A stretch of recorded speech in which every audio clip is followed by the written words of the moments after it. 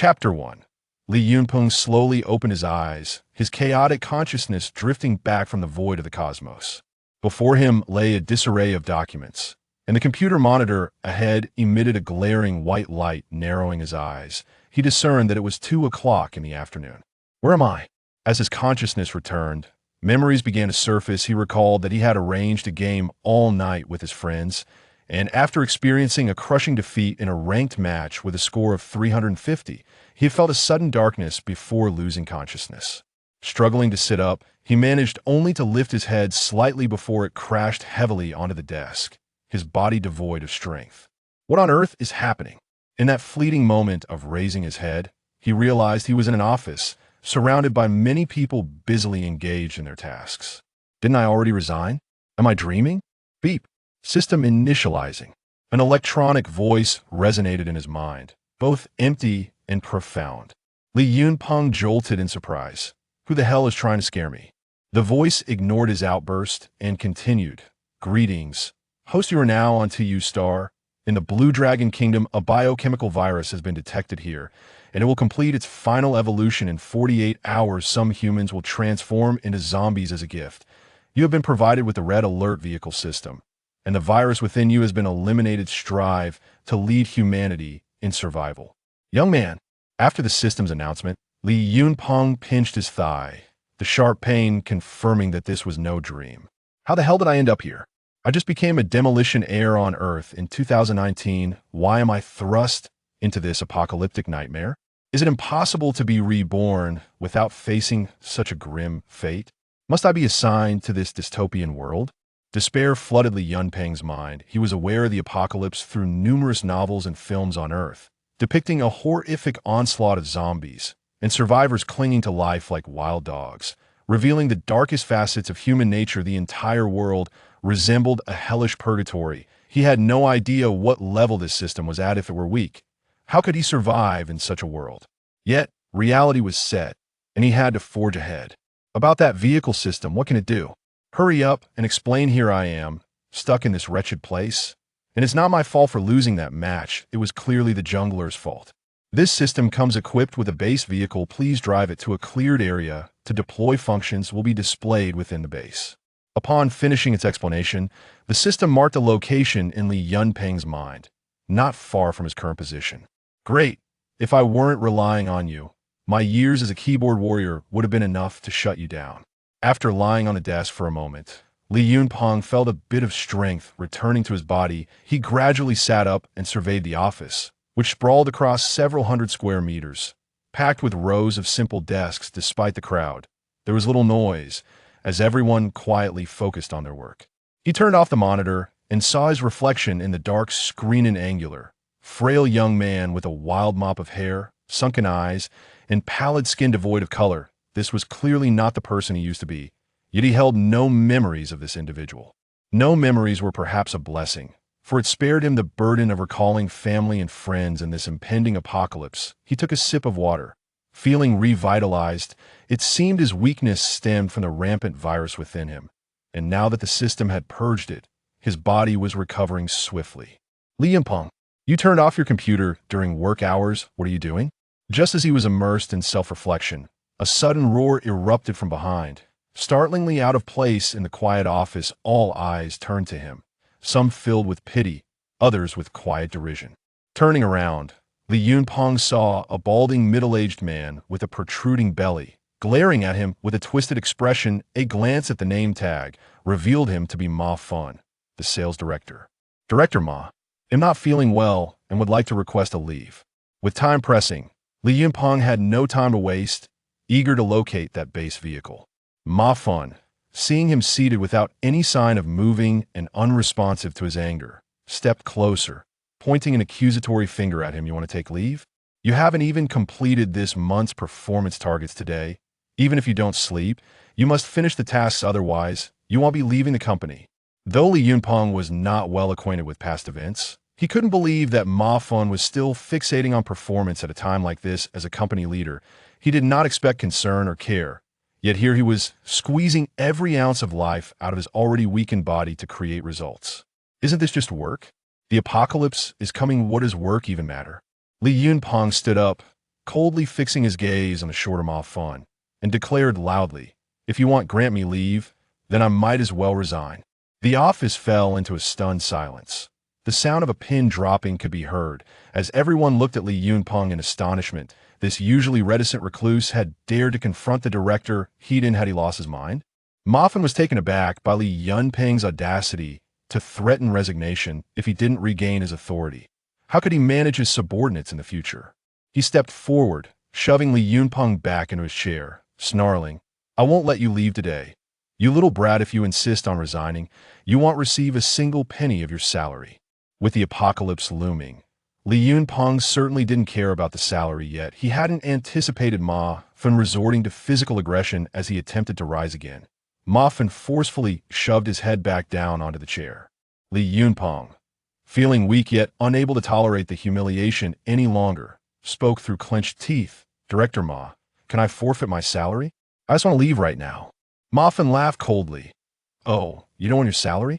I'm afraid you'll starve to death on the streets. Pathetic enough to have your girlfriend run off with someone else. You're nothing but a complete waste. If I were you, I'd have drowned myself in a puddle by now." As soon as the words left his mouth, laughter erupted in the office. Li Yunpeng's face flushed with anger. Despite the current dire circumstances, Li Yunpeng could not afford to dwell on them for long. He hastily followed the system's prompt and arrived at a road behind the company, where he indeed found a heavy truck.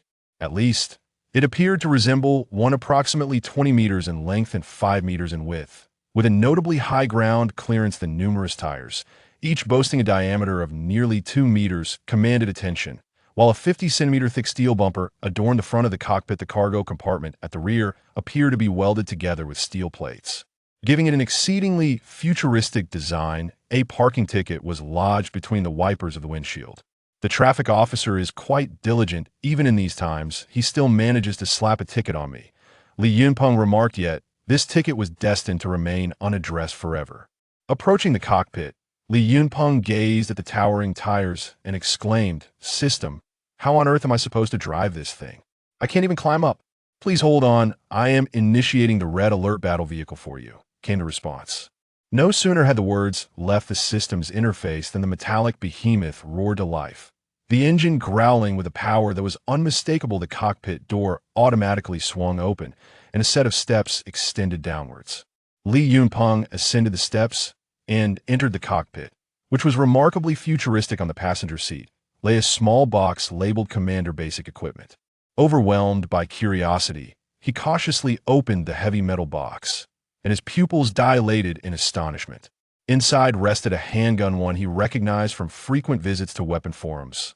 The Colt 1911, a classic firearm. Accompanying it were 3 magazines, containing a total of 21 rounds. Seeing a real gun for the first time ignited a surge of excitement within him. He gingerly picked up the pistol, its cool surface and substantial weight commanding respect. The golden bullets were neatly arranged in the magazine. After toying with it for a moment, he inserted the magazine into the handgun, holstered it at his waist, and stowed the remaining 2 magazines in his pocket, granting him a semblance of security. He then turned his attention back to the cockpit. Having never operated a large vehicle before, he found himself utterly perplexed after a lengthy examination. "How am I supposed to drive this? It's 5 meters wide, thankfully. This road isn't too crowded, or I'd surely attract a fine for taking up 2 lanes."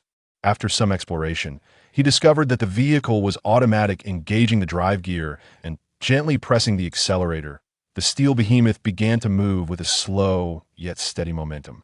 Though the initial speed was gradual, it remained stable. The dashboard indicated a maximum speed of 60 kilometers per hour with the pedal pressed to the floor. He barely approached that limit. On his first day in this unfamiliar world, he felt adrift, unsure of where to go as he drove. He searched for a suitable place to survive in this apocalyptic landscape. The company appeared to be situated within an industrial park, with the road he traversed running adjacent to a river, while the buildings on his side were densely packed. The opposite bank seemed relatively sparse. After much contemplation, Li Yunpeng resolved to head across the river, believing the water would serve as a barrier against the undead. Time was of the essence, and given his unfamiliarity with the area, aimless searching might yield no better options. It was wiser to allocate time for preparation. Having made his decision, Li Yunpeng pressed on without hesitation. Upon reaching the opposite shore, he veered off the paved road. The vehicle's off-road capabilities were impressive after a few minutes of driving. He found a suitable spot to come to a halt. At that moment, a system prompt chimed in. You have arrived at a suitable location. Would you like to deploy the red alert battle vehicle as a base? Please note that reverting it back will incur a substantial point fee. Li Yunpeng pondered briefly. The surrounding area was desolate, and the sudden appearance of a structure would likely go unnoticed in the short term, even if discovered. It mattered little. Disputes could be prolonged for days in this new world. Anyone bold enough to challenge him would face dire consequences. Unfold, yes. As soon as the words left his lips, he felt the scenery before him rapidly transform, accompanied by the sounds of mechanical operations.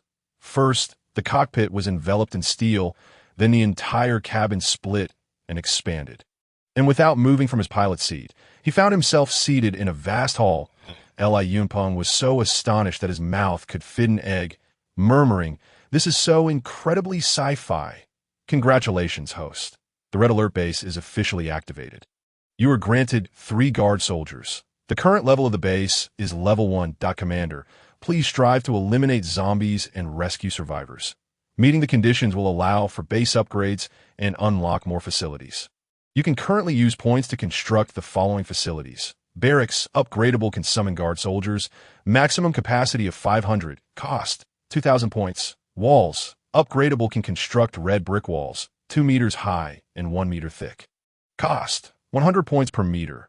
Armory, upgradable, can produce basic equipment. Cost, 2,000 points. Machine gun bunker, can construct defensive facilities. Cost, 5,000 points. The first 3 can be upgraded, while the machine gun bunker cannot.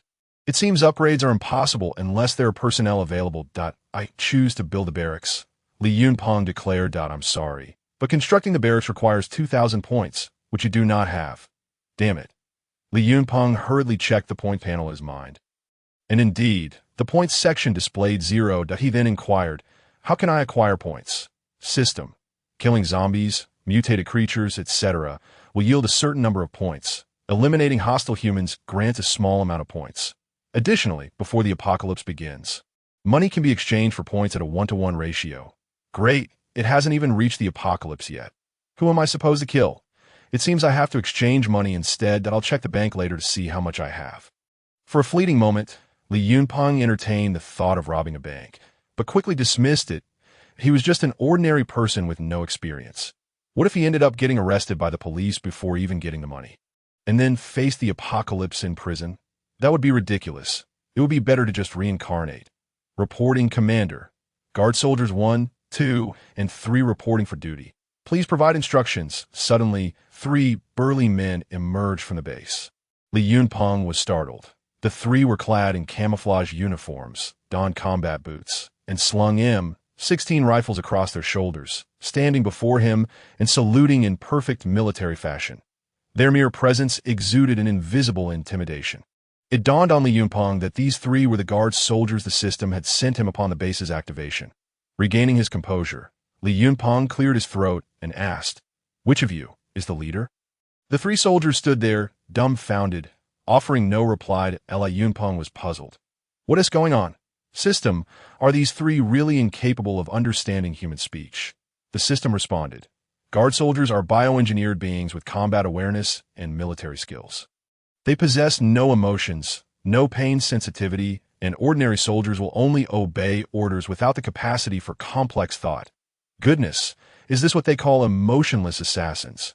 Li Yunpeng cautiously stepped back, asking, they won't attack me. Will they? The system reassured him. Rest assured, all units produced by the base will be 100 loyal to you. With that assurance, Li Yunpeng felt a sense of relief and commanded, Soldier 3. I order you to guard the base and allow no one to approach. Soldiers 1 and 2, leave your weapons at the base and follow me. Yes, sir. The 3 soldiers saluted in unison, responding in a synchronized manner that spoke volumes about their rigorous training. Li Yunpeng was quite satisfied. After organizing things, he led the 2 guard soldiers away from the base and back to the compound. On the way, seeing the imposing figures of the 2 soldiers following him, he felt a surge of confidence that in this impending, chaotic world, his only reliance was the system. And he had no idea how drastically this world would change in the coming days as an ordinary person facing the apocalypse. Even with the system by his side, he couldn't shake a lingering fear. Upon returning to the vicinity of the company, Li Yunpeng took his ID and checked his bank balance. He found just over 2,900 yuan. He also changed his password. How utterly impoverished! With only 2,900 yuan in savings, it was barely enough to construct one barracks, and summoning soldiers would require more money. What to do? In the face of the terrifying apocalypse, having as many soldiers as possible is crucial, and he also needed to procure a substantial amount of food. Although the guard soldiers were bioengineered, they still required energy and sustenance. Humans can't survive on air alone. Where could he get money? Despite having 3 soldiers, robbing a bank was too risky. He searched online and discovered that this world lacked online loans. He might as well borrow money the old-fashioned way. Scrolling through his phone, he found not a single contact. He wondered how this version of Li Yunpeng had no family or friends. But he couldn't dwell on that. He called upon the system. Exchanged 2,000 points. System, 2,000 yuan has been deducted from your bank card. Current points, 2000. Li Yunpeng squatted at the bank entrance, opened his phone, downloaded all possible maps, and confirmed his location. He was currently in the southern part of Xihai province. Wuzhou City, just a few hundred kilometers from the provincial capital, Nanzhou City. This is hell mode right from the start. Li Yunpeng felt a surge of frustration. In the apocalypse, densely populated areas are the most dangerous. That's common knowledge. Just then, someone suddenly tapped him on the shoulder from behind. Li Yunpeng turned to see a slender young man holding some food, standing 2 steps away. Upon noticing Li Yunpeng turning around, he spoke. "Penggu, I heard you beat up Ma Fen today. Did you see the message I sent you?" Li Yunpeng then realized that the warning message about Ma Fen's background had indeed come from him. However, he had no recollection of this person, so he asked in a serious tone, "Who are you?" The young man rolled his eyes and said, "Penggu, I'm Lu Zide, your colleague and roommate. You haven't lost your mind from the fever, have you?" Regardless of who this person was, Li Yunpeng didn't recognize anyone in this world. He asked again, "What are you doing here?" Lu Zide looked exasperated, raising the food he was holding with a pained expression, and said, "You ungrateful wretch. I'm here to feed you. I buy you food every day, and you act like you don't know me." Li Yunpeng began to understand the situation. During his illness, this roommate had indeed brought him meals, and he felt a flicker of goodwill towards Lu Zide. "Ah, look at you. I was just joking. Why take it seriously?" Lu Zide shot him an incredulous glance and said, "Penggu, joking. It seems you're recovering well. This morning you were still staggering." Li Yunpeng thought to himself, "If not for my transmigration, the Li Yunpeng you know would likely be completely finished by now, but it's nothing. I'm completely fine now. Come a bit closer. I need to talk to you." Upon hearing this, Lu Zide shook his head vigorously. "Penggu, forget it. What if you infect me? Just say what you need from there." Li Yunpeng was speechless, pondering if this timid fellow would wet his pants from fear when the apocalypse arrives in 2 days. Seeing he was unwilling to come closer, Li Yunpeng didn't press the matter and said from where he stood, "Could you lend me some money?" Lu Zide asked, "How much do you need?" "Whatever you have. Just lend me that much, and don't ask what it's for. I'll only need it for 2 days." Li Yunpeng gambled on Lu Zide's trust in their relationship. Lu Zide hesitated for a moment and replied, "Penggu, you've never borrowed money from me before. I know you're a reliable person. I've saved over 10,000 yuan these past few months. I can lend you 10,000, but you need to pay me back in 2 days. I need to pay for my software training class soon." Li Yunpeng was somewhat surprised. It seemed this lad had a closer relationship with the former Li Yunpeng than he had thought. Daring to lend such a sum, he resolved to take care of Lu Zide when the opportunity arose. As for the tuition issue, he conveniently ignored it. "What tuition? If it comes to me, consider it paid." He thought this, but could not say it aloud. "Don't worry, I will ensure you can pay your tuition on time." After Li Yunpeng made his promise, Lu Zide decisively transferred the amount to him via his mobile phone. Just then, an obnoxious voice interrupted from the side. "Detsi, you're such a fool at a time like this. You're still lending money for free without interest. What isn't it for you?" Lu Zide turned to see the speaker and replied with some irritation, "Pan Hui, are you just idle?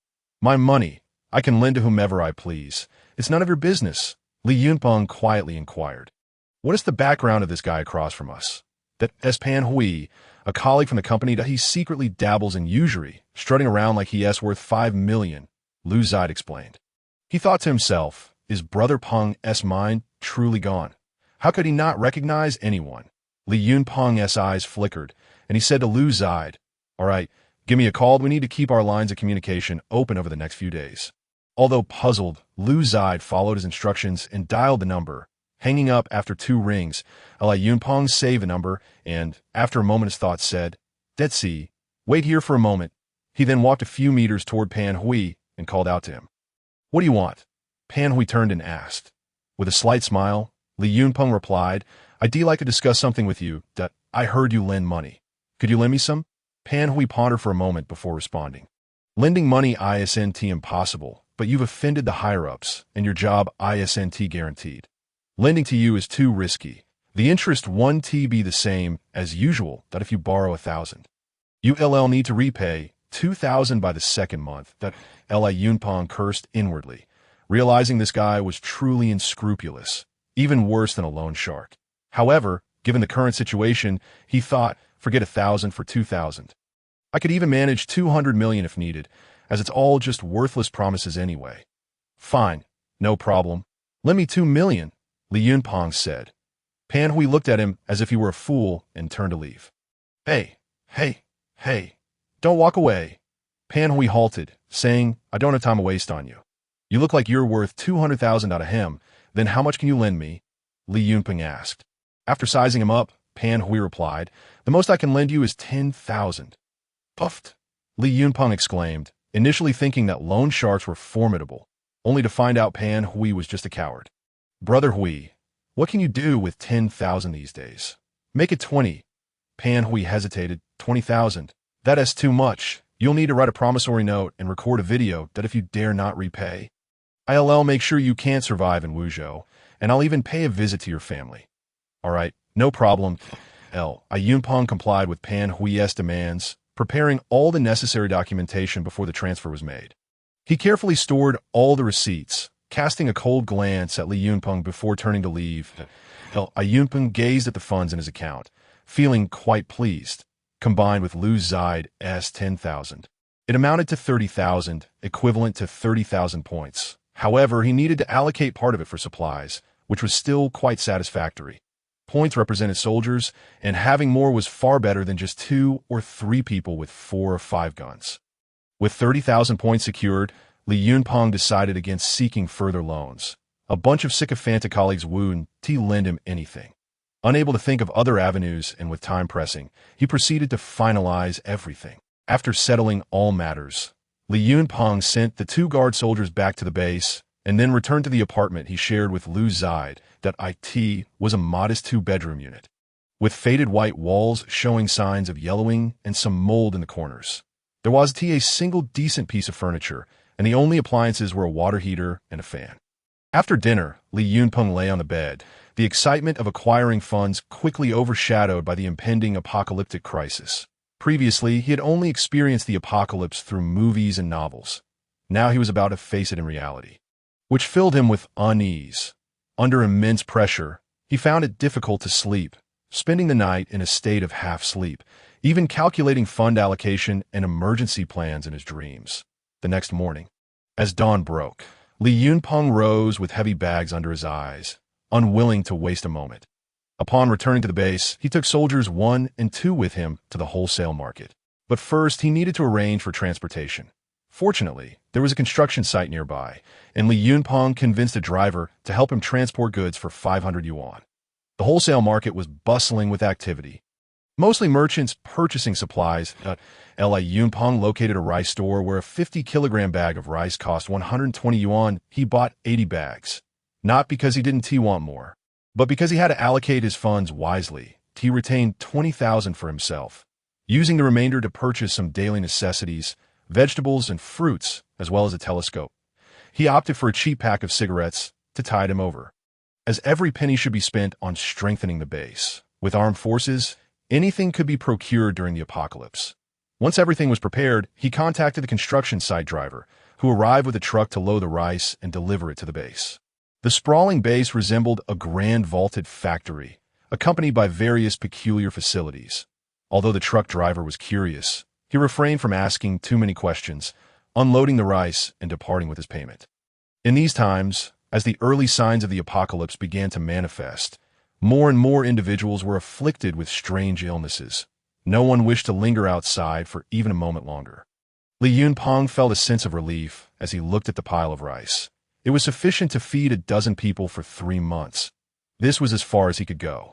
He had considered hoarding provisions and waiting out the apocalypse, but the risks were too great. Any unforeseen changes could lead to disastrous consequences. The initial phase had to be stable, and future actions would depend on circumstances. Sitting atop a rice sack, Li Yunpeng reviewed the panel and exchanged all remaining 20,000 yuan for points, then instructed the system, construct a barracks. System. This construction will consume 2,000 points. Please select a construction location. A map of the area within a 500-meter radius of the base appeared in his mind, that he chose a spot adjacent to the base, which lit up green on the map, indicating it was a viable construction site. After mentally chanting construct, a double-arch connected building suddenly materialized next to the base, accompanied by the barracks attributes in his mind. Barracks, consuming 1,000 points, allows for the summoning of guard soldiers. With a maximum summon rate of 3 per hour, current level cap allows for the summoning of up to 500 soldiers, guard soldiers. Main troop type produced by the Red Alert base. Biochemical entities can be infected after being bitten by zombies. Attributes. No pain sensation, no emotions, only combat awareness, capable of basic communication, and 100 loyalty to the host. Standard equipment. M16 automatic rifle, 2 magazines with a total of 60 rounds, and a military bayonet. After reviewing the barracks introduction, Li Yunpeng grasped the attributes. With 2,000 points remaining, he began to calculate. A weapons factory was necessary to ensure ammunition supplies. The summoned soldiers would each come equipped with a rifle and 60 rounds, which was far from adequate that a machine gun bunker could wait. Securing personnel was paramount that Li Yunpeng then spent another 2,000 points to build a weapons factory next to the barracks. Weapons factory. Exchanging points allows for the procurement of various military supplies. Pistol, 50 points ammunition, 5 points per round various models, grenade, 100 points combat uniform, 50 points individual rations, 1 point per serving M16 automatic rifle, 100 points WOW. The weapons factory can even produce individual rations. Li Yunpeng felt a bit cheated, but realized he couldn't rely solely on military rations. Rice remained essential, as it could serve as hard currency once the apocalypse commenced. The perimeter wall cost 100 points per meter. Considering the base's 30-meter side length, enclosing it entirely would require an insufficient amount of points. Erecting just one wall wouldn't suffice, so it seemed the early phase would have to be exposed. Ultimately, Li Yunpeng summoned 11 guard soldiers in exchange for 1,400 rounds of ammunition, precisely exhausting the remaining 18,000 points. Leaving his points balance at zeroed, the summoning of the 11 guard soldiers would take over 3 hours. While the ammunition was quickly produced by the weapons factory, having completed all tasks, it was now 2 in the afternoon, with only 24 hours remaining until the apocalypse began, seizing the time while the soldiers were being summoned. Li Yunpeng repeatedly disassembled and reassembled his firearms to familiarize himself with them, as mastering this skill was vital for survival. However, his frail physique struggled with the powerful recoil of the military rifle, nearly shattering his shoulder blade after firing a few rounds. Clearly, he needed to prioritize improving his physical condition. Yet he could not engage in intense exercise. Maintaining peak physical fitness was essential to face the impending apocalypse. Li Yunpeng consumed an individual ration, which was quite pleasant. Compressed biscuits, dried vegetables, dried fruits, and a small bottle of vitamin drink. Although the food was unpalatable, it was nutritionally balanced. After satisfying his hunger, he reclined for a brief respite in the commander's lounge of the base, where he habitually retrieved his phone to browse the news before sleep. That a global joint news report caught his attention. Li Yunpeng was acutely aware that as the impending apocalypse drew near, the symptoms became increasingly pronounced. If the populace could endure the initial wave of the apocalypse from the safety of their homes, the situation would be far more manageable. Should a significant number of humans survive, they could potentially unite to eradicate the zombies. With this thought in mind, Li Yunpeng resolved to compose an article to disseminate online. Regardless of whether anyone would believe him, he felt it was his duty as a fellow human to do what he could. Leaving no room for regret, he swiftly created an account and articulated everything that was about to unfold, urging people to remain indoors before 2 p.m. the following day, outlining necessary preparations, and sharing seemingly reliable survival skills gleaned from films of his past life, including the weaknesses of zombies and strategies for collective resistance. He published this on the largest domestic forum. Regrettably, the internet was awash with similar sentiments, and his article sank without a trace, failing to make even a ripple. The only outcome was a summons from the police station, accusing him of spreading rumors and inciting panic, threatening detention. However, given the minor nature of his offense, they suggested he self-report. Li Yunpeng, of course, was not foolish enough to comply. Offering a few vague promises before hanging up, he had done what he could. He was not a saint, and whether people believed him or not was of little consequence. His own safety was paramount. He set his phone aside and turned in for the night. When he awoke once more, he found a group of soldiers stationed at the entrance of the barracks. Upon seeing Li Yunpeng emerge from the base, they promptly formed a line in 3 seconds. Together with the 3 soldiers previously assigned to him, he now commanded 14 formidable warriors, all standing tall and ready, rifles held at the ready. These 14 soldiers represented his lifeline. Bolstering Li Yunpeng's confidence, that he distributed 100 rounds of ammunition to each soldier, bringing their total to 160 rounds each, essentially a wartime standard. With his points exhausted and unable to construct a base, Li Yunpeng surveyed his surroundings to better understand his environment. The base was situated on the east bank of a river, opposite which lay the densely populated area of his company's campus. Further west was the bustling city of Wuzhou, home to over 1 million people, a significant threat. Fortunately, a wide river acted as a barrier, likely providing some degree of protection. The eastern bank was a stretch of undeveloped land, marked by a few scattered construction sites and sparse human presence. 0.5 kilometers away were scattered villages, housing tens of thousands, with the nearest city several hundred kilometers to the east. Overall, his situation was not particularly dire. Li Yunpeng ordered the soldiers to dig 4 2-meter-high earth mounds at the corners of the base, establishing defensive positions atop them. This not only broadened their field of vision, but also expanded their perspective. The sun's fading light shimmered upon the river, creating golden ripples, while a gentle breeze swayed the weeds like waves. Were it not for the impending apocalypse, this would be a scene worthy of admiration. Li Yunpeng was quite pleased with the 4 defensive positions and called the soldiers together for a brief mobilization meeting. The apocalypse was set to descend tomorrow, and many humans would transform into bloodthirsty monsters. If zombies were spotted near the base, they were to shoot for the head immediately. From that moment on, at least one person was to stand guard at each defensive position, with a 24-hour rotation in place. Any approaching threats were to be reported without delay. Understood. The soldiers responded in unison. Subsequently, soldiers ascended the mounds to diligently patrol their assigned sectors. Li Yunpeng settled by the riverbank, lighting a cigarette while perusing the local village situation on his phone map. At that moment, a notification drew his gaze. Just 5 minutes prior, a consortium of 30 top medical experts had jointly issued a statement. Patients' conditions were worsening, aggression was escalating, and injuries from infected individuals could lead to contagion.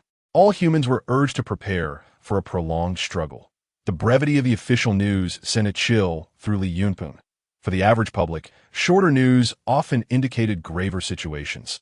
The release of such a message at this moment was undoubtedly catastrophic. He understood that tomorrow afternoon would herald the outbreak of the apocalypse, and following this news, the populace would surely rush to the streets to hoard supplies, a far more perilous scenario than remaining at home. The gravity of the situation had escalated, yet he found himself powerless to intervene, and he had initially hoped that if most people stayed indoors, the first wave of danger would be mitigated. Now, the circumstances had shifted dramatically. If the apocalypse erupted while the masses were outdoors, the consequences were unimaginable. Li Yunpeng lay on the rooftop for 20 minutes, and another guard emerged from the barracks, bringing his total to 15 soldiers, slightly enhancing his strength. Although the road across the river had quieted, the campus still echoed with cries of despair.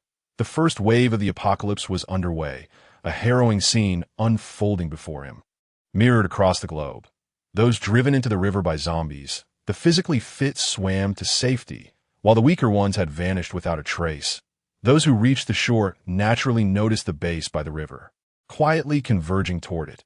After receiving Li Yunpeng's warning, the newcomers quietly huddled against the foundation walls, exhausted from their narrow escape, some trembling in silence, while others wept softly as dusk approached, seeing no new survivors on the river. Li Yunpeng descended from the rooftop and counted the survivors. Only a dozen or so. The 6 corpses of zombies remained unaddressed, prompting him to frown and remark, "It seems you all have taken my words lightly." Yet, he could understand their hesitation. With so few people earlier, now that there were a dozen, they could manage to dispose of the bodies that a group of them exchanged glances, none willing to step forward. Li Yunpeng continued, "If you do not take action, you are free to leave at this moment." That a haughty, sharp-featured middle-aged woman stepped forward, casting a disdainful glance at Li Yunpeng. "Young man, I see your rank is not high. Yet your words are quite unpleasant. Shouldn't these tasks fall to you soldiers?" With someone taking the lead and evidently possessing some influence, others began to murmur in agreement. Li Yunpeng, noticing her bravado, chuckled and replied, "Firstly, I am not a soldier. These individuals are my private militia. You are under my protection, which means you must work for me, that if not, you are free to leave that I in a lawful society. You dare to maintain a private militia? Do you think I want to report you?" The middle-aged woman halted, suddenly recalling that her phone had no signal. However, accustomed to her haughty demeanor, she quickly altered her tone. "I don't care what kind of militia you have. You had better provide us with the necessary supplies, or you will regret it when I return." The woman likely had yet to grasp the gravity of the apocalypse. Li Yunpeng displayed a modicum of patience toward those newly entering this dire reality, stating, "I don't care what background you claim to have. I will say this one last time. Obey or leave." The middle-aged woman, unaccustomed to such treatment, shouted defiantly, "I want to leave. What will you do about it? You're retesting my patience, aren't you? You, a mere country bumpkin, have yet to learn the rules of survival in this world and dare to offend others recklessly, ultimately leading to your own demise." Li Yunpeng was taken aback by her sudden elevation in volume and quickly glanced around, urgently admonishing, "Keep your voice down." In the open environment, her voice was starkly jarring. Attracting a horde of zombies would spell disaster. "Who do you think you're talking to? You're truly uncouth. What kind of upbringing did you have?" The middle-aged woman continued to berate him, her voice piercing and unrestrained in a moment of desperation. Li Yunpeng drew his handgun, pointing it at the woman's head and urgently warning, "Shut up. Now, you think you can intimidate me? I've seen guns before," she retorted defiantly. To that moment, a soldier rushed over, reporting, "Commander, zombies are gathering near the base." Li Yunpeng, now frantic, shouted, "You better shut your mouth, or I swear I'll shoot you." The woman, hands on her hips, yelled back, "If you have the guts, go ahead and pull the trigger. With so many armed, why fear those rabid creatures? You're nothing but a coward."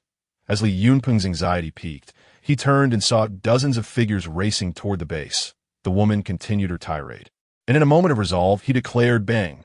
The woman's voice abruptly ceased, her eyes reflecting an incredulous expression, a gaping wound marring her brow, and a large portion of her skull violently torn away. Blood and viscera staining the ground beneath her. She had never anticipated that in modern society, someone would dare to openly wield a firearm and take a life. Blood splattered across Li Yunpeng's face. It was his first act of murder, and his stomach twisted in a fit of discomfort as he struggled to come to terms with it, upon witnessing the leader of the women fall victim to a gunshot to the head. The onlookers turned pale with terror, but Li Yunpeng had no time to concern himself with their reactions. He hurriedly ascended to the rooftop. His heart sank as he surveyed the scene. Zombies were converging from all sides, save for the riverfront. "Cursed woman," Li Yunpeng cursed inwardly. Given the current predicament, cold weapons were futile. That a rough count revealed at least 70 to 80 zombies, with more approaching along the bridge from the opposite shore. "Attention, guard troops. All personnel to your positions. Open fire upon entering range." "Yes," the soldiers responded in unison, forming groups to ascend the battlements, loading their weapons and preparing for combat. Soon, zombies entered the 400-meter range, and the guard troops opened fire decisively. Bang, bang, bang. The sound of gunfire erupted around the base, but the distance was too great, and the zombies moved with alarming speed. Often, dozens of shots would miss their mark, striking only the body and halting their advance momentarily. As if undeterred at it, was only as the zombies approached within 200 meters that accuracy began to improve, and the gunfire grew more intense at their pace. The zombies could cover 200 meters in just over 20 seconds. Li Yunpeng felt a surge of anxiety.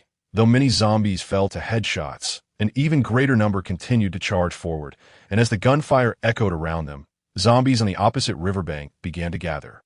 Cursing the woman once more, Li Yunpeng exchanged points for a rifle, taking aim from the rooftop. Yet, the heads of the zombies at 200 meters appeared no larger than eggs, swaying erratically to a novice marksman. He missed his target entirely, expending an entire magazine without so much as grazing a zombie. Realizing he could not contribute effectively to the battle, he instead observed the situation while checking the points panel. In mere minutes, his points had nearly reached 10,000, prompting him to quickly exchange for 1,000 rounds of ammunition. Such intense consumption would soon deplete the supply. Listen up, you lot, if you wish to survive. Send ammunition to the frontline soldiers. Reload, quickly, Li Yunpeng shouted. The survivors, seeing the horde of zombies closing in from all directions, felt their own panic rise, finally grasping the brutal reality of the apocalypse. They scrambled to collect ammunition from the armory. Dashing to the various positions. With the survivors' assistance, the soldiers could focus solely on the zombies, while designated personnel reloaded the empty magazines at that moment. Another soldier emerged from the barracks, and Li Yunpeng felt a surge of hope. With this soldier's arrival, each position had 4 defenders. The zombies were now approximately 100 meters away, with a continuous influx from behind. This situation was untenable. There were simply too many zombies, and it was only a matter of time before they breached the base. Once close combat ensued, the base would likely fall within minutes. In a state of urgency, Li Yunpeng scoured the system panel. The walls. With points exceeding 20,000, he quickly murmured, "Construct walls," and a map materialized in his mind. He outlined a square perimeter measuring 50 meters on each side to encircle the base and confirmed the construction in an instant as the survivors trembled while reloading magazines. A towering 2-meter high, 1-meter thick red brick wall materialized. Encircling the base, the sudden appearance of the wall startled everyone, leaving them with a surreal sense of disbelief. With the wall in place, Li Yunpeng felt a slight sense of relief and descended from the rooftop to the wall. Setting up his rifle to join the fray, he focused on the nearest zombies, though his aim remained unsteady. However, without concern for ammunition depletion, he managed to take down 1 or 2 zombies with every couple of magazines. As the battle raged on, the number of zombies on the other 3 sides dwindled, save for the relentless tide approaching from the bridge. Yunpeng ordered 2 soldiers to remain at each of the 3 walls, concentrating all firepower on the side facing the bridge. With a relentless wave of zombies surging forth, the automatic rifles continued to unleash a torrent of fire. As the zombies drew closer, many breached the 50-meter mark, with some even reaching the base of the wall. Although Li Yunpeng dispatched them swiftly, the proximity sent a chill down his spine. Should they scale the wall, the defense would collapse, and the horde would inundate the base in an instant. For the first time, Li Yunpeng felt the cold grip of death so near. Turning to observe the road, he saw zombies pouring onto the bridge, with more emerging from the park. This was unsustainable. They would inevitably succumb. Dear friends, please lend your golden fingers and leave a 5-star review. Thank you. Thank you. Machine gun bunkers. Yes, machine gun bunkers. Li Yunpeng hurriedly allocated 10,000 points to construct 2 machine gun emplacements at either end of the wall facing the bridge. Each circular bunker, 2 meters in diameter, appeared to be made of reinforced concrete, equipped with 360-degree firing ports, housing an M60 machine gun with 2 ammunition belts, each containing 100 rounds. Li Yunpeng immediately exchanged for 10,000 rounds of machine gun ammunition to ensure firepower. He ordered 2 soldiers from the other walls to man the machine gun bunkers. The machine guns proved far more potent than rifles. The zombies within close range were torn apart by the overwhelming firepower. However, The ammunition consumption was equally staggering. At a rate of 600 rounds per minute, 5 minutes sufficed to push the zombie tide back to over 100 meters. Li Yunpeng commanded the machine gun teams to cease fire, maintaining vigilance as a precaution. With points nearing 100,000, Li Yunpeng wasted no time, spending 50,000 points to acquire another 10,000 rounds of ammunition. While the survivors tirelessly transported supplies to various positions that in the ensuing combat, the primary killing duty fell to the rifles. Not only were they more accurate, but they also conserved ammunition to as the zombies approached too closely. The machine guns would again be deployed to repel them. The summons for soldiers never ceased, and when yet another soldier emerged from the barracks, Li Yunpeng's ranks swelled to 17 AT that moment. He was consumed with bloodlust. I refuse to believe that you zombies outnumber my bullets. Each shot bolstered his confidence, and with this back-and-forth dynamic, it became only a matter of time before they eradicated this horde. An hour later, with his forces now numbering 20, the zombies closest to the base had retreated beyond 200 meters. The intensity of gunfire gradually diminished, and after nearly 2 hours of fierce combat, the zombies crossing the bridge became increasingly sparse. Li Yunpeng ordered a halt to firing, allowing the machine gun crews to return to the walls. Continuing in this manner was untenable. The gunfire continued to attract zombies from afar, and twilight approached, diminishing visibility for accurate targeting. Li Yunpeng instructed the soldiers to employ bayonets to eliminate the remaining zombies, thus avoiding the attraction of new ones. Following the cessation of gunfire, the number of zombies emerging from the park noticeably decreased. The soldiers readied their bayonets, and with the wall as a barrier, the zombies could not reach them, while the soldiers dispatched any that approached the base with ease. As the last of the charging zombies fell, Li Yunpeng collapsed against the wall, utterly spent. The soldiers remained in relatively good condition, but many of the survivors were no better off than he was. Some lay on the ground, while others leaned against the wall, gasping for breath, uncertain whether from exhaustion or fear. At last, they had weathered the first wave of the onslaught. Li Yunpeng reflected on the chaos. As the zombies surged like a relentless tide, he had doubted their ability to hold the line. After catching his breath, he surveyed the battlefield. From the base toward the bridge, a grotesque carpet of bodies lay strewn about, some still smoldering, with severed limbs scattered everywhere. Ugh, the survivors, witnessing the carnage outside the base, felt their stomachs churn violently, with some clutching the wall as they retched uncontrollably. Li Yunpeng himself felt queasy, though he managed to suppress the urge to vomit, unwilling to allow the survivors to see any sign of weakness. Otherwise, the newly established authority would undoubtedly be undermined. By this time, darkness had descended, and the number of soldiers had increased to 23. After assigning sentries, Li Yunpeng leaped down from the wall and exchanged some individual rations at the armory to distribute to the survivors. Having toiled the entire afternoon, their stomachs were empty, and they gazed at Li Yunpeng with a hint of reverence as they formed a line to receive their food, subsequently devouring it ravenously in a corner. The soldiers took turns returning to the barracks for rest, while Li Yunpeng opened the base gate, disregarding the hopeful gazes of the survivors, and entered alone, closing the door securely behind him. He stripped off his combat uniform and sank onto the sofa, feeling a shiver of dread as he reflected on the day's events, his hands resting on the armrests, trembling slightly, dispelling the fear brought on by life and death struggles and calming the exhilaration of surviving. He finally opened the attribute panel. The points balance displayed 150,000, having expended nearly 50,000 bullets, leading to the extermination of over 2,000 zombies. The data appeared satisfactory. According to World War II records, an army, not lacking ammunition, typically required over 1,000 rounds to eliminate a single enemy, largely due to human evasiveness. However, averaging 25 bullets to dispatch a zombie was deemed normal, as their speed was swift and their heads appeared diminutive from a distance of 100 or 200 meters, making it exceedingly difficult to track their erratic movements. Nevertheless, this was inconsequential. Li Yunpeng felt a wave of relief wash over him, reassured by his ample ammunition supply. With over 150,000 points, if all were utilized to summon soldiers, he could recruit 150. Nonetheless, he decided to prioritize comprehensive development, summoning 50 soldiers initially that he configured the system to generate these soldiers automatically until the quota was met.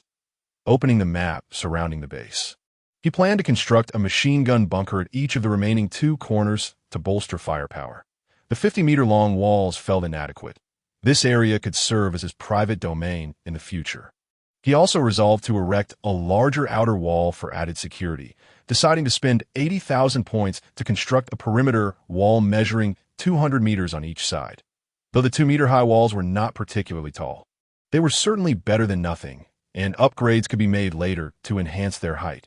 After utilizing another 20,000 points to evenly distribute 4 machine gun bunkers along each wall, he found himself with only a few hundred points left. Li Yunpeng felt no regret. Points stored within the system were stagnant, while fortifying the base was paramount. After all, it would be tragic to perish with unspent resources. Once everything was arranged, Li Yunpeng regained his composure and, despite his fatigue, emerged from the base. The number of soldiers now displayed is 25, and upon seeing him, the survivors resting on the ground stood up anxiously. Yunpeng addressed a 30-something man who had just performed admirably. "What is your name?" "Hello, Commander. My name is Zhang Tao," he replied, somewhat nervously, offering a rather awkward salute. Yunpeng waved his hand dismissively and said, "Zhang Tao, I appoint you as the captain of the logistics team, temporarily overseeing the survivors who joined today." "Yes," Zhang Tao responded, his excitement palpable. Having witnessed the brutal battle, he fully understood the gravity of the situation. Gaining the approval of the community leader in this merciless apocalypse would undoubtedly afford him a more comfortable existence than most. Li Yunpeng then addressed the entire group earnestly. "I recognize your curiosity about the base and that many questions linger in your minds. However, I urge you to keep such thoughts to yourselves. As long as you adhere to the rules and obey the management within the base, I shall ensure your safety." Otherwise, his gaze drifted to the corpse of the middle-aged woman who had been shot in the head. A chill ran through the crowd, and they all expressed their absolute obedience. Yunpeng allowed everyone to continue resting, then patrolled the walls once more. Standing atop the inner wall, he surveyed the outer perimeter, feeling a slight sense of relief, noting that there were even zombie corpses strewn between the inner and outer walls, which would have to be cleared the following day. "Report, Commander, should we arrange for night watch?" Li Yunpeng looked at the guard soldier before him in surprise. This soldier communicated more fluently than the others and even demonstrated independent thought. Quickly opening the attributes panel, he discovered that this soldier, designated as number 7, had leveled up to level 1 and now held the rank of squad leader, capable of commanding a team of 30 to squad leader number 7. "I order you to arrange personnel for 24-hour duty. Engage small groups of zombies with bayonets and report any large hordes immediately. Any new survivors must wait outside the city until dawn." "Yes, you can rest assured, Commander." The 7 soldiers saluted crisply as Li Yunpeng departed. After a thorough inspection, Li Yunpeng felt a sense of satisfaction. The base was fortified with both inner and outer walls, and by the following morning, the number of soldiers would reach 50 upon returning to the base.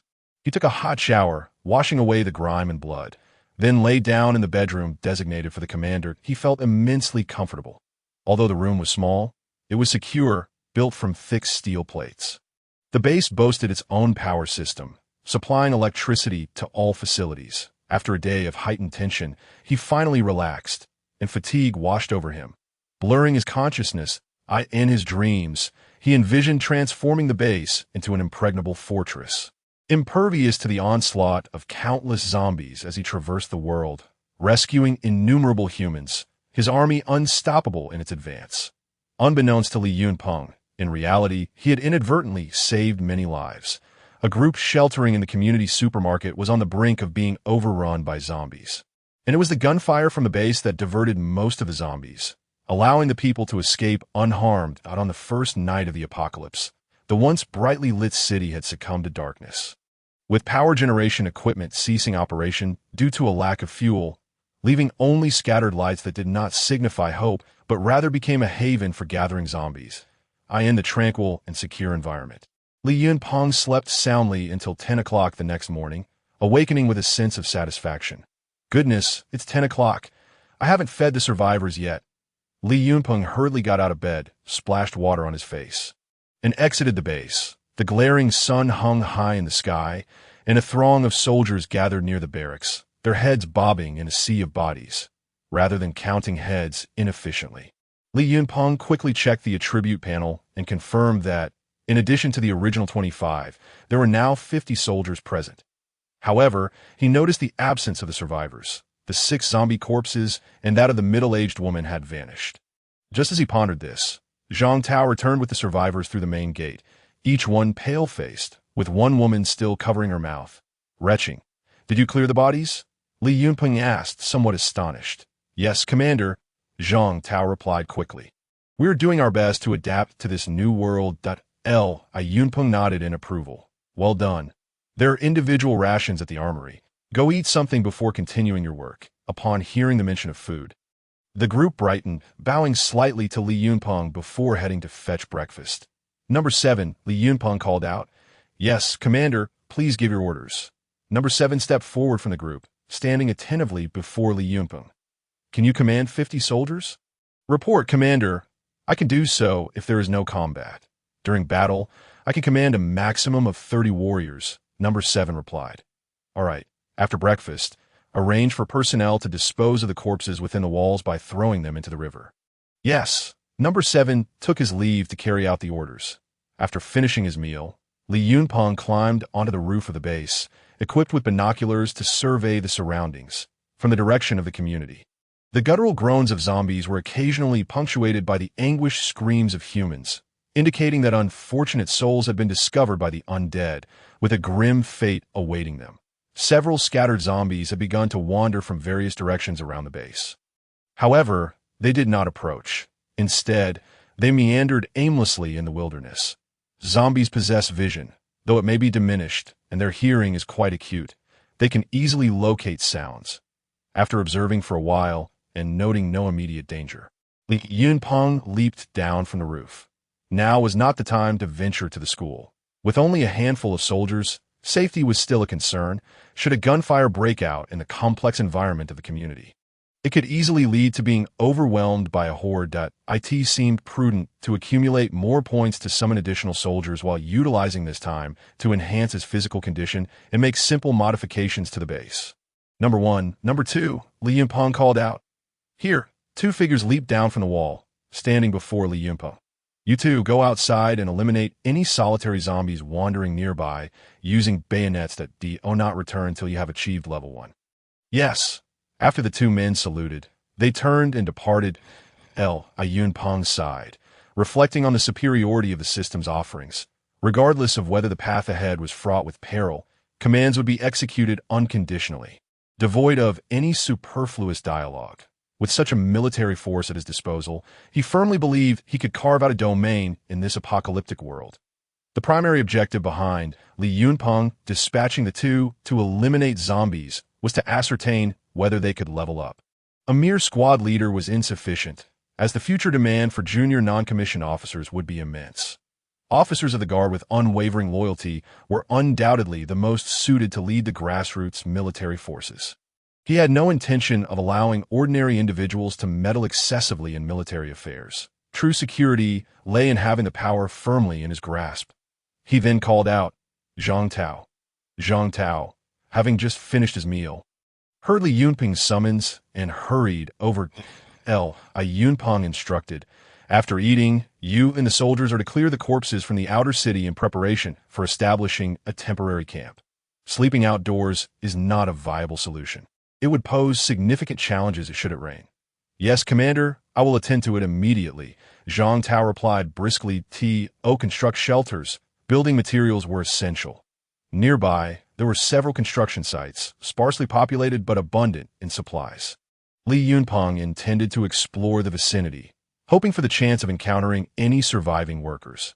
After arranging for a contingent to remain on guard, he commanded the leader of Team 7 to lead a 30-man squad of the Guard to accompany him to investigate the nearby construction site.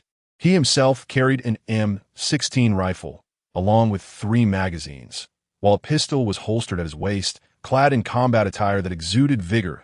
29 soldiers fanned out around Li Yunpeng, with the leader of Team 7 closely following him. Cautiously, he opened the gate, and they slipped out quietly. The construction site lay to the east of the base. Being essentially wasteland, it harbored few zombies. Occasionally, a wandering undead would approach, but these were swiftly dispatched by the vigilant soldiers with bayonets piercing their skulls. In less than half an hour, they reached the entrance of the construction site. Peering through the crack in the gate, Li Yunpeng observed a tranquil interior, occupied only by a dozen or so wandering zombies. After scrutinizing the area for a while to ensure no other threats lurked, he tapped the gate with the butt of his rifle. The sound quickly attracted the attention of several zombies, who, upon being stirred from their stupor, charged towards the gate with abandon. The gate had been secured with ropes, and as the zombies approached, they were halted in their tracks. Yunpeng instructed the soldiers to remain on alert while he resolved to personally eliminate these creatures. As the leader of the base, it was imperative that he gain practical experience. This presented an exceptional opportunity for training. Unlike the precision required for long-range shooting, thrusting a bayonet into a zombie's skull at close quarters was a feat achievable by few. The visceral sensation of the blade piercing flesh could evoke a profound visual impact. Steadying his rifle, Li Yunpeng took a deep breath. Thud, he drove the blade into the grotesque visage of the zombie. The dull sensation as the bayonet ripped through skin and entered the cranium was nauseating.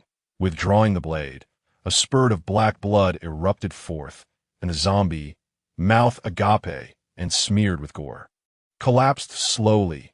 Gritting his teeth against the discomfort, Li Yunpeng dispatched the remaining 15 zombies in swift succession. His palms were slick with sweat, and it took him a considerable time to regain his composure.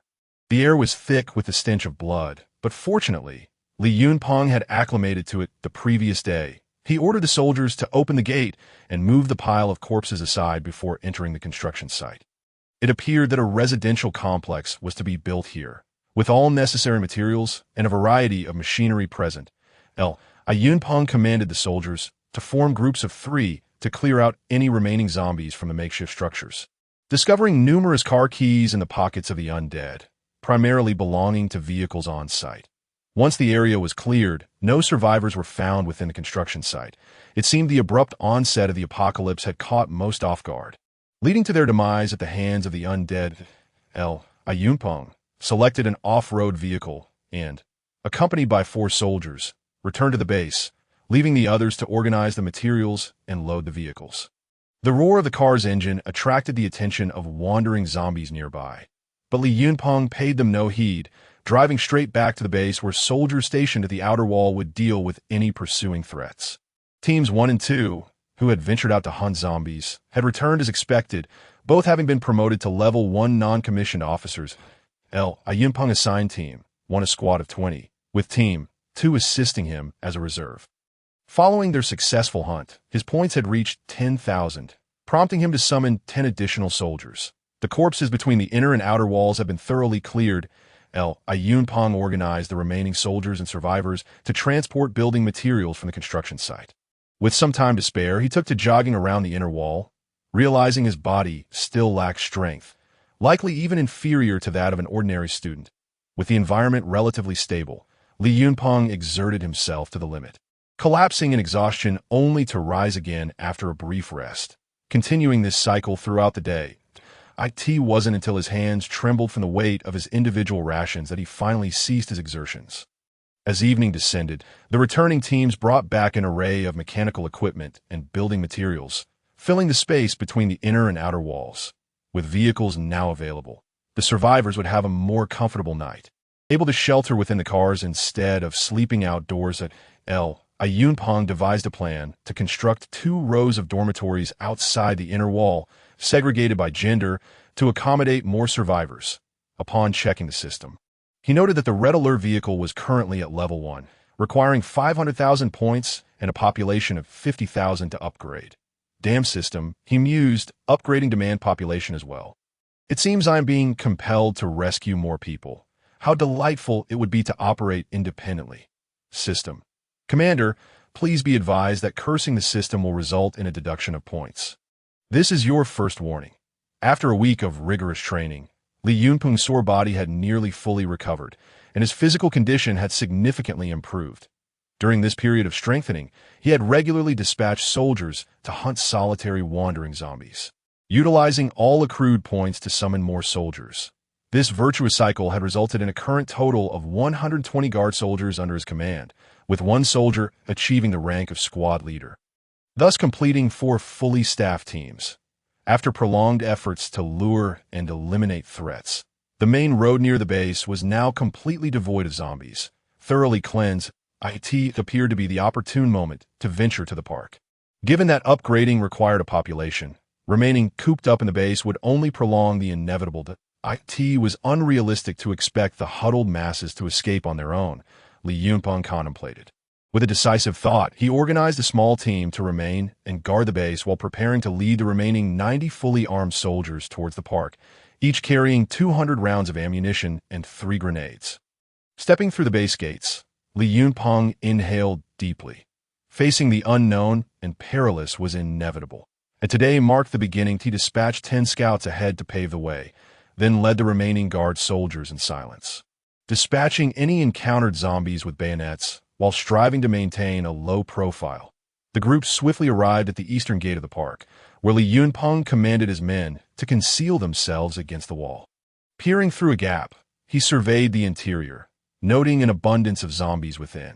It seemed that many had congregated nearby, making a stealthy infiltration improbable. However, he felt uncertain about launching a direct assault. After much deliberation, he resolved to scale the wall at the northeastern corner where the stadium was located. The area was vast and devoid of zombies, and it bordered the park's dormitories.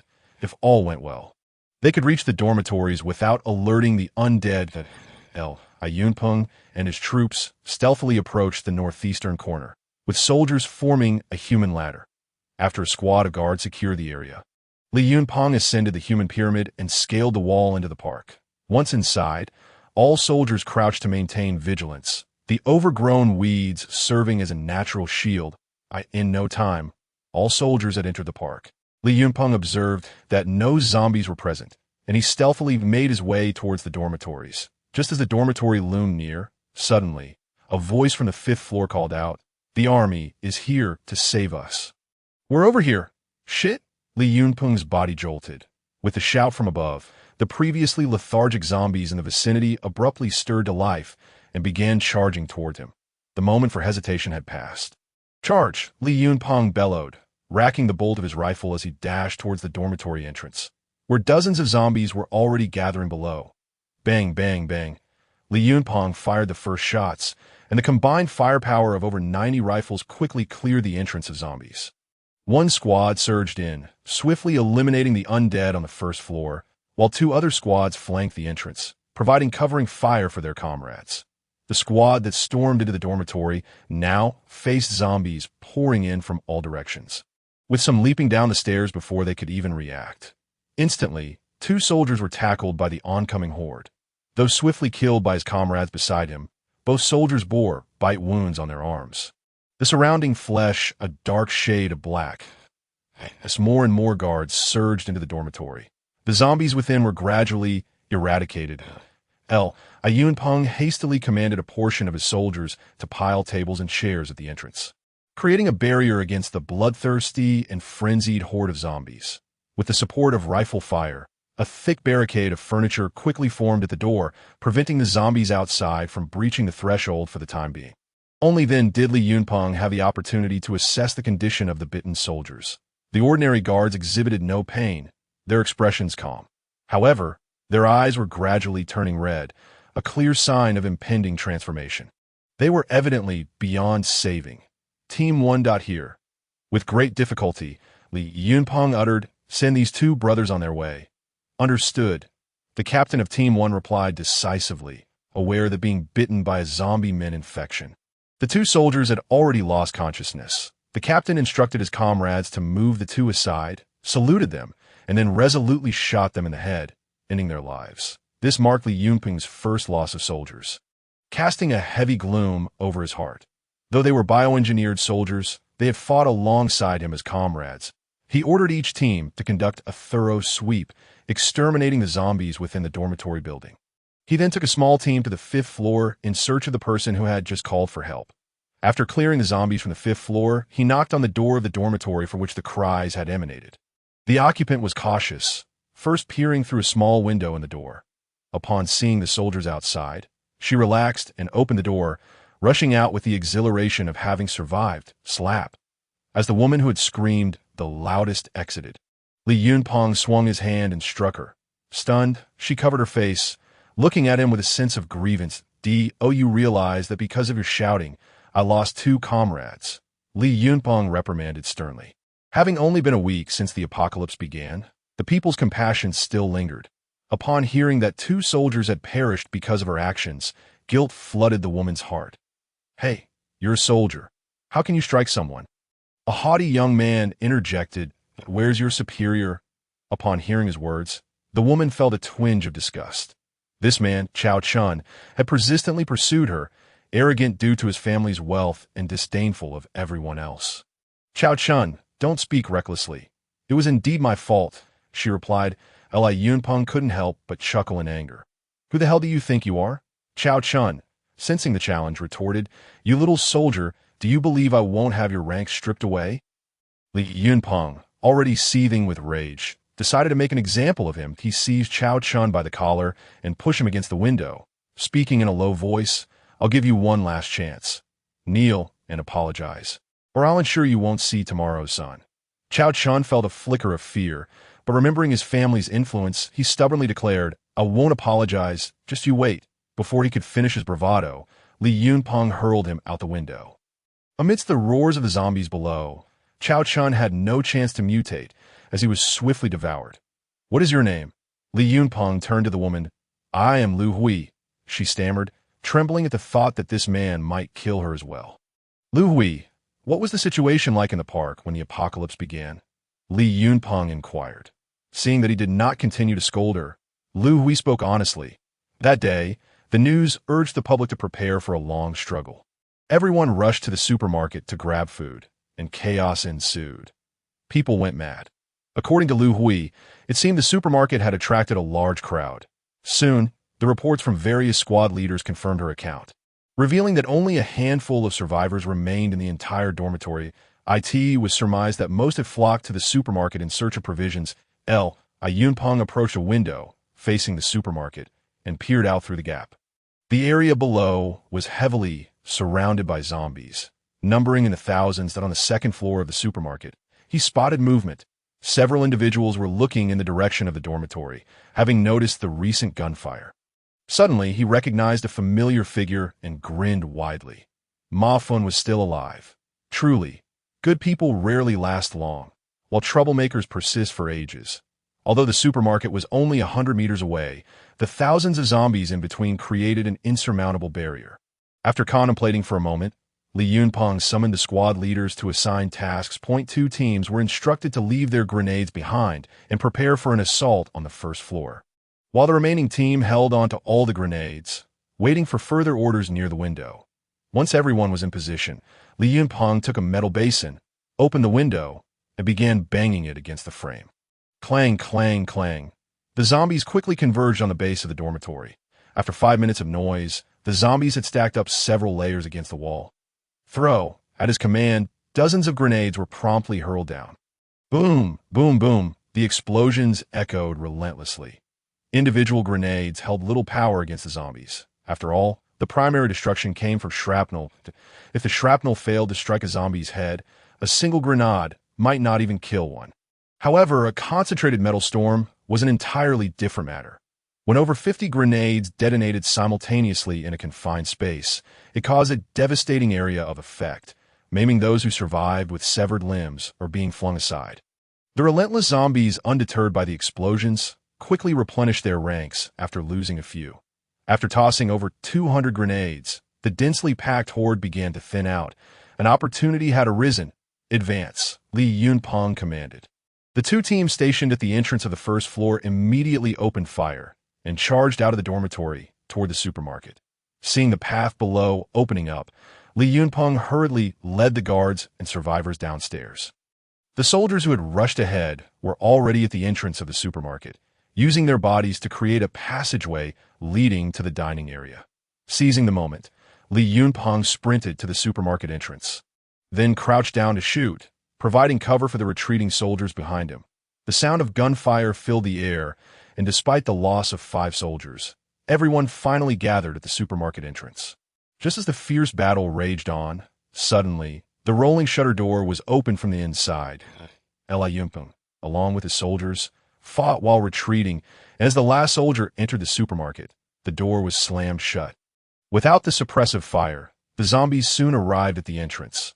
Pounding against the shutter with resounding bangs, Li Yunpeng quickly directed his soldiers to barricade the door with shelves. After a considerable time, the zombies, having lost their target, finally fell silent. Li Yunpeng turned to assess the young man who had opened the door. He was tall and robust, with a calm demeanor, clearly someone bold and composed. "What is your name?" Li Yunpeng asked as he took a seat. "My name is Wu Gang." He replied succinctly. "You were brave enough to open the shutter. That's commendable. What is the situation here?" Li Yunpeng inquired. "Are you referring to the first floor or the second?" Wu Gang responded. Li Yunpeng was puzzled. Was there a difference in the situation between the first and second floors of the supermarket? "Please elaborate. What is going on?" He pressed out. Wu Gang pondered briefly before explaining. On the day of the apocalypse, Ma Fun, along with the management and security, moved most of the edible supplies upstairs and sealed the entrance. Consequently, the majority of people were left to endure on the first floor. Li Yunpeng had no doubt about Ma Fun's capability to execute such a plan, since fate had brought him to this point. He resolved to address the situation thoroughly. However, it would be prudent to first ascertain the state of the first floor before dealing with Ma Fun.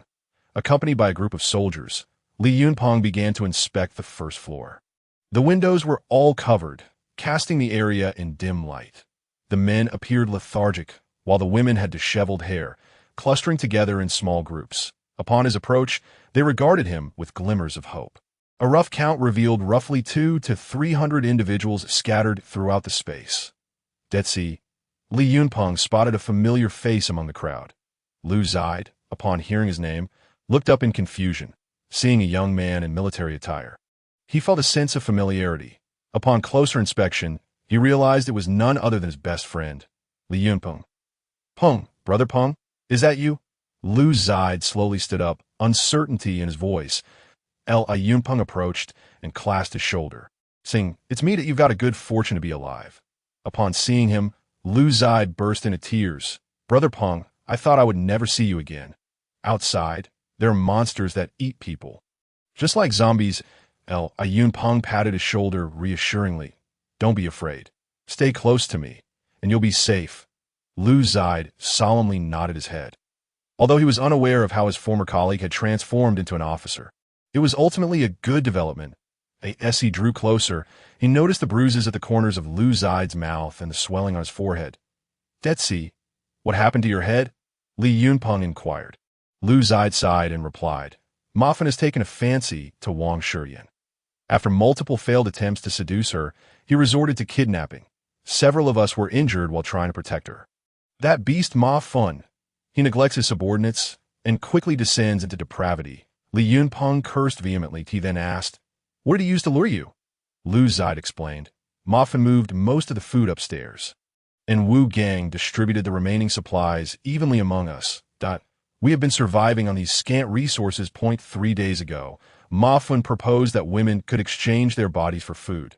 Before long, some desperate individuals went upstairs to barter, but the women who went up never returned." Li Yunpeng was astonished that Wu Gang managed to maintain equitable distribution under such dire circumstances.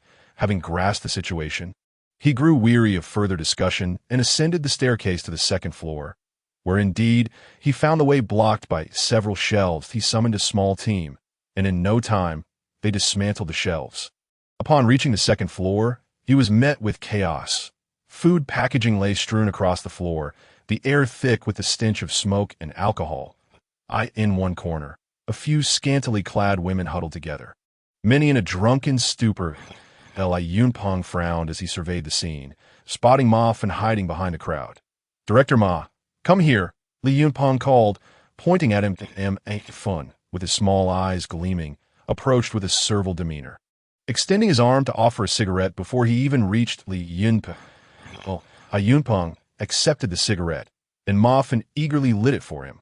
Taking a deep drag, Li Yunpeng remarked, "Director Ma, what has prompted such sudden courtesy?" Ma Fun, with a sycophantic grin, replied, "It is only right to serve the superior." Director Ma, your memory seems rather lacking. Have you forgotten me so soon?" Li Yunpeng said with a smile. Only then did Ma Fun scrutinize the young man before him, clad in military attire, appearing somewhat familiar, yet he could not place him at that moment. "You?" Bang! Li Yunpeng kicked him down to the ground. "Scolding, what do you mean by you? You are nothing but a brainless fool. Just a week ago, didn't you tell me to achieve sales targets? Didn't you prevent me from going to the hospital?" It was at this moment that Ma Fun recognized him. Who else could it be but Li Yunpeng? A wave of shock washed over him. Wasn't he just one of his salesmen? How could he possibly lead a group of soldiers? Li Yunpeng stomped on the cigarette, and unleashed a flurry of punches and kicks upon Ma Fun, berating him. "You are a beast. As a leader, you disregard the lives of your employees, exploiting available resources to entice and degrade women. This is only the beginning of the apocalypse, and you already forsake ethics and morality." Ma Fun writhed on the ground, howling in agony, while his disheveled subordinates and security guards stood frozen in shock. Though they were usually arrogant, they became timid in the face of armed soldiers. After a time of venting his rage, Li Yunpeng turned and descended the stairs, addressing the crowd. "Bring up some women. There are still a few upstairs without clothing." Upon hearing his words, the crowd hesitated, unsure and fearful to move. Just then, a strikingly beautiful woman emerged from the throng, her delicate features and graceful figure captivating, despite her pallor suggesting a certain morbid beauty. Silently, she picked up 2 sets of clothing and made her way upstairs. "Let's see. Who is that woman?" Li Yunpeng asked. Lu Zide replied, "Pungo, how could you not know? That's Wang Shurian, the most beautiful woman in our park." Li Yunpeng thought to himself. How could he have known her? He had only just arrived in this world and recognized only one person. Soon, Wang Shurian began to help the women down from upstairs, followed closely by a fawning young man who incessantly whispered to her. "Shurian, I assure you, I am not in league with Ma Fun. I went up to plead for you and to fetch some food." As he drew nearer, Li Yunpeng recognized the voice. It was none other than Pan Hui. "The loan shark, stay away from me. Your very presence disgusts me," Wang Shurian retorted with a look of disdain. Upon seeing the state of the women upstairs, she realized the horrors that had transpired. These people were nothing short of beasts. "What a coincidence, Pan Hui," Li Yunpeng said mockingly. Pan Hui, noticing someone calling his name, turned to find Li Yunpeng clad in full military gear. Li Yunpeng, he exclaimed in astonishment. "Indeed, I still owe you a total of 40,000 including interest," Li Yunpeng replied. Pan Hui, with a glint in his eye, said, "Oh, Pungo, let us not speak of such matters. Just take care of your brothers in the future." Get back upstairs." Li Yunpeng laughed at first, then his expression darkened. Pan Hui, taken aback by the sudden change in demeanor, hurriedly retreated, glancing back nervously. After a few women came down, they buried their faces in their knees, muffled sobs escaping them. After some time, one of the women recounted the events of the past few days. Following the onset of the apocalypse, Ma Fun and his group, upon witnessing the hordes of zombies outside, understood that the end had come. They never intended to escape and instead lured women upstairs to satisfy their desires.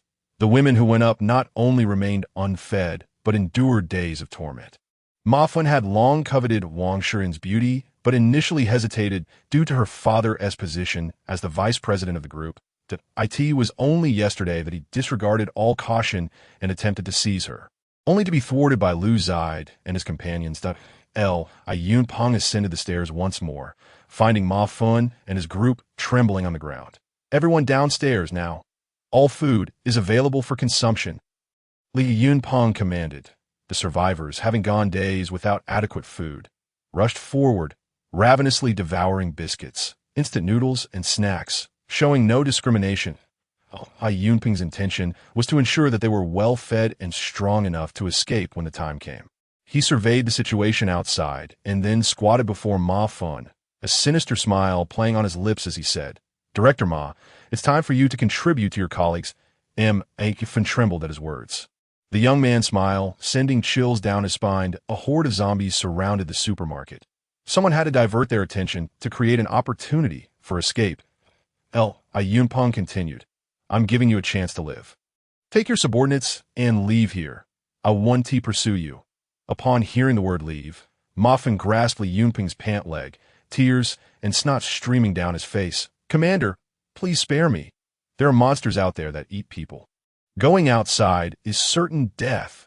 Li Yunpeng kicked him away, glanced at the situation below, and declared in a tone that brooked no argument. You have half an hour to prepare. After that, you will either choose a direction to flee, or I will have my men throw you out of the window. Ma Feng and his companions turned ashen, having no doubt that Li Yunpeng would follow through with his threat. They huddled together, whispering amongst themselves. Wu Gang. Li Yunpeng called out, and Wu Gang hurriedly dropped the food he was holding and rushed over. Notify everyone to get ready. We will break through in 40 minutes. Understood, I will inform them. Wu Gang replied, turning to leave. Yunpeng stopped him again. One thing to note, do not carry too much. If anyone falls behind during the escape, I want to wait for them for even a second.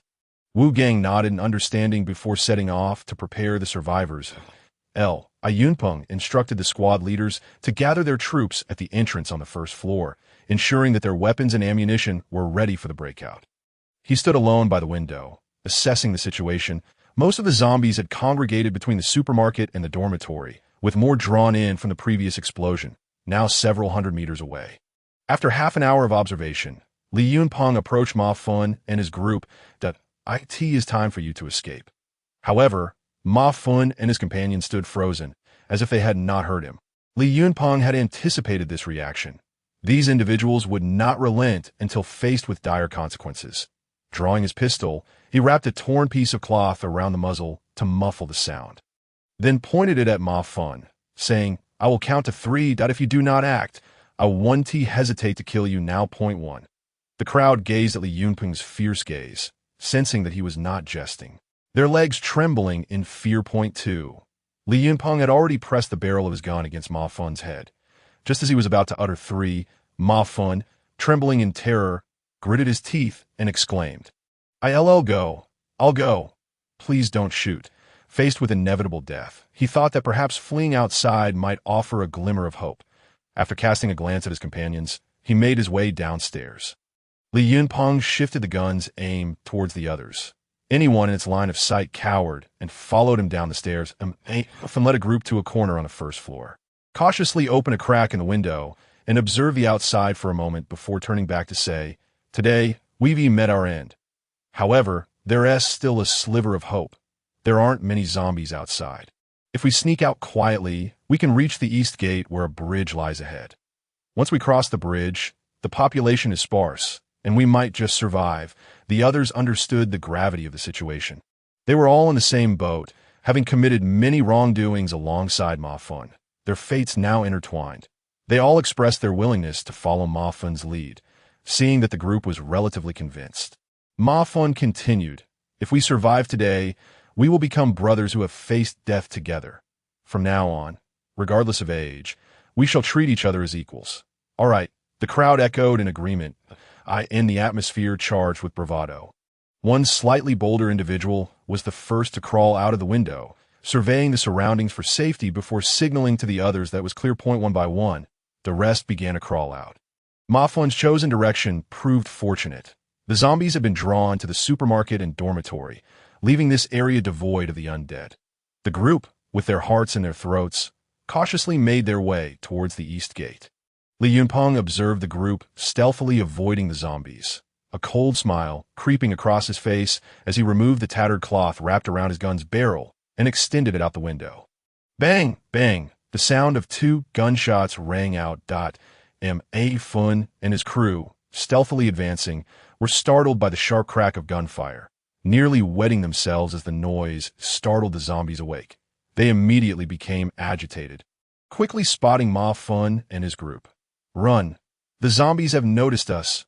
Ma Feng shouted, abandoning stealth as he sprinted forward. His sudden dash drew the attention of even more zombies, who began to roar and chase after them. What the hell? The group, terrified, lost all sense of composure. racing eastward in a panic.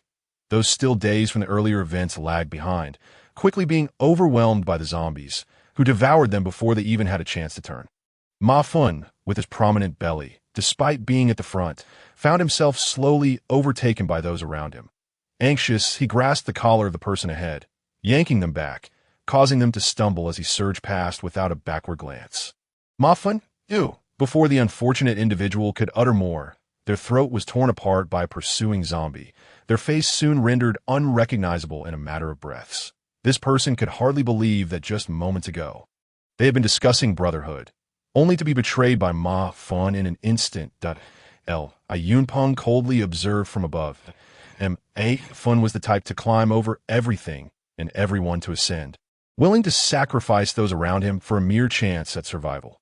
Seeing the zombies at the supermarket entrance drawn away by Ma Fun's group, Li Yunpeng descended to the first floor and addressed the crowd. Team 1 will act as vanguard. Team 2 will provide supplementary firepower to guard the flanks, and Team 3 will cover our retreat, trapping the survivors in the middle as we break through to the base. Understood. His subordinates responded in unison. Listen carefully. If anyone falls behind, you will be on your own, that I will not send anyone to rescue you. So tread carefully. Li Yunpeng warned that Wu Gang organized the survivors to wait nearby. Nodding in understanding at Li Yunpeng's words, let's move. Li Yunpeng commanded with a sweeping gesture. Nearby, someone opened a rolling shutter door, and the two teams charged out first. Yunpeng kept Lu Zai by his side, closely following the front lines while the survivors trailed behind him, with a squad of guards bringing up the rear, quietly exiting the supermarket. Though the zombies at the entrance had been diverted by Moff and S group, some still lingered at a distance and rushed towards the crowd upon spotting them. The frontline soldiers opened fire first. Bang, bang, bang. The gunfire immediately attracted all nearby zombies that Yunpeng S group hastily advanced towards the eastern gate. Relieved that there were not many zombies in that direction, allowing for easier passage. However, the encroaching zombies from the north and south sides grew ever closer, forcing even Li Yunpeng to shoot as he moved. The soldiers of the guard displayed excellent teamwork, automatically splitting into two groups to alternate their fire, preventing any gaps in their defense. Yet despite this, two zombies managed to breach the ranks, though swiftly eliminated. They still lost over a dozen survivors and two soldiers. The vanguard team reached the eastern gate first, finding it clear of zombies. They turned to support the rear while providing cover fire. With frontline support finally in place, those behind could escape the area without additional peril. Quickly, head towards the bridge and run to the base. Li Yunpeng shouted to the survivors as the number of zombies in the area increased alarmingly.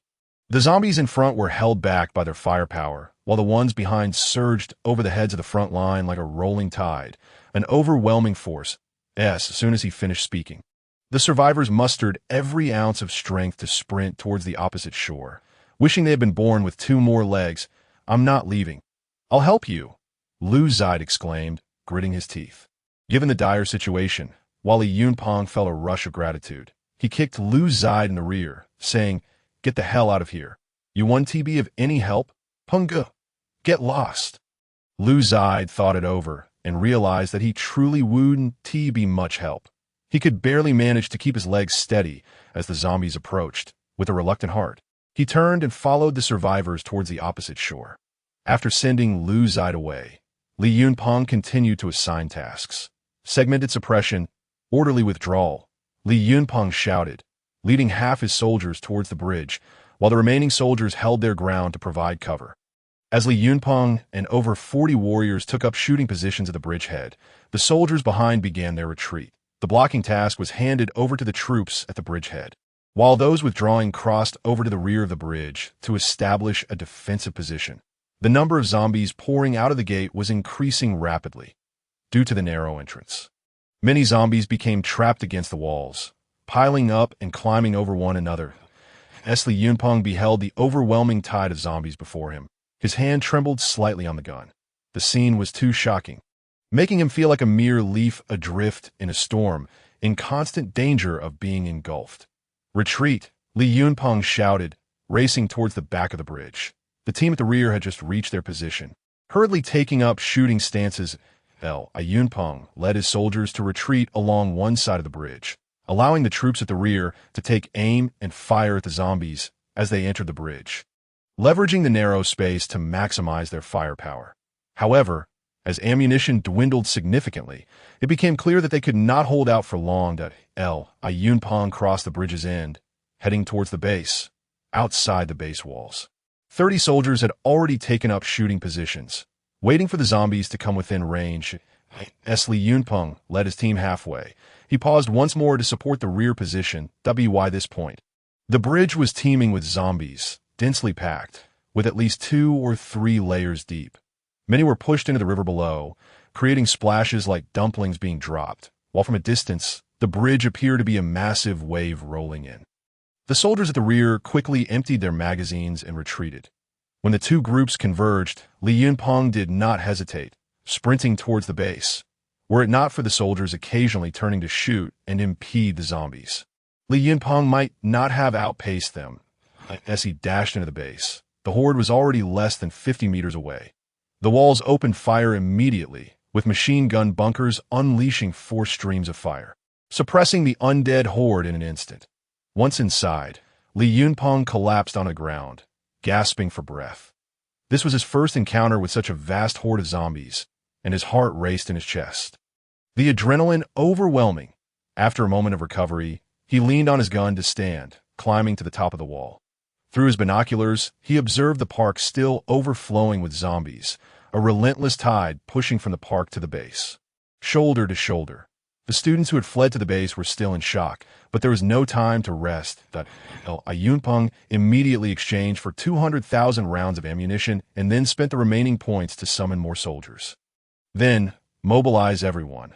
The men should carry the ammunition while the women replenish the soldiers' empty magazines. The battle is fierce, and the women atop the walls, witnessing the relentless tide of zombies approaching, turn pale, their hands trembling as they load bullets. They are uncertain whether the next moment will see their defenses breached, leading to their demise at the hands of the undead. In this critical moment, Li Yunpeng, disregarding everything else, understands that every additional person adds strength to their cause. He raises his rifle and joins the fray. All machine guns unleash their utmost firepower, maintaining a rate of 500 to 600 rounds per minute for a full minute, pushing the horde back to approximately 100 meters. The slain zombies lie piled in layers upon the ground, gradually forming a wall of corpses, while those behind continue to surge over the dead towards the base. Although this wall of corpses slows the onslaught of the zombies, it also complicates shooting, rendering the creatures behind almost unreachable. Yunpeng feels a sense of urgency. He knows that soon, a new wall of corpses will rise closer to the base, as the relentless army of the undead approaches. His predictions prove correct. Merely half an hour later, the zombies are halted at a distance of 80 meters from the base, and a new wall of corpses begins to form, with only one soldier summoned thus far. This cannot continue. Soon, the wall will be right before them. Thanks to the 2 walls of corpses, the zombies' assault has slowed somewhat, and the outer wall's firepower shows signs of surplus. Yunpeng hastily orders 3 squads to retreat to the inner wall for vigilance. At this rate, the outer wall will surely fall, and they can only pray that the remaining zombies in the area are not too numerous. After a fierce battle lasting over an hour, the nearest zombies are now less than 20 meters from the base, and the pile of corpses has reached a height of over 3 meters. Yunpeng quickly commands the survivors to cease ammunition supply to the outer wall and to prepare ample supplies for the inner wall. If they wait until the zombies are at the base of the wall before retreating, they will undoubtedly be bitten at their heels. The soldiers, heavily equipped, are slower than the zombies, and retreat must happen now. The soldiers at the machine gun positions cannot return. Once the guns cease firing, the horde will arrive in an instant, and if they breach the ranks, annihilation is inevitable. The machine guns continue to fire as others retreat to the second wall. Li Yunpeng issues a difficult command, for the first time experiencing the harsh reality of war. Someone must be sacrificed to buy precious time for his comrades. Having given the order, Li Yunpeng leaps off the wall and races toward the inner wall, with the other soldiers almost synchronously following. Without the rifle-less firepower, only 4 machine guns continue to roar, and as Li Yunpeng and the soldiers sprint, the sounds of the machine guns gradually fall silent one by one. He knows that the guards who bought them time for their retreat have fallen. Without a moment for sorrow, he commands all soldiers to prepare for battle, harboring a flicker of hope that the zombies might cease their pursuit once they lose their target. However, this dream is swiftly shattered as a continuous stream of zombies roar and leap over the outer wall, with the distance between the inner and outer walls now less than 100 meters. Fire! Li Yunpeng bellows, firing the first shot. The two machine gun bunkers outside the inner wall, along with over 100 automatic rifles, unleash a barrage, and the zombies that have scaled the wall are swiftly gunned down. Forming a thick layer at the base of the wall, that at this moment, caught between life and death, Li Yunpeng feels neither fear nor panic, merely mechanically pulling the trigger to eliminate the zombies before him. Due to the close proximity, some stray zombies manage to reach the base of the wall. Li Yunpeng assigns 5 soldiers to stand guard against the approaching undead, a decision not made out of wastefulness. If zombies were to breach their defenses, it would spell disaster. Soon, several layers of corpses accumulate between the inner and outer walls, filling the space in between, their height nearly equal to that of the walls, indicating that the walls have lost their protective efficacy. However, Li Yunpeng did not anticipate that the amassed bodies of the zombies would afford him a brief respite. The incoming zombies, stepping upon their fallen comrades, stumble and slow their advance, creating an excellent shooting opportunity for the soldiers that, in a dramatic turn of events at the last moment, Li Yunpeng shouts, "Fire with all your might. There are not many zombies left." As dusk approaches, the gunfire gradually subsides, transforming into precise shots, and the battle stretches from noon until twilight. With no more zombies emerging in the area, Li Yunpeng shakes off his aching shoulders, relieved that they have finally passed this trial. After dealing with the remaining few hundred zombies, the battlefield, thick with smoke, is littered with corpses. In this battle, Li Yunpeng has lost nearly 30 soldiers, expended 300,000 rounds of ammunition, eliminated over 10,000 zombies, and rescued over 300 survivors, thus advancing their upgrade progress. The zombies near the industrial park have been almost entirely eradicated, and the vast industrial area opens its arms to Li Yunpeng, offering resources to be claimed, with the dormitories likely still harboring trapped survivors, a matter to be addressed in due time. Although this battle was brutal, it has fundamentally resolved the initial survival issues of the base. Not only have they cleared the nearby threats, but after deducting several million points consumed, the display now shows a remaining balance of over 500,000 points, alleviating any immediate concerns regarding point expenditure. Li Yunpeng jumps down from the wall, and the more than 300 weary survivors, covered in grime, are utterly exhausted. Upon seeing him, they rise from the ground, their gazes filled with reverence, automatically parting to grant him passage. Even Lu Zide's eyes reflect a newfound respect for this once familiar comrade, acknowledging the reality that he has led a band of elite soldiers into the industrial park to rescue the people. Li Yunpeng pays no mind to their expressions. After the fierce battle, he is not only physically sore, but also mentally drained from the tension of the day. He exchanges for several thousand individual rations and places them at the entrance of the armory, assigning 2 soldiers to distribute them according to need before walking alone into the base. That he takes a shower and lies down on the bed, too exhausted to move a finger. His body craves rest. Yet Li Yunpeng's mind races on, contemplating the next steps for development. The current scale of the base is still too small. They must quickly elevate its level. There are still more survivors hiding in various corners of the park. And while the horde of zombies has been vanquished, they must hasten to extract these individuals before another wave of zombies wanders into the city in a few days. Survivors who have not eaten their fill for a week consume their individual rations with great eagerness. And once satiated, many collapse on the ground, succumbing to fatigue.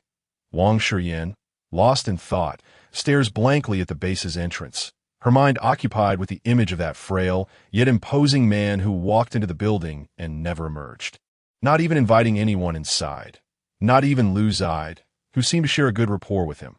What she does not know is that the resolute man she remembers is currently lying in bed, half a biscuit still uneaten, clutching a vitamin drink as he drifts in a slumber. Li Yunpeng is utterly exhausted, reflecting that he has never felt such fatigue even after all-night battles at the club.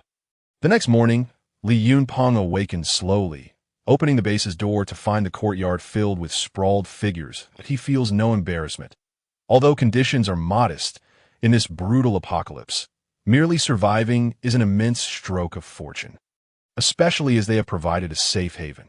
Having experienced the harrowing escape from death, the survivors understand that their current safety is hard-won. Upon seeing Li Yunpeng emerge, they rise from the ground and stand quietly. Li Yunpeng clears his throat and states, "Today's primary task is to clear the corpses between the inner and outer walls and begin constructing shelters. Each of you must adapt to the survival conditions of this apocalypse. I do not wish for anyone to take my words lightly. Otherwise, while I can rescue you, I can also cast you out." No one dares to refute him, having finally secured a place to survive. The survivors are deeply intimidated by Li Yunpeng's decisive actions, especially after he used Ma Fun and his gang as bait to drive them away. Even Wang Shiyan is no exception. Li Yunpeng does not treat her differently simply because of her beauty. In this apocalypse, one must endure trials to reveal the true nature of each individual. After breakfast, Li Yunpeng organizes a small squad of soldiers to assist the others in transporting the corpses. Parking the truck they had previously procured from the construction site nearby, thousands of zombie bodies are piled together, creating a staggering scene, their heads and severed limbs jumbled together, causing many survivors to cover their mouths and retch before even approaching. Wang Shiyan, having lived a life of luxury, has never encountered a dead body, let alone had to handle zombie corpses, and is so overwhelmed that she vomits bile. Even the first group of survivors, including Zhang Tao, pales in comparison to the sight before them, having previously dealt with only 6 corpses, a mere fraction of the horror they now face. Lu Zide approaches Li Yunpeng and whispers, "Brother Peng, do you think I can?" "No." Li Yunpeng, with an impassive countenance, interrupted Lu Zide's baseless fantasies. "Damn it, you are heartless," Lu Zide exclaimed. Ignoring Lu's woeful expression, Li Yunpeng turned and ascended the wall. It was for his own good.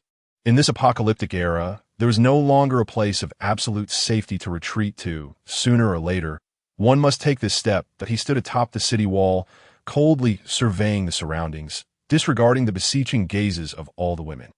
Although the base required population for upgrades, he had no intention of harboring the useless. He wouldn't even dare touch the corpses that, in the event of a crisis leading to mass panic, the base would descend into chaos from within. Li Yunpeng bellowed, "You may dawdle, but only when you have disposed of the corpses may you partake in a meal." He commanded the guards to pile the food at the foot of the wall while maintaining a vigilant watch. Upon hearing his words, the reluctant crowd steeled themselves and set to work. Zhang Tao gritted his teeth and led the charge, climbing atop the heap of bodies, suppressing the urge to vomit as he dragged a zombie to the side of the truck.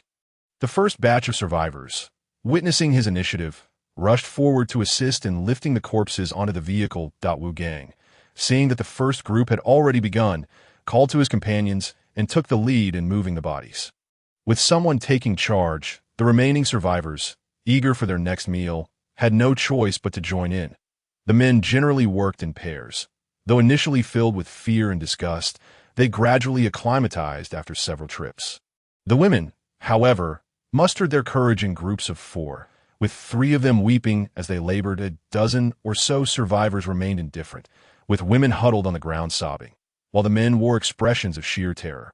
Terrified to approach the corpses, satisfied with the situation, Li Yunpeng called out, "Team 1, come here."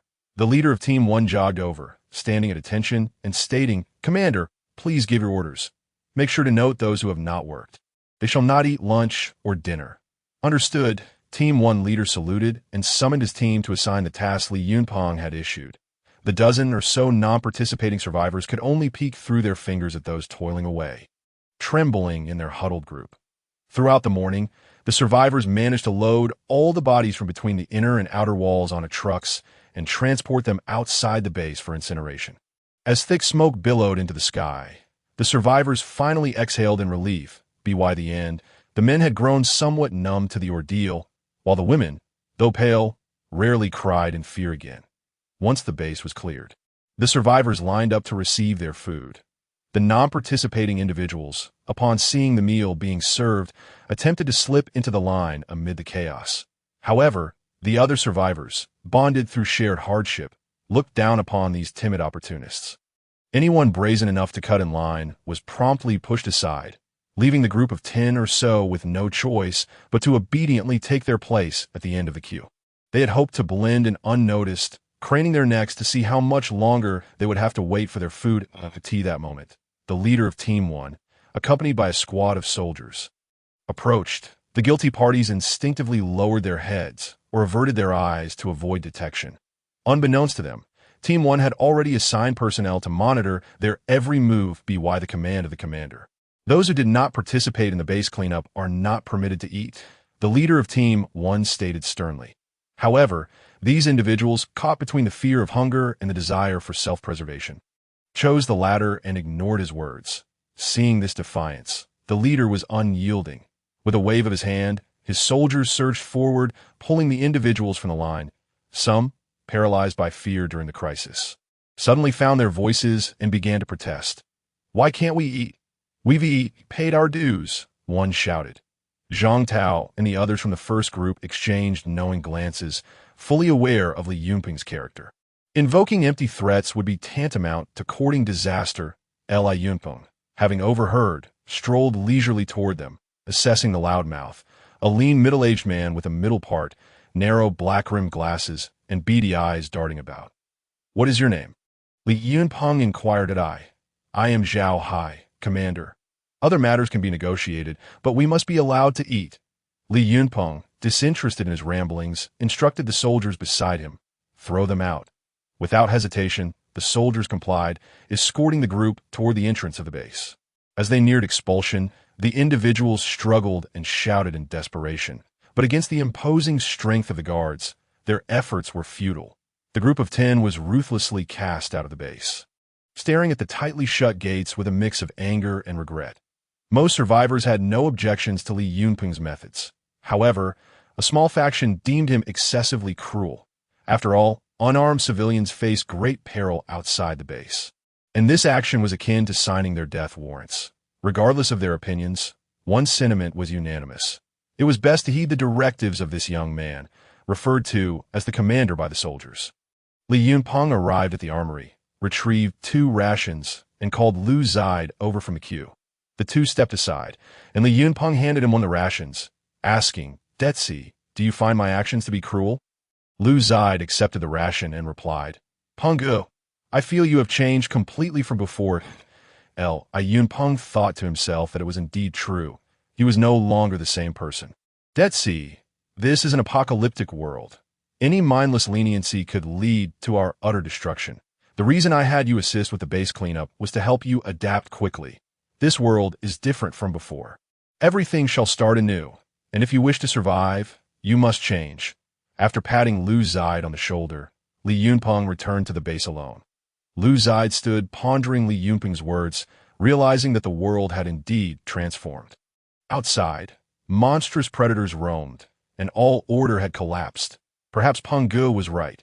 He clenched his fists, silently resolving to adapt. Back at the base, Li Yunping assessed the current troop deployment.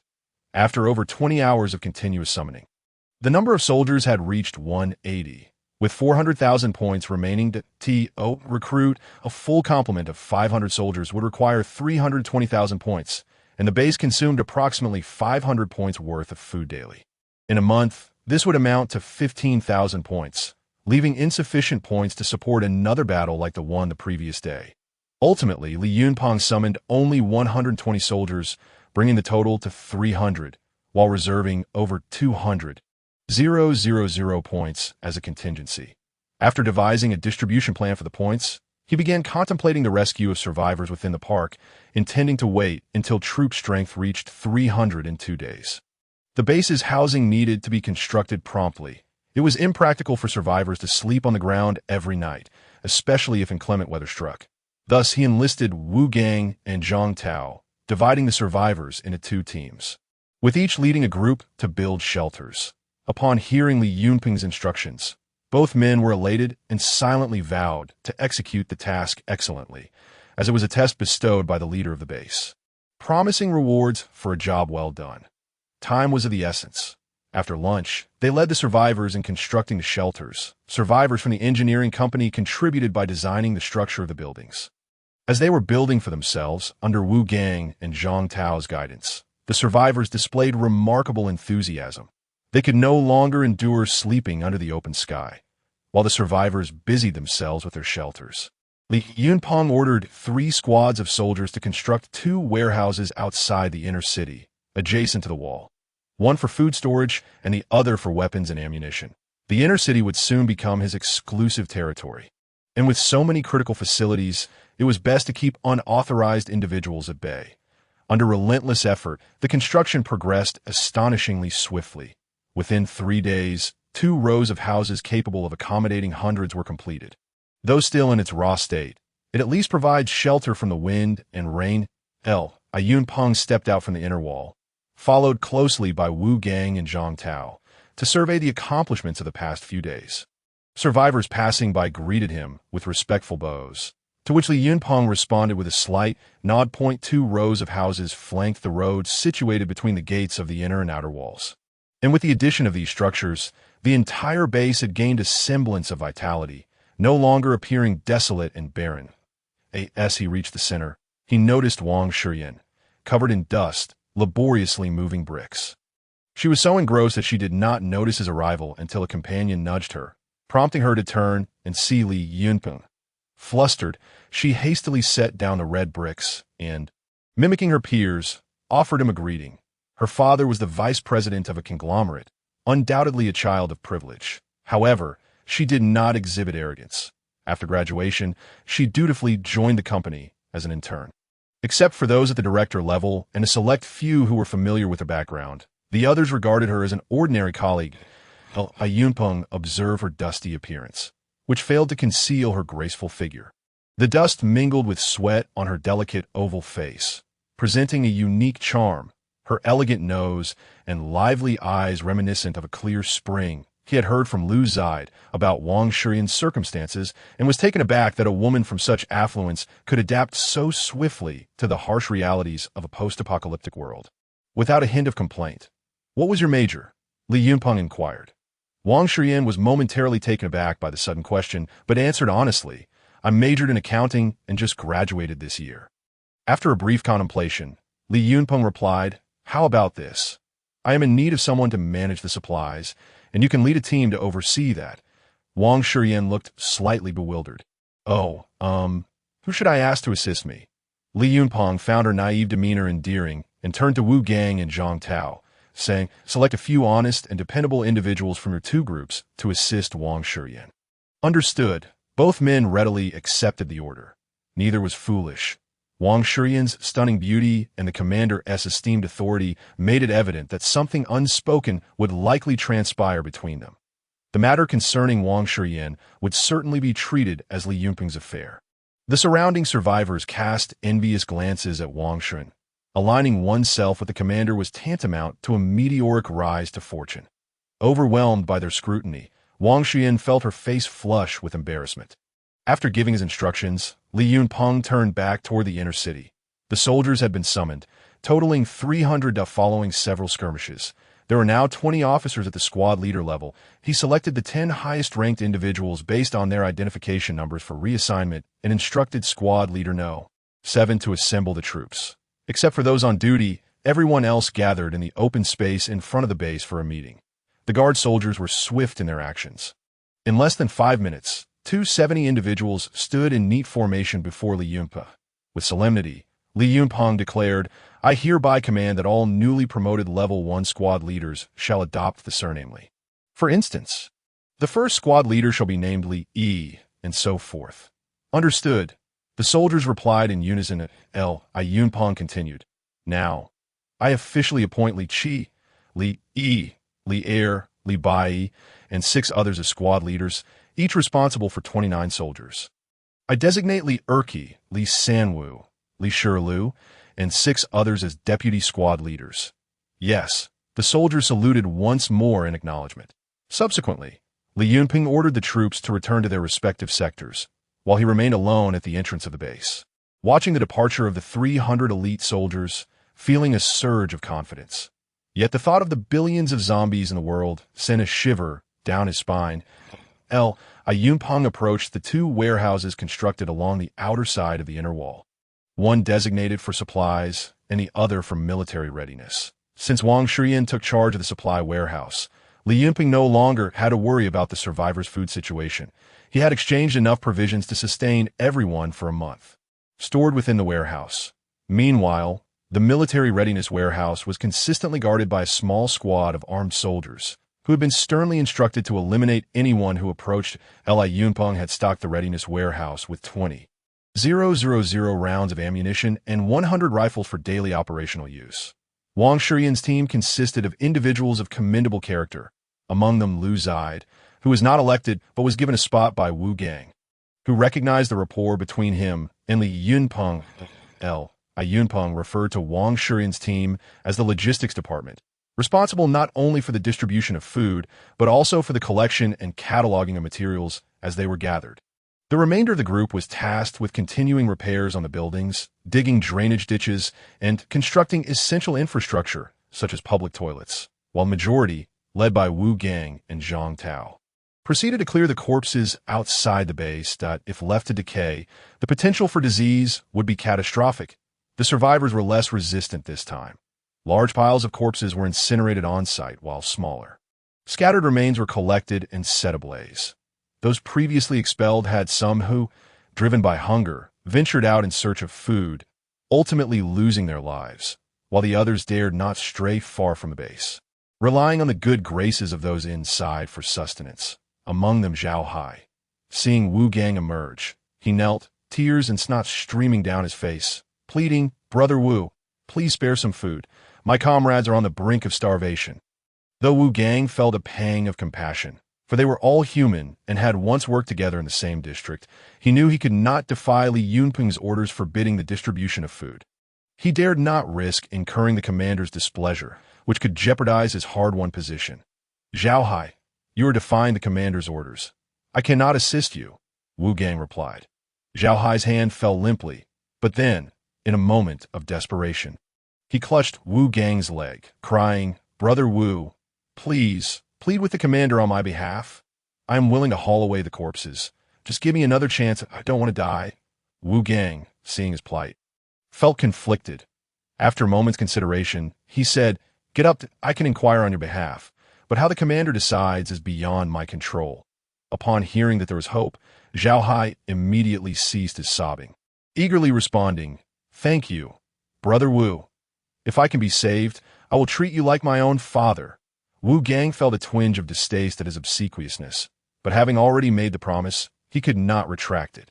He offered a few perfunctory words before turning back to the base, only to be stopped by the guards at the inner city gate. "Captain Shi, I have a matter I wish to discuss with the commander. Please inform him," Wu Gang said with a smile.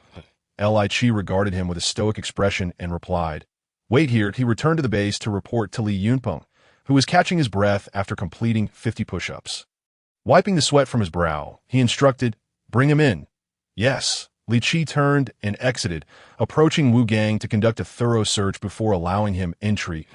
Li Yunpeng sat at the table, sipping from his water cup, as Wu Gang stepped forward, standing a few paces away, bowing slightly. "Commander, there's a matter I wish to report." Li Yunpeng replied, "Speak plainly. There is no need for circumlocution." Wu Gang chuckled. "A few days ago, the group you expelled still has some lingering outside the base. They're on the verge of starvation. Among them, Zhao Hai wishes for a chance to atone for his past mistakes and is willing to transport the corpses." Wu Gang merely conveyed the message, unaware of Zhao Hai's groveling demeanor outside. Since he sought redemption, granting him an opportunity seemed reasonable. Li Yunpeng replied, "You may handle this as you see fit. I do not know him well." "Understood. Commander, if there's nothing else, I will take my leave," Wu Gang said, filled with gratitude for the commander's leniency, his plea having been favorably received. "Go on," Li Yunpeng said, dismissing Wu Gang and returning to his exercises. Such trivial matters held little weight in his eyes. For an ordinary person to stir up trouble beneath his notice was a daunting task. With the growing military prowess, he no longer felt the need to be overly cautious. This newfound confidence was perhaps a byproduct of strength, As Wu Gang exited the inner city, he found Zhao Hai peering through the gates, anxious for news. "Brother Wu, how did it go?" Wu Gang regarded him, uncertain of the correctness of his actions, and replied blandly, "The commander is benevolent and willing to grant you an opportunity, but your future conduct will determine your fate. I have some rations here. Divide them and get to work immediately that I will personally supervise your efforts. Should you fail to meet the commander's expectations, I will take matters into my own hands." Zhao Hai and his companions hurriedly exclaimed, "We dare not, we dare not." They then joyfully accepted the food from Wu Gang's hands, ravenously stuffing it into their mouths. A small bottle of drink was downed in a single gulp. Once they finished eating, Wu Gang remarked, "Once you are done, get back to work quickly. You haven't eaten well these past few days. A few of you can lift a corpse. What I primarily wish to observe is your attitude." After satisfying their hunger, Zhao Hai and the others hesitated momentarily, yet the pangs of hunger were unbearable, their minds in disarray, driven by a primal urge to consume anything in sight. Life seemed a tenuous thread, clinging on by mere breaths. They muttered among themselves before making their way toward the nearest corpse, their stomachs churning as they approached. However, they tightly covered their mouths, desperately suppressing the urge to regurgitate the food within. After a brief moment of adaptation, they tremblingly extended their hands, eyes shut, reaching for the zombie's body. Upon contact, they recoiled instinctively, repeating this dance several times before Zhao Hai and the others gritted their teeth and dragged the corpse toward the bonfire. Wu Gang found their comical antics amusing, noting how some individuals were so timid they could frighten themselves to death that it was evident that these individuals were fighting for survival, ultimately pushing past their own limits when their lives were at stake. Once the first step was taken, the subsequent actions became less daunting. Although Zhao Hai and the others still felt weak in their legs, at least they had conquered their internal struggles. It was not until dusk that they finally deemed themselves worthy to return to the base alongside other survivors. Clutching the distributed food, tears streaming down their faces, Zhao Hai felt a profound sorrow within. When had he ever endured such suffering, fighting desperately for a mere morsel to eat? After more than a week of training, Li Yunpeng felt his physical condition had improved significantly. The corpses of zombies near the base had all been dealt with, and the infrastructure of the base was being constructed in an orderly manner. The largest project was the excavation of a well. Although the river water could be boiled to kill the viruses and made somewhat drinkable, the thought of the many zombies that had soaked in the river was revolting. Each day, 2 teams ventured out to hunt down solitary zombies near the base. This not only ensured the safety of the base, but also brought in an income of 20,000 points daily for Li Yunpeng. With the substantial points earned over the past few days, he exchanged for 28,000 rounds of ammunition, further fortifying the armory, and he also planned to clear out the remaining zombies in the park. Should any unforeseen circumstances arise, ammunition consumption would undoubtedly be significant. Yunpeng summoned all the squad leaders to the base to assign the upcoming tasks. He ordered 3 squads of soldiers to remain on guard within the base, while the remaining 210 soldiers, led by their respective squad leaders, would head to the park to eliminate zombies and rescue survivors. Yunpeng commanded that, unless absolutely necessary, firearms were not to be fired. They were to use bayonets to avoid attracting nearby hordes of zombies. The soldiers acknowledged the orders and dispersed, with Li Yunpeng opting not to join them personally as the commander. He preferred to avoid unnecessary risks. Over the past few days, 2 survivor engineering teams had constructed 4 lookout towers, each 6 meters high, at the corners of the base. The newly built lookout towers were well equipped, featuring roofs for shade and rain protection, as well as battlements, shooting ports, and machine gun positions, providing a broad field of vision. Each lookout tower was manned by at least 3 soldiers, rotating every 6 hours to maintain a 24-hour watch. Li Yunpeng climbed the lookout tower, binoculars in hand, scanning the situation as sporadic gunfire echoed. The guards began to clear the zombies from the park. An hour later, survivors started to flee in panic from the eastern gate of the park. Concurrently, the system panel indicated a reduction in soldier numbers. This was an inevitable occurrence. The interior of the buildings was cramped, and various unexpected situations arose frequently. Despite the guards' excellent training, there were times when even the best could falter against the relentless assault of zombies. Though Li Yunpeng felt a pang of sorrow at the losses, he could do nothing but continue to summon soldiers, Striving to maintain their numbers around 300 after 2 days of clearing, the point expenditure had reached 500. While this seemed substantial, a single battle could easily consume ammunition worth millions of points, and the need to expand the base required an enormous amount of points as well. The guards rescued over 600 ragged survivors from various corners of the park, most of whom were barely clinging to life, sustained only by the meager rations they had managed to hold on to. Upon reaching the base, they regained their composure only upon seeing the fortified walls and heavily armed soldiers. During that time, they had refrained from even the slightest sound, fearing it might attract zombies. Many sat on the ground, weeping profusely. The earlier batches of survivors, who had arrived at the base shortly after the apocalypse began, felt a deep sense of relief, as they had not experienced the full brutality of the end times. Uncertain of how long these newcomers had gone without food, ordered soldiers to bring a sack of rice, instructing Wang Shiyan to have it cooked in a porridge for distribution to the newly arrived survivors. Upon seeing the food, the newcomers resembled starving wolves, their eyes gleaming with greed. That Wu Gang quickly organized personnel to maintain order. Those who recklessly lunged at the food were shoved to the back of the line. After a lengthy, chaotic struggle, they managed to form 2 orderly lines for the distribution of food. Wang Shiyan, witnessing the desperate scramble for a bowl of porridge, was once again struck by the cruelty of the apocalypse and felt a sincere appreciation for the comfort of life within the base. Although the food was rather monotonous, people still ate with great relish, no longer having to fight for a slice of bread or barter their bodies for a half-steamed bun.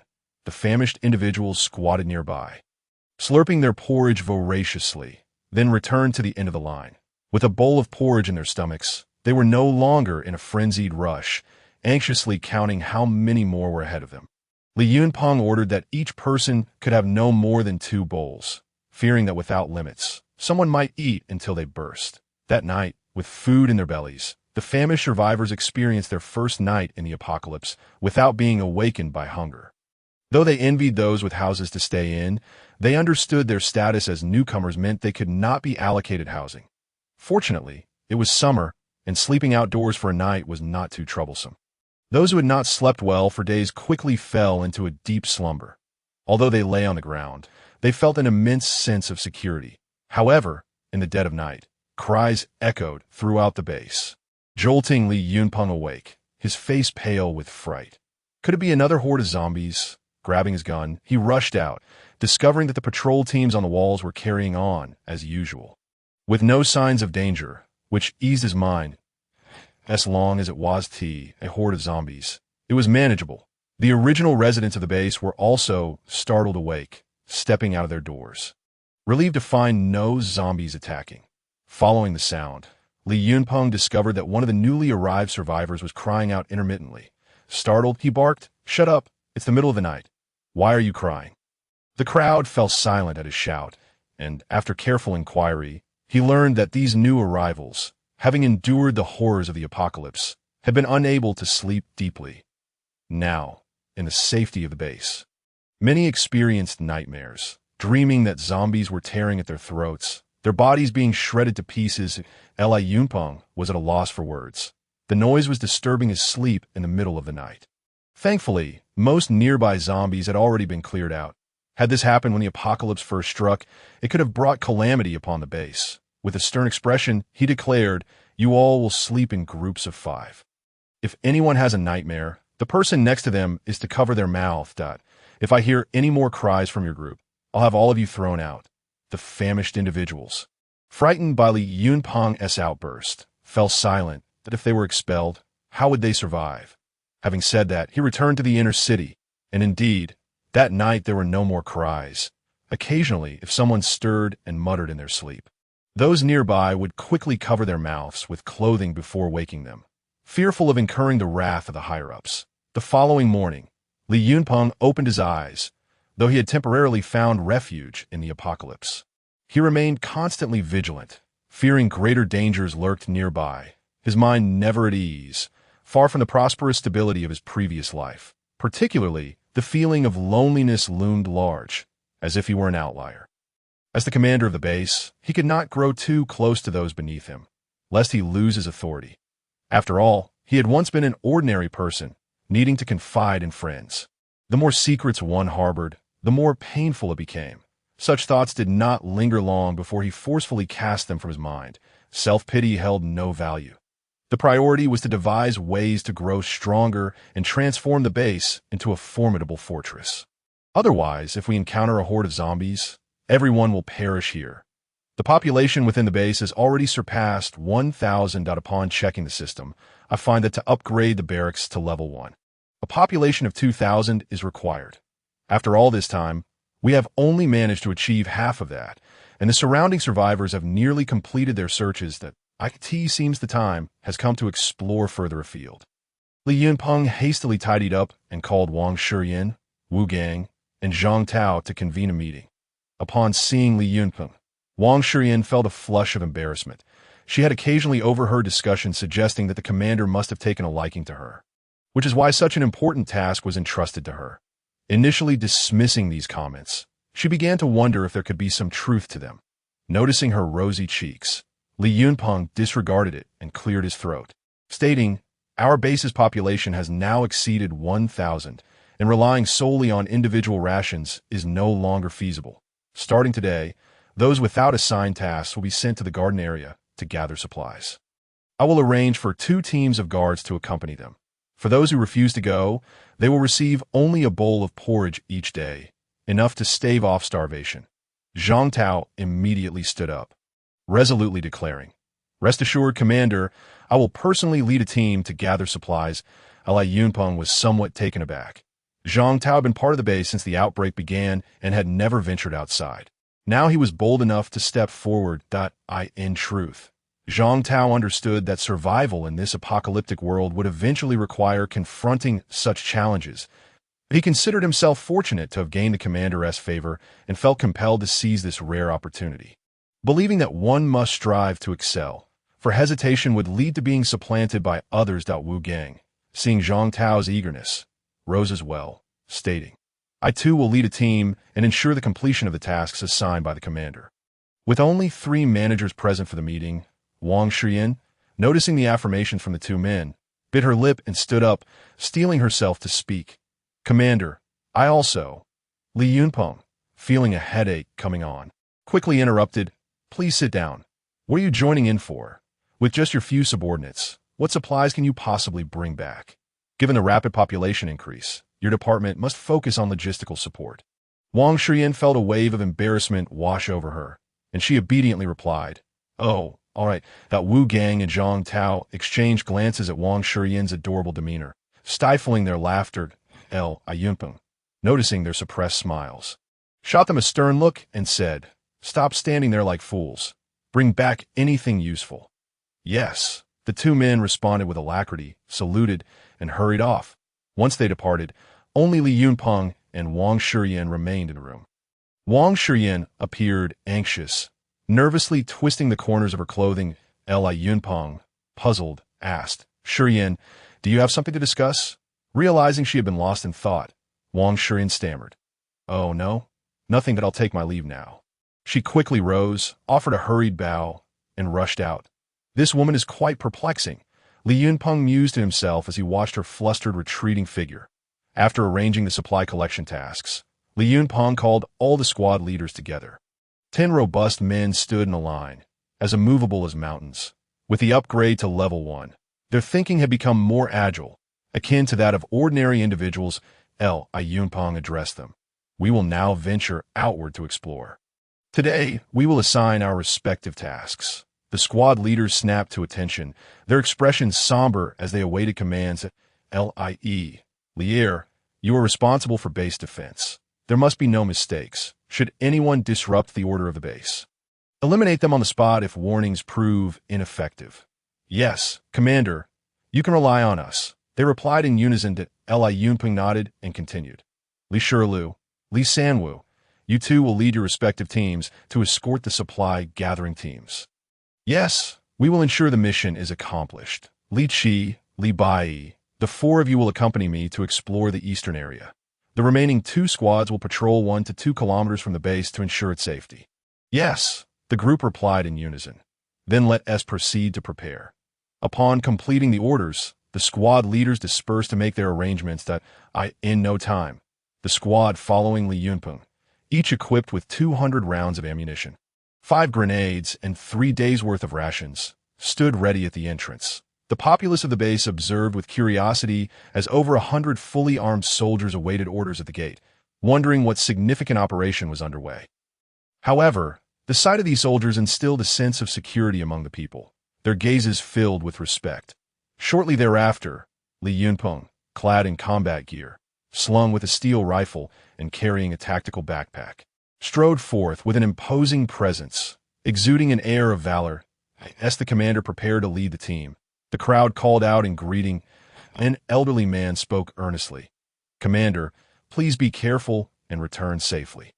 A spirited young man chimed in. "Commander, let me join the expedition. I want to enlist," while a lovesick girl exclaimed, "Commander, I want to bear your children." Li Yunpeng represented the very soul of the base. Those who arrived in the earlier waves genuinely supported him. Though he sometimes acted with coldness and lacked compassion, the survivors understood that his strictness was for their benefit, aimed at ensuring survival in this harsh world. Despite his seemingly ruthless demeanor, he never exploited his formidable power to oppress the weak. In this apocalyptic reality, acts of violence against women and the elderly, as well as the pillaging of resources, were rampant. In contrast, the base felt like a sanctuary. People gradually discerned his character and executed his orders with unwavering resolve, often jesting harmlessly, for the commander was largely indifferent to such banter. Yunpeng waved to the crowd, striding confidently to the front of the line. "Let's move out." The entire team marched in unison, following Li Yunpeng as they headed eastward, their eyes fixed until the formation vanished from view. Li Yunpeng distributed the teams. One group led the way, while another followed him, flanked by 2 squads to guard the sides. After traveling several kilometers to the east, the guards skillfully avoided any large clusters of zombies, dispatching only a few stragglers with bayonets. Fortunately, the journey remained uneventful. Upon rounding a bend in the mountain, 2 soldiers from the vanguard team returned to report. "Commander, we have discovered a village ahead." Realizing there was a village, Li Yunpeng promptly gathered the troops and cautiously approached. He crouched at the village's edge, peering through binoculars, and was astonished to find not a single zombie in sight. How peculiar! Could it be that this village was devoid of life during the apocalypse? Scanning the surroundings, he noted several low buildings near the fields and decided to have Li Qi lead a team to clear the area, planning to camp there for the night. Before long, Li Qi signaled safely to him. Yunpeng led the group toward the structures, which appeared to be a farmer's greenhouse. It was evident that no one had been here since the outbreak. The furnishings remained untouched, covered in a thick layer of dust.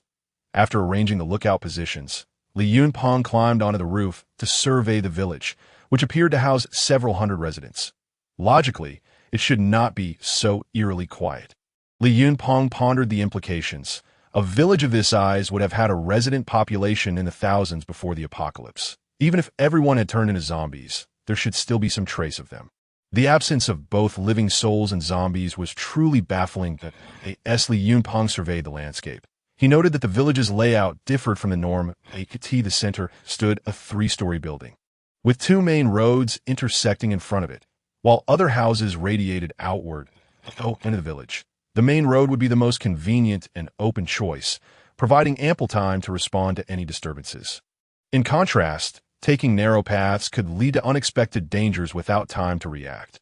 Ideally, they could find a local to inquire about the strange circumstances in the village. However, with no signs of life, where could they locate someone familiar with the area? Despite having over 100 soldiers, Li Yunpeng knew that if they were surrounded by thousands of zombies in a complex terrain with no defensible positions, they would still face annihilation. Initially considering sending 2 soldiers into the village for reconnaissance, he was interrupted before he could voice his thoughts. A single gunshot shattered the tranquility of the surroundings. The bullet struck the roof just a meter away from Li Yunpeng, sending up a spray of dirt that cascaded into his mouth. Li Yunpeng swiftly tumbled down from the rooftop. The soldiers stationed nearby had already formed a combat formation. At 11 o'clock, a grayish-white house, under heavy fire, Li Qi immediately issued the command. The sound of gunfire erupted in rapid succession, as the targeted house was instantly riddled with bullet holes, dust swirling in the air. Spit! Li Yunpeng expelled the dirt from his mouth. Stop, stop, stop! Everyone halt! Damn it, there are people in the village! Commander, let me lead a team inside and take them out. Li Qi volunteered eagerly to Li Yunpeng ponder for a moment. Remaining composed, since they had the audacity to attack despite seeing US, it meant they must have some support. Did you notice the 4 entrances on the 2 main roads? Split into 4 teams and surround the village. Understood. Li Yunpeng shifted to a more concealed location, continuing to observe each house. He noted that most doors were wide open, save for a few in the center of the village that were tightly shut, reinforced with thick wooden planks both inside and out. Who could be behind this? Before long, a figure appeared in his line of sight, bending low, hurrying from one house to another, moving cautiously as if fearful of drawing attention. The presence of movement suggested that the zombies in the village had either been cleared or drawn away. Li Yunpeng was somewhat astonished. Aside from himself, there was someone capable of eliminating the zombies. It seemed this was no ordinary situation. After observing for an hour, he noticed occasional individuals carefully darting between the houses. Through his observations, it became clear that this was a human settlement, though the specifics within remained unknown. Concluding his watch, Li Yunpeng commanded, "Order the teams guarding the exits to organize a probing attack. We need to ascertain their firepower first." Yes, although aware that the inhabitants were armed, Li Yunpeng had no idea of their numbers or tactical proficiency, making intelligence gathering crucial. Before the guard troops could act, a loudspeaker suddenly blared through the village to Li Yunpeng. "Don't think you're so tough just because you have 100 or so men. Dare to enter the village, and I'll kill you." Li Yunpeng froze, the voice sounding oddly familiar. The speaker's voice, laced with electronic distortion, triggered a memory he struggled to grasp. "Who are you? How do you know my name?" "Ha, Li Yunpeng. Thanks to you, I almost met my end, but I'm a lucky one, having survived all the way from the park to here. Aren't you so great? Come on in if you dare." Oh, the realization struck him like the park as supermarket. He had driven Ma Fun and others away to attract the zombies, never expecting that this scoundrel had managed to escape. It was nothing short of a miracle. "Ma Fun, don't think I'm afraid of your theatrics in this village. That if you know what is good for you, come out. Otherwise, I'll leave my men in." "Ha, come on then. Anyone who doesn't show up is a coward." Ma Fun retorted. "Fine, just you wait," Li Yunpeng declared with determination. "Just a bunch of all bark and no bite." Ma Fun dismissed him with contempt. Li Yunpeng contemplated. He must not let Ma Fun's taunts provoke him. He needed to execute the plan methodically. Li Qi, take your men and scout the village. We must uncover the enemy's details, including their personnel and firepower.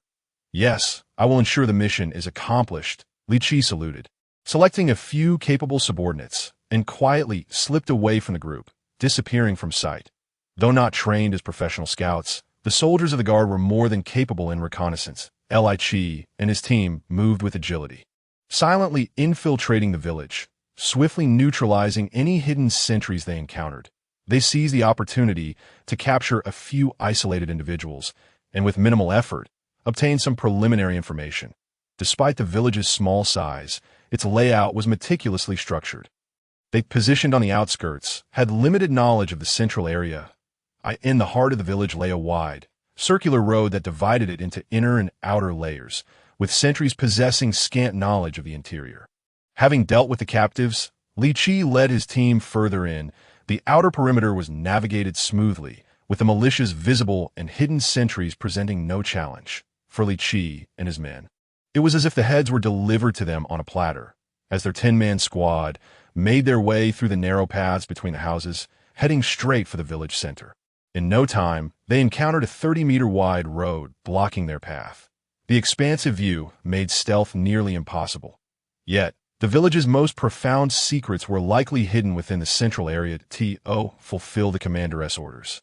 Li Qi promptly organized his approach, dividing into 3 groups, one to create a diversion, another to provide cover, and the last to infiltrate and scout the central area. "Yes," the soldiers replied in hushed tones. The 3 teams sprang into action. Moments later, an explosion sounded from another direction, drawing the attention of everyone present. Li recognized the opportunity. Team 2, provide cover. Everyone else, rush with me. Yes, with that, Li Chi bent low and dashed across the road. Suddenly, a sharp crack resonated beneath their feet. Instantly, all assumed combat stances. Turning to investigate, Li Chi saw a soldier had stepped on some device. What the hell? A landmine. This village is that advanced. He carefully examined the situation, only to discover it was not a landmine, but an unknown contraption. Just as he sighed in relief, a shrill alarm blared. Damn, an alert system. They were now in the center of the road. Li reacted swiftly. Prepare for battle. Ha ha ha. Battle. You should see what lies beneath your feet. A man shouted from the third floor in nearby building. Li and his men immediately aimed their guns at him. The man remained unfazed by the weapons pointed at him, causing a chill to run down Li Chi's spine. He quickly signaled for his soldiers to investigate. The guard soldiers cautiously searched the area, discovering patches of loose earth that, when gently brushed aside, revealed bundles of explosives connected by wires. That moment, the man casually remarked, "So, are you still not going to lower your weapons? Or shall I send you to your demise?" He waved a remote control in his hand. Li gritted his teeth. Refraining from acting, he calculated whether it was possible to shoot his hand or the remote before he triggered anything. However, the man seemed to read his thoughts. Don't even think about it. We have multiple remotes. If you take this one out, others will detonate immediately. Li Chi was left speechless. The man, wary of potential complications, pointed at him and said, "You, and those hidden behind you, drop your weapons and come forward." Caught in a precarious situation, Li Chi and his men, despite their military prowess, had no choice but to comply. However, they could not relinquish their military automatic rifles. Should they fall into enemy hands, it would pose a significant threat to the commander. Even if it meant death, they could not allow this to happen. Why the delay? Do you believe I want to detonate the explosives right now? The man began to lose patience. Li slowly raised his hands, and the man's demeanor visibly softened. Midway through, he suddenly shouted, "Everyone disassemble your weapons and throw them back." The soldiers of the guard acted without hesitation. Clatter! Within mere seconds, their rifles were reduced to parts. "What?" The man was taken aback. "Throw!" Li Chi commanded loudly. With a swift motion, a multitude of critical weapon components and magazines were hurled back across the road. "Are you all trying to get yourselves killed?" The man, furious and embarrassed, shouted, "Come, lock them up!" From beneath the three-story building, a throng of individuals suddenly emerged, each brandishing firearms and aiming them at Li Chi and his companions. Li focused his gaze and noticed that the majority of the weapons in their hands were rudimentary. Homemade gunpowder firearms, likely designed for shooting steel balls or stones. However, these makeshift guns should not be underestimated. Despite their inferior accuracy at long distances, they could easily prove lethal at close range, emboldened by their weaponry. The group advanced and encircled Li Chi and the others. "Move!"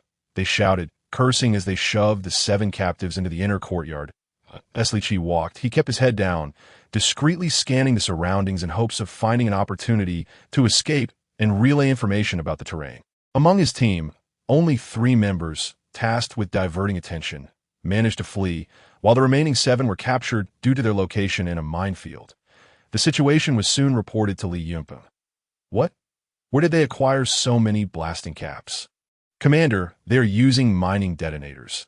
This area must have once housed a mine." Li Yunpeng pondered the implications. If the enemy had preemptively set up a substantial amount of explosives, it would complicate matters significantly.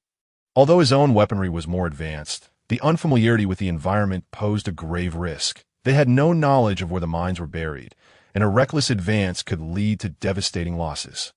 Thus, he decided to dispatch a small team to maintain surveillance across the street from where Li Chi was captured, awaiting further orders. The remaining squads were instructed to regroup and devise a strategy to concentrate their forces and eliminate the enemy. Understood. The team tasked with surveillance soon returned. "Commander, we found numerous firearm components near the ambush site, likely discarded by Li Chi's team before their capture, possibly to prevent their weapons from falling into enemy hands."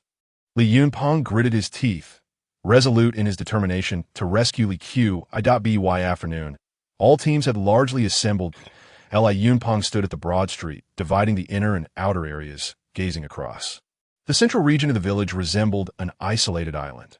Logically, such a sizable village should be populated by many, yet not a single zombie was in sight. How had they managed this? According to reports from the members of Li Qi's team who had returned, the street opposite was a minefield that Li Yunpeng commanded. Have someone toss 2 grenades into the center of that minefield. Yes. Immediately, 2 soldiers pulled the pins from their grenades and hurled them toward the designated area. Boom, boom, boom, boom. The first explosion was followed by a series of increasingly violent detonations, sending dust soaring into the air and enveloping a vast area. It worked. Li Yunpeng silently praised. The grenades had indeed cleared a path, effectively addressing the issue of the enemy's minds. In the aftermath of the explosions, there was evident chaos on the opposite side. Seizing the opportunity, Li Yunpeng ordered his men to take down several exposed enemies before things quieted down. Glancing at the sky, he noted that dusk was approaching, that if they acted swiftly, they might resolve the situation before sunset. Everyone, follow orders. Grenades paved the way. Charge in. Yes. Across the street, the guard had already established a defensive position, providing covering fire for the advancing soldiers. Anyone daring to show themselves would be met with a hail of bullets. Soon, a squad dashed across the street, securing advantageous terrain to protect their comrades behind. Li Yunpeng, accompanied by the remaining soldiers, crossed the street in succession and regrouped behind a barrier. Just as he steadied himself, a barrage of homemade Molotov cocktails was suddenly hurled from the front. In sufficient numbers, these incendiary devices could create a fiery inferno in a small area, and 2 guard soldiers were scorched by the flames. Yunpeng cursed under his breath, pulled out a grenade, and threw it toward the courtyard from which the Molotovs had originated. His soldiers quickly followed suit, launching a dozen grenades in unison. Boom, boom, boom. The courtyard erupted in explosions mingled with cries of agony. Brothers, watch out for the mines. Charge forward and eliminate them. Yes, the guards advanced in teams, stealthily pressing forward along the walls, taking down any enemies that dared to peek out. Yunpeng assessed the situation and concluded that it was merely a matter of time before they eradicated this ragtag group. Checking his watch, he noted it was already past 7 in the evening, with only a sliver of twilight remaining. Make haste, brothers. They know the terrain. We must not be caught at night. Yes, however, before the order could be relayed, a sudden roar pierced the dusk. Roar. The familiar sound sent a chill down Li Yunpeng's spine. Damn it. Zombies. Quickly, everyone gather around me, he shouted. In the intricate labyrinth of alleys, encountering a horde of zombies would spell disaster. Their firearms would be rendered ineffective by the terrain, with zombies potentially springing from every corner into their ranks. Upon hearing the zombies roar, the guards immediately halted their advance and began an orderly retreat. After all, the safety of their commander took precedence over defeating the enemy. Soon, zombies began to appear in the vicinity. Tat, tat, tat, tat. The soldiers stationed at various intersections were desperately holding back the onslaught of zombies. Seeing that most of his men had gathered, Li Yunpeng quickly commanded, "Fall back. Evacuate the village." Yes, the guard units formed segmented barriers, covering Li Yunpeng as they retreated in phases. As he withdrew, a perplexing thought nagged at him. Where had this horde of zombies come from? They had been in the village for quite some time without encountering a single one. Yet as soon as they launched an attack on the central area, a swarm of zombies had erupted from the village. This could not be mere coincidence. Could it be that these individuals had control over the zombies? How could that be possible? The gunfire from behind gradually diminished. Li Yunpeng and his men successfully exited the village, only to be met with a cacophony of anguished screams from within, followed by the zombies retreating like a tide. This sudden turn of events left Li Yunpeng utterly confounded. What on earth? They arrive and depart at will. Could it be that someone truly has control over them? Suddenly, a woman's voice called out from behind Li Yunpeng. His attention had been so focused ahead that he failed to notice someone approaching from behind.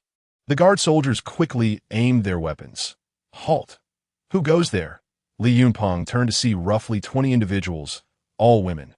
The leader, clad in a tight leather outfit, possessed a toned physique, a rough ponytail, and an oval face adorned with war paint. Despite the makeup, her features were striking, particularly her piercing, deep-set eyes. Most notably, She carried a recurved bow on her back, and judging by the limbs and string, it must have considerable draw weight. The others predominantly carried compound bows. Those familiar with archery know that compound bows are simple to operate and highly accurate, requiring less stringent technique. In contrast, mastering a recurved bow necessitates extensive practice to achieve precision. Yunpeng understood. This leather-clad woman was evidently a skilled archer. Yet in these tumultuous times, he had no intention of inquiring into her background. Strangers, especially armed ones, were to be kept at bay. "What are you sneaking around for? What do you want?" Li Yunpeng demanded coldly. The leather-clad woman slowly lowered her bow and quiver, raising her hands. "Don't be alarmed. I mean you no harm that I notice that you are at odds with Huang Hu's group. And thus I reveal myself, as I too have a vendetta against him." Yunpeng raised a hand, signaling his men to lower their weapons, wary of inadvertently harming a potential ally. "Explain your situation. If you cannot persuade me, I suggest you leave promptly." The leather-clad woman spoke. "My name is Huafeng, and I'm a senior member of a women's archery club. The sisters behind me are all from the same club. Before the apocalypse began, we were hosting a member event. Yunpeng nodded. In this apocalyptic world, this group of archery experts was undoubtedly the most fortunate. Arrows, when shot, made no sound and possessed considerable lethality. Furthermore, they could be reused, making them ideally suited for survival in such dire circumstances. How did you come into conflict with the people here?" Li Yunpeng inquired, sensing the palpable hatred on the faces of the group of women before him. Huafeng spoke up. "Huang Hu is the leader here, a lascivious and cruel man who has imprisoned one of our sisters. Our mission is to rescue her and eliminate Huang Hu." Yunpeng grasped the situation but remained skeptical of their intentions. "Are you familiar with the circumstances inside?" Huafeng nodded, explaining that besides the leader Huang Hu, there was also his lieutenant Ma Fun and several dozen underlings, with nearly 100 innocent civilians in the village. "Do you know how they managed to control the zombies?" Li Yunpeng shook his head, indicating his ignorance, but expressing great interest in the matter. "Please enlighten me." "Miss Hua, this group captures entire families and coerces the parents by threatening their children, forcing them to sever their arteries to lure the zombies into the basement. When enemies approach, they unleash the zombies to repel them, and then employ the same method to draw the zombies back." Wow! Li Yunpeng was utterly astonished. How could humanity descend into such depravity in such a short time amidst the apocalypse? These scoundrels were truly despicable. Therefore, allow us to join forces to take down Huang Hu's gang. Li Yunpeng glanced at her, recognizing that they indeed shared a common enemy. However, no one dared to say that having a shared enemy meant one would not stab you in the back. Very well. I propose that you set up camp nearby, while I devise a strategy. This gang has quite a stock of explosives, and recklessly charging could lead to disaster. Understood. Should you require assistance, call upon us at any time. Certainly.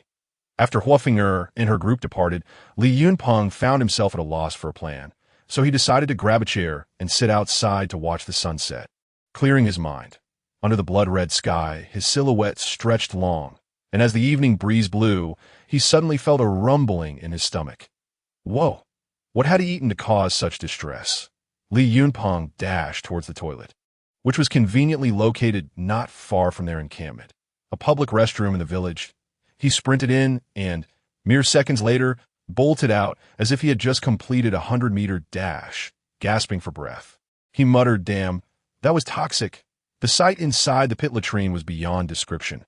Amidst the chaos lay 2 dismembered zombies. With no other choice, he had to resort to the wild, crouching amidst the grass. He released himself with a sense of lingering dread. The earlier scene had been too horrifying. Suddenly, holding a confidential document, an idea struck him. What if that scene could be replicated in the village? The more he pondered, the brighter his eyes became. "You scoundrels, if you refuse to come out, then I shall transform your location into a hellish latrine." Without further ado, Li Yunpeng pulled up his trousers and raced back. "Gather up, everyone assemble."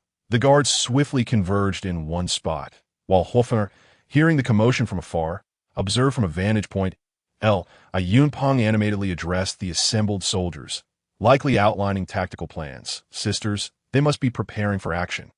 Let us be ready to cooperate at a moment's notice." "Yes, After detailing his thoughts, Li Yunpeng noted the grim expressions of the squad leaders. Nevertheless, regardless of the orders given by their commander, they would execute them without hesitation. Do you understand? Understood. Then let us move out. The guards split into two groups, one to construct a makeshift catapult and the other to gather ammunition from the latrine. They worked tirelessly until midnight, finally reaching a semblance of completion. Huofinger and her companions lay in the grass for hours, waiting for action, their bodies aching and their bottoms cold. Captain, should we not inquire? I feel like if we lie here any longer, I might start my period. Huofinger simply remained silent. The ground was quite chilly at night. Fine, you wait here. I'll go ask, after concluding the preparations. Li Yunpeng was puzzled to see Huofinger approaching in the dead of night. Captain Li, is there something you need? We've been waiting for several hours and wish to know when we will commence the operation. Li Yunpeng responded, Operation? What operation? Huofinger was taken aback. That you've been fussing for hours. What is this nonsense? Realizing her misunderstanding, Li Yunpeng clarified, Oh, you mean that we'll begin tomorrow morning. However, you might not be suited to participate. Huofinger furrowed her brow. Captain Li, who says women are inferior to men? Please refrain from gender discrimination. Upon hearing her insistence, Li Yunpeng had no choice but to concede. Very well, at 8 o'clock tomorrow morning. At the break of dawn, we shall commence. Huofinger nodded. Understood, I will ensure the team is well fed and ready for action. With that, she turned to leave. Li Yunpeng extended his hand, wanting to caution her against eating, but then hesitated, fearing it might be perceived as patronizing. Ultimately, he decided against it. If she believed in her capabilities, then who was he to worry? Everyone, ensure the watch posts are arranged, and take turns resting. Yes, the night passed without incident. The next morning, before the fog had lifted, Li Yunpeng rose early to survey the village. To his surprise, Huofinger had also risen early, leading her team nearby. Captain Li, why must we wait until 8 o'clock? Li Yunpeng replied, Because it is only at 8 o'clock that the bombs will have their full effect. Huofinger was left utterly perplexed. What bombs? How do their effectiveness and the time relate? Is he insane, or am I? Seeing that Li Yunpeng had no further explanation, she chose to remain silent, instead preparing her bowstring and inspecting her equipment while performing some warm-up exercises. After all, an 80-pound bow could easily injure one if mishandled. This bow's weight was something only Huofinger could handle. To date, she had never encountered another woman capable of drawing such a powerful bow. As the clock struck 8, the sun began to rise, evaporating the morning mist and causing the temperature to rise rapidly. Everyone, prepare yourselves. Yes, the guards took their positions, revealing their camouflage, while Huofinger looked on in bewilderment. What is this? A catapult. She glanced at the so-called ammunition, which consisted of buckets, pots, and bowls, all covered with lids. Is this some sort of Plant vs. Zombies game? Captain Li, are you sure you're not joking? Li Yunpeng was taken aback. Joking? This is a legitimate biochemical weapon. Go ahead and take a look. Once permitted, Huofinger and her team approached, still full of skepticism. As they lifted the lids, silence fell over the area. Inside the buckets, a green gas surged upward, and strange creatures swam within. Ugh, ugh, ugh, wow. Huofinger and the others vomited up their breakfast, inadvertently adding to the chaos of the biochemical assault. The 20-some individuals became like walking fountains, running and retching as they released their overnight meals. Li Yunpeng pinched his nose, muttering to himself. What was that saying? Curiosity killed the cat. All units fire. At that moment, Huofinger finally understood why Li Yunpeng insisted that the bombs would only be effective when the sun was high. The higher the temperature, the more potent the stench. Soon, the bioweapons soared over the road, landing directly in the heart of the village. Not long after, uproar ensued from within. Who the hell is taking a dump on the roof? I'm gonna die. What in the world is this? Have you lost your mind? Soon, the entire center of the village was enveloped in a cacophony of curses and retching, a scene of utter chaos. Those with weaker constitutions fled in panic, expelling their bile and utterly devoid of any combat capability. Easily captured by the guards, Huofinger and her companions wiped away their tears, momentarily stunned, although the methods employed were rather unrefined. The effectiveness was undeniable. Without a single soldier lost, They merely awaited the enemies to reveal themselves. Li Yunpeng is truly a remarkable talent, someone remarked. However, the respite was short-lived, as the number of fleeing individuals increased. Ma Fun and others employed decisive measures, swiftly eliminating 2 subordinates attempting to escape, thereby stabilizing the situation. Whoever dares to run again, I will execute them on the spot, even if it means death. It shall occur here, indeed. Under the threat of death, human endurance seemed to heighten. What are you afraid of? How much waste can there possibly be in the village's restroom? Soon enough, they will find themselves in a predicament of having no waste to utilize. Although none were willing to heed the warning, none dared to flee. Remarkably, as Moffin predicted, the resources within the public restroom were quickly depleted. Yunpeng surveyed the now quiet village, gazing at the ammunition that had been entirely consumed. Rendered speechless, subsequently, a loudspeaker blared again to Li Yunpeng. Do you really think you can force us out with such tactics? Come on, where's the next round? Ugh. After a prolonged moment, Ma Fun's voice rang out again. Do you think this method is effective? If I endure for just 2 days, they'll be dried out by the sun, leaving no scent behind, and can even be used for fuel. Isn't that infuriating? Ugh. Li Yunpeng. After a moment of contemplation, he declared, leave a small team to lie in wait nearby to prevent enemy escape. The rest, return to the base with me. Understood. Huofeng hesitated, unsure of how to voice her concerns, as she was not overly familiar with Li Yunpeng. Sensing her dilemma, and noting the need for additional personnel at his base, he proactively offered, would you like to join me at the base? Upon hearing this, the dozen or so women behind Huofeng tensed up. Li Yunpeng, puzzled, inquired, what's wrong? Our base is a legitimate establishment. Huofeng replied, Commander Li, you misunderstand. Some of my sisters escaped from the Huanghu gathering place, and they have developed a natural fear of such places. So, I see to understood that in that case, you may remain here. To Huofeng implored, Commander Li, please grant us an opportunity to join your settlement. Li Yunpeng was taken aback. Oh, are you not afraid that I am like Huanghu? Huofeng shook her head. Commander Li, based on your armed forces, there is nothing unattainable in this apocalyptic world. However, you do not exhibit any intent to coerce. Hence, I bet you are a good person. Yunpeng felt like 1,000 divine beasts galloping through his mind. Am I being handed a good person card just like that? Fine. If you wish to come, then follow me. I am quite democratic and never force others. Hofer silently nodded, believing in Li Yunpeng's words wholeheartedly. Little did she know. Years later, if anyone were to hear this statement, it would be interpreted entirely differently. Yunpeng's return was primarily to replenish biochemical ammunition.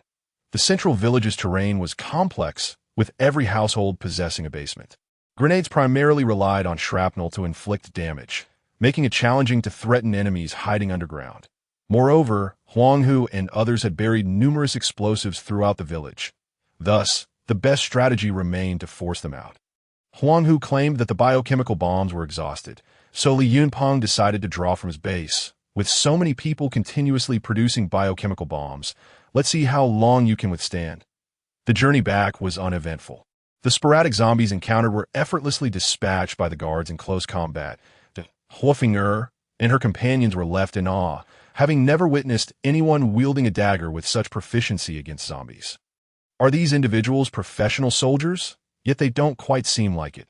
From the commander's words, they perceived him to be somewhat of a jester. Soon, the group returned to the base, leaving Huofeng and her companions dumbfounded. Having witnessed the brutality and carnage of the apocalypse, this was their first encounter with a human settlement that maintained such order. Each survivor here had their designated role, diligently contributing to the community's construction.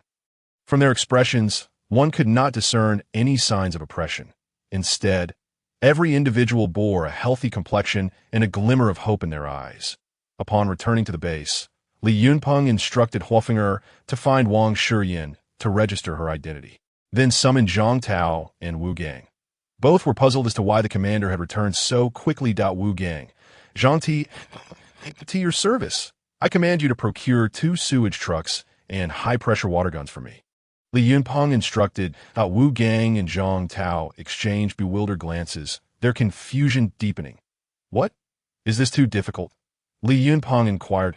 No difficulty. We shall get right on it. The two hastily agreed and rushed off to fulfill the commander's request for sewage trucks and high-pressure water guns. It was not difficult to find these machines around the base. By the previous evening, two modified sewage trucks equipped with high-pressure water guns were completed as per Li Yunpeng's specifications. While awaiting the demonstration of the equipment, Li Yunpeng noticed Wang Xuan and Huafeng approaching, chatting and laughing. It seems these two get along well. With little time to ponder, the two trucks roared into action, halting in front of Li Yunpeng. He immediately ordered, "Let's see the demonstration." Wu Gang responded, "Yes." Then, they witnessed a thick hose extend from the back of the sewage truck, plunging into a nearby pool of water, as a substantial volume of water was siphoned into the vehicle. Once filled, the individual operating the high-pressure water gun pressed the switch, and water gushed forth from the truck. Li Yunpeng led the applause. "Excellent. Wonderful equipment." The others joined in applauding, though they remained utterly perplexed. What is this contraption for? Fighting fires. Why make it so complicated? Wouldn't a simple water pump suffice? Only Huafeng understood the implication behind the large letters spelling sewage truck and immediately grasped Li Yunpeng's intent.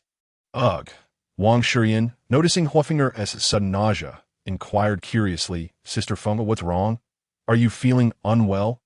Huafeng waved her hand dismissively. "No, it's nothing, that I might have caught a chill." Li Yunpeng was very pleased. "Excellent. Wu Gang, Zhang Tao, drain the water from the truck and fill it with biochemical material from the base's public restroom septic tank." Wu Gang and Zhang Tao, beaming from the commendation, were left astonished by Li Yunpeng's order.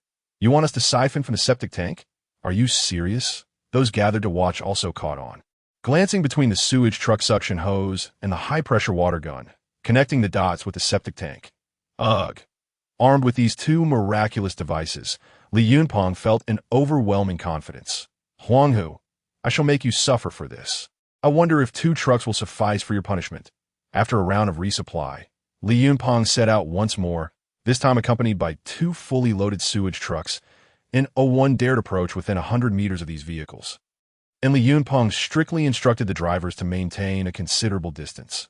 This thing is far too pungent.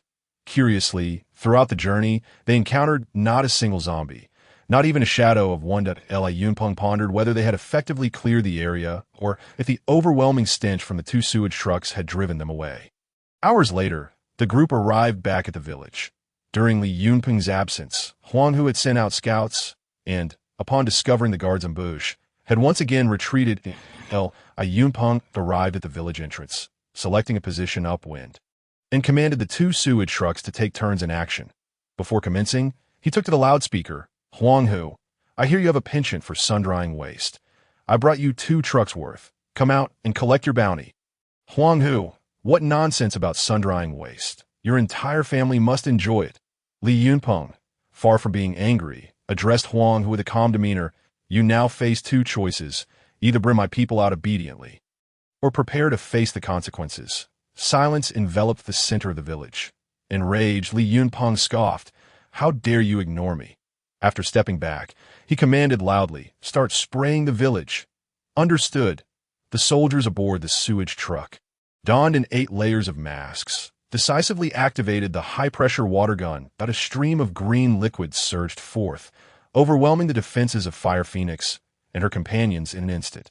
Inside the village, the situation was even more dire. A throng of individuals writhed on the muddy ground, unable to withstand the force of the high-pressure waste spray. The sentinels, witnessing the green torrent approaching, stood frozen in shock. Then, with an unfortunate inevitability, they succumbed. Not only them, but also Huanghu's underlings outside found themselves in a similarly unfortunate plight. Huanghu, from his basement hideout, shouted in frustration, "Block it! Block it now!" However, the green liquid had already surged past their ankles. Li Yunpeng, nearly rolling with laughter, exclaimed, "This is truly delightful. I am a genius." The sewage truck continued to spray for over 40 minutes, expelling 10 tons of biochemical liquid. "Stop. Do not activate the second truck yet. The empty one, fill it with half a truck of lukewarm water, then have the soldiers boil several pots of hot water." The onlookers could only respond with stunned silence. After some commotion, the truck, now filled with warm water, resumed its spraying. When the biochemical substance met the warm water, not only was the penetration effect enhanced, but its potency also escalated several magnitudes. Huang Hu, Ma Fun, and the others had long since surrendered, leaning against the walls in a half-conscious state. They exchanged glances, initially wanting to laugh, but found no joy in their shared misfortune. "What should we do, Brother Hu?" "Ugh, we can't stay here any longer. I feel we'll die if we do." "What about the detonators? How will we explain this to Longa?" "Forget about that. It's better than dying." "Damn it. Li Yunpeng is toxic." Li Yunpeng didn't even need to utilize the second sewage truck because within the village, not even a dog dared to bark. Cough, cough. "Can anyone tell me if this stuff is lethal?" Li Qi is still inside. The crowd fell silent. Now they thought of Li Qi just moments ago. He had been the loudest AS for whether this substance could indeed claim lives. No one had ventured to investigate, leaving them unable to provide a definitive answer. After another half-hour of silence in the village, Li Yunpeng pondered. This was the perfect moment to strike. "Forget it! Everyone, don 5 layers of masks and move out." Yes, some soldiers donned their gas masks. After much inner conflict, Li Yunpeng resolved to proceed. Every experience is a trial, and retreating would only narrow their path. Fire Phoenix, watching him lead the soldiers into action, couldn't he help but silently applaud his bravery. With a resolute spirit, Li Yunpeng felt the soft, warm texture beneath his feet. Although his gas mask concealed the odor, he still felt a wave of nausea that he utilized grenades to clear a safe passage. Yes, boom, boom, boom. Lacking demoning equipment, Li Yunpeng had no choice but to advance while detonating. Blowing up every detonator in their path at last, the soldiers traversed the intricate minefield and reached the village center. What met their eyes was a scene of chaos, with bodies sprawled everywhere. Yunpeng ordered an inspection. All were merely unconscious from the fumes, none truly dead. The soldiers bound the incapacitated and continued their search. In a 3-story building at the center, they discovered Li Qi and several soldiers, also unconscious. Li Yunpeng checked them over. Thankfully, there was no immediate danger to their lives, and he breathed a sigh of relief. He then instructed the soldiers to scatter and search for Huang Hu and Ma Fun. Yet despite thoroughly combing the village center, they found no trace of the two. Eventually, a soldier stumbled upon a tunnel leading outside in a warehouse filled with detonators, and Li Yunpeng realized those scoundrels had escaped. Li Yunpeng, unimpressed by the explosives, ordered the soldiers to toss the detonators into the basement housing the zombies, planning to detonate them on their way out for an extra score. There were still dozens of survivors, most of whom had been caught in the chaos and were now unconscious. Shortly after, Fire Phoenix returned with a dozen sisters, retching along the way. Yunpeng could only respond with exasperation. What was the point of that? "Ugh, Commander Li, have you seen our sisters?" Li Yunpeng replied, "They're all here, alive or dead. You can look for them yourself." "Understood." "Ugh." Before long, Li Yunpeng heard the sound of several girls weeping. He knew that these sisters had likely met with misfortune. In their hands, a young, beautiful woman. Surely wouldn't he have fared any better. After tidying up, Li Yunpeng led his people out of there. Following a thunderous explosion, his score panel surged dramatically, and the last of the zombies were dispatched. Li Yunpeng turned to Fire Phoenix and the others, asking, "I'm going to track down Huang Hu. Do you intend to return to base or join me?" Fire Phoenix, regaining her composure, stated fiercely, "No, I will accompany you. I must personally kill that bastard Huang Hu." With her determination in mind, Li Yunpeng had no objections. These women exhibited a fearless nature and seemed capable of self-defense. Thus, Li Yunpeng awakened several of Huang Hu's subordinates, employing mild coercion until they revealed Huang Hu's whereabouts. With the supplies nearly full, he guided the captives ahead, and the group proceeded toward Huang Hu's stronghold, a granary. After navigating 10 kilometers and winding through various paths all morning, they crested a hill where soldiers reported a sighting of their target. Yunpeng crouched atop the hill, surveying the flat area dotted with enormous granaries surrounded by iron railings, complete with underground passages. Here, the land was vast and sparsely populated, ensuring an ample supply of food and drink, a veritable natural refuge. Figures moved within the granary, many armed with hunting rifles, while others wielded makeshift firearms. Yunpeng mused. No wonder they can hold this place. Huang Hu's true strength is formidable. Yet compared to him, his meager arsenal was laughable. The soldiers of the guard were deployed in 3 directions, encircling the area to prevent Huang Hu and his men from escaping. With a gunshot from Li Yunpeng serving as the assault signal, the soldiers launched their attack simultaneously, causing chaos among the granary's occupants. Those fortunate enough to avoid gunfire scrambled toward the underground passage. While the outside was quickly cleared, Yunpeng joined forces with the guard soldiers, blocking the entrance to the tunnel. After arranging vigilant soldiers, Li Yunpeng organized a small team for a probing attack. Just as they ventured a short distance inside, several dark objects were hurled from within. The soldiers instinctively dodged, but Li Bai tackled Li Yunpeng to the ground. Boom, boom! The sudden explosions startled Li Yunpeng. But upon checking, none of the soldiers were harmed. Report to the commander. The enemy still possesses detonators. Who cares about their detonators? I've got grenades, Li Yunpeng retorted, retaliating with grenades to flush the enemies out. The soldiers promptly complied, throwing grenades in groups of 3. Boom, boom, boom. A series of explosions echoed, accompanied by cries from within the tunnel. Yunpeng waved his hand, signaling the soldiers to advance once more. Unexpectedly, 2 more detonators were thrown from the tunnel. But the soldiers were quick enough to retreat before the blast occurred, avoiding casualties. Yunpeng approached the entrance and shouted into the tunnel, "Come out, you cowards! If you have the guts, face me in battle." Hiding in the tunnel like rats is no true skill. Silence followed for a moment until Ma Fun's voice emerged. Li Yunpeng, I never expected you to survive this calamity. If you have the courage, come in. I have plenty of detonators and a blast door. You won't use your filthy tricks here.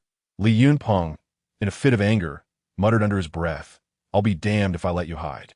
Li Bai, fetch some hay and set it ablaze at the cave entrance. I intend to smoke these bastards out. Yes, replied Li Bai, his face a mixture of shock and agreement, recognizing the cunning yet fitting strategy of the commander. Upon hearing the plan to gather hay, Huafeng rallied her team, instructing them to collect anything flammable. In no time, the cave entrance was piled high with branches, hay, leaves, and other combustible materials. Li Yunpeng produced a lighter, lit a cigarette for himself, and then ignited a handful of leaves. The flames rapidly intensified, sending thick smoke billowing forth. Huafeng, having procured some cardboard, distributed it among her team, fanning the flames with vigor. Before long, the cave echoed with harsh coughing sounds. Li Yunpeng felt a surge of delight. Indeed, the game of burning the turtles was entertaining. He ordered the soldiers to add more fuel to the fire and urged them to intensify the effort against the Huanglong. Cough, cough. Li Yunpeng, do you think such tricks will force us out? Cough, cough. Don't hold your breath. The sound of the heavy iron door slamming shut echoed from within, followed by an eerie silence, after listening intently for a while. Hearing no response, Li Yunpeng commanded the soldiers to extinguish the fire and sent 2 men cautiously inside to investigate. Shortly thereafter, 2 soldiers returned with a report. Commander, the interior is sealed off by a heavy door. As expected, Li Yunpeng, under the watchful guard of his soldiers, stepped into the cave. Before him stood a massive iron door, welded from steel plates, likely 20 centimeters thick, an emergency refuge standard often seen in underground parking lots. Even a dozen grenades tied together would struggle to breach it. What the hell? Li Yunpeng felt a surge of frustration, akin to a lion grappling with a tortoise, unsure how to proceed. If this was indeed an emergency shelter, there must be more than one exit, making it a formidable challenge to capture these individuals. After much contemplation, no viable solutions emerged. Huafeng was equally exasperated, while the other team members proposed a flurry of impractical ideas, all of which were swiftly dismissed by Li Yunpeng. As darkness began to descend, Li Yunpeng set up camp at the cave entrance, hoping for a new strategy to confront Huang Hu by morning. The soldiers carried sleeping bags in their packs, so he arranged for the guards to rotate while others rested on the spot. Huafeng and her team, with nothing but their heads and legs, were instructed by Li Yunpeng to use the sleeping bags of the sentries. The underground passage was eerily silent, devoid of any sounds, leaving them unaware of the activities of the individuals inside. In the dead of night, Li Yunpeng was abruptly awakened by the sound of gunfire. He quickly rose, and the soldiers sprang to attention. "What is happening? Are Huang Hu and his men emerging?" Li Yunpeng inquired. Moments later, a soldier rushed over to report that an unidentified creature had appeared outside, moving at incredible speed, leaving them unable to discern what it was. Li Yunpeng felt puzzled. If it wasn't Huang Hu's people, then what could it be? Had they stumbled upon a ghost? Surrounded by soldiers, Li Yunpeng exited the cave, only to see a shadowy figure dart past, leaving him questioning his own senses that he looked around. And to his relief, everyone else had seen it too. "Stay alert." The soldiers immediately formed a protective circle, keeping watch towards the outside.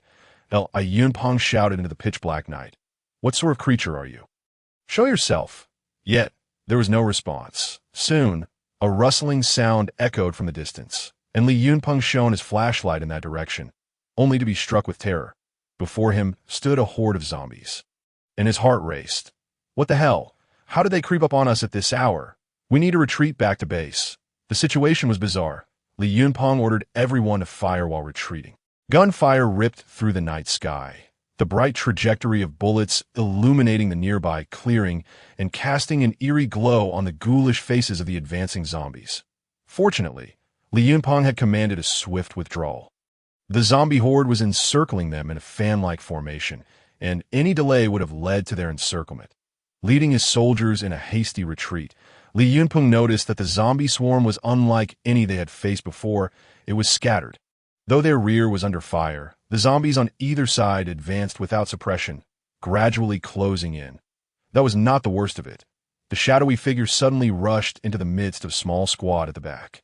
In an instant, 2 soldiers were tackled, deep gashes marring their faces, and before their comrades could react, the shadow vanished once more. The others hastily dragged the injured soldiers back, but Li Bai urged the soldiers to let them go, stating, "Release them. They've been infected." Upon seeing the telltale signs of transformation in the 2 men, the soldiers had no choice but to abandon them, using their firearms to end their suffering before the transformation could complete. In a short span, 10 soldiers fell victim to the Shadow's attacks, losing their lives. Li Yunpeng felt a surge of urgency. This specter moved with alarming speed, appearing and disappearing without a trace. Though it drew fire each time, it seemed impervious to any bullets aimed at its vital points. Amid the chaotic retreat, Li Yunpeng suddenly felt a rush of movement. The shadow charged directly at him. He was taken aback as he was tackled to the ground, only to discover it was Huafeng. The shadow, having missed its target, pivoted and lunged at Li Yunpeng once more. From the moment it became visible to its assault was but an instant. Li Yunpeng barely had time to instinctively raise his rifle in defense. Bang! He felt as though he had been struck by a truck, a powerful force sending him crashing to the ground. Seeing their commander under attack, the surrounding soldiers quickly gathered around him, while the shadow, having failed twice, retreated swiftly. Li Bai, drenched in cold sweat, realized that if the commander fell, they would all meet the same fate. Struggling to his feet, Li Yunpeng examined his rifle, shocked to see a series of bite marks embedded into the steel. What on earth was this creature? Not only was it fast, but its bite force was astonishing. Despite sustaining multiple gunshot wounds, it showed no signs of weakness and possessed incredible resilience. Li Bai helped him up, shielding him as they retreated. Such an incident must never occur again, even if it meant sacrificing all the soldiers. They could not allow harm to befall their commander. Li Yunpeng pulled Huafeng close and murmured, "Thank you." Huafeng, still shaken, nodded in response.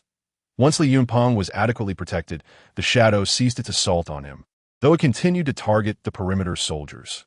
Realizing the situation was untenable, with the specter repeatedly infiltrating their ranks, Li Yunpeng understood they were not only losing soldiers, but also disrupting their defensive rhythm. As the zombie front drew ever closer, Li Bai, spare no effort. "Eliminate that shadow," Li Yunpeng commanded. "Yes," Li Bai acknowledged, moving to the front lines, where he instructed the soldiers, "Everyone, spread out. If that creature breaches our ranks, whoever it approaches must hold it down." The soldiers complied, dispersing to fend off the advancing zombies while keeping a watchful eye on the elusive shadow. Before long, the shadow reappeared, weaving through the horde of zombies and charging into their midst. The soldier in its path hesitated, dropping his weapon and desperately grappling with the creature to restrain it. Only then did they see that it was a female zombie, distinct from the others. Her eyes held a glimmer of awareness, her muscles taut and emanating an eerie sheen. Although wounded, the injury no longer bled, and the surrounding flesh writhed as it began to heal. The shadow thrashed violently. But the soldier, robust as a sandbag, clung on for dear life as it struggled. Its razor-sharp claws suddenly pierced into the soldier's back. Though blood poured from his mouth, he held on steadfastly, seeing the situation deteriorate. Nearby soldiers raised their weapons, ready to shoot. Yet the zombie demonstrated an uncanny ability to evade their fire, ducking behind the soldier who was struggling to maintain control. As the soldier sensed he was losing his grip, he released one hand and detonated a grenade. Boom! The deafening explosion sent shockwaves, knocking all surrounding soldiers to the ground. In the aftermath, the explosion left behind a scorched earth, with both soldiers and zombies reduced to mere fragments. The severed head of a zombie rolled to Li Yunping's feet, its jaws still gnashing. Yunping raised his rifle and fired several rounds into the head, ensuring it was utterly destroyed before he ceased fire. Finally, the enigmatic creature was vanquished. Its tenacity was remarkable, as Li Yunping's score panel surged by a staggering 100,000 points. He marveled at the creature's worth. After eliminating this ghostly zombie, the horde transformed. The previously organized ranks of zombies now converged chaotically towards the center. Was this a sign of something more sinister? Is this the zombie leader? Li Yunping pondered, feeling perplexed at just a month of the apocalypse. The emergence of evolved zombies could only be explained in this manner. With the absence of a multi-directional encirclement, the pressure on the soldiers significantly diminished. They only needed to confront zombies from a single direction. And with firepower suppressing them, the advance of the undead was exceedingly slow. After the demise of the zombie leader, casualties in battle became relatively sparse. Unlike the base defense encounters, the ammunition carried during expeditions was limited, compelling Li Yunping to instruct his troops to conserve bullets. Should they fail to reach the base before depleting their supplies, the majority would not survive at this juncture. The contributions of Huafinger and her companions came to the fore. The sound of arrows slicing through the air was incessant, and this group of female warriors displayed commendable accuracy. Particularly noteworthy was Huafinger, wielding an 80-pound bow with unerring precision, nearly every shot piercing the skull of a zombie, occasionally achieving the remarkable feat of striking 2 targets with 1 arrow. Even in the darkness of night, hitting the mark consistently within a distance of 20 to 30 meters was no small accomplishment. Having suffered the loss of more than half a squad, Li Yunping finally caught sight of the base, which emanated a faint glow. By this time, ammunition was nearly exhausted, with most soldiers left with merely 1 magazine. Fortunately, the base had anticipated the sound of gunfire and dispatched 2 squads to provide support. Upon the convergence of their forces, firepower surged, allowing Li Yunping and his men to return to the base unscathed. The pursuing zombies were met with overwhelming fire, swiftly eradicated. This battle proved to be a costly affair. Visibility was poor at night, resulting in a significantly lower hit rate, with the points accrued barely compensating for the combat losses.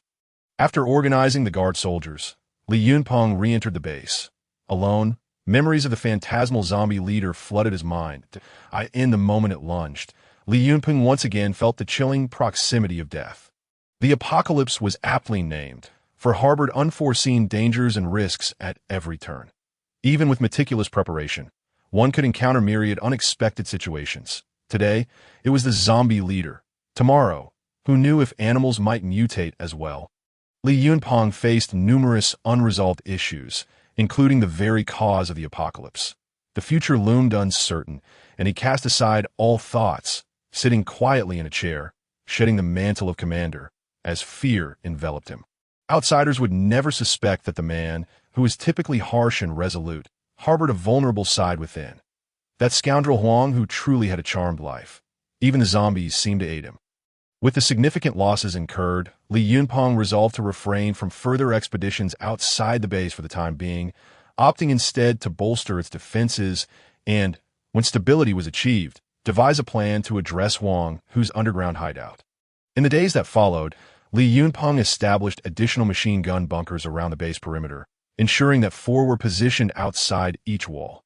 Given the emergence of evolved zombies, the base's defensive capabilities needed enhancement. Furthermore, 8 lookout towers were constructed, dispersed at a distance of 500 meters from the base, to provide early warnings of impending danger. Preparations were thorough, yet the anticipated zombie tides failed to materialize. Instead, a considerable number of nearby survivors sought refuge at the base.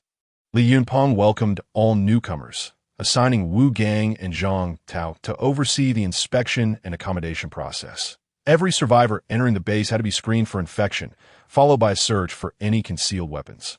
Li Yunpeng ordered Wu Gang and Zhang Tao to form 2 teams of base security personnel responsible for maintaining internal order.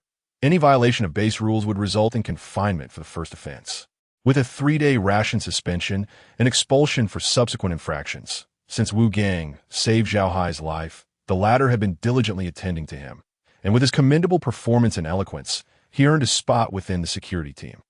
The surrounding area had been thoroughly scavenged, yielding a substantial amount of resources sufficient for the base's inhabitants for the time being. The rations for individual soldiers were temporarily halted, as points needed to be allocated for base construction. The resource collection team also faced minor casualties. The initial losses had a significant impact, with many reluctant to venture out after the first fatality. However, the prospect of subsisting on merely a bowl of porridge compelled them to risk their lives. Occasionally, soldiers tasked with safeguarding the resource collection team also faced losses, as lurking zombies could spring from any dark corner. Observing the population nearing 1,500, Li Yunpeng felt a sense of satisfaction, as long as the base was secured. The surrounding populace would gradually converge, albeit at a slow pace.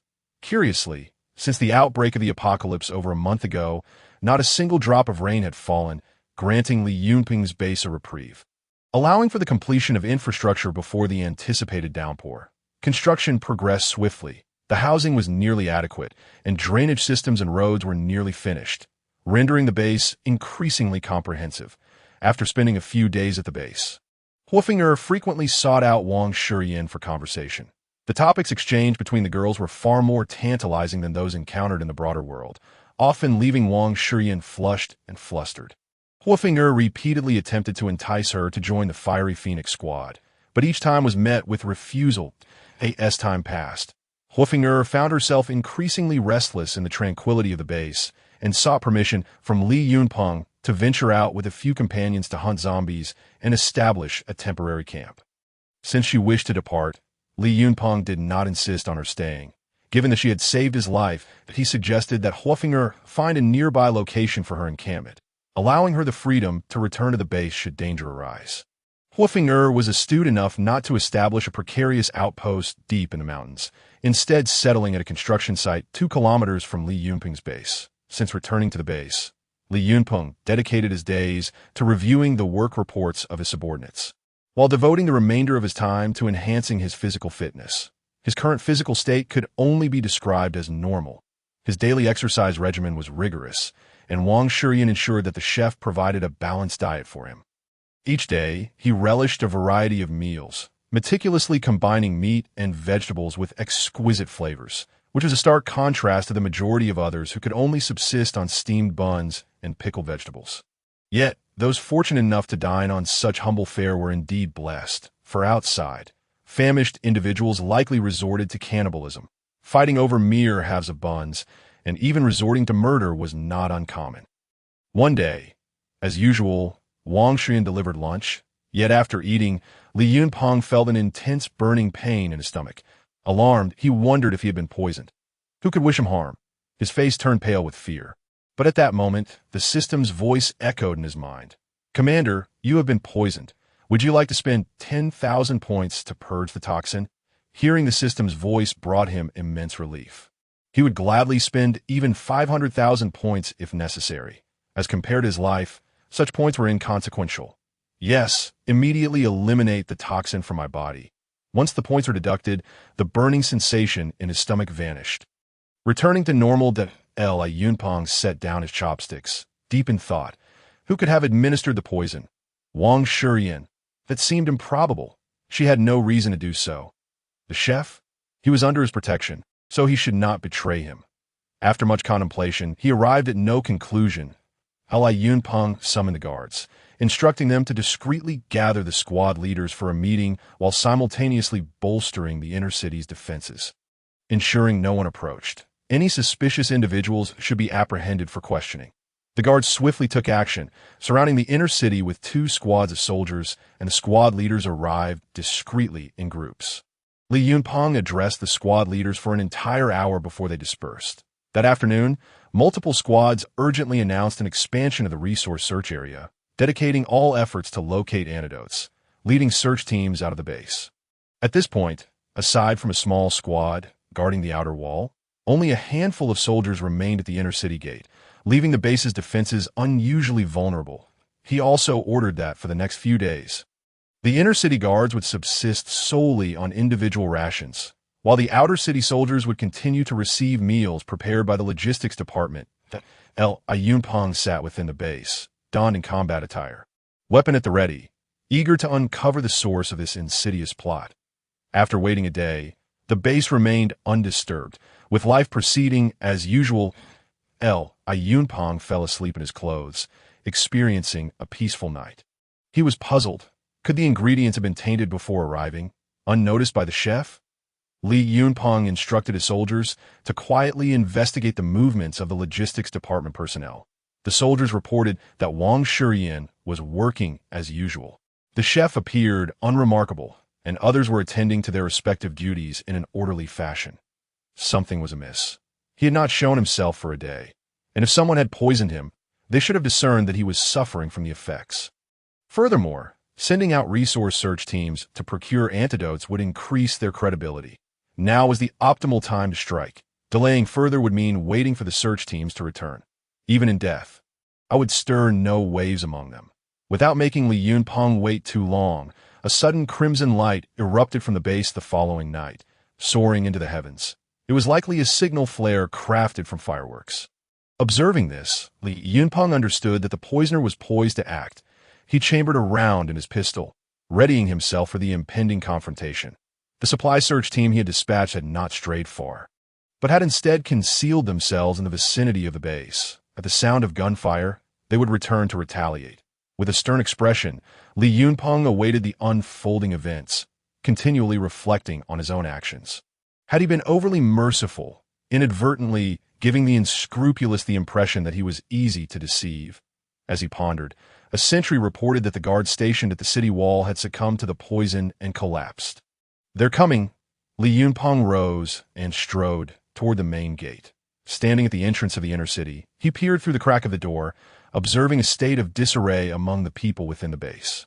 Wu Gang and Zhang Tao were working to maintain order, preparing to ascend the walls to assess the condition of the fallen soldiers. At that moment, a throng of unfamiliar faces surged in from outside the gate. But as Li Yunpeng scrutinized them, he recognized each one as an old acquaintance.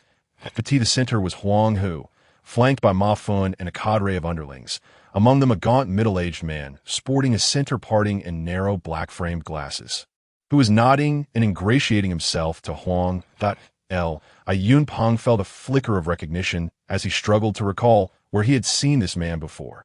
Just as he was racking his brain, Wu Gang suddenly pointed at the intruders, eyes wide in fury, shouting, "Zhao Hai! Who are these people? Have they been vetted? You can't just bring them into the base." Upon hearing Wu Gang's words, Zhao Hai withdrew his obsequious grin and replied sternly, "Wu Ge, do you know who this is? This is the infamous Hu Ge of Wuzhou. You saved me once. I've always remembered that. However, we can no longer tolerate Li Yunpeng's oppression of the common people.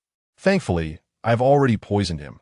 From now on, Hu Ge will take charge of the base, and we brothers will rise to wealth and power together. Resources and women will be yours to choose from." Upon hearing this, Wu Gang realized that this scoundrel had betrayed them, and that these newcomers were likely summoned by him. He spat with disdain. When has the commander ever oppressed the common people? How can you engage in such ungrateful acts? Zhao Hai retorted viciously, "Ungrateful? When we were ruthlessly expelled and nearly starved to death. Where was your gratitude then? When you forced me to carry corpses? Where was your gratitude? When you compel me to risk my life to gather supplies, where was your gratitude? Wu Gang insisted. That was merely to help you adapt to the apocalypse more swiftly and survive better. Spare me the grandstanding. You just wanted us to risk our lives to sustain you. Zhao Hai shot back. Some individuals act as if the whole world owes them a debt. They can wrong others without remorse, yet harbor resentment for the slightest injustice against themselves. Wu Gang lamented. I only regret failing the commander, raising such an ungrateful wolf. Zhao Hai's expression shifted instantly, and he spat in outrage. Get lost. I respected you enough to call you Wu Ge. But let's be honest. You are merely a dog under Li Yunpeng. Why associating with you? I have no hope for advancement. Hu Ge is righteous. Once he takes the base, Wang Shiyan will be mine. Ha ha! You are nothing but a beast, Wu Gang exclaimed, and in a fit of rage he lunged at Zhao Hai. Zhao Hai, seeing the attack coming, recoiled in fear behind Huang Hu, his bravado instantly evaporating. Huang Hu remained unmoved, while a burly man stepped forward from behind him. It was Zheng Liang, the one who had previously captured Li Yunpeng. He seized Wu Gang by the collar and hurled him to the ground. Although Wu Gang was tall, his lack of combat experience left him easily subdued by Zheng Liang's prowess. Witnessing this, Zhang Tao hurried into the inner city to check on the commander's condition. Upon reaching the entrance of the inner city, he was met with a scene of guards sprawled haphazardly on the ground. As he attempted to push through the door, he was halted by two soldiers emerging from within. Panic surged within him. Let me in. The commander has been poisoned. The soldiers, expressionless, replied, the commander has ordered that no one may enter the inner city. The sentinel soldiers were notoriously uncommunicative. Zhang Tao could only shout from the threshold. Commander! Commander! We have a grave situation. Yet there was no response from Li Yunpeng, and the two soldiers remained steadfast at the entrance. Desperation gnawed at Zhang Tao, but he felt powerless. Just then, he spotted Wang Shiyan rushing toward him in a fluster. Minister Wang, the commander has been poisoned. His life hangs in the balance. Upon hearing this, Wang Shiyan's face fell into an expression of alarm. She had just stepped out to find a throng of strangers invading, and the soldiers on the outer wall had vanished.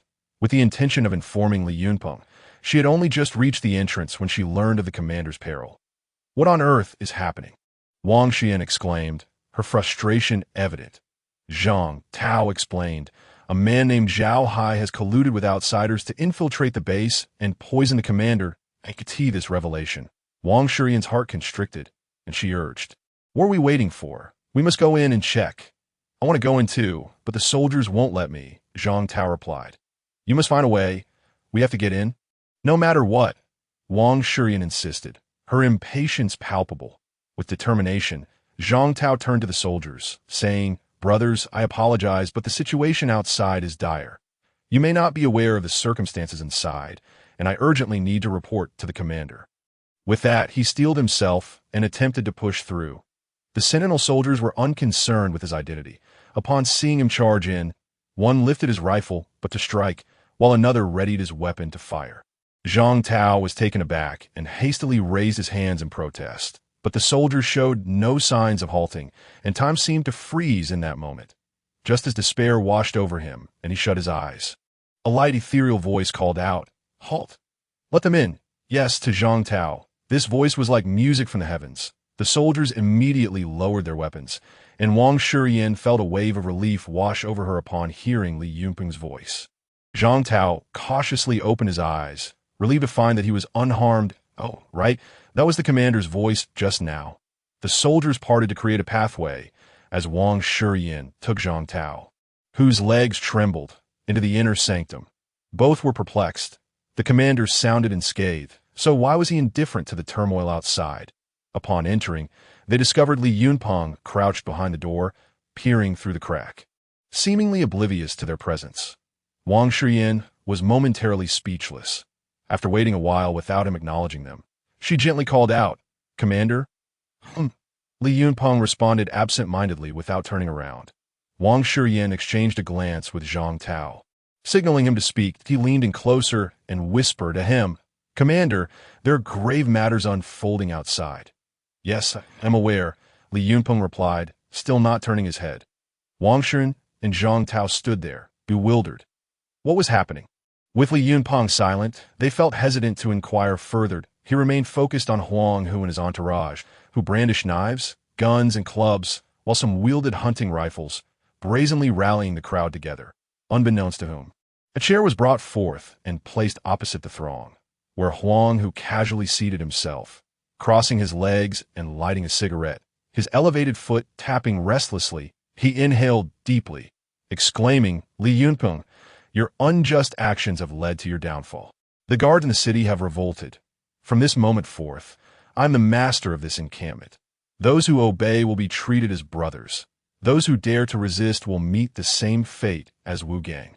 Though the people seethed with indignation, they dared not retaliate, being unarmed. Huang Hu continued, "Now, I will announce a few policies. First, all resources will be centralized for equitable distribution. Second, men and women will be separated. The women will be taken inside for their special protection." At this, Huang Hu's underlings erupted into laughter, fully aware of what his so-called special protection entailed. The crowd, witnessing their disgraceful behavior, understood that the concentration of resources was merely for Huang's own indulgence, and that sending women inside likely meant they would not return intact. Wang Shiyan, anxious, gathered her courage and tugged at Li Yunpeng's sleeve, urging, "Commander, what should we do? There are numerous weapons and ammunition outside. If they fall into the wrong hands, it could be disastrous." Li Yunpeng turned to her, noting the concern etched upon her lovely face, and reassured her, "Do not worry. I am keeping watch. Let us wait a moment longer to discern who among them is a friend and who is a foe." At that moment, Huang Hu had concluded his declaration, lounging in his chair with a sidelong glance at the crowd. Zheng Liang stepped forward, raising his voice, "Those willing to join us for a life of luxury, step to the left, everyone else to the right." His underlings brandished hunting rifles to coerce the crowd into making their choice. Under Huang Hu's oppressive presence, some began to shuffle slowly toward the left, while the majority huddled together on the right. Although Zhao Hai claimed to have poisoned the commander, their instinctual disbelief lingered. Those on the right, witnessing a compromise, began to mutter under their breath, "Bah! Traitor! Have you forgotten how you gasped for breath when you first arrived, your life saved by the base? And now you dare to betray us." Despite the insults hurled their way, many nonetheless mustered the courage to shift to the left. After a considerable pause, when no one emerged from the right side, Huang Hu stood up and roughly counted. Around 70 or 80 individuals were willing to follow him. This completely exceeded his expectations. It seemed that forcibly seizing their loyalty was far more expedient than the laborious task of recruiting them under normal circumstances. Huang Hu felt a swell of pride. This base was far superior to his previous hideout, double-layered defenses, ample supplies, and women who were tender and radiant, unlike the gaunt figures he had previously abducted from various locales. "You there, yes, you, lead us to the warehouse," Huang Hu commanded, pointing at the first person who had defected. The individual, eager for recognition, nodded eagerly, ready to take Huang Hu to the storeroom. Just then, a gunshot echoed through the night, startling Huang Hu's group into a crouch. They glanced up to see nothing unusual, only to feel a surge of embarrassment as they scrambled back to their feet, fuming. "Who the hell fired that shot?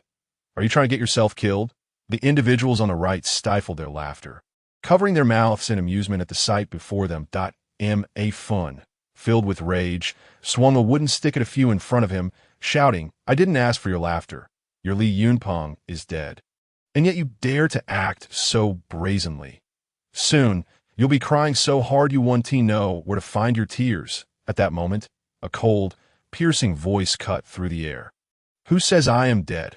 Li Yunpeng emerged from the inner city, flanked by a dozen fully armed soldiers, their guns trained on Huang Hu and his cohorts that, "Don't move, or we will shoot you dead." The soldiers declared emphatically. M.A. Fun, gripped by terror, turned to Zhao Hai, exclaiming, "Didn't you say he was dead? What is going on?" Huang Hu and his companions were equally bewildered, finding themselves at the mercy of the soldiers' automatic rifles, their meager hunting guns now rendered useless. Zhao Hai, drenched in sweat, his hair plastered to his forehead, stammered, "I saw the food being taken in. The poison is fatal with just one bite, and all the soldiers in the base have been dispatched to search for medicine." "How could this be?" Huang Hu glared at Ma Fun, growling, "You incompetent fool. I trusted you with my life, and now you've doomed me. Days prior, after Li Yunpeng had retreated from the granary, Ma Fan had sent scouts to investigate. Disguised as refugees, a spy had infiltrated the base, and after an encounter with Zhao Hai, the plan to seize the base was forged. Zhao Hai had obtained poison from Ma Fan, intending to kill Li Yunpeng first, and then incapacitate the soldiers with sleeping drugs. Initially uncertain about overpowering the multitude of guards, Zhao Hai had not anticipated that after being poisoned, Li Yunpeng would send most of the soldiers out in search of medicine. This presented a golden opportunity. Without further reconnaissance, he quickly incapacitated the base's soldiers and signaled Huang Hu and his men, lying in wait, to launch their assault. Little did he know, this entire scheme was a trap, leaving Zhao Hai in despair, with his last hope resting on Huang Hu. Yet Huang Hu could do little. He discreetly signaled to Zheng Liang behind him. Zheng Liang, understanding the command, stealthily retrieved several detonators from behind the crowd, igniting them and tossing them forward. That moment, Huang Hu dashed through the throng, fleeing.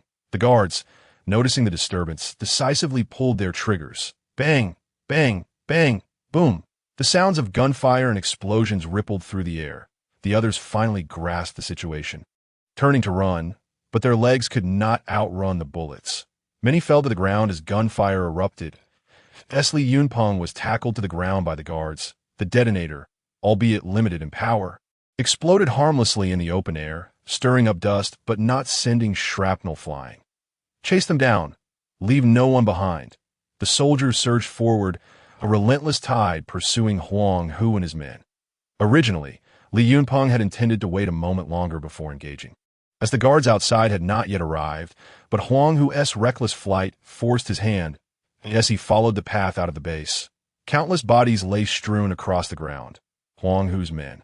Zhao Hai, struck in the left leg, writhed on the ground in agony. Li Yunpeng approached him, withdrawing his handgun, and demanded, "Why did you betray me?"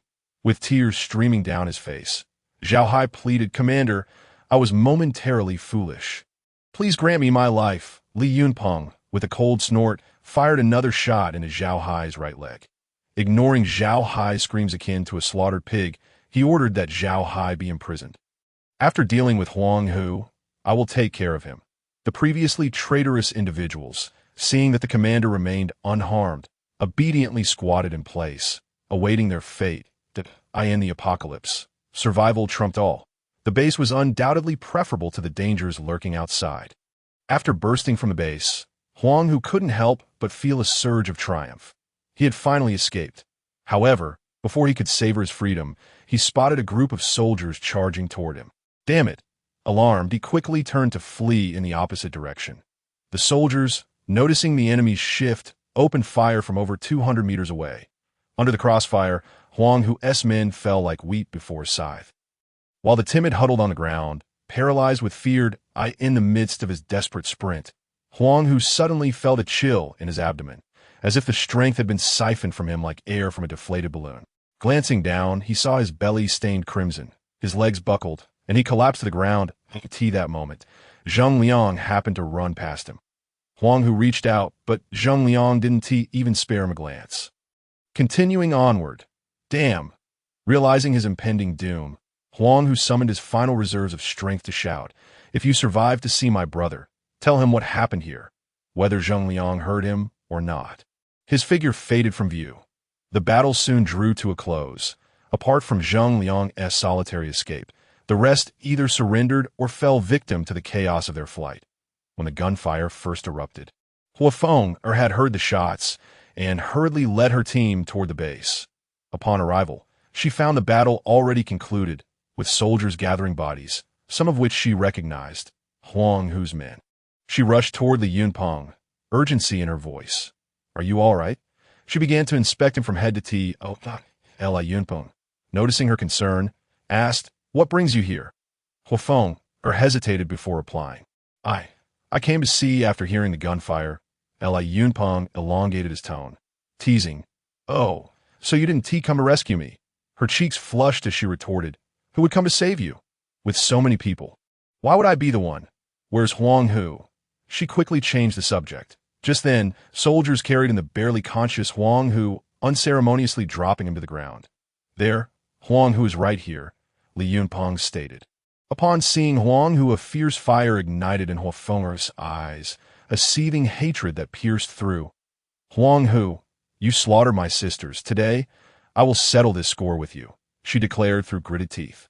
Huang Hu raised his head, realizing he was cornered. Death was inevitable.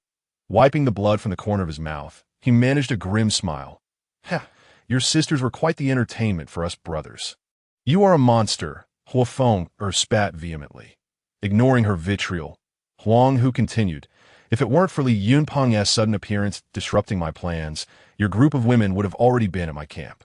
Such a pity, we never got to enjoy that spring feast." Huafeng trembled with rage, her face darkening as though she could weep.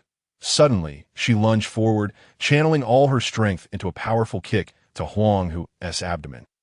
Producing a dull thud as he was propelled 2 feet into the air, cough, cough. Huang Hu spat blood, staining his chest. Desperately, he opened his mouth to speak but found himself too weak to make sound. Huafeng stepped forward, raising her foot to its apex before forcefully stomping down on Huang Hu's groin. The sound of his anguished screams pierced the Li Yunpeng felt a chill between his legs. Realizing the depths of her cruelty, the once lethargic Huang Hu writhed on the ground, demonstrating the excruciating pain he endured. Li Yunpeng, reflecting on the situation, acknowledged that his heart had grown much harder. However, in comparison to Huafeng, it seemed somewhat lacking. Indeed, the heart of a woman can be the most venomous. He stepped forward, chambered the handgun, and handed it to Huafeng, indicating that she should grant Huang Hu a swift end. Huafeng turned her head for a glance, accepted the pistol, and aimed it at Huang Hu's head, yet she hesitated to pull the trigger. Huang Hu lay on the ground, crying out, "Kill me, quickly, in my life." Huafeng did not comply with his wishes. Instead, she raised her foot and ground it down a few times between his legs. Huang Hu squirmed like an ant on a hot pan, desperately struggling, as if his very soul quivered. When the pain reached its zenith, he finally succumbed to unconsciousness. After kicking him a couple of times and seeing no response, Huafeng shook her head in disappointment and then pulled the trigger. A single shot shattered Huang Hu's face, transforming the once domineering ruffian into a lifeless dog. Huafeng spat his corpse before turning to return the gun to Li Yunpeng. Taken aback, received the firearm, internally categorizing Huafeng as someone to be greatly feared. This woman was exceedingly ruthless. "Thank you for allowing me to avenge my grievance," Huafeng said sincerely. Li Yunpeng replied. "No need for thanks. Well then, you should return now. No, I must visit the base to see Sister Shun." Li Yunpeng replied sternly. "It's too late today. The journey back is unsafe." Huafeng shot him a sidelong glance and said, "As long as there are no hordes of corpses, there's little danger." Li Yunpeng was at a loss for words. Could she not discern his reluctance in allowing her to go, this cold-hearted woman? If she led Shiyin astray as well? He remarked, "Shiyin has long since gone to rest. Come to see her another day." Huafeng wore an expression of disbelief. With such a loud gunshot, how could she possibly sleep? With that, she turned and headed towards the base. Hey you. Li Yunpeng wished to stop her, but hesitated, unable to bring himself to reach out as he watched her slender form sway gracefully. Never mind. Let her be. What trouble could 2 girls possibly cause? Although Shiyin was not particularly talkative, she was a girl of firm convictions. Upon return to the base, Zhang Tao and Wang Shiyin were occupied with accounting for the traitors who had sided with Huang Hu, confiscating their identity badges and detaining them in several separate rooms. Huafeng remained closely by Wang Shiyin's side, speaking animatedly. Yet it was evident that Wang Shiyin was somewhat evasive, trying to distance herself. Huafeng, however, seemed unfazed, continuing her monologue unabated. Li Yunpeng shook his head, pondering helplessly. Could it be that Huafeng has a penchant for the same sex? With so many men in the base, why was she fixated on Wang Shiyin? Diverting his gaze from the two, he noticed Wu Gang sitting on the ground in a daze, covered in dirt, with dried blood staining his face, while passers-by deliberately avoided him. Wu Gang, noticing Li Yunpeng's approach, finally regained his composure. He struggled to stand, shame evident in his voice. "Commander, I am truly sorry." Li Yunpeng, surprised, asked. What happened? Wu Gang recounted the events surrounding Zhao Hai, and Li Yunpeng recalled that Wu Gang had previously pleaded for him. However, he had never met Zhao Hai. It was entirely Wu Gang's undertaking. Fortunately, with the system at his disposal, the situation was a close call, but ultimately without dire consequences, given that Wu Gang had not faltered in the face of formidable foes. He decided not to delve further into the matter. After all, they were all new to this apocalyptic world, still harboring a glimmer of hope for human nature. I am deeply sorry, and I am willing to die to atone, Wu Gang declared, lowering his head, unable to meet Li Yunpeng's gaze. Li Yunpeng responded, consider this a lesson. Do not let it happen again. Wu Gang, moved by Li Yunpeng's clemency, felt tears welling up, exclaiming, Commander, I can no longer bear the shame of being the base's manager. I nearly caused you to lose your life. I cannot escape the guilt, and you have shown me mercy. Please, assign me to the front lines, so I may redeem myself. Li Yunpeng considered this to be reasonable. Failing to punish a mistake would be hard to justify. Moreover, the glances from those around him had shifted, no longer filled with respect. People were thinking that Zhao Hai had been saved by Wu Gang and entrusted with responsibilities, which ultimately put the commander at risk. Should anything have gone awry, the orderly base would likely have crumbled. It was no wonder they could not muster kindness towards Wu Gang. Li Yunpeng concluded. Recover from your injuries first, then report to Team Li Qi. Yes, Wu Gang rendered a somewhat unrefined salute. After sending Wu Gang on his way, Li Yunpeng approached the captives, who were huddled together, hands clasped behind their heads, and utterly silent. Pan Hui had been struck in the chest by a stray bullet during the chaos, his eyes filled with despair as he gazed toward the entrance before he perished. Ma Fan squatted on the ground, his rotund rear trembling uncontrollably. Oh, Director Ma, we meet again, Li Yunpeng said, standing before him. Ma Fan silently prayed not to be discovered, but the heavens had other plans. Upon hearing Li Yunpeng's voice, he was startled, gradually rising to stand, a smile on his face that resembled a grimace more than a grin. Boss Li, considering our past camaraderie, could you let me go? Haha. Li Yunpeng laughed heartily. Director Ma, you are a man of stature. How could you be reduced to such a state? Today, I'm rather fatigued. I shall return another day to deal with you. Ma Fan, initially harboring a flicker of hope, felt his smile freeze at the latter part of Li Yunpeng's words.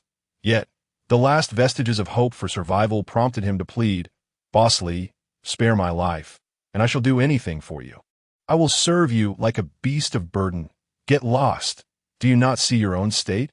Our grievances can be set aside. You will soon learn how I intend to handle your fate. Li Yunpeng scolded, his expression darkening. Ma Fan, seeing the change in his demeanor, dared not utter another word, slowly lowering himself back into a crouch. Li Yunpeng gathered the civilians of the base together, intending to clarify certain matters to prevent unfounded fears and speculation. With the crisis resolved and the commander safe, relief washed over the faces of the people.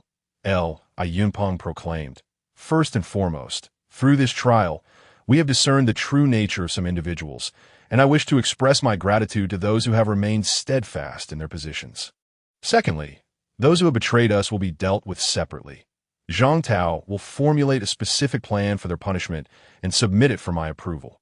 Furthermore, Wu Gang, having been misled by a villain, has volunteered for frontline duty to redeem himself. Let us not dwell on his past mistakes.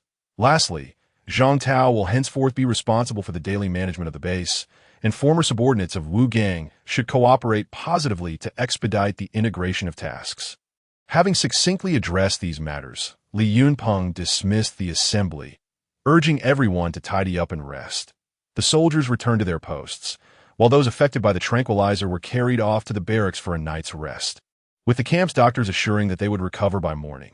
Returning to the inner city, Li Yunpeng planned to visit Huang, who's based the following day, to retrieve survivors and supplies, which should suffice to elevate the barracks to level 1. That the base also required expansion, as the total area of both inner and outer cities was merely 40,000 square meters, and with an increasing population, the administrative and military units had become intertwined, making the available space feel somewhat cramped. Li Yunpeng summoned the system, Inquiring, can completed facilities be sold for points? System. Facilities can be sold, but only 80 of the points will be refunded. Damn it. Li Yunpeng was taken aback by the transaction fee, which cut a full 20%. His heart ached at the thought. However, upon reflection, he felt somewhat relieved. After all, the base was evolving, and old structures would inevitably be phased out. Even if he lost a small amount, recovering 80% still seemed a fair deal. Yunpeng set the parameters in the system to dismantle the inner walls, expanding the inner city to a size of 100 by 100 meters. Totaling 10,000 square meters, the outer walls would remain unchanged at 200 by 200 meters. Additionally, he planned to construct a new wall measuring 500 by 500 meters outside the existing outer wall, thus delineating 3 distinct zones. The center of the base would serve as the commander's private territory, incorporating several vital structures, including a red alert base, barracks, an armory, and space reserved for future developments. The middle zone would be designated as the administrative and military area, housing the Ministry of Internal Affairs, the Logistics Department, and military quarters, while the outer perimeter would consist of residential areas for ordinary citizens, spanning a generous 200,000 square meters, in addition to residential zones. Provisions would be made for cultivating crops and vegetables within the base to address some of the food supply issues. This ambitious restructuring consumed over 200,000 points, leaving Li Yunpeng feeling despondent, pondering when he might be able to utilize these points again. When morning dawned and the people awoke, they were astounded to discover that everything within the base had transformed. Not only had the inner city expanded, but an imposing new wall now encircled the perimeter. Though a sense of bewilderment lingered in their hearts, no one was there to provide answers. The initial group had grown accustomed to the circumstances. After all, it was a sudden wall that had emerged, obstructing the advance of the undead. The newcomers had heard tales from the elders, yet they remained skeptical. Now, witnessing with their own eyes the abrupt appearance of a 500-meter-long wall overnight, they could not help but believe the accounts shared by the first wave of settlers. Such a feat could hardly be attributed to human endeavor. It was implausible that anyone could undertake such a monumental construction in silence and solitude within a single night. An instinctive belief took root among the crowd. All of this must surely be connected to the commander. The ever-growing ranks of soldiers, along with the seemingly inexhaustible supplies of provisions and ammunition, clearly indicated that their commander was no ordinary individual. However, they would not indulge in pointless inquiries into the matter. Provoking the commander could jeopardize their place within the base. Even if they were to uncover the truth, what would it matter? Every soldier held unwavering loyalty to the commander, and any with ulterior motives would likely find themselves powerless to act. The populace struggled to accept the reality of the base's immense transformation. Venerating Li Yunpeng as a deity, undoubtedly sent by the heavens to deliver them from their plight, Zhang Tao, one of the first arrivals, felt no excessive astonishment, though he was somewhat taken aback by the grandeur of the wall. Wang Shiyan, however, experienced a different sensation. By the time she arrived at the base, everything had already been established. Faced with such a sudden and monumental change, she found herself at a loss, unable to fathom how it had come to pass. Could it truly be, as the outsiders claimed, that the commander was a celestial being descended to Earth? Li Yunpeng summoned Zhang Tao and Wang Shiyan into the inner city, for the reorganization of the base's structure would undoubtedly entail a significant amount of work. Zhang Tao, your Ministry of Internal Affairs must organize personnel to undertake the necessary infrastructure in the new outer city, making efficient use of the land. We anticipate an influx of new arrivals in the coming days. So plan the construction with a view towards accommodating double our current population, he instructed. Zhang Tao readily agreed, meticulously noting each word, fearful of overlooking vital information. Shiyan, your logistics department, must devise a plan for the base's supplies, establishing larger storage facilities and granaries. Whether we cultivate our own crops or gather food from the outside, we must ensure proper storage and adhere to a first-in, first-out principle to prevent waste. We must set a warning threshold for our food reserves. Once we approach this line, we must take action to avert a situation of running out of supplies. Wang Shiyan, too, took out her notebook, her tenure as logistics minister having honed her acumen for frugality. Supply distribution was a complex art. As the population grew, there would inevitably be individuals seeking to take more than their fair share. Such behavior, while understandable, must be curtailed. If everyone acted thus, it would lead to the corruption of public resources, a fate that had befallen many dynasties, let alone a mere base. Yunpeng observed the two, sensing that he still lacked sufficient capable subordinates. Currently, the small size of the base allowed for manageable oversight with just 2 departments, but as the base expanded, authority would need to be further delineated. He thus instructed them to keep a keen eye out for talent, recommending that anyone displaying upright character or exceptional abilities be reported for consideration. Zhang Tao and Wang Shiyan departed in haste. For many tasks lay ahead, and the base was once again immersed in fervent construction efforts. To an outsider unfamiliar with the apocalypse, it might appear as though they were merely engaged in the development of a construction site. The following day, Li Yunpeng commenced assigning tasks, wary of potential changes over time. After all, the grain stored in the 10 granaries was worth fighting for. With over 200,000 points remaining, he ordered 3 squads of soldiers to venture forth and eliminate solitary zombies, each tasked with slaying at least 10, thereby enabling the recruitment of an additional 200 soldiers without depleting their current points. Meanwhile, he commanded the remaining soldiers and survivors to prepare vehicles, despite the risks posed by the noise attracting hordes of the undead. It was impractical to transport supplies by hand. Through a dispersed search, they managed to locate a dozen assorted trucks nearby. Fortunately, there were no gas stations, and the diesel gathered from the construction site was sufficient to fill each vehicle to capacity. Thankfully, the base was not far from the granaries, which should suffice for their needs. Within a day, everything was ready. The next morning, Li Yunpeng set out with 210 soldiers and 200 robust members of the supply search team, embarking on their journey to the granaries. Although less than 20 kilometers away, the route was arduous, and it took them an hour to arrive, not directly approaching the granaries, but stopping a kilometer away. Li Yunpeng commanded Li Bai to lead 10 soldiers stealthily into the granary, determined to seize the entrance to the underground passage at all costs, to prevent the enemy from hiding within like turtles in their shells. Li Yunpeng, accompanied by a contingent of guards, walked to a vantage point 500 meters from the granary to observe. Li Bai and his team carefully navigated through the blind spots of the guards. For a competent soldier, stealth was fundamental, and every member of the guard was indeed proficient. Through his binoculars, Li Yunpeng witnessed Li Bai and his team discreetly infiltrating the underground passage, prompting him to signal the convoy to advance toward the granary. The guards left behind by Huang Hu, upon spotting the approaching vehicles, hastily retreated into the underground. However, as they entered the passageway, they were met with a merciless hail of gunfire from the guards, who opened fire unexpectedly, catching the defenders off guard.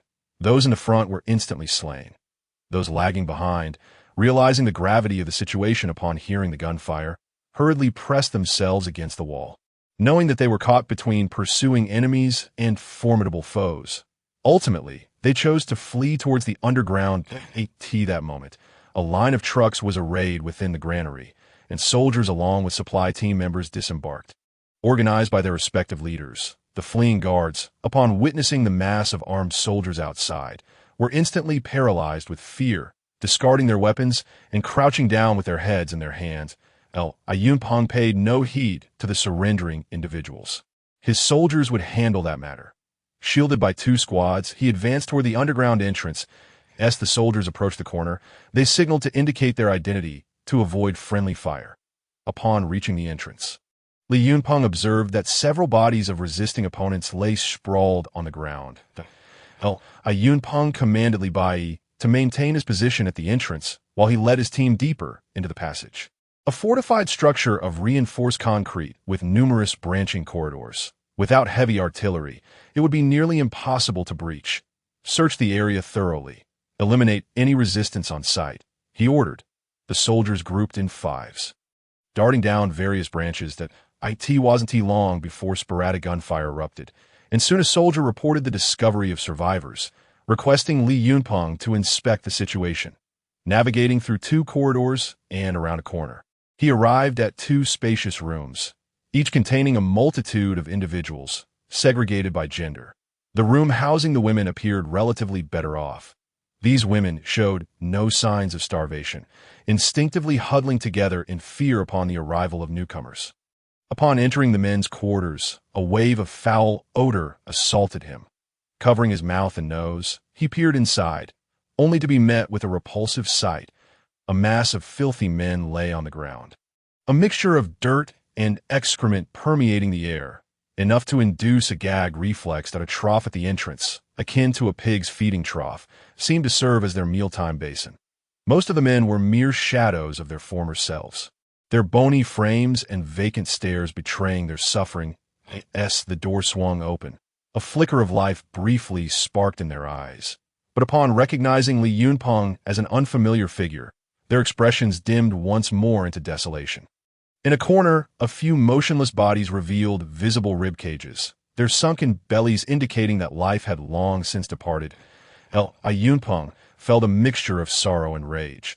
This was indeed the harsh reality of the apocalypse, where the strong claimed everything, and the weak could barely hope for a morsel of sustenance. After observing for a moment, he turned to leave, as the search teams had completed their rounds, other than a few individuals who had fled through alternate passages. Most were now gathered together, surveying the captured individuals standing with their heads bowed in 2 rows. Li Yunpeng noted that 99 were men, with only one figure resembling a woman, her face obscured by a cloth that revealed only her eyes. Li Yunpeng approached her, scrutinizing her appearance. She wore an oversized, tattered robe, her entire body encrusted with dirt. "Remove your headscarf," he commanded. The woman hesitated, not complying, while those around her seemed equally reluctant to speak. Li Yunpeng, puzzled by their reaction, sternly reiterated, "Now, take off your veil." The woman's struggle and raspy voice responded, "I won't remove it." Li Yunpeng thought to himself how audacious this captive was. Raising his pistol to her head, he demanded, "Will you remove it or not?" Realizing escape was futile, she sighed, reluctantly extending her gloved hands to slowly unveil her face. When Li Yunpeng beheld her visage, he was taken aback. Good heavens! Is this truly a person? Upon her countenance appeared over a dozen pustules, varying in size, the smallest akin to a hen's egg, while the 2 largest resembled dark purple eggplants, rendering her face almost unrecognizable. "Ahem, perhaps you should don a face covering," Li Yunpeng remarked, somewhat at a loss for words. "You see, I told you I wouldn't remove it, yet you insisted."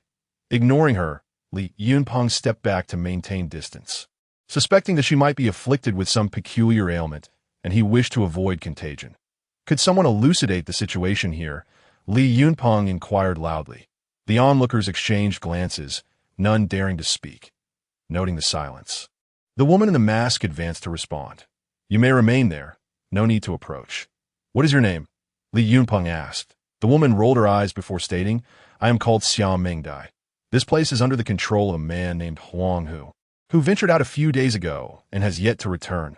Xiao Mingdai, Li Yunpeng mused, finding the name rather melodious, yet incongruous with her appearance. Seeing Li Yunpeng silent, she continued, "Since the world changed, Huang Hu happened to be nearby hunting, and subsequently seized this place that he imprisoned the staff and the survivors who gathered here. Men who refused to associate with them were confined, while women became mere tools for their amusement." Li Yunpeng's thoughts aligned closely with his suspicions, though he had not anticipated that the men rolling in filth would exhibit such fortitude, preferring death over aligning with Huang Hu. Why is there such a disparity in the treatment of men and women? Li Yunpeng asked. Xiao Mingdai replied, "Huang Hu guards the granary and has no need for men to seek food. Thus, those who do not submit to him become useless here, fed only leftover gruel daily, whereas women are deemed valuable to them. Hence, Li Yunpeng understood the exploitative role women played for Huang Hu's gang and inwardly cursed, truly a pack of beasts, deserving of extermination. Noting that her words distanced her from culpability, he asked, "But you too have submitted to Huang Hu, have you not?" "Me? I am an exception that I am a doctor. Thus my relationship with them is one of collaboration. I provide medical assistance in exchange for protection." Xiao Mingdai replied. Li Yunpeng was taken aback. "With such a disposition, you treat others. If you're truly capable, why not heal your own visage?" Having grasped the situation, Li Yunpeng instructed Li Bai to relay orders outside. Directing everyone to commence the gathering of food, he then summoned 2 portly cooks, tasking them with preparing a pot of porridge for the imprisoned men. These individuals had been weak for a long time, likely struggling to walk.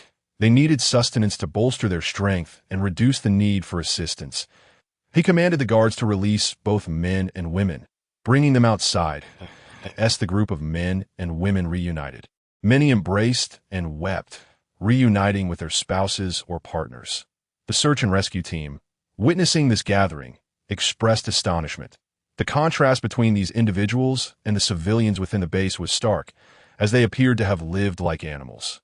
Exuding a repugnant odor, Yunpeng ordered hot water to be prepared for the men to cleanse themselves, as their stench could be detected from 3 miles away. Upon their release, many basked in the sunlight, some overwhelmed with emotion, lying on the ground and crying. They had believed they would meet the same fate as their deceased companions, languishing in darkness without hope.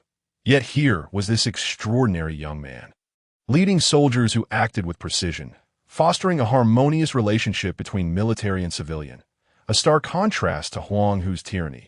The liberated individuals, realizing their salvation, prostrated themselves before Li Yunpeng in gratitude, while others soon followed suit. Kneeling in adoration, Yunpeng, encountering such a scene for the first time, hastily urged, "Please rise, conserve your strength for the journey back to the base. After regaining your health, you will be valuable allies." The crowd, filled with fervor, vowed to repay his kindness with their lives. That moment, the porridge was ready, and the people lined up to receive their rations, displaying no signs of conflict. They were a community that, even in despair, upheld mutual support, a rare treasure in the apocalypse. After their meal, the men regained some strength, helping one another to wash, removing their garments for a thorough cleanse. Despite the lingering odor, it became somewhat tolerable, though the water was as murky as that used to wash out a pigsty. Once these weakened individuals attended to their hygiene, they sought to assist in transporting the food that Yunpeng reassured them. "If you're not feeling well, there is no need to help. There will be ample opportunity for labor in the future." Grateful yet determined, they staggered towards their tasks, with 2 women lifting a bag, while several men struggled to carry a single 50-pound sack of grain. Yunpeng reflected, relieved that their rescue had not been in vain. This group of survivors exhibited commendable qualities, while he desperately needed to bolster his ranks. He knew he could not indiscriminately accept anyone. Allowing too many rogues to infiltrate could spell disaster. After numerous perils, he remained cautious of ordinary individuals. Unseen dangers were the most lethal. Soon, 10 trucks were filled to capacity. Li Yunpeng summoned the survivors from Huang Hu's base, conducting a swift trial for the captives. Those guilty of heinous crimes faced immediate execution to avoid the hassle of transporting them. Those whose crimes were not capital were recorded and would be assigned to arduous labor upon their return to the base. Upon identification by the survivors, it became evident that very few had committed capital offenses. Most had succumbed to depravity under Huang Hu's leadership, engaging in murder, arson, and the coercion of women. However, when it came to Xiaomeng Dai, pleas for clemency arose, as many attested to her covert efforts in treating the common folk. Li Yunpeng then considered Xiaomeng's claims. Despite her unappealing appearance, her heart seemed to possess some goodness. After addressing the captives, he stationed 2 squads of soldiers to guard the granary and returned with the remaining individuals to the base. Given the abundance of supplies and the location's defensibility, it could serve as a secondary base. 10 truckloads of food would sustain the inhabitants for a considerable time. Upon seeing the base's impressive 500-meter-long walls, the survivors from the granary were left in awe. Could it be true that such a substantial human settlement could exist in this devastated world? Having previously cowered in underground shelters, they instinctively believed the outside world to be just as dire. Yet they were thoroughly astonished by the sight before them. The journey proved remarkably smooth, with the convoy encountering no wandering hordes. Upon arrival at the base, the inhabitants greeted them with cheers, their eyes sparkling at the sight of the food. Truly, sustenance was life in the apocalypse. "Look at all this food. We shall never go hungry again. But mind your tongue. I've heard that those who defy the commander go days without a meal." Indeed, in these times, merely avoiding starvation is the greatest blessing that we shall follow the commander's lead without question. The individuals on both sides engaged in fervent discussions, evoking profound emotions in the newly arrived survivors. Though they too were human, they had endured inhumane treatment, while those here seemed to live freely, reminiscent of life before the apocalypse. Many recalled their harrowing experiences of being imprisoned in the granary's pit, tears welling in their eyes. The unloading of supplies was swift. Upon hearing about the transfer of rice, people abandoned their tasks to lend a hand, quickly filling the warehouse, while 10 empty trucks parked in the designated area of the administrative zone. Li Yunpeng promptly announced, "Today, rice is unlimited, and an extra dish will be added." A wave of astonishment swept through the crowd. The precious rice, typically reserved for porridge, was being served as a meal for the first time since the end of the world. And the prospect of limitless servings had everyone eagerly anticipating dinner. Seeing the new survivors in such a pitiable state stirred compassion among some members of the base, who, despite the unpleasant odors emanating from them, approached to offer their warmth and assistance in erecting tents. Others, although not directly helping, refrained from discrimination or oppression, engrossed in their own tasks. The survivors from the granary were deeply moved. Outside, they had encountered far more indifference and cruelty, where mere crust of bread could lead to fatal consequences for another. Yet here, they were reminded of their dignity as human beings, no longer subjected to the merciless trampling and slaughter reminiscent of their past. In the midst of mutual exchanges, they recounted their experiences. Survivors from the Huanghu base shared their tragic tales, evoking sympathy and silent gratitude for their fortuitous encounter with such a benevolent leader as Li Yunpeng. Zhang Tao took charge of arranging accommodations for the newcomers, overseeing the tent setup and reading through the base's regulations to prevent any unnecessary troubles. Upon returning to the base, Li Yunpeng received a notification from the system. Congratulations. The population within the base has exceeded 2,000 individuals. The barracks can be upgraded to level 1, increasing the maximum summonable force to 1,000 troops, with a capability to summon 6 guard soldiers per hour. Would you like to spend 5,000 points to upgrade? Ignoring the points issue, Li Yunpeng opted for the upgrade. He watched as the barrack structure transformed instantaneously, becoming more intricate and futuristic, with the displayed level changing from 0 to 1. Now on par with the base's armored vehicle system, what are the requirements for upgrading to level 2? The system replied, all building levels must not exceed that of the base's armored vehicle. First, the armored vehicle must be upgraded to level 2. Other buildings may be upgraded using points. Li Yunpeng continued. What are the conditions for upgrading the armored vehicle to level 2? The system responded. 50,000 population. Li Yunpeng exclaimed, "What the hell?" The system retorted, "Please retract that exclamation. Otherwise, the upgrade conditions will double." Li Yunpeng thought it best not to dwell on such distant matters. Thankfully, the barracks had finally been upgraded, and he sighed in relief. With doubled military strength, any future threats could be swiftly crushed, be they supernatural beings or divine entities. Currently, there were 500 guard soldiers, and to summon more would require a significant expenditure of points. Making the acquisition of points his next most vital task. The munitions factory also met the conditions for a level 1 upgrade, and with minimal points required, Li Yunpeng decided to upgrade it as well.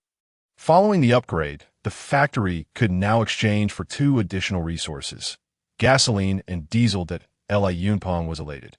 With fuel, the myriad vehicles scattered outside transformed into invaluable resources that he calculated in his mind that, given the current strength of the base, they could remain relatively safe as long as they avoided provoking large zombie hordes. Yet he could not afford to relax. He vividly recalled the terror of the ghostly, evolved zombies. Should such creatures proliferate, the base would be in peril, as the 2-meter-high walls would offer little protection against them. Moreover, these evolved zombies had developed rudimentary intelligence, capable of evading danger. If they were to launch surprise attacks from within a horde, it would be exceedingly difficult to withstand. However, with the number of guard soldiers set to double and the low cost of gasoline and diesel, his combat capacity would increase by more than just a factor of 2. With this thought, Li Yunpeng's confidence began to return. He had an important matter to address the next day. Ma Fun was still detained within the base. How to deal with this treacherous scoundrel? The following day, after breakfast, Li Yunpeng gathered the new survivors. Having enjoyed a few hearty meals and a restful night, their physical and mental states had markedly improved as they stood together, somewhat apprehensive at the sight of their commander preparing to speak. Li Yunpeng began, "I have called you all together today to address a matter of importance. Huang Hu is dead. However, we have captured many of his subordinates, and we require your assistance in identifying them. Those deemed irredeemably wicked will be executed on the spot, while others will be dealt with according to the severity of their crimes." The crowd was taken aback, but soon grasped the implications of dealing with Huang Hu's minions. A buzz of conversation erupted. Most were eager to see them punished, wishing they could flay them alive for their misdeeds. "Commander, are we truly to pass judgment?" inquired an older woman. "Indeed, they must bear the consequences of their actions," Li Yunpeng replied, though he harbored his own motives. Allowing those inhuman captives to thrive within the base would be akin to nurturing a ticking time bomb. "Wonderful! Thank you, Commander. You are a true savior," exclaimed one, while another cried, "Yuping, we can finally avenge you." Just as gratitude poured forth from the crowd, Li Yunpeng gestured, and several squads of guard soldiers brought forth the listless captives as the enemies faced one another. Emotions ran high, and the atmosphere grew tense with rage, with some individuals rushing towards the captives in blind fury. Thankfully, they were restrained by soldiers. Recognizing the situation was spiraling out of control, Li Yunpeng urgently called for calm. "Everyone, let's first establish guilt, then proceed to punishment," as their savior.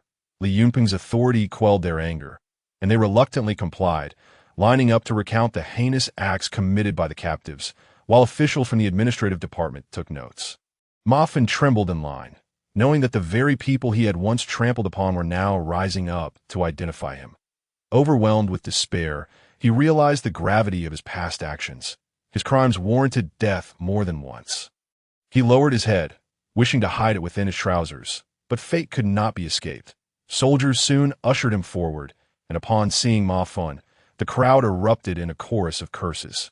With many kneeling to implore Li Yunpeng to execute him immediately, as Ma Fan's turn approached, Li Yunpeng's interest peaked. He wanted to hear the details of the atrocities he had committed that incited such fury among the people. The first to speak was a young man with sunken eyes, gritting his teeth as he recounted, "Ma Fan had people take my girlfriend right before my eyes." At this point, he broke down in tears. Li Yunpeng nodded, acknowledging the gravity of the situation. Next, a middle-aged woman stepped forward, collapsing to the ground in tears. "Commander, Ma Fan is even worse than a beast. My daughter was only 13 years old when he abducted her. When she was returned, not only had she lost her purity, but she was also bleeding profusely. She passed away the next day." She uttered these words with great difficulty before fainting from grief. Li Yunpeng's heart trembled. He had already imagined the depths of Ma Fan's depravity, but had still underestimated his malevolence. Fan quaked in terror as more individuals came forward to recount his transgressions, each account laden with evidence and witnesses. Li Yunpeng, observing Ma Fan's expression, recognized that the majority of these inhumane acts were indeed his doing, each more atrocious than the last. Unable to bear listening any longer, he interrupted the mournful narrations and instructed the soldiers, "Bind Ma Fan to the post, and let 5 victims at a time come forth to exact their revenge." Hearing this, Ma Fan was instantly gripped by fear, his trousers dampening with sweat, realizing that turning him over to these people would not end well. He would likely face a fate worse than death. Li Yunpeng refrained from handing him directly to the crowd, fearing that the number of those who hated him might lead to a stampede. The punishment for Ma Fan commenced swiftly.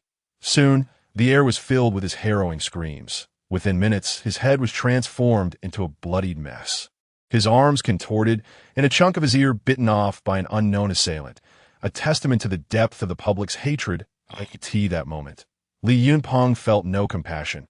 His vendetta against Ma Fan had begun long before the apocalypse, and after multiple attempts on his life, he would not let this opportunity slip by. While Ma Fan was being tormented by the victims, the trial continued unabated, until every individual has been scrutinized. The matter cannot be considered concluded. Those guilty of slaughtering civilians, committing acts of sexual violence against women, and resorting to cannibalism shall be taken outside the city and executed by firing squad. For those with relatively lesser offenses, they will be sent to labor camps for reformation alongside the traitors. Following the completion of the trials, the captured individuals were taken away in batches, except for those sentenced to death. All were escorted beyond the city limits. The sound of gunfire rang out, echoing the grim reality for the fortunate captives who narrowly escaped death, causing them to tremble with fear. As the trials came to an end, Ma Fun was on the brink of death, his head stained a dark crimson, his vision gone, hearing lost, and his sense of smell extinguished, with only a breath lingering in his mouth, a mere breath away from oblivion. After addressing all those with grievances, Li Yunpeng drew his pistol, remarking, "Do not blame me for my ruthlessness. Blame yourself for your numerous wrongdoings." With that, he ended Ma Fun's life with a single shot, granting him a long-awaited release and concluding his sinful, albeit brief, existence. After personally executing Ma Fun, Li Yunpeng felt a wave of relief wash over him. Just then, a guard reported that a group of merchants from the apocalypse had arrived at the base. Hoping to meet him, Yunpeng paused in surprise. What? Merchants from the apocalypse? Was there truly a market for such perilous dealings? However, he was too preoccupied to meet these so-called apocalypse merchants. He instructed the guard to find Zhang Tao and have these individuals settled first. Once he dealt with the current matters, he would find time to meet them. The guard complied and departed, clearing out the henchmen of Huang Hu. Those who had suffered at their hands fell to the ground, repeatedly bowing to Li Yunpeng, who had once thought they would remain trapped in the dark recesses of a cave forever. Until they were reduced to mere mud, they had not anticipated the opportunity to take revenge in their lifetimes. All thanks to the commander, Yunpeng hurriedly had soldiers assist the crowd, calming their emotions, and then proclaimed loudly, "Today, justice has been served for your grievances. I have avenged you, but I must make one thing clear. From now on, within my base, you must adhere to my rules. Anyone who commits crimes will meet the same fate as Ma Fun." Although Li Yunpeng had avenged the survivors, he felt it necessary to impose some discipline. Otherwise, some might take advantage of the situation and assume he was merely a public servant, pushing for more. "Commander, whatever you say, we shall follow without hesitation. We will face any peril without a second thought. O great Lord, from now on, my life is yours to command. Take it whenever you wish. Whoever dares to defy the commander's orders, I shall be the first to confront them." The crowd eagerly expressed their loyalty upon hearing Li Yunpeng's words. Promising to resolutely support all his directives, Yunpeng nodded in satisfaction. Regardless of the truth behind their declarations, his message had been conveyed, and then he dismissed them. Thus, the feud stemming from Ma Fun and Huang, who had reached a temporary conclusion. As for what Huang Hu had mentioned before his death, Li Yunpeng paid it no mind. He was currently strong and well-equipped, and did not regard Ma Fun's cousin as a threat. If he didn't come, fine. If he did, he would ensure he would return empty-handed. In the days that followed, tranquility reigned. The base was now adequately staffed, and the number of guards and the resource collection teams had doubled, significantly reducing the likelihood of unexpected incidents. Yunpeng erected a monument in a nearby hillside, the Monument of the Brave, where the names of all military personnel and civilians who sacrificed their lives for the base would be inscribed. The monument became a sacred place in the hearts of the people, each name representing a vibrant life lost in the struggle for humanity's survival. Yunpeng mandated that every year on July 18th, the base would hold a solemn memorial ceremony to express the highest respect and remembrance for those with a spirit of sacrifice. As resources steadily increased, the housing for the people in the base was gradually completed, forming a modest village along the outer city, with many high-yield crops planted along the riverbank. Since the riverside was relatively safe, as zombies primarily attacked from the other three directions, a wall was constructed in the labor camp center, towering over 10 meters high, with a thick steel gate to defend against the zombie hordes approaching from the urban area. Once this project was completed, Zhang Tao ordered the construction of a road leading from the granary to the base. With no other materials available, they compacted the soil directly. This 8-meter-wide road stretched straight from the base to the granary without a single bend. After all, they no longer needed to pay for land acquisition or demolition. The entire base spent a month in a state of intense activity. During this time, they encountered several small groups of wandering zombies, with the guard dispatching them effortlessly with bayonets without even firing a shot, causing the Yunping's points to rise back above 500,000. During this period, the resource collection teams encountered numerous survivors, bringing back as many as they could, while directing others to find their way to the base. As the reputation of the base spread among nearby survivors, the influx of people grew steadily, and the Yunping's population count in the system had surged to 5,000, matching that of small town. In his busy schedule, Li Yunpeng forgot about the group of apocalypse merchants residing in the base until one day, it suddenly crossed his mind. He called for them to be brought to the conference room for a meeting. The leader of the merchant caravan was a middle-aged man named Chao Jie, stout and short, with a closely cropped head covered in scars, clearly a man accustomed to the dangers of the world. Otherwise, he would not dare to engage in such perilous trades in the apocalypse. Chao Jie had nearly lost his mind in the past month. It was not easy to secure a meeting with Li Yunpeng, and the base's defenses were stringent, making it difficult for outsiders to move about without being questioned. They had been left anxiously waiting in the quarters assigned by the guards. Upon meeting Li Yunpeng, Chao Jie exchanged pleasantries before directly stating his intention to trade. When it came to what was most valuable in the current climate, it was none other than weapons and food. Food was impossible to sell, and weapons were even less likely. Initially, Li Yunpeng was unwilling to sell even a single bullet, but Chao Jie claimed that a bullet could be exchanged for several pounds of rice, making a lucrative deal. More importantly, Li Yunpeng was interested in the intelligence that Chao Jie possessed.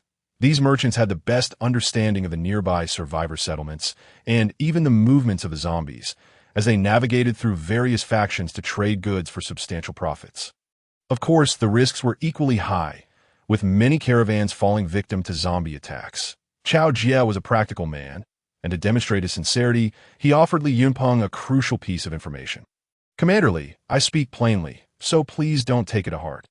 Although your base is brimming with elite soldiers, there is a larger force nearby.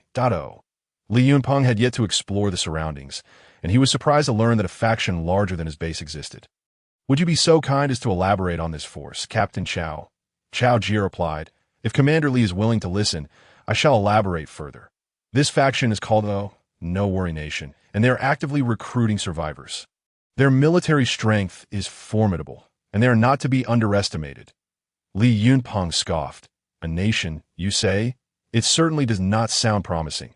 They are undoubtedly ambitious individuals seeking to satiate their insatiable thirst for power in this apocalypse. However, in a world fraught with danger, where everyone looked out for themselves, Li Yunpeng had no intention of provoking them unless absolutely necessary." After briefly discussing the surrounding forces, the conversation returned to business, and Li Yunpeng firmly stated that he would exchange a bullet for 10 pounds of rice. Chao Jie, wearing a forced smile, replied, "Commander Li, I cannot agree to your terms of 10 pounds of rice for a single bullet. My brothers are engaging in life-risking trades. You must leave some profit for USL." Yunpeng internally scoffed, as if anyone in the apocalypse wasn't risking their lives, but he maintained a composed demeanor and said, "Captain Chao, I trust you will find a higher price for your goods." Chao Jie grimaced. At most, he could sell a bullet for 15 pounds of rice, but only to those who disregarded the lives of their subordinates in their quest to solidify their rule. Rice was inherently valuable, and most people would not accept such a price that in this apocalypse. If one only expected a 50% profit, who would be willing to take such considerable risks? Chao Jie lamented. "Commander Li, I am willing to forego profit on this transaction, but I can only offer you a price equivalent to 5 pounds of rice that Li Yunpeng, naturally skeptical, eventually settled on a deal after a protracted negotiation, exchanging a single bullet for 7 jin of rice. Both parties were pleased with the arrangement. Li Yunpeng sold 1,000 rounds of ammunition, receiving 7,000 jin of rice in return. He anticipated attracting an increasing number of survivors, as food was always in demand. And for Chao Jie, this transaction represented a significant profit, marking the largest deal he had ever conducted. They each obtained what they needed, leaving both sides jubilant. Once the agreement was reached, Chao Jie, feeling elated, hesitated for a moment before retrieving a cloth bag from his pocket. He opened it and presented it to Li Yunpeng with both hands. Observing the theatrics, Li Yunpeng found himself holding a pale blue crystal wrapped in cloth and curiously inquired, "What is this?" Chao Jie chuckled and replied, "This was procured from Wuyou Nation. They obtained it from a special type of zombie's brain, although its exact purpose remains unknown to them. However, the Wuyou army paid a heavy toll of nearly 200 lives to slay that particular zombie. It can be said that this crystal was acquired at a considerable cost." Li Yunpeng, skeptical that Chao Jie would freely gift something of value, accepted the crystal that it felt cool to the touch. Glimmering with a remarkable clarity, devoid of any impurities. Could it possibly be from the brain of an evolved zombie? The last evolved zombie he had encountered had been detonated by a soldier from the guard unit in a moment of urgency, leaving no time to investigate further. After toying with the crystal for a while, Li Yunpeng stowed it in his pocket, intending to inquire about it later with the system.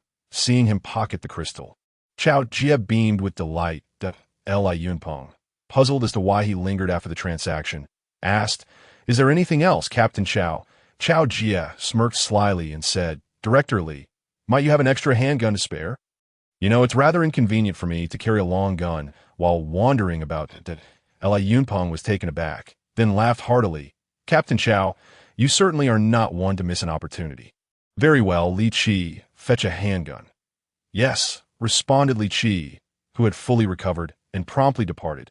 With the handgun in hand, Chao Jie felt elated, having acquired a finely crafted military pistol without spending a dime, effectively making a profit. They agreed to commence the exchanges in 3 days, divided into 10 transactions, a standard practice in their line of work, as mutual distrust necessitated caution. A single transaction involving too much material posed a considerable risk to the caravan. Divided transactions minimized potential losses. Li Yunpeng readily consented, knowing that the transportation risks would be borne by the caravan. After bidding farewell to Chao Jie, he returned to the base to inquire with the system about the nature of the crystal. The system responded, "This is a level 1 crystallization from a zombie's brain, capable of enhancing human physical attributes." To his astonishment, Li Yunpeng realized that this crystal could indeed augment his physical capabilities. Initially, he had felt a twinge of regret for parting with a handgun, but now he was filled with exhilaration. Suddenly, he recalled the evolved zombie he had previously destroyed and hastily dispatched Li Bai to the site of the battle to search for any remnants of the evolved creature. After Li Bai left, Li Yunpeng asked the system how to utilize the crystal. The system replied, "It can be consumed directly." Li Yunpeng felt a bit queasy at the thought. After all, this substance had been extracted from a zombie's brain. Would it truly be safe to ingest? Receiving confirmation from the system, he meticulously washed the crystal several times in hot water, hesitated for half a moment, then resolutely tossed it into his mouth. Miraculously, upon entering, the crystal quickly transformed into a refreshing liquid. Li Yunpeng swallowed it whole and was enveloped by an indescribable sensation of comfort.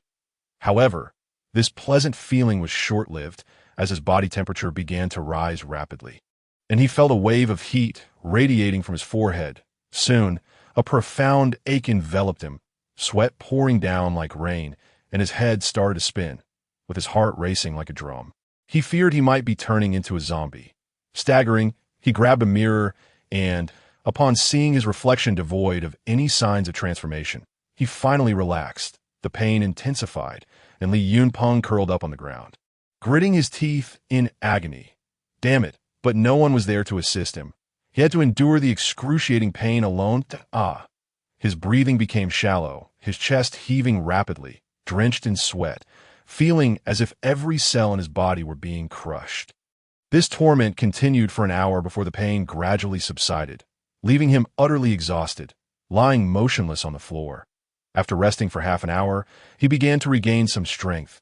Upon touching his body, he noticed a sticky layer of grease covering his skin, emitting an unpleasant odor. He hurried to the bathroom for a shower, and after cleaning himself, he gazed into the mirror in disbelief. His abdominal muscles were clearly defined into 8-packs, and his entire physique appeared more muscular and toned.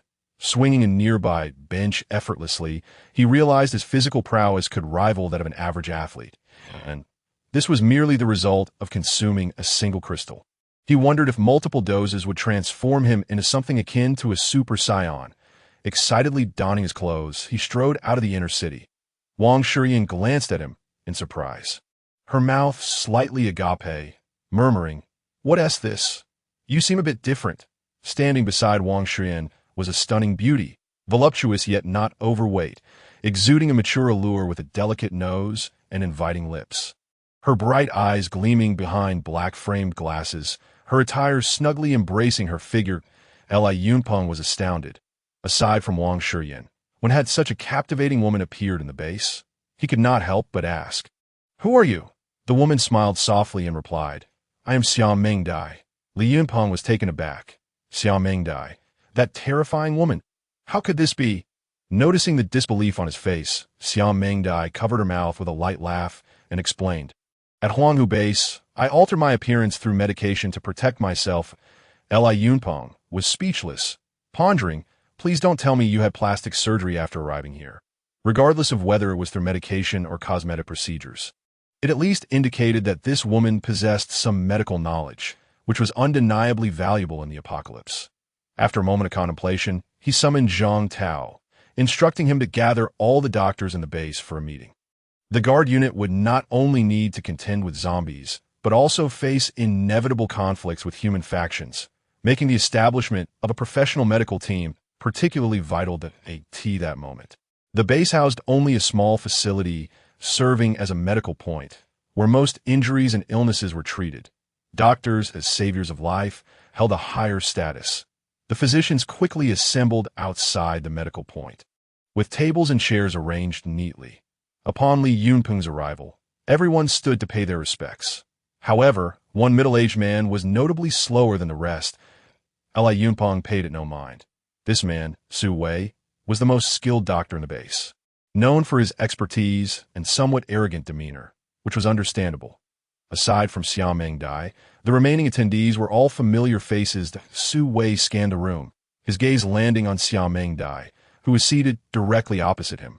Next to Li Yunpeng, his expression soured, and he looked upon her with contempt, dismissing her as merely a woman who had relied on her body to climb the ranks. Xiao Mengdai, aware of the medical meeting, had deliberately donned a white coat over a form-fitting outfit, which accentuated her curves. Previously, she had worn loose robes solely to conceal her alluring figure. Our base is developing, and the military-civilian population will significantly increase. Therefore, establishing a professional hospital is imperative. Today, I've gathered everyone to solicit your opinions, aiming to expedite the hospital's construction, Li Yunpeng announced. The listeners' eyes lit up. The prospect of a hospital implied numerous job openings, including positions such as hospital director and heads of various departments. Su Wei's interest was piqued as well. Prior to the apocalypse, he had served as the head of a small hospital department and had never aspired to be a director. Now, the opportunity was within reach, as he was the most skilled physician in the base and the most likely candidate for the coveted position. Observing the varied expressions of the crowd, Li Yunpeng continued, "I understand what's on your minds. Rest assured, in my presence, the capable shall rise, and the incompetent shall fall. Those with merit will be granted the director's role." With Li Yunpeng's clear assurance, the crowd erupted into animated discussions, their faces beaming with joy, as if the directorship was already theirs for the taking. Do we 1T conduct any theoretical examinations? I can't even comprehend those. Instead, let us bring in some patients for on-the-spot consultations. The individual who emerges victorious will be the candidate for our base hospital's directorship, Li Yunpeng declared. Since Li Yunpeng had finalized the plan, no one dared to refute it. However, Su Wei felt a twinge of dissatisfaction. Was it necessary to even test this? Who else besides me would dare occupy this position? Zhang Tao swiftly gathered a few volunteers, each bearing various ailments, which made them suitable for the task. Soon, the first patient took a seat at the consultation table, and the doctors were required to take turns diagnosing.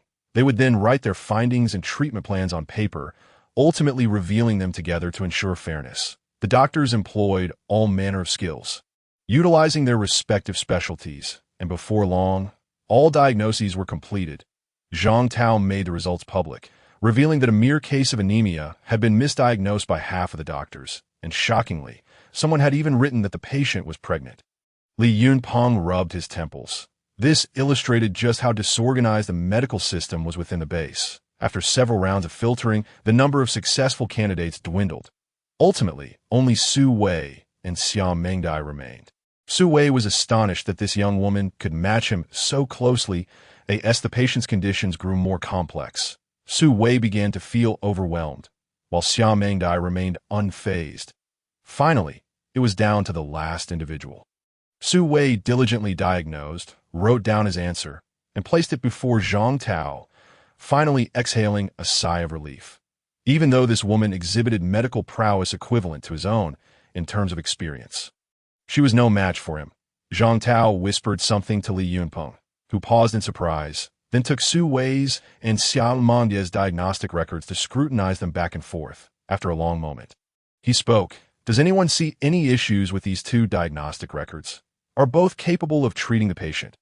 Each time the answers were revealed, everyone eagerly checked for correctness, and the two diagnostic records in Li Yunpeng's hands have been validated by all. Indeed, they were effective treatments. There are no issues. Both are capable of treating the patients. The crowd responded. Yunpeng set down the records and declared, "In that case, I appoint Xia Mengdai as the head of the base hospital." Upon hearing this, an uproar erupted among the crowd. Why was that? Both had presented correct answers. Surely, the commander could not be swayed by her beauty. It seemed highly likely. The audience buzzed with whispers, and Li Yunpeng grew increasingly irate. Bang! He slammed his hand on the table, barking, "Shut up! You lot, incapable of doing anything worthwhile, only capable of gossiping." The crowd fell silent at Li Yunpeng's outburst, refraining from further chatter. Su Wei cleared his throat and said, "Commander Li, I believe my diagnostic plan is flawless. I wonder why you chose the young and beautiful Ms. Xia as the director?" Li Yunpeng, catching the undertone in his words, scoffed. "You may have been correct, but look at your plan. Your prescriptions are reckless. The medication for a rheumatic condition would cost the patient an entire year's income. While the illness may improve, what will they eat afterward?" Su Wei's face flushed. He had intended to brazenly retort that the rules had not been stated, but upon seeing Li Yunpeng's darkening expression, he held his tongue. Li Yunpeng took a breath and continued. Xia Mengdia's prescription is refreshingly simple, integrating both traditional and modern medicine, employing common medications that achieves the same therapeutic effect at a fraction of cost. This is the hallmark of exceptional medical skill. His words left the crowd speechless, their faces flushed. With the candidate confirmed, Li Yunpeng dismissed everyone. Elated to have secured a highly skilled doctor, he instructed the logistics department to prepare additional dishes for lunch, inviting Zhang Tao, Wang Shiyan, and Xia Mengdai to dine together. Xia Mengdai, having recently arrived and possessing an open and affable personality, chatted comfortably while eating, while Zhang Tao appeared extremely tense, only daring to perch half his backside on the chair beside the commander. Wang Shiyan also maintained an air of decorum, every gesture mindful of her image. After a hearty meal, Li Yunpeng sipped his tea and said, "We must expedite the implementation of hospital matters, with Xia Mengdai at the helm, while Zhang Tao and Wang Shiyan will assist as needed." Understood. Zhang Tao and Wang Shiyan promptly stood in acknowledgement, causing Xia Mengdai to pause in surprise. Seeing the two rise, she too stood to accept the task. "All right, let us all sit down," Li Yunpeng instructed. The four resumed drinking tea and engaged in light conversation, while Zhang Tao and Wang Shiyan reported on some daily affairs within the base. Subsequently, the three of them left the inner city together. On the way, Xia Mengdai inquired, "I find Li Yunpeng to be quite amiable. Why does it seem you all fear him?" Zhang Tao widened his eyes and replied, "You must never address the commander directly by name. That is exceedingly disrespectful. As long as one does not engage in wrongdoing, there is no need to fear him. People respect him more than anything. Though he may appear kind and approachable, he possesses a decisive and ruthless character. Tasks assigned by him are to be taken seriously, and failure to do so will reveal another side of him." Wang Shiyan nodded gravely in agreement. Observing the seriousness of their expressions, Xia Mengdai took their words to heart, realizing that the robust and sunny young man held significant weight in the eyes of the people. Subsequently, the focus of the construction department shifted to the hospital's establishment, though not large in scale. Xiao Dai set high standards, meticulously detailing various functional zones. Simultaneously, adhering to Li Yunping's directive, all doctors and nurses were subjected to re-evaluations, with a wide selection process initiated within the base. Anyone with capability, regardless of background, was welcome to apply. Upon hearing that the hospital was recruiting, the registration area was instantly inundated with applicants. The hospital was a highly valued department, one of the most protected units in times of peril. Promising excellent benefits, Xiao Dai, taken aback by the sheer number of people, had no choice but to oversee the process personally, eliminating those who were unqualified and finalizing candidates with solid professional knowledge and a commendable work ethic. Those accepted were overjoyed, while those not chosen bore no grievances, as Xiaomengdia's questions were exceedingly professional, making it understandable for anyone who could not answer. Lu Yu was among the selected doctors, and upon receiving the news, he immediately informed his mother. Lu's mother expressed her satisfaction, solemnly advising, "Our lives were saved by the commander. He is compassionate, not only ensuring that ordinary people are fed and clothed, but also providing medical care. You must work diligently, alleviating the commander's burdens. Otherwise, I shall not forgive you." Lu Yu assured her, "Mother, rest assured that I will never betray the commander's life-saving grace. Compared to our previous settlement, this place is like heaven. Anyone who dares oppose the commander's base will find themselves met with fierce resistance." Lu's mother nodded in satisfaction. In truth, the vast majority shared Lu Yu's sentiments. They cherished this rare sanctuary amidst the apocalypse. Any attempts to disrupt the base's stability were regarded as a shared enemy. Just as peace reigned within the base, suddenly, the labor camp workers constructing the road to the granary rushed back in a panic. Upon reaching the city's edge, they collapsed onto the ground, gasping for breath, exclaiming, "Hurry, report to the commander! Something terrible has happened." A soldier hurriedly assisted the speaker towards the inner city. That moment, Li Yunpeng was in the inner city, shirtless, engaged in strength training. Suddenly, a soldier burst in, declaring an urgent situation. Li Yunpeng hastily donned a short-sleeved shirt and stepped outside, where he saw a guard supporting a young man drenched in sweat, who had now regained his composure and stood at attention, stating, "Commander, we were repairing the road when we saw Captain Li Bai and his team searching near the granary. Suddenly, a horde of zombies surged from the dense forest behind them, driving our soldiers into the granary, and we are unaware of the current situation." Li Yunpeng's expression shifted in alarm. The granary must not be compromised. This news was critical, and the timely report was commendable. "Have the guard take you to the administrative office to record this," he instructed. The young man beamed at the unexpected honor of reporting and followed the guard away. Once he departed, Li Yunping's expression turned grave. The use of ambush tactics indicated that Li Bai must have encountered a horde of evolved zombies. Due to the granary's significance, he had already stationed 3 small teams there, in addition to Li Bai's squad. This meant that 120 soldiers were currently trapped inside. Fortunately, the granary had tunnels, making it defensible. For the time being, there should be no immediate danger. However, the soldiers outside had limited ammunition and could not be resupplied. Over time, that could become problematic. Li Qi. Present. Take a small team to scout the situation. Ascertain how many zombies are present, but do not approach them. There may be evolved zombies hidden within the horde. Indeed, commanded Li Qi as he set forth on his mission, that he dispersed his team to search the area ahead, taking care to avoid a sudden ambush by the horde of zombies, much like what had befallen Li Bai. However, as they advanced towards the granary, not a single stray zombie was in sight. It wasn't until they were approximately 500 meters from the granary that they encountered a horde surrounding it.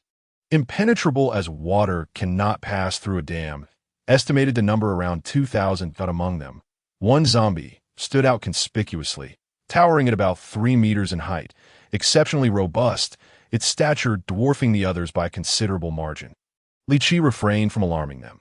After carefully assessing the situation, he led his team back along the same route to report his findings to Li Yunpeng.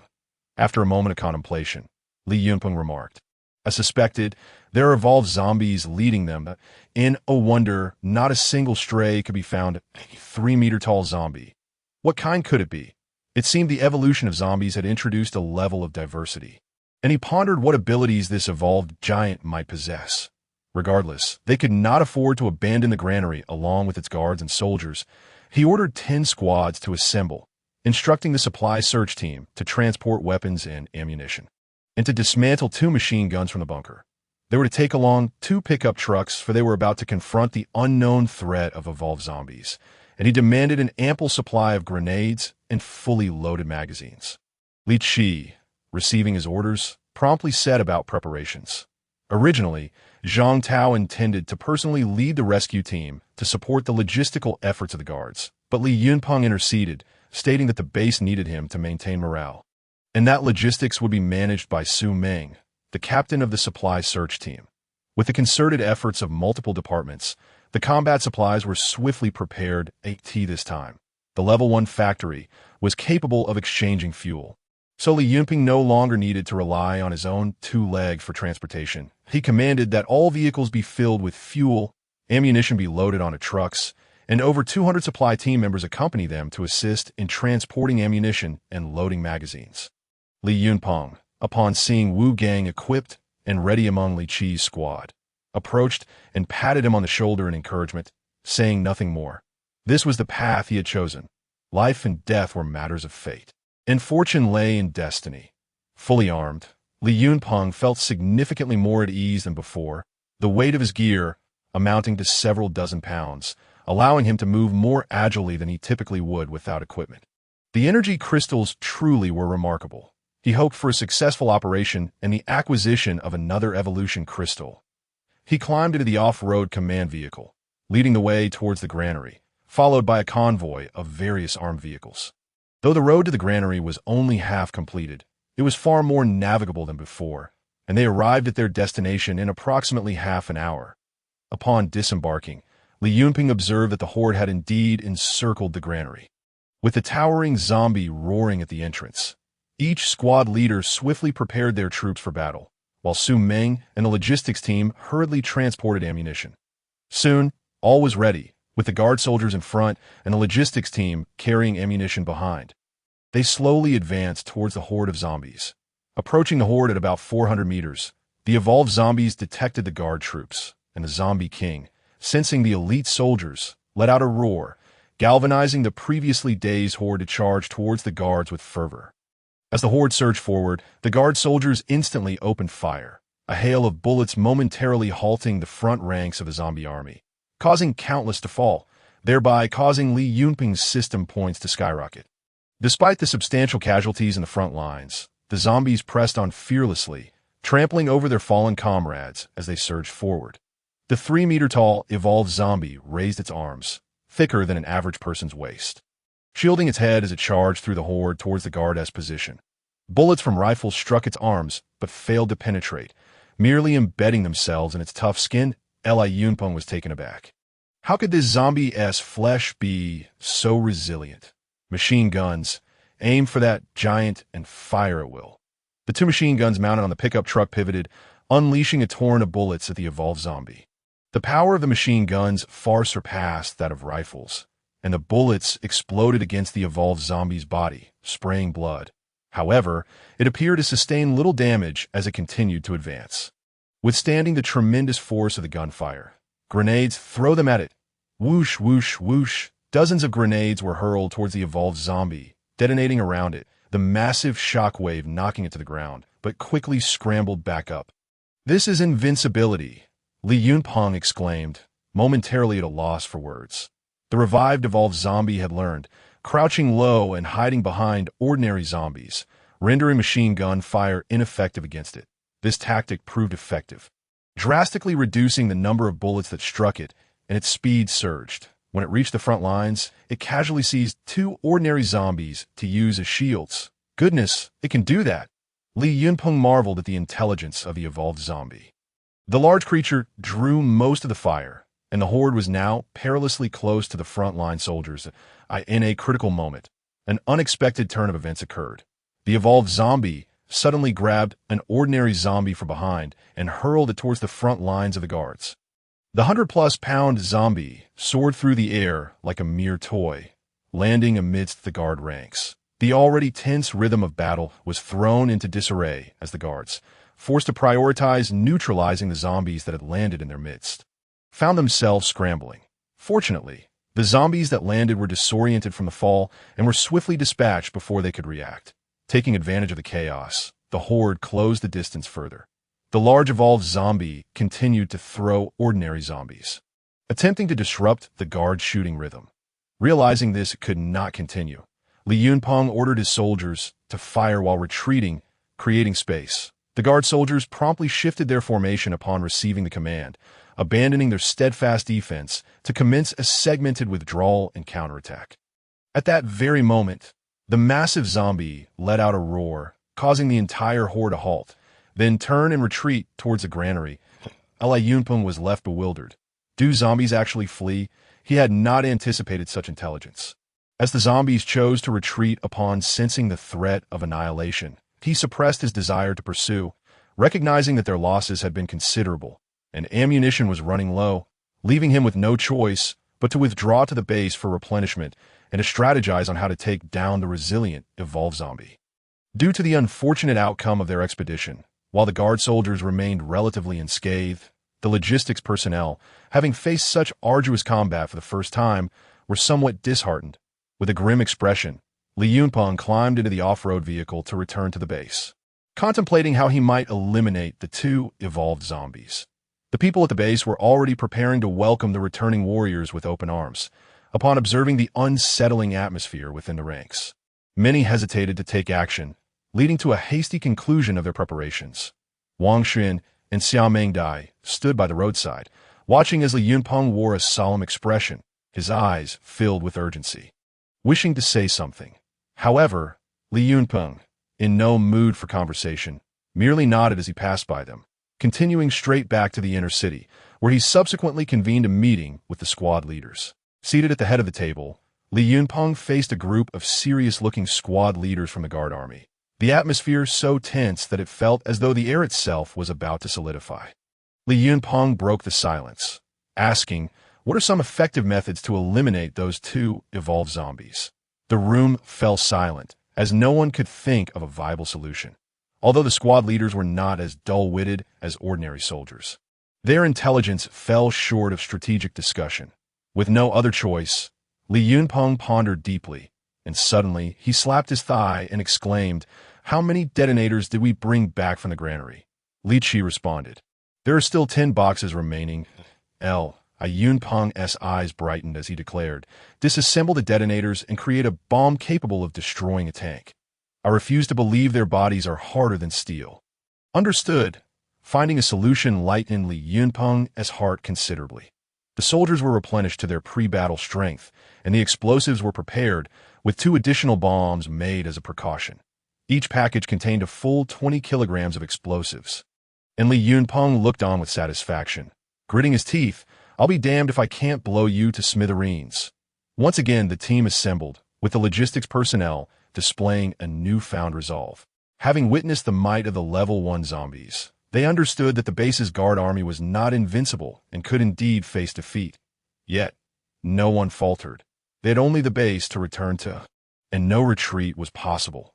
They had to eradicate any threats to the safety of the base, or face the catastrophic consequences of annihilation. The farewell crowd no longer wore the relaxed expressions of yesteryears. Instead, they watched with grave faces as the guard soldiers passed by, bidding farewell to the team that ventured forth to fight for the survival of their base. This time, Li Yunpeng halted the team a kilometer away from the granary, selecting a narrow location to bury 2 bombs in the middle of the road, leaving 2 soldiers prepared to pull the detonator wires. Upon approaching the granary once more, Li Yunpeng discovered that the horde of zombies they had previously diminished had inexplicably swelled back to a staggering 2,000. Damn it, where did they all come from? Li Yunpeng felt a wave of exhaustion wash over him. It seemed each level 1 evolved zombie could indeed command 1,000 ordinary zombies, as long as the evolved zombie remained alive. It would continuously gather more ordinary zombies around it. A larger horde, comprised of agile and hulking strength-type zombies, surrounded the granary, relentlessly battering the massive iron doors. "Today is the day I send you to the heavens." Li Yunpeng seethed with rage at the 2 evolved zombies. then commanded, "Send a squad to lure them over." Immediately, a squad of soldiers sped off in vehicles, the roar of the engines and the deliberate gunfire creating a cacophony that once more stirred the horde. Li Yunpeng observed through binoculars. Although the level 1 evolved zombies possessed a degree of intelligence, it was merely instinctual survival, lacking awareness of concepts like bait or traps. The vehicle tasked with luring the zombies maintained a safe distance. And the 3-meter-tall, strength-type, evolved zombie stood out prominently among the throng. Yunpeng noted its position amidst the road, perfectly aligned with the path to the explosives. He then retreated with his soldiers to their defensive position, where the 2 demolition experts were ready with several meters of detonating cord. As the decoy vehicle drove past them toward the rear, the 2 soldiers found themselves alone, confronted by the vast horde of zombies. For an ordinary person, the sight would surely induce terror, as the approaching tide of zombies carried an overwhelming sense of dread capable of shattering anyone's resolve. Fortunately, the ordinary soldiers of the Guard Army were devoid of such emotions. Knowing not the meaning of fear, Yunpeng anxiously monitored the strength-type evolved zombie from the rear. The base had limited explosives left, and failure to eliminate it this time would lead to significant complications. If this creature brought the zombies to assault the base, it would spell disaster. It could hurl ordinary zombies over 100 meters, standing outside and tossing them into the base, causing chaos and irreversible losses. Should a few agile zombies join the fray, it would be a dire calamity. Before long, the ordinary zombies crossed the detonation point, yet the strength-type zombie had not yet arrived. The 2 soldiers remained unruffled as the zombies drew near. Their orders were to detonate the explosives only once the strength-type zombie entered the blast zone. Even if ordinary zombies began to gnaw at them, they would steadfastly hold their ground. Fortunately, as the horde drew within 20 meters of the demolition experts, the strength-type zombie finally entered the explosive center, prompting the 2 soldiers to decisively pull the detonator wires. Boom! Li Yunpeng was over 500 meters away from the explosion, yet he could still feel the ground tremble beneath him. The deafening roar ringing in his ears that a massive fireball erupted, flames leaping dozens of meters high, and the swirling smoke instantly engulfed a large portion of the zombies, obscuring the scene within. The demolition experts turned and fled after triggering the explosives, and Li Yunpeng watched as they stumbled back towards the front line, pursued by zombies that were swiftly dispatched by the soldiers stationed there. Upon reaching the front, both men bled from their ears and noses. Clearly injured by the shockwave of the explosion, Li Yunpeng was astonished by the explosion's ferocity, thinking to himself, if this doesn't kill them, then there's no point in fighting. Indeed, as the smoke cleared, only the bewildered ordinary zombies remained. The strength-type zombie was nowhere to be seen. Yunpeng's points surged by over 200,000, which could not have come solely from the ordinary zombies. It was undoubtedly the points earned from eliminating the 2 evolved zombies, further corroborated by the disarray among the remaining zombies after losing their leader. With a sigh of relief, Li Yunpeng faced only the non-threatening, ordinary zombies. The guard soldiers holed up in the granary seized the opportunity to charge out, swiftly mowing down the zombies caught in the crossfire of hundreds of rifles. Yunpeng ordered the soldiers to search for the crystals within the heads of the level 1 zombies. The immense cranium of the strength-type zombie was quickly located, and soldiers deftly smashed it open, retrieving the pale blue crystal to present to Li Yunpeng. Yunpeng carefully wrapped it and held it close. Knowing it was a treasure that could enhance his strength, the agile zombies, appearing almost indistinguishable from ordinary ones, took longer to find, but ultimately, Li Yunpeng was delighted to discover 2 evolution crystals, his lips curling into a grin that nearly reached his ears. This battle resulted in minimal casualties, aside from 2 soldiers injured by the explosion, with points increasing by over 300,000, along with the acquisition of 2 pale blue evolution crystals, a resounding victory. After the battle, the logistics team began clearing the battlefield. After months of rigorous training, the logistics personnel now handled the corpses as if they were merely sacks, sharing laughter as they worked. Wang Er, you so particular about lifting a zombie, is it because you've been deprived of women for too long? Laughter erupted among the crowd. Wang Er, unwilling to be outdone, retorted, at least I'm not like you. Lifting an old lady and thinking you're clever. Upon closer inspection, the man's face stiffened. Realizing the truth of the remark, his face darkened with embarrassment. The group energetically gathered the bodies into a heap before setting them ablaze. Li Yunpeng felt uneasy leaving the food outside, but the base lacked space to accommodate such a large quantity of grain at the moment. After arranging for soldiers to rotate guard duty at the granary, he led the team back to the base. Unlike the previous occasion, advanced troops had already returned to the base with news of victory, upon learning that the formidable enemy had been vanquished.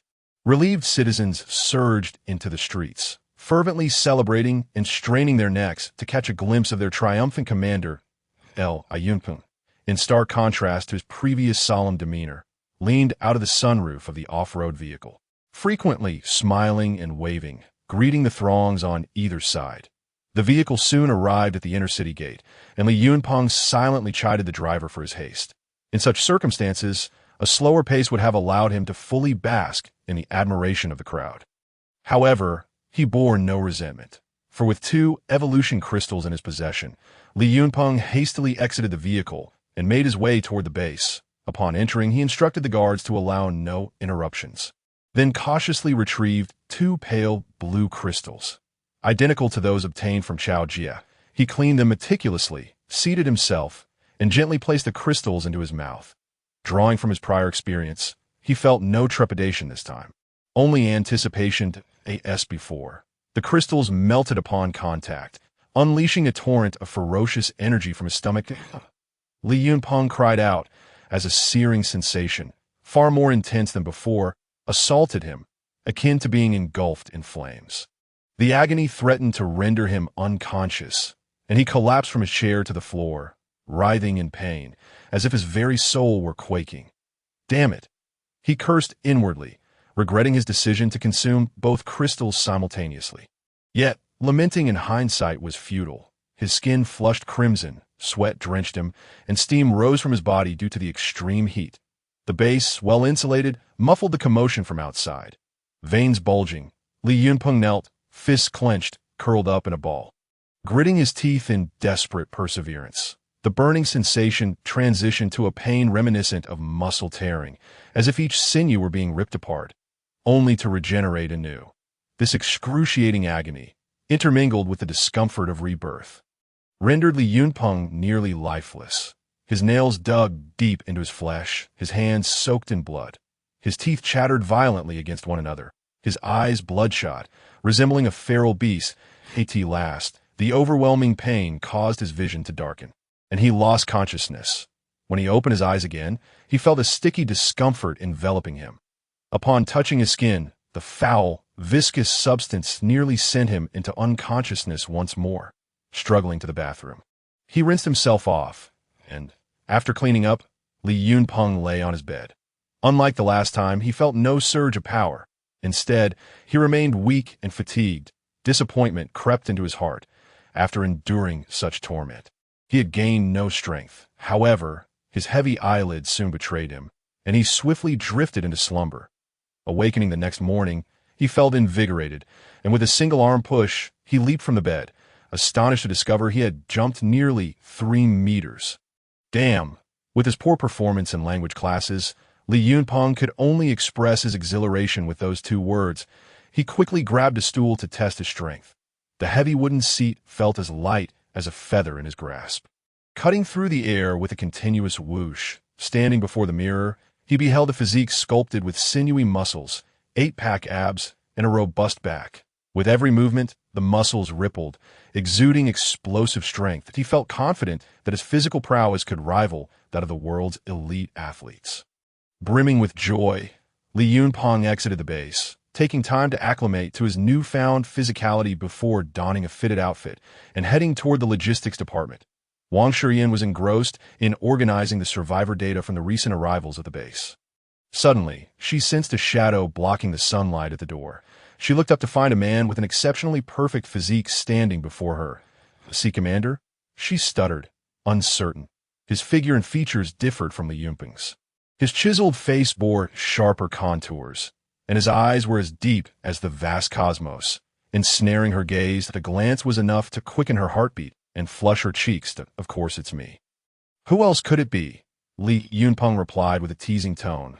As he drew closer, Wang Shiren became certain that this was indeed the commander. But how had he transformed into such a striking figure? Li Yunpeng paused in front of her, and she could feel a subtle yet potent masculinity emanating from him, causing her complexion to deepen in hue. The more he observed her bashful demeanor, the more captivating she appeared, prompting him to linger. Wang Shiren lowered her gaze, intertwining her fingers nervously and tugging at her clothing, occasionally sneaking glances at Li Yunpeng before hastily looking away, just as their eyes exchanged silent messages. Suddenly, a shadow lunged toward Li Yunpeng from behind. Wang Shiren noticed just in time, her eyes widening in terror as she rushed forward to push him aside. Thud! The sound of a knife piercing flesh echoed through the air. Li Yunpeng, witnessing her sudden change in complexion as she shoved him away, barely had time to react before a masked assailant plunged a blade into Wang Shiren's abdomen. His eyes widened in horror, and with a swift motion he seized the assailant's wrist, wrenching the knife free and delivering a powerful kick that sent the attacker sprawling to the ground. "Call for help!" he bellowed, and soon soldiers and administrative staff rushed to the scene. "Stop the assassin! Secure him!" Li Yunpeng shouted as he scooped Wang Shiren into his arms, racing toward the hospital. The framework of the hospital was already erected, though the interior remained unfinished. "Xiao Mengdai. Come quickly!" Li Yunpeng's voice thundered, reverberating like rolling thunder within the hospital. Xiao Mengdai, engrossed in reviewing renovation plans, was startled by Li Yunpeng's urgent call and hastily dashed outside. She was taken aback to see him cradling a blood-soaked Wang Shiren, unable to process the changes in him. "Quick, take her to my office. There's an operating table there," she instructed urgently. Following her lead, Li Yunpeng gently placed Wang Shiren on the operating table in the office. "Everyone out. Xiao Wang, Xiao Li, prepare for surgery," Xiao Mengdai commanded, shooing away the others. Li Yunpeng grasped her arm, his voice low and fierce. "You must save her at any cost." This was the first time Xiao Mengdai had witnessed such a fierce aura emanating from him, momentarily stunning her. The flurry of activity from the assistants snapped her back to reality, and she forcefully pushed Li Yunpeng out of the room, stating, "I know better how to save lives than you." As the office door slammed shut with a resounding bang, it felt as though it sealed away all sounds from the outside world. Leaning helplessly against the wall, Li Yunpeng's heart ached with prayer. "Wang Shiren, please, you must pull through." Suddenly, he sprang to his feet, striding away with a menacing expression. "I will find out who has the audacity to do this." Upon returning to the logistics department, he found the assailant securely bound. Having attempted to assassinate the commander, the onlookers, indignant, had refrained from delivering a fatal beating, knowing the man might still hold valuable information. Yunpeng surveyed the battered figure, bruised and marked with boot prints, and demanded, "Speak. Why did you attempt to kill me?" The man trembled uncontrollably, his voice a mournful whine. "Sir, I was left with no choice." "Humph," Li Yunpeng scoffed, his expression dark as storm clouds. "Explain yourself. How could this be a matter of necessity?" The man glanced around, hesitating to speak. "Dismiss the onlookers," Li Yunpeng ordered. "Guards, secure the entrance." Once alone with the assassin, the man finally spoke. "Sir, I am a refugee from the kingdom of Wuyo. Last week, Huang Long suddenly took my wife and child hostage, demanding that I infiltrate and assassinate you. If I did not comply, my son would be flayed alive, and my wife would be given to the Wuyo army." Huang Long, Kingdom of Wuyo. The name rang a bell, yet he was certain he had not wronged this individual. Could it be connected to Huang Hu? Who is Huang Long? Why does he wish to kill me? Li Yunpeng inquired. The assassin hesitated before replying. "Huang Long is the emperor of Wu. As for why he wishes to kill you, I have no idea. Such matters are beyond my comprehension." An emperor, how shameless, to gather a few followers and declare himself king. Li Yunpeng derided. The assassin paused before responding. "Sir, Huang Long is no ordinary figure. He commands a population of over 20,000, including 5,000 soldiers in the Wuyo army, notorious for their dominance in Wuxian. Having repelled several waves of zombie hordes, Yunpeng's interest was piqued at the mention of the population. Over 20,000? Having developed at a commendable pace, the population has only reached a little over 6,000. Since you show no mercy, Do not blame me for my lack of righteousness. Bring him forth, drag him away, and execute him." With a commanding voice, Li Yunpeng issued his decree, prompting the soldiers stationed at the entrance to seize the assassin and escort him away. "Spare me, my lord. I have a wife and children. My son is only 5 years old. How can he survive without me?" The assassin, witnessing Li Yunpeng's sudden shift in demeanor, cried out in despair. Li Yunpeng paid him no heed. One must be prepared to face the consequences when daring to commit assassination.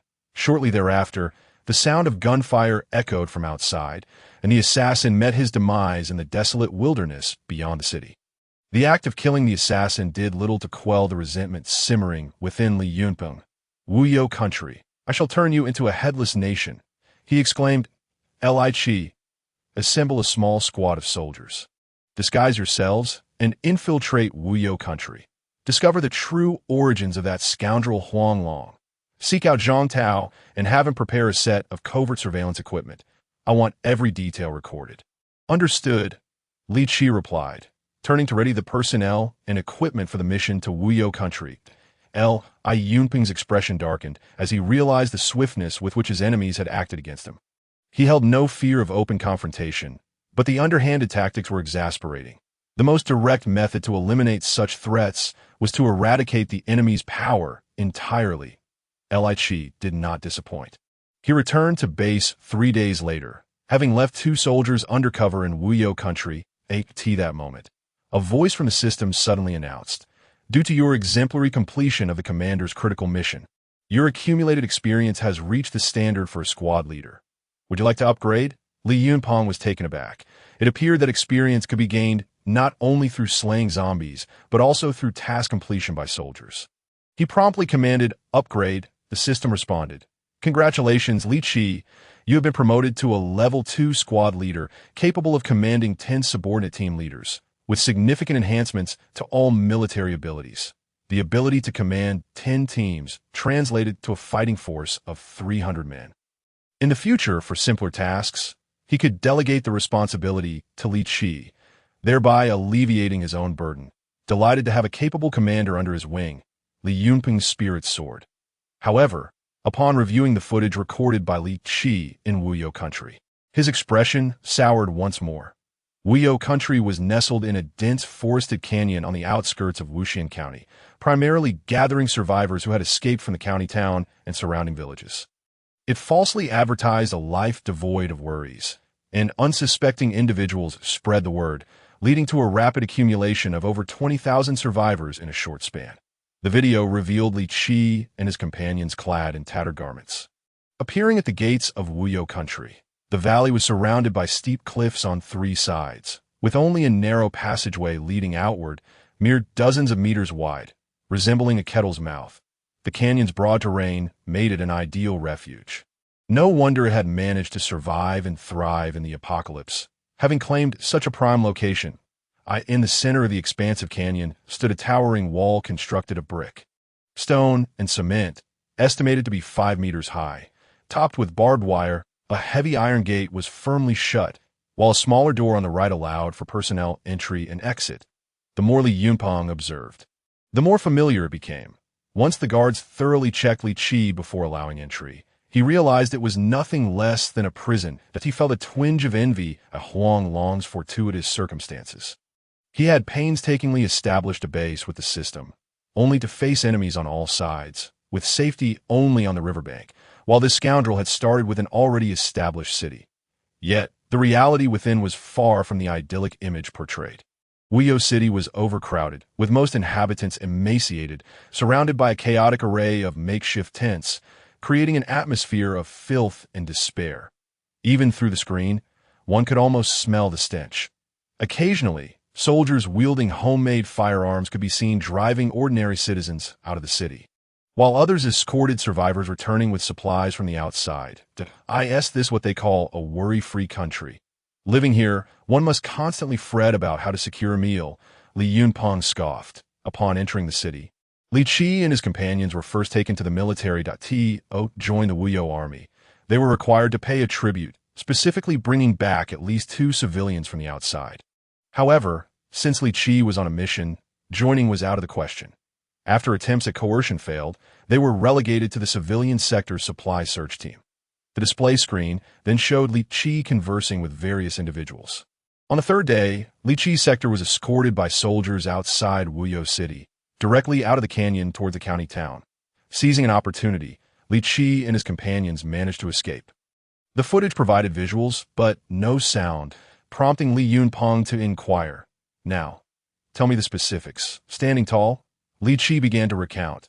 Once I reached the civilian sector, I learned that while Wuyo country has a pleasant reputation, entering it marks the beginning of a nightmare. Those who enter, unless they join the Wuyo army, are assigned to collective living quarters, each managed by a squad of the Wuyo army. Every week, the Wuyo army takes civilians from these sectors to the outskirts of the county town to scavenge for supplies, often sending out 10, with only 5 or 6 returning. Even if they manage to gather a substantial amount of resources, civilians are allowed only 2 bowls of thin porridge daily. A bowl might contain only a few grains of rice. All collected supplies are seized by the Wuyo army, leaving nothing for the civilians. Moreover, any woman deemed attractive is forcibly taken into the palace under various pretexts, either to become a concubine or to satisfy the soldiers' desires. Upon hearing this, Li Yunpeng felt no anger. In this fragmented world, everyone was preoccupied with their own survival, and no one had the capacity for compassion. However, the population of over 20,000 was a tantalizing temptation for him. To elevate his base to level 2, he needed to command a population of 50,000, and he was still far from that goal, that if he could gain the 2,000 from Wuyo country, it would significantly accelerate his progress toward that upgrade. Intrigued, Li Yunpeng asked, "What is their weaponry like? How have they acquired such a large number of firearms?" Li Qi responded, "I heard from the locals that the prison previously held many inmates, some of whom had smuggled in homemade firearms. They even captured a mechanical design expert from the outside, and the prison has its own labor factory, one of which produces steel pipes. Thus they can fabricate crude guns. But ammunition is scarce. Each soldier typically carries only 10 rounds, suggesting their stockpile is limited." Li Yunpeng was left speechless. Huang Long seemed to have everything aligned perfectly in his favor, as if he were the protagonist of a story. Although the enemy's weapons were homemade and their ammunition limited, a force of 5,000 Wuyo soldiers, without considering their ammunition reserves, would still possess 50,000 rounds. Caution was warranted. Damn it, I hope the bullets I sold to Chao Jie aren't being resold to Huang Long. Li Yunpeng pondered. It seemed prudent to refrain from selling bullets too readily in the future. Should the bullets sold come back to haunt him, it would indeed be a bitter irony. The Wuyo army was formidable. While Li Yunpeng was not intimidated by direct confrontation, he wished to avoid incurring heavy losses unnecessarily. This was not a matter to be rushed. Ever since the annihilation of the grain storage zombies, Li Yunpeng's points had reached 600,000. He summoned 300 soldiers, raising his total military strength to 800. He allocated the remaining 300,000 points to purchase bullets that it seemed he would need to devise a method to produce ammunition himself in the future. Otherwise, the speed of earning points would not keep pace with their consumption. In slightly adverse battles, he could only break even. Only in favorable circumstances could he accumulate points. All these considerations were for the future. For now, preparations were paramount. Since Huang Long had dispatched an assassin to eliminate him, it either indicated a desire for something he possessed or a personal vendetta. If it were the latter, it likely involved Huang, who, as the names Huang Long and Huang Hu hinted at a sibling connection, Li Yunpeng assigned Li Qi to guard the grain storage, as the system walls could only be constructed within the base's confines. He instructed the labor camp to accompany Li Qi in erecting the walls around the grain storage. Huang Long would undoubtedly be aware of the grain storage. Thousands of tons of grain would be an irresistible lure. With Li Qi leading 300 guards of the grain storage, its security was virtually assured. The road leading to the grain storage had been completed, and a Level 1 military factory could now exchange gasoline at a low price. Thus, transportation to and from the grain storage would primarily be by vehicle, greatly enhancing efficiency. Should any issues arise at the grain storage, he could quickly provide support, just as the plans were solidified. A soldier reported that someone from Huafeng'er was seeking help. Huafeng'er was trapped on a mountaintop and urgently needed rescue. "Bring that woman to me," Li Yunpeng commanded. The soldier turned to comply, and soon a flustered woman rushed in. Upon seeing her, Li Yunpeng recognized her as a member of the Huafeng team and asked, "What has happened?" The woman, in a state of panic, exclaimed, "Previously, our Fire Phoenix squad planted some crops on a mountain. Today, while conducting a patrol, we encountered a group of armed individuals demanding that we join their so-called no-worry nation. When Captain Ho refused, they surrounded us at the mountain's peak. That it was only thanks to Captain Ho diverting their attention that I managed to escape. Please, I implore you to rescue us." Li Yunpeng was well aware of the hillside where Huafeng and her team cultivated their crops, which was not far from the base. The no-worry nation had extended its reach right under his nose.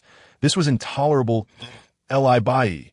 He called, "Present, gather 3 squads and follow me to confront the no-worry nation. Let these fools learn what it means to provoke the tiger's den."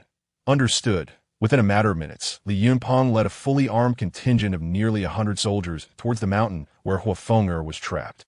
Upon arriving at the foot of the mountain, he spotted a group of disheveled men hiding behind trees, shouting towards the peak. The Fire Phoenix squad, cornered at the summit, occasionally shot arrows downwards, deterring their advance. Li Yunpeng thought to himself, "What a foolish girl Huafeng is.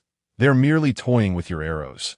Once you run out of ammunition, you'll become lambs waiting for slaughter." He ordered his soldiers to stealthily ascend the mountain.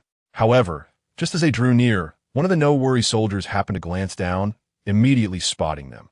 The no-worry soldiers, seeing a large number of troops advancing from below, were taken aback and, disregarding the danger of arrows raining down from above, rushed up the mountain. They knew that the breathtaking beauty at the summit must have a significant identity. In a post-apocalyptic world, such looks could not exist without support. Their only chance of survival lay with her.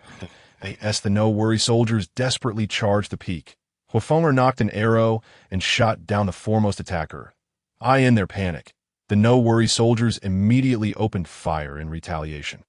Although their weapons only allowed single shots, the simultaneous discharge of over 50 guns rendered the Fire Phoenix squad too intimidated to reveal themselves. Before Li Yunpeng could reach the mountainside, the no-worry soldiers had completely encircled Huafeng and her companions. "Friends at the summit, you are surrounded. Surrender immediately if you wish to survive." Li Yunpeng shouted from behind a rock that a voice from the summit replied, "Enough of your nonsense. Drop your weapons now, or I'll kill this woman." Huafeng retorted sharply, "Don't worry about me. Kill them." Her voice was abruptly cut off. Yunpeng cursed internally. This woman is utterly reckless, devoid of any sense. He knew full well the no-worry soldiers would not dare harm Huafeng, and shouted back, "Every life matters. If you kill her, do you think you will survive?" The no-worry soldiers were momentarily at a loss. This was not how things were supposed to play out in the movies. Shouldn't they control the hostage as per the script? Remembering the nature of the post-apocalyptic world, where lives were as insignificant as weeds, they concluded that a beautiful woman was hardly a rare resource.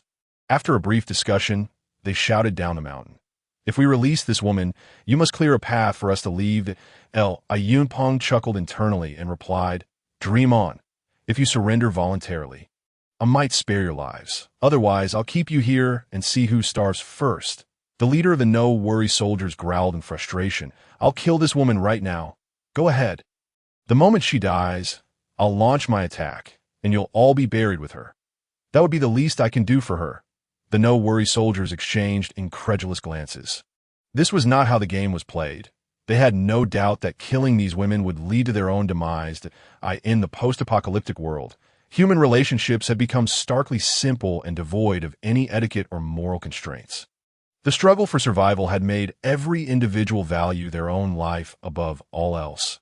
Ultimately, strength dictated everything. The no-worry soldiers realized that this stalemate was untenable. They could not even venture out to summon reinforcements, as the mountain was completely encircled, leaving them with no escape. Li Yunpeng, however, was patient. He did not wish to force their hand too aggressively, fearing they might resort to desperate measures. Thus, they remained locked in this standoff for an hour. The mountaintop was barren, lacking even a single tree for shade. The no-worry soldiers were sweltering in the heat, nearly panting from exhaustion. "Boss, how long is this going to last?" in this godforsaken place. If we stay any longer, we'll surely suffer from heat stroke.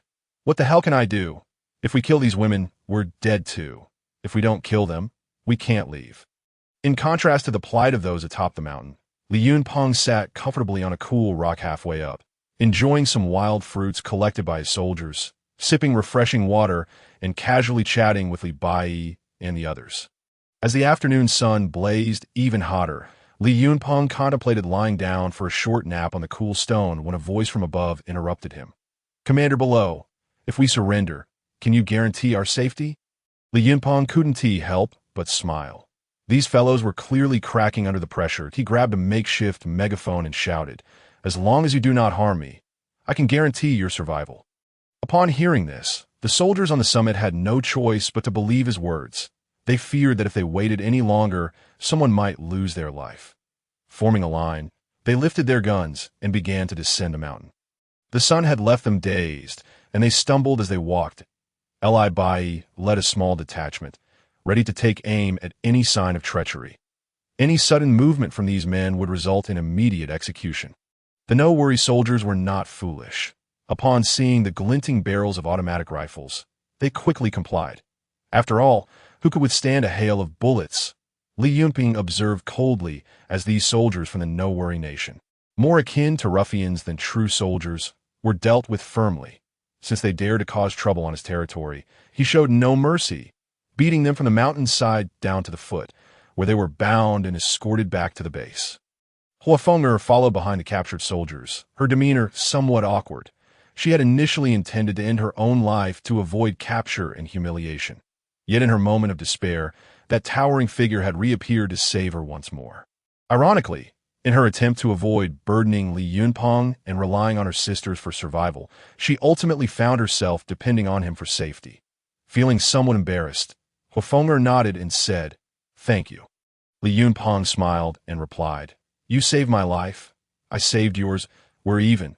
The moment the words left his mouth, he regretted them, realizing how foolish they sounded in this context. As expected, Huafeng'er stamped her foot and said with a hint of resentment, "Is that all you want to settle the score with me?" "No, I don't care what you meant. You're so boring." With that, Huafeng'er turned and walked away. Li Yunpeng shrugged, speechless. Women truly were capricious. He decided it was best to return to the base and deal with the no-worry soldiers first. In the base's water prison, the group of no-worry soldiers stood in water up to their waists. Their faces pale. Having been submerged for an extended period, they could not sit down, leading to significant exhaustion. Within a few hours, some were already struggling to endure.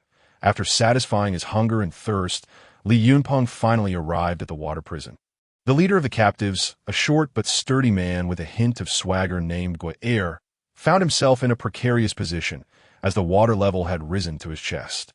He was thus subjected to several times the pressure of the others, making it difficult to breathe. "Little Gua, who gave you the courage?" Li Yunpeng inquired. Guer cursed internally. In this hellish place, it was uncertain whether they would survive the night. "Commander, it's a misunderstanding." He had originally intended to leverage the power of the no-worry nation to intimidate Li Yunpeng. However, upon seeing the array of automatic rifles wielded by the guards, he felt his confidence wane. "Stop your nonsense. Do you know you crossed the line?" Li Yunpeng scolded him. "Commander, I assure you, it's truly a misunderstanding. We encountered a horde of zombies, and, while trying to escape, ended up here," Guer said cautiously. "Humph. It seems you won't shed a tear until you see the coffin. You just sent assassins to me, and now you come causing trouble in my territory. Don't tell me that it's all just a coincidence." Li Yunpeng replied coldly. Guer was not there by chance. He had come under orders from Huang Long to gather intelligence. He had stumbled upon the Fire Phoenix squad in the mountains and, tempted by their beauty, had inadvertently brought disaster upon himself. Seeing Guer unable to provide a coherent explanation, Li Yunpeng's eyes flickered with an idea. "How about this? I'll unleash a horde of zombies and let you run free. Let us see how you ended up here, shall we?" Guer was speechless. "Unarmed, in less than 2 kilometers, we'd all be devoured by zombies. No, that is not necessary. It would be too much trouble." Li Yunpeng could not help but burst into laughter at Guer's response. "All right then. Since you're looking out for me, let us find a simpler solution. Air felt an ominous premonition. What simpler solution? Li Yunpeng did not keep him waiting long. He swiftly drew his pistol and shot one of Air's henchmen in the head, splattering blood and brain matter across the faces of those present. Causing everyone to shudder and feared, it must be said, this certainly made things simpler.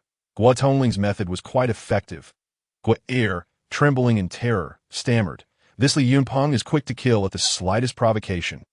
"And what do you mean that it's my method? It's clearly your own ruthless nature." "Commander! Commander! Please don't shoot. I'll talk. Is that not enough?" Li Yunpeng shifted the gun's aim and shot another man, declaring, "You want to talk? But I'm not interested in listening right now." Air was nearly driven to the brink of vomiting blood in his fury. This was beyond human. He was nothing short of a demon. Li Yunpeng continued his slaughter, taking down 5 men before he was satisfied. The stench in the water prison was unbearable. It was unclear who had been so frightened as to lose control of their bowels. He stepped back slightly and warned, "Since I'm in a good mood, you better speak quickly." Seizing the opportunity, Air, no longer daring to hesitate, rapidly divulged everything he knew. It turned out they were a team sent by Huang Long to gather intelligence. They were merely following orders and knew little else. Seeing that there were no further leads to pursue, Li Yunpeng stood up and instructed the guards to extract them from the water prison the following morning and assign them to a labor camp. Contributing to the construction of the base, as he walked, Li Yunpeng muttered angrily, "If you're seeking death, then don't blame me for being ruthless." He opened the system panel to assess the situation and discovered that, aside from the guards at the grain depot, there were only 500 soldiers in the base. For such a large facility, it was essential to retain at least 300 troops for defense. However, with just 200 remaining against the thousands of the Wuyo nation, it seemed rather reckless that it appeared he needed to bide his time, first accumulating points to bolster his forces, and then settle accounts with Huang Long, as the Wuyo nation had firmly entered Li Yunpeng's list of entities marked for destruction. Lost in thought about how to confront Huang Long, he unknowingly arrived at the hospital, deciding to check on Wang Shiyan's recovery. After all, she had taken a blade for him. Yet before he could reach the ward, he heard a quarrel in the corridor. "I want to see Shiyan." "Who are you to stop me?" It was Huafonger's voice. "Who am I? I am the director of this hospital," Xiao Mengdai replied defiantly. With a stern expression, Li Yunpeng approached and demanded, "What is all this shouting about?" The two women exchanged glances and fell silent at the sight of his displeased countenance. Li Yunpeng found it peculiar. They seemed to get along well with Wang Shiyan, yet harbored animosity towards each other. Were they natural adversaries? Ignoring their presence, he entered the ward, whereupon the quarrel at the door had disturbed Wang Shiyan's rest. She was about to get out of bed to mediate when he commanded, "Don't move. Your wound is healing. If it reopens, it will be troublesome. Lie back down." Wang Shiyan's complexion was still pale, but at the command of the commander, she obediently reclined back onto the bed. "I'm fine. Whether you're fine or not is not for you to decide.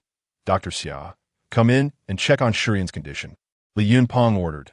Xiao Mengdai shot a cold glance at Huafonger before turning to enter the ward. "Rest assured, Commander, Shiyan is out of danger. She just needs to rest for half a month before the stitches can be removed." But we cannot be careless. I do not wish for a repeat of previous incidents." "Understood." Huafonger lingered at the door for a moment, hesitantly peeking in, then timidly entered, glancing fearfully at Li Yunpeng as she softly asked, "Shiyan, are you all right?" Wang Shiyan smiled faintly. "I'm fine. Thank you for your concern." Huafonger, relieved, observed the two, one troubled, the other apprehensive, hesitated for a moment before turning to leave.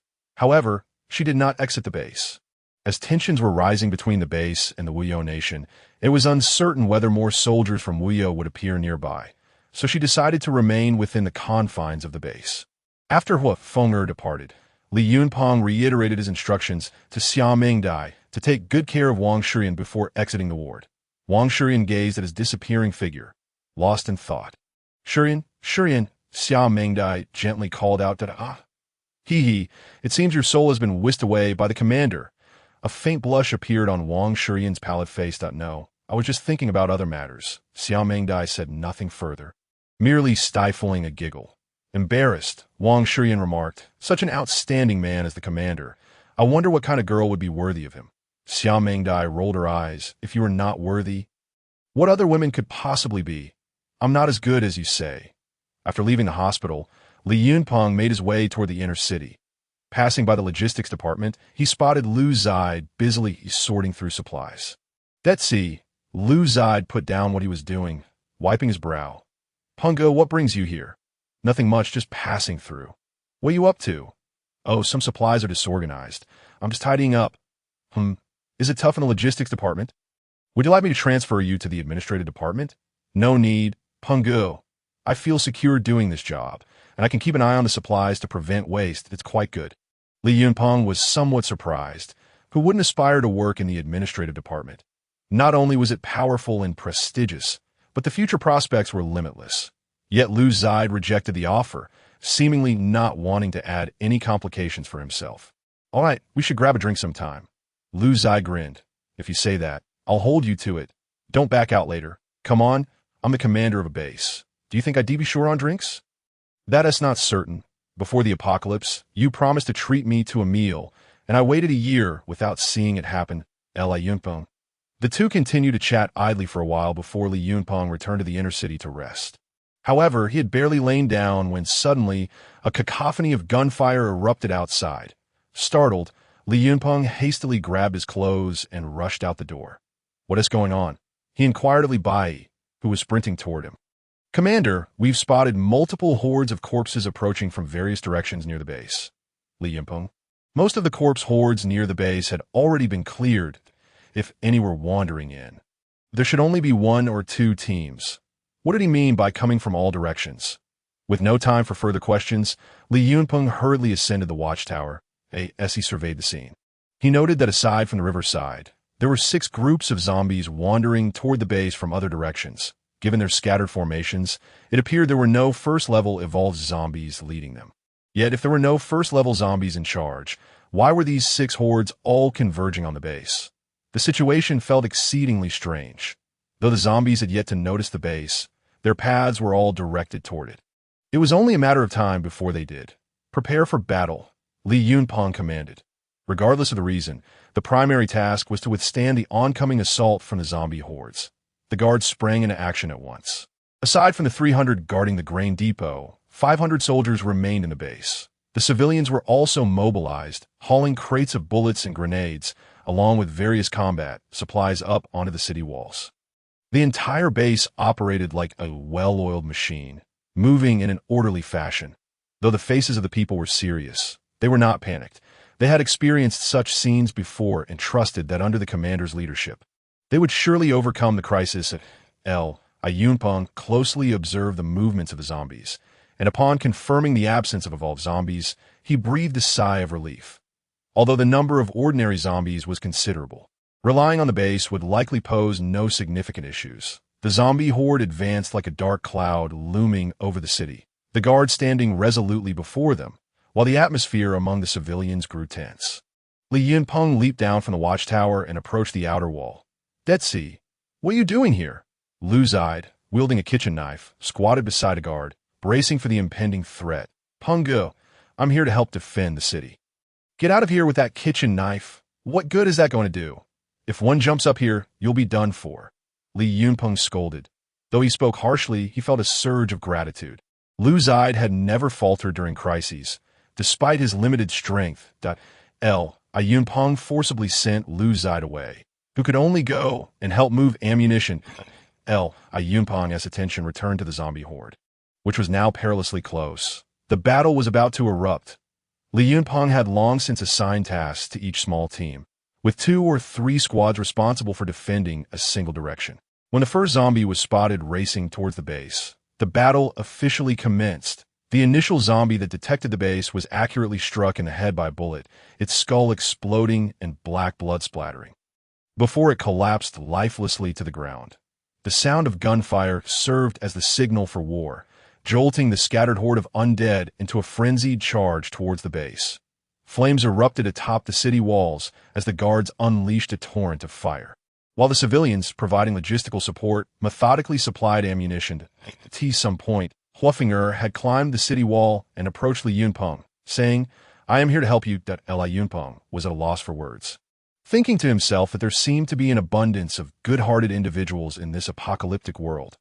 However, since she was genuinely offering assistance, he did not refuse her help.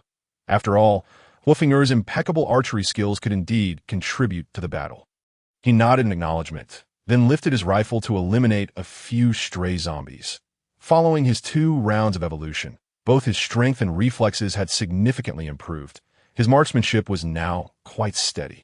Rivaling that of the guard, Li Yunpeng dispatched a dozen zombies. Hoofinger had yet to release a single arrow. Growing frustrated, he remarked, "Could you not shoot so close? Just let a few come over for me." Li Yunpeng found himself slightly exasperated, thinking, "Am I really here to play games with you?" Ignoring the whims of this peculiar woman, he continued shooting at his own pace. Despite the horde comprising 4,000 to 5,000 zombies, their numbers posed no threat to the base in the absence of a level 1 zombie leader, allowing everyone to remain cautious yet relaxed, seeing that the zombies were beyond her shooting range. Hoofinger casually slung her recurve bow over her shoulder and began directing Li Yunpeng. "Shoot that one. Take down that one. Look at that scoundrel. That one, without even any clothes on. Hurry and shoot her. Oh, and please don't shoot that little child." Li Yunpeng was bewildered by her chaotic commands, feeling his aim falter. "Fire Captain, if you have nothing to do, why not go keep Shireen company?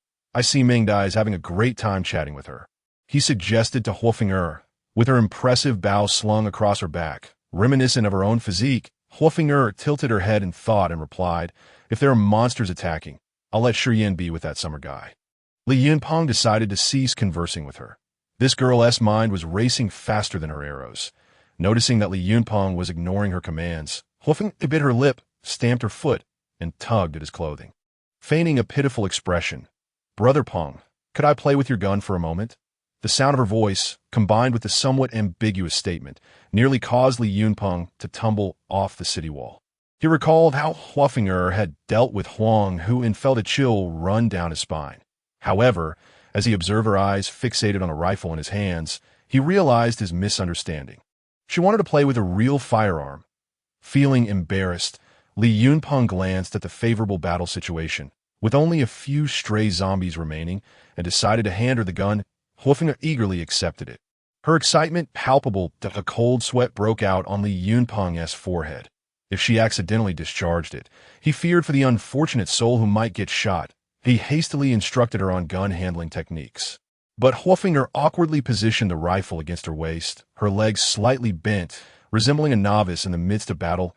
Li Yunpeng felt a headache coming on, thinking, "Can't you learn properly? If you fire like that, you'll surely injure yourself." Hoofinger felt wronged, exclaiming, "I've never played with a gun before." Li Yunpeng softened his tone and briefly explained the essentials of shooting, guiding her on how to fire. Yet, after an entire magazine was emptied, Hoofinger hadn't hit a single zombie. The bullets seemed to have gone astray. Li Yunpeng snatched the rifle back, stating, "You might as well stick to arrows. You truly have no talent for firearms." The battle unfolded just as Li Yunpeng had anticipated. With adequate preparation, not a single zombie managed to reach the base, all falling over 100 meters away. The gunfire soon dwindled, as this inexplicable zombie wave was swiftly eradicated by the guards. Aside from adding an additional 300,000 points to Li Yunpeng's tally, it incurred no losses. Concurrently, the system notification chimed. Li Yi and Li Er have met the promotion criteria to level 2 squad leader. Would you like to proceed with the promotion? Li Yunpeng decisively agreed, thrilled that the first 2 soldiers to follow him had now reached level 2 squad leader status. With his newfound points, Li Yunpeng immediately summoned soldiers, spending 200,000 points to increase his ranks to the current limit of 1,000. Although Huang Long boasted of having 5,000 elite troops, to Li Yunpeng, they were no different from common rabble. Once the troop strength reached 1,000, Li Yunpeng assigned 10 teams of 300 soldiers each to Li Yi and Li Er, reserving the remaining 100 for the daily defense of the base. Tasked with overseeing the watchtowers, gates, and inner-city security. After the battle concluded, Li Yunpeng dispatched Li Yi outside the city to investigate the cause of the zombie wave that had attacked from 6 directions simultaneously. He wouldn't believe it was a mere coincidence. However, after a thorough search of several kilometers, Li Yi found no anomalies. Li Yunpeng had no choice but to let it go, knowing that whatever sinister forces were at play would eventually reveal themselves. As the battle drew to a close, Li Yunpeng instructed Li Yi and Li Er to manage the guard duties, then descended the outer wall and walked towards the base. After the conflict, the residents behaved as if nothing had occurred, going about their business. Upon seeing Li Yunpeng pass by, they respectfully made way, their gazes filled with admiration, for the commander had once again led the people in repelling the encroaching horde. Li Yunpeng occasionally nodded in acknowledgement as he walked past the neatly arranged houses lining the road to the main gate. After crossing into the administrative zone, it felt eerily quiet, aside from the personnel on duty. There were only patrolling soldiers. He intended to pass through the administrative area back to the base, but upon noticing the lights still on in the hospital, decided to check on Wang Shiyan condition. As soon as he entered the room, Wang Shiyan, filled with concern, asked, "Are you all right? I heard a lot of gunfire." Li Yunpeng smiled gently, reassuring her, "It's nothing that I don't know where the horde came from. But that he'd been eliminated, oh, that's good." Wang Shiyan sighed with relief, her previously anxious demeanor gradually settling. At that moment, Huifinger and Xiao Mengdai arrived. Bickering as they approached, Li Yunpeng felt a headache coming on. Unsure why the two seemed to clash so vehemently despite having never met before, it was as if they bore a long-standing grudge from a previous life. "Would you both kindly be quiet? I've mentioned before that there's to be no arguing in Shiyan's hospital room." The command halted their quarrel abruptly, and the atmosphere grew tense. Fortunately, Wang Shiyan tugged at Li Yunpeng's sleeve and whispered, "It's all right, Brother Peng. Actually, having them here makes it less dull for me." Li Yunpeng glanced at Wang Shiyan, somewhat surprised. However, he soon realized that he too missed the playful banter among friends, though his current status made it difficult to enjoy such moments. He shook his head, feeling a sense of melancholy as he exited the hospital room. Huifinger and Xiao Mengdai ceased their bickering and approached Wang Shiyan with concern. Huifinger adjusted the blankets for her, while Xiao Mengdai tidied the sheets. Curiously, despite their initial arguments, they both genuinely cherished Wang Shiyan's friendship. After chatting for a while, Xiao Mengdai extinguished the lights in the room and gently closed the door. She exchanged a knowing glance with Huifinger, and they both simultaneously huffed before parting ways in opposite directions. Since the onslaught of the 6 zombie waves, the base had been surprisingly peaceful, aside from the occasional zombie growls from the western riverbank. No further dangers had arisen. Thanks to the wall built on the bridge, although the zombies on the other side were numerous, they couldn't cross over. Instead, they occasionally contributed some points that Li Yunpeng was not yet in a position to provoke them. Considering the looming threat of a million-strong city nearby, should things escalate, the base could still face annihilation. A month later, Wang Shiyan had nearly recovered and could walk as long as she avoided strenuous activity. Appearing no different from a normal person, Li Yunpeng finally felt reassured. Grateful for this extraordinary beauty who had bravely shielded him, he said, "Shiyan, from now on, you're not to call me commander in private. Just call me Brother Peng." "Okay," Wang Shiyan replied bashfully. Although she had occasionally used the term in special circumstances, being given the formal title by Li Yunpeng made her heart race. "Yes, but do make sure to rest. If you need anything, just have Detzi inform me." "All right, understood," Wang Shiyan shyly remarked. Suddenly, a soldier approached with a report. "Commander, the supply search team has reported the discovery of a survivor settlement housing approximately 2,000 individuals." "Oh, 2,000? Li Yunpeng pondered briefly. Even the smallest mosquito is still meat, and 2,000 is no trifling number.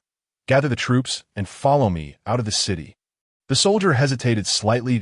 Li Yunpeng inquired, "What is the situation?" Reporting to the commander, "This human settlement is located between the base and Wuyo country. And so what?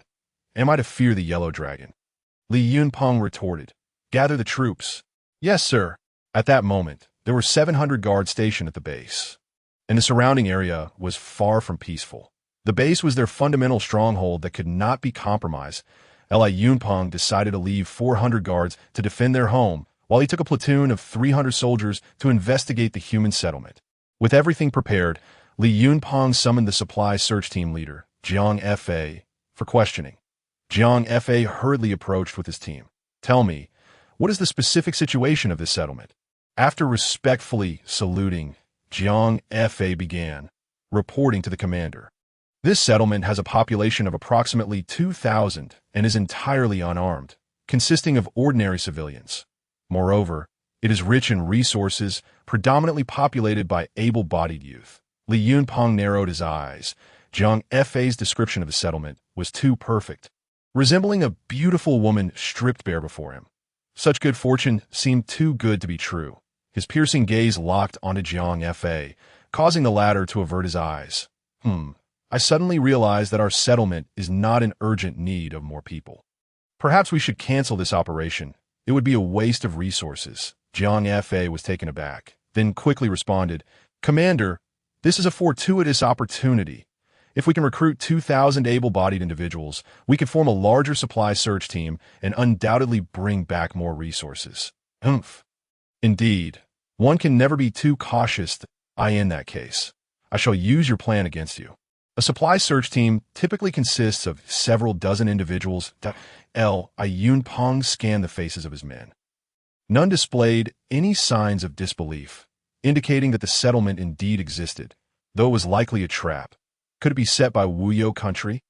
You make a valid point. Here is the plan. I will first lead a small team to scout the area and assess the situation before making a final decision. You will accompany me. Yes, sir. Jiang Fa replied eagerly. Go prepare some essential supplies. We will depart in half an hour, Li Yunpeng instructed. Understood, Commander, that I will return shortly. After Jiang Fa left, Li Yunpeng called over Li Yi and whispered a few instructions. Li Yi committed the information to memory and then led a platoon of guards away quietly. Jiang Fa returned shortly, having quickly gathered his supplies. Commander, I am ready, he announced. Good. Let us board the vehicles. Li Yunpeng commanda. With that, he and 30 guards, along with Jiang Fa, climbed into the vehicles and set off. The convoy rumbled out of the base that a seemingly ordinary man observed Li Yunpeng's departure, his eyes flashing with a glint of intelligence. He slipped away to a secluded spot, producing a leaf-shaped object which he blew into, emitting a sound reminiscent of a bird call. Meanwhile, one laborer outside the city, hearing this call, seized the opportunity to toss a bottle deep into the underbrush. Li Yunpeng and his group soon arrived at the human settlement described by Jiang Fa. Before them lay a scene dominated by tents, haphazardly scattered. This alone raised suspicions. A settlement comprised entirely of tents was highly questionable. Jiang Fa. Is this the settlement you spoke of? Why, yes, it is, my lord. What are you so nervous about? And no, I am not nervous, my lord. Let us proceed. Jiang Fa was sweating profusely, yet Li Yunpeng remained unfazed, ordering the guards to disembark and take up defensive positions on the roadside. Suddenly, a boisterous voice echoed from within the settlement. Li Yunpeng, now that you have arrived, don't even think about leaving. Li Yunpeng glanced at Jiang Fa. Is this what you call settlement? Jiang Fa fell to his knees, exclaiming, Commander, I truly had no idea. Li Yunpeng drew his gun and pressed it against Jiang Fa's forehead. Then you shall descend to hell and ponder your ignorance. My lord, please listen to me. Bang. Li Yunpeng offered no chance for explanation. A traitor met only one fate. After dispatching Jiang Fa, he looked up to see gunfire erupting from the opposite side. Li Yunpeng took cover and shouted, Are you the lackeys of Wuyo country? Wuyo country had received word of Li Yunpeng leading a small team and had commanded Commander Jiang Kai to ambush with 500 troops within the settlement. Jiang Kai shouted, I am indeed from Wuyo country. What have you done to my cousin Jiang Fa? Oh, so he is your cousin? I've taken care of him. Li Yunpeng replied. There was a moment of silence before Jiang Kai's voice came through. Good riddance. That useless fellow hesitated at every turn. His death saves me from fulfilling many promises. Such a beast, even plotting against his own cousin. Li Yunpeng cursed inwardly. Li Yunpeng, today you cannot escape. Surrender now. Li Yunpeng snorted dismissively. Do you think your pathetic lot can detain me? Dream on. I'll make you regret your stubbornness. Jiang Kai seethed, commanding his soldiers to flank the guards, intending to encircle and annihilate them. As the guards spotted the enemy, they immediately returned fire. Rat-tat-tat. Bang! In an instant. Gunfire erupted and dust filled the air. Despite being outnumbered, the guards retaliated fiercely, but many Wuyo soldiers managed to outflank them. "I'll show you who's brazen," Jiang Kai shouted, believing victory was at hand. Yet, just as he relished his triumph, a sudden hail of gunfire erupted from behind as hundreds of guards emerged, their firepower decimating nearly half of the Wuyo soldiers. "What the hell? Where did these guards come from?" Jiang Kai exclaimed in shock. The guards, though slightly fewer in number, wielded ferocious firepower, tipping the scales of battle overwhelmingly in their favor. "Run." Without a second thought, Jiang Kai and his loyal guards turned to flee. Yunpeng pursued them in vehicles, firing as he chased, picking off the retreating Wuyo soldiers one by one. Seeing his escape thwarted, Jiang Kai's heart sank. He tossed aside his weapon and knelt in surrender. Yunpeng approached him with a contemptuous smile. "Do you think you can play these games with me? You are still too inexperienced." "Commanderly, please, I must say, this is all a misunderstanding. Is it too late to talk?" Jiang Kai whined pitifully. "Are all your Wuyo soldiers such fools? Take them away." After thorough interrogation, it turned out that the 2,000 civilians were indeed a deliberate ploy by Wuyo City.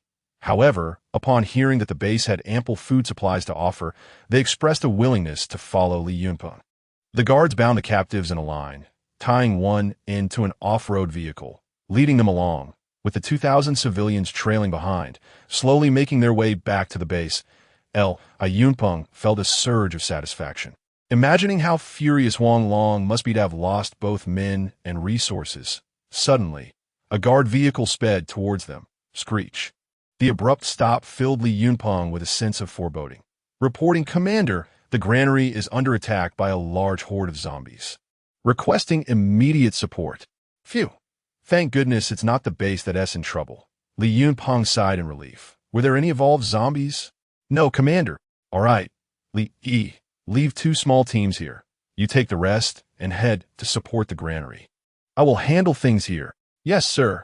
Li promptly led nearly a platoon of guards away, hastily heading towards the granary. "Damn it. Once I expand the base sufficiently, I will move the granary back inside. Keeping it outside is always a disaster." Li Yunpeng cursed inwardly. With the remaining 2 small teams, Li Yunpeng split them into 2 groups, one to maintain vigilance in front, and the other to guard the rear. Continuing towards the base, in the sweltering midday heat of summer, under the blazing sun, Li Yunpeng felt parched and drenched in sweat, let alone the ordinary civilians. Had it not been for mutual support, many would surely have succumbed. As they chanced upon a secluded forest at the foot of a mountain, a meandering brook flowed gently nearby. Yunpeng commanded the troops to halt and rest, intending to resume their journey afternoon. Upon receiving the order, the soldiers hastened to the stream for a drink, while some carefree souls even reclined in the cool waters, feeling an immediate sense of refreshment that banished the heat. Just as Li Yunpeng and a few others were seated by the brook, engaged in light conversation, a sudden barrage of gunfire erupted from behind. Some shots were fired by the guards, while others were from unfamiliar weapons. As Li Yunpeng stood to assess the situation, a soldier from the guard rushed in to report, "Commander, a large contingent of armed personnel is surrounding us from the rear. We urge you to evacuate immediately." Li Yunpeng's expression turned grave. Could he really abandon his men? It seemed the 2 squads of guards lacked the capability to fend off these assailants. The armed force capable of breaching the defenses of 60 elite soldiers was undoubtedly formidable. "How many are there?"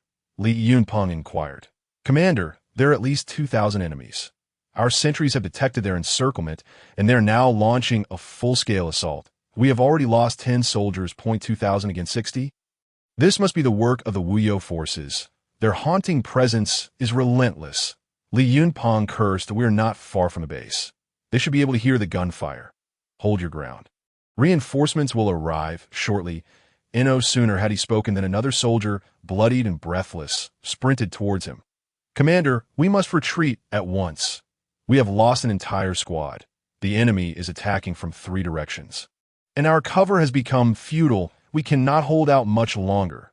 Stunned, Li Yunpeng realized that in the short span of their conversation, they had already suffered significant losses, with urgency overriding his concern for the 2,000 civilians. He gathered 10 of his elite guards and made a hasty retreat. However, they soon discovered that the route to the base had been sealed off by a large contingent of Wuyo forces. Damn it, what a clever trap, Li Yunpeng thought bitterly. The zombie siege at the granary was likely linked to the Wuyo army. This plan was a meticulous web, and he had underestimated their strategy. He had no choice but to turn northward, where the encirclement had yet to fully materialize.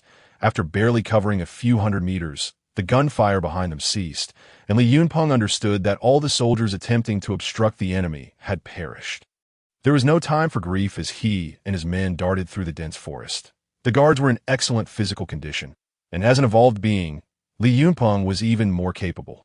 Damn it, stop running. Turn around and fight back. Frustrated by the relentless pursuit, Li Yunpeng refused to yield without a fight. The elite guards promptly sought cover as the pursuing soldiers closed in, and within minutes, a group of dozens came charging towards them. Fire! Suddenly ambushed, the Wuyo soldiers were caught off guard and suffered numerous casualties. The sound of gunfire drew more pursuers to their location. Retreat! Li Yunpeng urged his troops as they continued to flee. Engaging in sporadic skirmishes that claimed the lives of over 100 Wuyo soldiers, that it was until the guards had nearly exhausted their ammunition. With only one magazine left, that Li Yunpeng ceased the hit-and-run tactics and sprinted madly towards the north. He had initially intended to circle around and return to the base from the flank, but to his dismay, he discovered that pursuing soldiers had also infiltrated the area within a 10-kilometer radius. It seemed that Huang Long had mobilized the entire army, intent on eliminating him once and for all. Damn you, Huang Long. Just wait until I return. Li Yunpeng seethed internally, feeling dejected as he found himself with only 10 subordinates against thousands of pursuing soldiers. As evening approached, having rushed about all day, Li Yunpeng felt both starved and exhausted. The pursuing soldiers had vanished from sight, and he arrived at a ravine.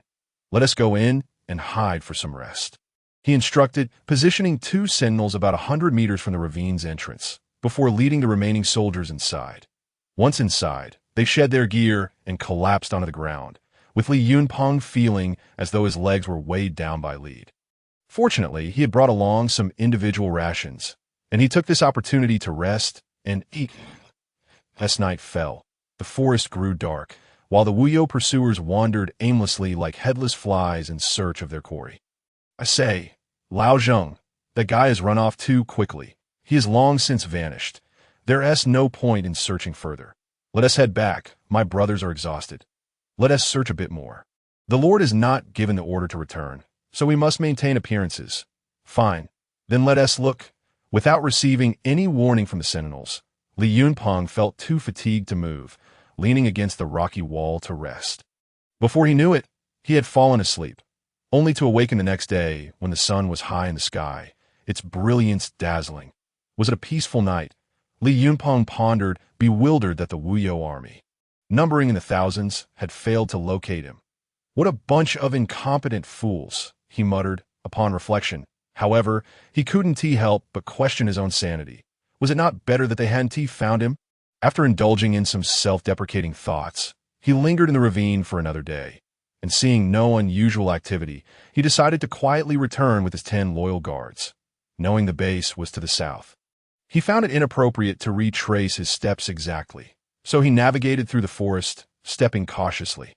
After walking for half the morning without emerging from the woods, it was midday when Li Yunpeng and his men satisfied their hunger with some wild fruits while resting. Suddenly, unusual sounds reached their ears. Li Yunpeng and his comrades swiftly concealed themselves in the thicket, weapons at the ready. Before long, a group of figures drew near. They were clad in simple tunics, wielding spears that appeared forged from steel. Resembling hunters, Li Yunpeng felt relieved. As long as they were not Wuyo soldiers, as they approached, he tucked his pistol behind him and stepped forward. The hunters, startled by Li Yunpeng's sudden appearance, instinctively raised their spears, eyeing him warily. Who goes there? Li Yunpeng smiled reassuringly. Brothers, no need to be alarmed. I am not a villain. The hunters remained unmoved. Who would wear their intentions upon their face? One stepped forward, declaring, You seem suspicious. I doubt you are a good person. What the hell? Li Yunpeng was speechless, wondering why he, a model citizen, appeared untrustworthy to, I am simply lost in the mountains and wish to inquire about the way. The leader of the hunters, wary and resolute, replied, "We know nothing. Leave at once, or else my brothers won't be so kind." Li Yunpeng thought, "Well then," and with a sweeping gesture commanded, "Come out, capture them." In an instant, the hunters were met with a sudden onslaught of 10 burly men leaping from the surrounding foliage, and within minutes, they lay scattered upon the ground, bruised and battered. Yunpeng squatted before the leader and questioned, "What is your name?" "Newer." "And your age?" 33. "Where are you from?" "Steel Tower Settlement." "See, that wasn't so hard now, was it? You could have answered more readily," Li Yunpeng remarked with a warm smile. Newer cursed inwardly, thinking that if Li Yunpeng had the gall not to resort to violence, he would be at a loss for words. "My lord, spare us. We bear no ill will towards you. Should you require anything, please do not hesitate to ask." Li Yunpeng, not wishing to trouble ordinary folk, helped him to his feet and inquired, "Where is the Steel Tower Settlement?"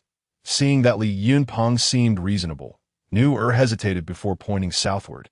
"Just over there, not far." "May I ask where you intend to go?" Li Yunpeng considered for a moment before replying, "Oh, we were just hoping to visit Wuzhou." Newer inwardly scoffed, thinking, "You wish to visit Wuzhou? It's a shopping trip now? Wuzhou has long since turned into a sea of zombies. I wish you luck in not becoming their next meal."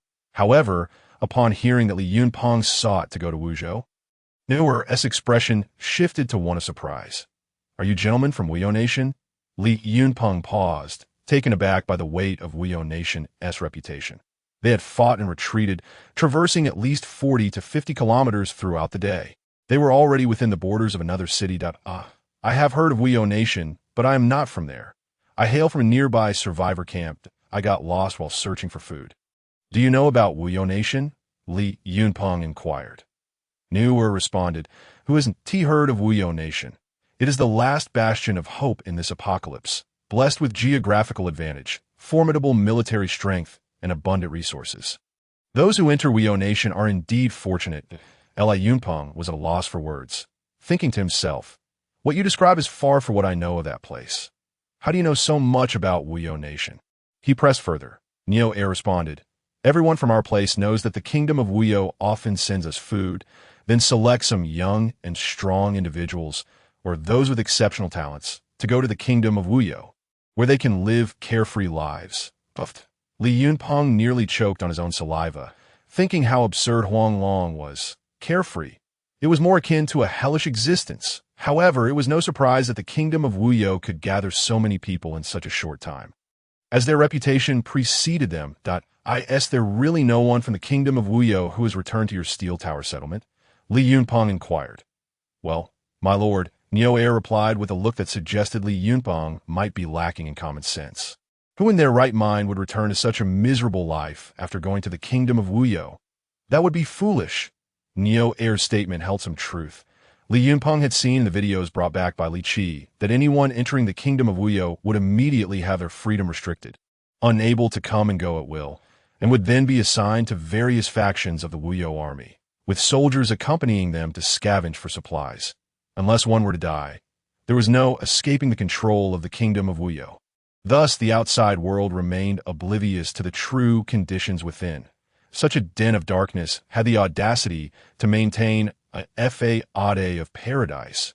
It was utterly ludicrous, Li Yunpeng pondered, imagining the expressions of those who entered the kingdom of Wuyou filled with boundless hope, only to be shocked into madness by the stark reality. He had no intention of revealing the truth to Neo Air and the others. Belief was one thing, but if his identity were to be disclosed, it could lead to trouble. Point one, could never be certain how the kingdom of Wuyou might distort the name Li Yunpeng.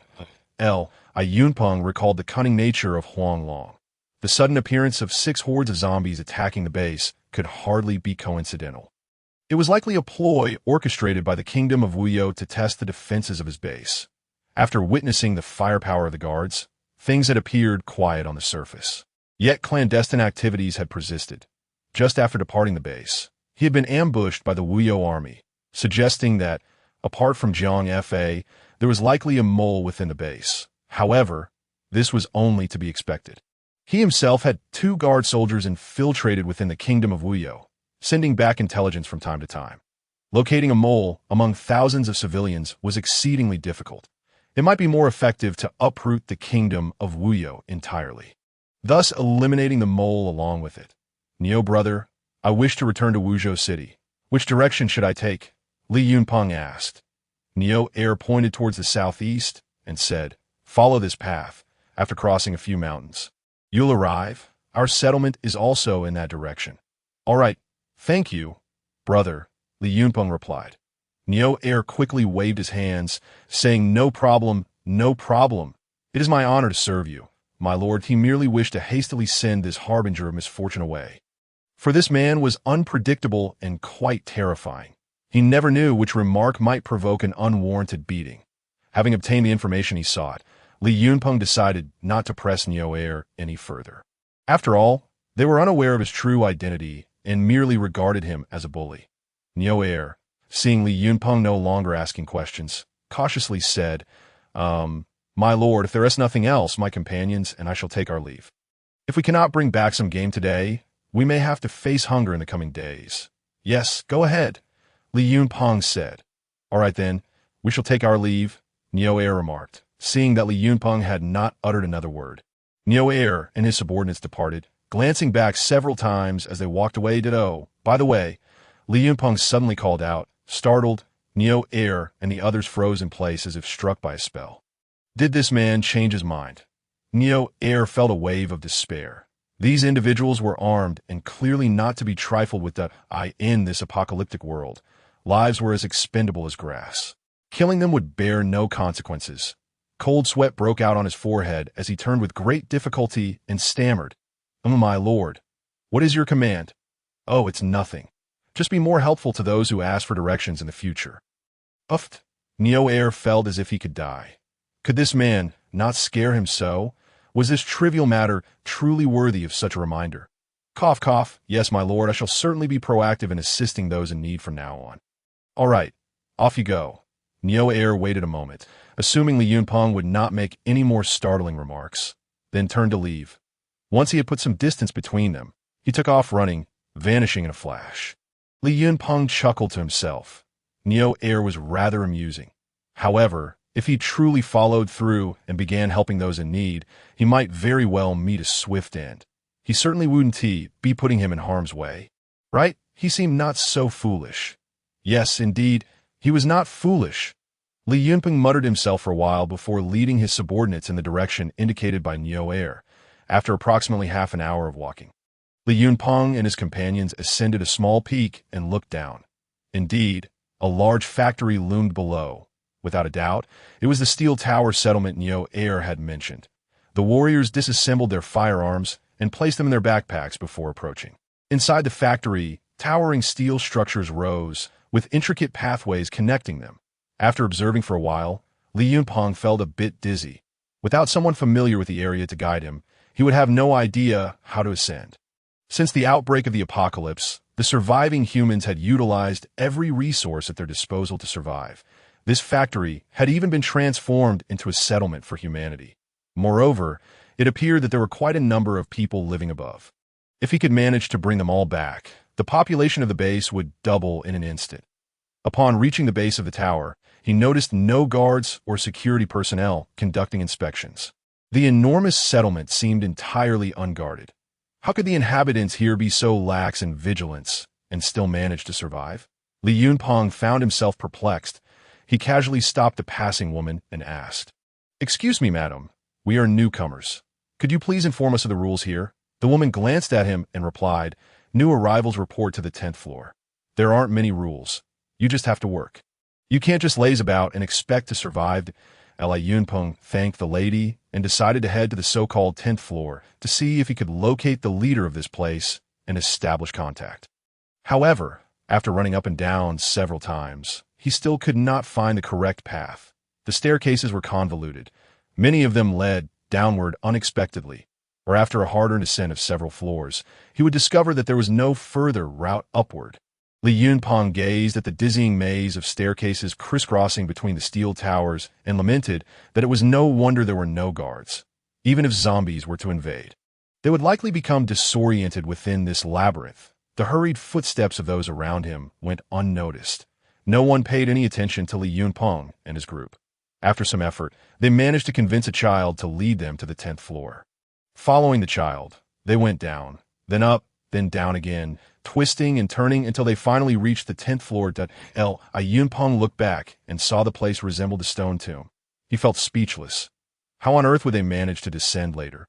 For now, he set aside thoughts of how to go back down and proceeded to the registration area as per the rules. An elderly man sat at a table, a pipe dangling from his mouth. With small round glasses perched on the tip of his nose, Yunpeng worried that the glasses might fall at any moment. Upon seeing him, the old man took a puff of his pipe and said, "Name and age. Name. Li Riqian age. In my 20s, Li Yunpeng replied. The old man did not seem to mind his words and diligently wrote in a large ledger, Li Riqian, in his 20s. What the hell, this works. Li Yunpeng observed the eccentricity of the old man and asked, "Sir, how many people live here?" "What? You want to set fire to the forest?" "No, sir, I am inquiring about how many survivors reside here." "Oh, setting fire is too hot. It cools down at night." Yunpeng felt a bead of sweat trickle down his forehead and said, "All right then, I'll let you be busy," the old man replied. "Take care. No need to see you off." The last part was said quite succinctly. How lazy could this old man be, pretending to be oblivious to avoid trouble? Li Yunpeng felt helpless in this vast settlement. Everyone was preoccupied with their own affairs, with no one willing to assist him or inform him of what he should do. Truly, in an expansive forest, there are all kinds of factories. The people in this factory seemed utterly abnormal. What he did not realize was that in the apocalypse, different survival modes would cultivate unique lifestyles and behavioral habits. Here, survival relied on the individual. The more one worked, the more one earned. If one could not procure food, they would go hungry. Thus, people tend to exhibit an extraordinary degree of selfishness, preoccupied solely with their own survival, seldom concerning themselves with the affairs of others. Yunpeng sighed, realizing that he must begin with the children, for they are pure and easily swayed. However, the very young ones were not suitable, as they were blissfully ignorant, while the adolescents seemed engrossed in their own struggles, mirroring the indifference of adults. After much effort, he finally encountered a slow-moving, seemingly lazy little chub, and Li Yunpeng forced a smile he deemed the most amicable, inquiring, "Little chub, how long have you lived here?" The chubby boy did not respond, but instead extended a finger, stating, "One lollipop, and I will tell you that Yunpeng, having no lollipops on hand, replied, "There are plenty of lollipops. As long as you answer your elder brother's question, I can provide as many as you desire." The chubby boy retorted, "Brother, you must first give me 10,000, so I can exchange them for the impressive things from the sky, lest the wind blows them from your mouth later, by the heavens." Li Yunpeng was infuriated by this audacious child. To his surprise, the boy, noticing the fury in Li's eyes, began to shout, "Help! There is a fraud here!" At the sound of his voice, several individuals swiftly descended from the 10th floor, brandishing steel spears, and approached Li Yunpeng with hostile expressions, demanding, "Who are you to dare bully our young master?" Li Yunpeng stood dumbfounded, bewildered by the absurdity of the situation. He spread his hands and explained. "He asked me for a lollipop, and I merely issued a blank check. There's no need to be alarmed, brothers." Understanding the nature of the chubby boy, the group sheathed their spears and warned, "In the settlement, it is forbidden to tease our young master." All right, Li Yunpeng quickly acquiesced. The group then turned to leave, and Li Yunpeng gritted his teeth, muttering, "Little chub, just you wait," sensing he might call for help again.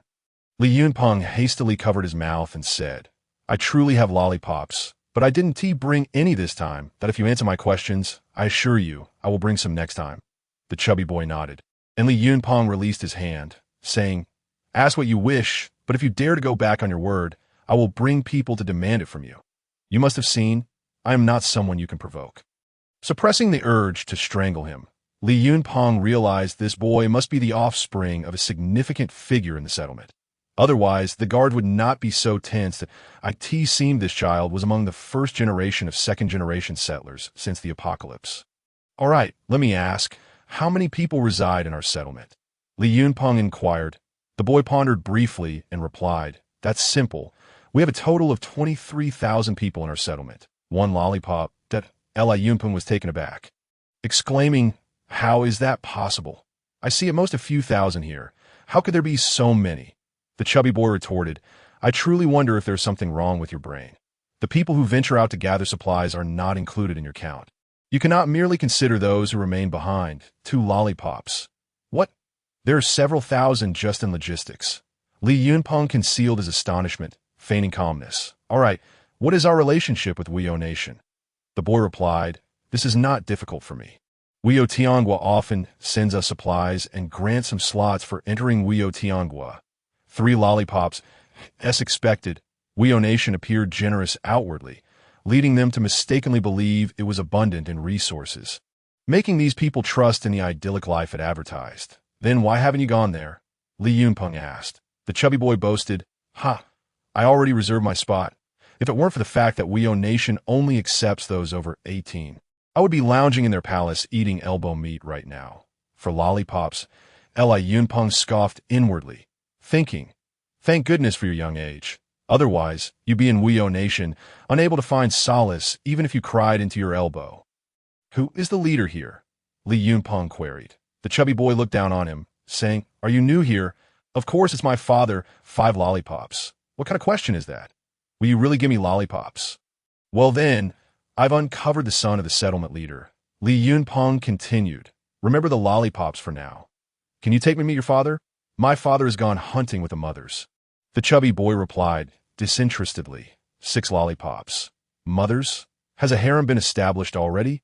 Li Yunpeng observed that the people in the settlement lived quite freely, showing no signs of coercion, suggesting that these women might be willingly compromising for a better life, a common sight in the apocalypse. Having asked all that was necessary, Li Yunpeng dismissed the chubby boy.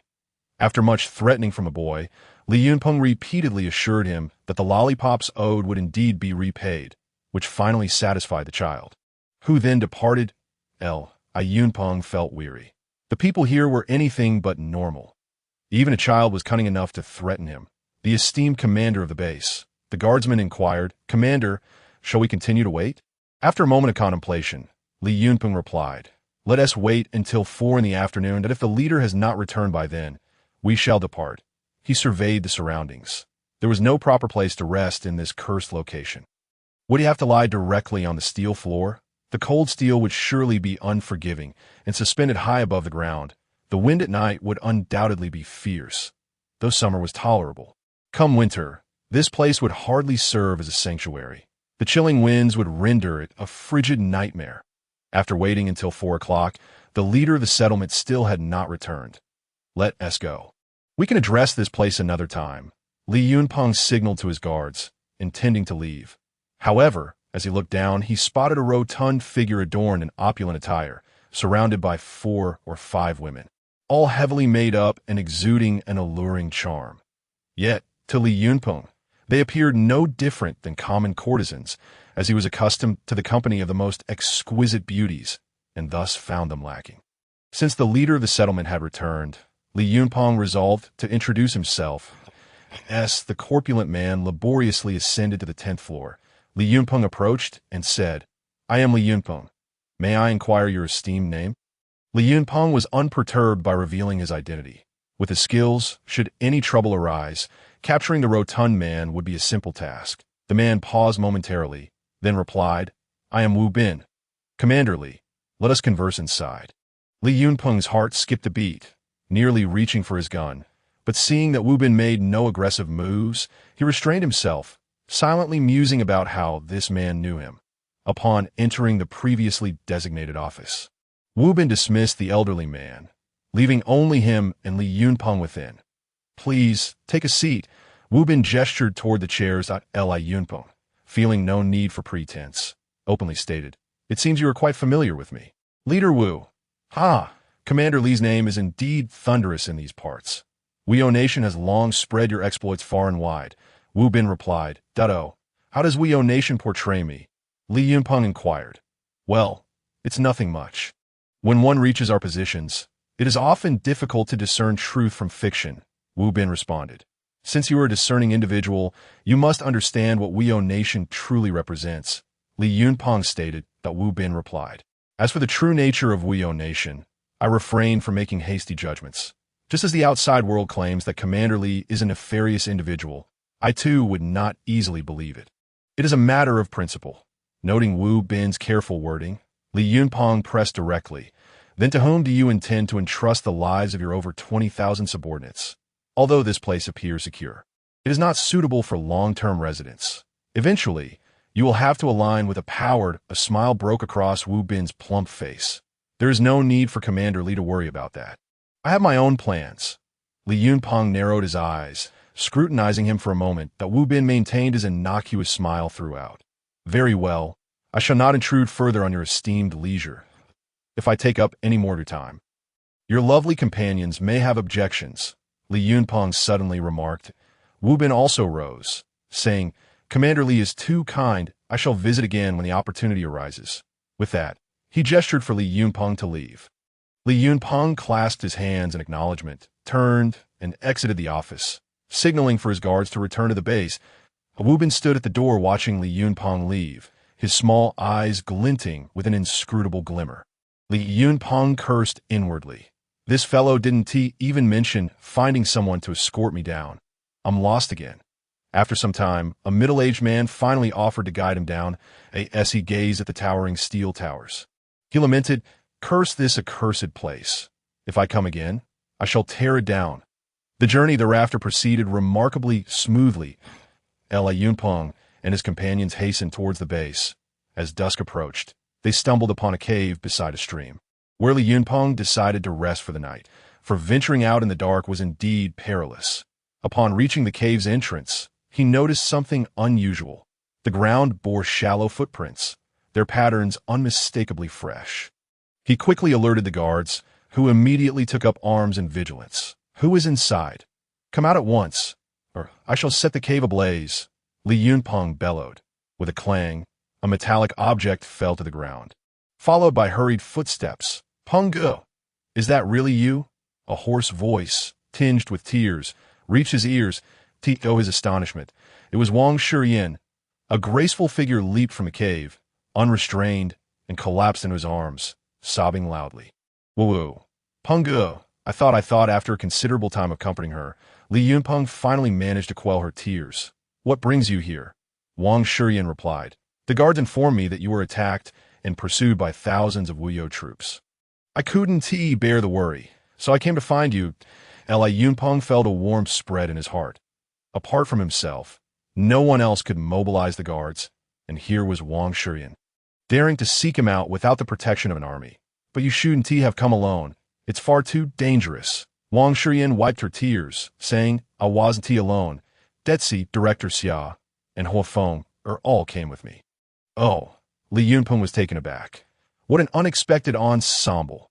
No sooner had he spoken than a group emerged from the cave, and indeed, it was them. What nonsense is this? Why did you all come out? What will you do if you encounter the Wuyou troops? Lu Zide exclaimed. Peng Ge, you're in peril. How could we possibly stand by and do nothing? Li Yunpeng turned to Xiao Mengdai, asking, What business does a doctor have in this? I heard of the fierce battle and feared you might be injured, so I thought it prudent to be nearby for treatment, Xiao Mengdai replied. Li Yunpeng then looked at Huafeng. And you? With a haughty lift of her chin, Huafeng declared, Were it not for my Fire Phoenix squad escorting them, do you think they could survive in the wilderness? Well, they all had their reasons. Li Yunpeng thought, touched by the resolve of those he had once aided, stepping forth in his time of need. Though their strength was limited, their determination was unwavering.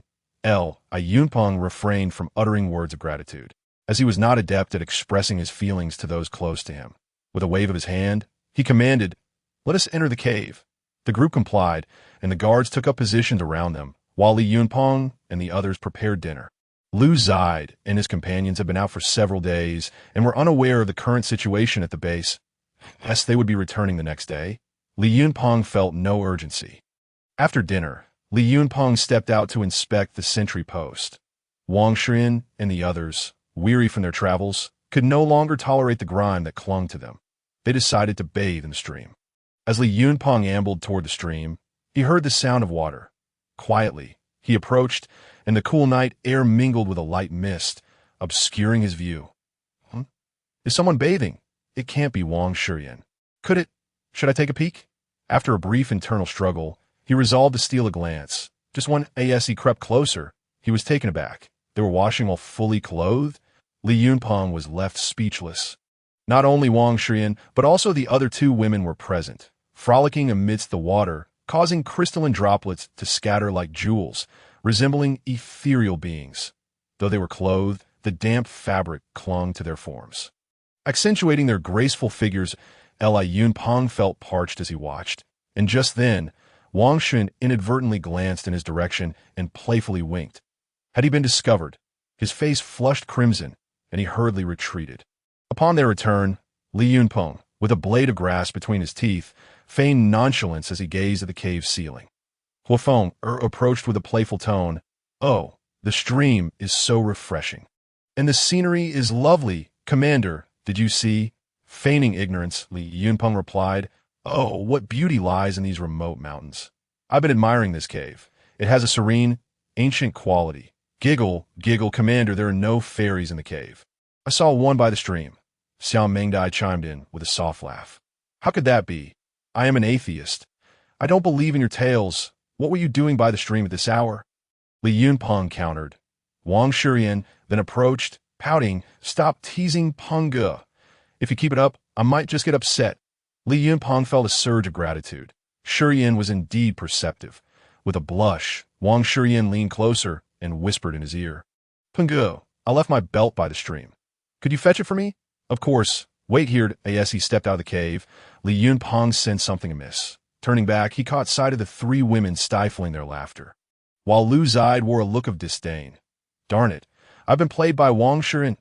Naturally, there was no belt by the stream, and with a flushed face, Li Yunpeng returned to the cave. "Huofeng teased, Commander. Where's Shiyan's belt?" "I wouldn't know," Li Yunpeng retorted stubbornly. Ha-ha laughter erupted among the group, leaving Li Yunpeng feeling despondent about his dignity as a commander. Resigned, he maintained a stern expression to avoid further jests. After a long day, the group soon drifted off to sleep. Before dawn the next day, Li Yunpeng awoke to find Wang Shiyan tiptoeing towards him, lying down beside him, her hands clasped beneath her head, gazing at him intently. Amused, Li Yunpeng feigned sleep, rolling over, then suddenly opened his eyes wide. Wang Shiyan, lost in her thoughts, was startled by his abrupt movement and nearly cried out, quickly covering her mouth as her cheeks flushed a deep crimson. She shot him a reproachful glance and whispered, "Peng Ge, you scared me."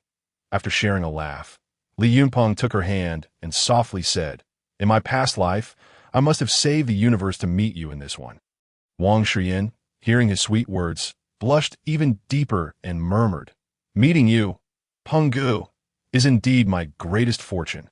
Their affection for one another hung in the air, and as Li Yunpeng gazed at her luscious lips, an irresistible urge stirred within him, drawing him closer.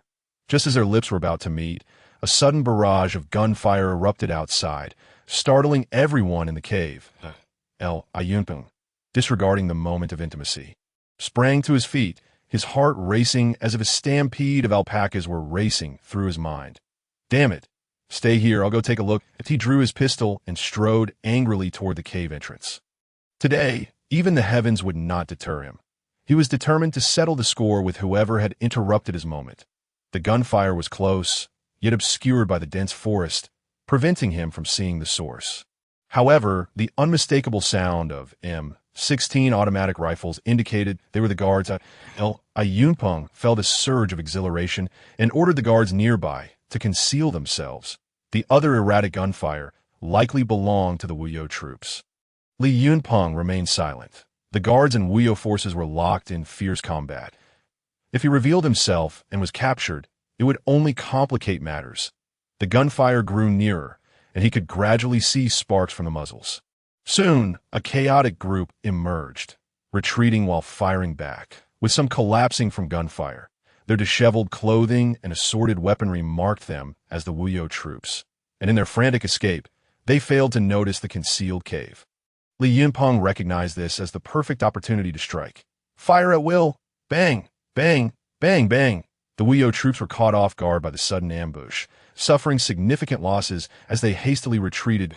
Li Yunpeng refrained from pursuing them. And shortly after, familiar figures came into view. Indeed, it was the guard. Li Bai was leading the charge against the Wuyo squad when he heard the familiar gunfire. He raised his hand, and the soldiers halted. "Who leads the charge ahead?" Li Yunpeng shouted. "I ask that you, Commander." Li Bai replied. Li Yunpeng slowly emerged from the cave, declaring, "It is I." Li Bai's face lit up with joy as the soldiers gathered around. "Commander, we've finally found you," Li Bai exclaimed with excitement. Li Yunpeng breathed a sigh of relief. He was back, and Wuyo troops, brace yourselves. Li Yunpeng had been wandering outside for many days, his heart heavy with apprehension. Until he finally returned to the base, where the tension in his nerves was instantly alleviated. He summoned Li Yi and Li Er to inquire about the developments that transpired during his absence. Li began, "Commander, ever since your ambush, we have been tirelessly organizing our soldiers for search operations. While the Wuyo army frequently operates in the vicinity, my orders prioritize your rescue as our foremost mission, with the annihilation of the Wuyo army as our secondary objective. Consequently, we have engaged in numerous skirmishes with them over the past few days." "Well, what are the results?" Li Yunpeng inquired. Li continued. "Our casualty ratio against the Wuyo army stands at approximately 1:11, primarily due to their overwhelming numbers. Otherwise, our losses would have been even lower." Hearing this outcome, Li Yunpeng felt a sense of satisfaction. After all, casualties are an inevitable part of warfare. "Have there been any disturbances among the civilians within the base?" he asked. Li's expression turned grave as he replied, "Since the day after your disappearance, rumors began to spread within the base. Some individuals have been touting the favorable living conditions of the Wuyo kingdom, and a considerable number of new recruits have succumbed to temptation and joined their ranks." Li Yunpeng was taken aback and quickly checked the system panel. Under normal circumstances, the population of the base should have reached around 8,000 to 9,000, yet it had plummeted to just over 6,000. Their treachery knows no bounds. Although Li Yunpeng was somewhat unconcerned, he knew that once they conquered the Wuyo kingdom, those who had defected would inevitably return, albeit with altered identities, and would have to face the consequences. He also cast a covetous eye on the 20,000 inhabitants of the Steel Tower settlement. However, he understood that such matters could not be rushed, while he could use force to compel their allegiance. He feared it might sow the seeds of future strife. "I shall bide my time. First, we must annihilate the Wuyo kingdom," he resolved. Shaking off his tumultuous thoughts, he replenished his lost soldiers and instructed Li Yi to relay a message to the warriors concealed within the Wuyo kingdom. At midnight, 3 days hence, they were to create chaos and disrupt operations from within, while he would lead an external assault. Li took his leave, and the following day, patrolling soldiers reported that the Wuyo army, which had frequently lingered near the base, had vanished. Li Yunpeng was not surprised. Most likely, Huang Long had learned of his return to the base and, fearing retaliation, had recalled his soldiers. With the vicinity finally quieting down, Li Yunpeng began to study a map and devise a plan to attack the Wuyo kingdom. The kingdom was encircled by steep cliffs, with only a narrow entrance, fortified into an impregnable fortress by Huang Long, featuring a myriad of concrete defensive structures. Even with his formidable firepower, breaching their defenses would prove challenging. He decided to send small units to probe the strength of the defenses before formulating a strategy. That afternoon, 10 off-road vehicles, carrying 2 squads of soldiers equipped with machine guns, set out. Li Yunpeng followed closely behind with 300 guards. This time merely to probe the defenses. Should the enemy's defenses prove weak, they would seize the opportunity to attack. The advance team swiftly reached the designated location, where Li Yunpeng found a clear vantage point on a hillside and surveyed the entrance with binoculars. The Wuyo kingdom's defenses were formidable, with thick concrete walls riddled with firing ports. The parapets above were densely packed, providing ample cover. Li Yunpeng lamented, "Without 100-fold firepower, it would be impossible to breach this." Fortunately, the main gate was wooden, making a frontal assault the only glimmer of hope. However, attacking the gate would expose them to the firepower of numerous shooting ports. The 2 squads tasked with probing the attack crept along the rocky wall until they halted 200 meters from the fortress. Beyond lay open ground, which would expose them. Hence, the squad leader commanded the soldiers to find suitable cover, aim at their targets, and prepare to fire simultaneously once the machine guns were in position. The two vehicles, equipped with machine guns, halted at a distance of 300 meters as the squad leader saw the machine guns ready. He fired the first shot, prompting the other soldiers to open fire on their respective targets almost simultaneously. Bang, bang, bang, rat-a-tat-tat. The combined fire of rifles and fierce machine guns descended upon the Wuyo soldiers on the walls, who were caught off guard and fell in succession, their gunfire abruptly silenced by the surprise attack. The Wuyo soldiers, realizing the sudden onslaught, quickly dropped to the ground, too frightened to raise their heads. As the machine guns ceased firing due to a lack of targets, the soldiers began their advance. Whenever an enemy dared to show themselves, the machine guns mercilessly opened fire. The air was filled with the furious shouts of the enemy officers, followed by reluctant Wuyo soldiers firing their weapons haphazardly. Terrified, they were too intimidated to even expose themselves to aim, resulting in a lack of accuracy. However, as the number of shooters increased, a semblance of firepower began to emerge.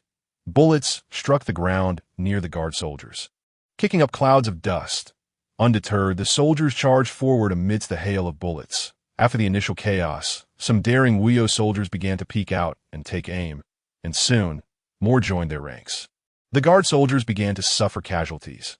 Although most of the Wuyo soldiers wielded single-shot weapons, their overwhelming numbers meant that thousands of guns firing simultaneously produced a fiercer barrage than the guards could muster.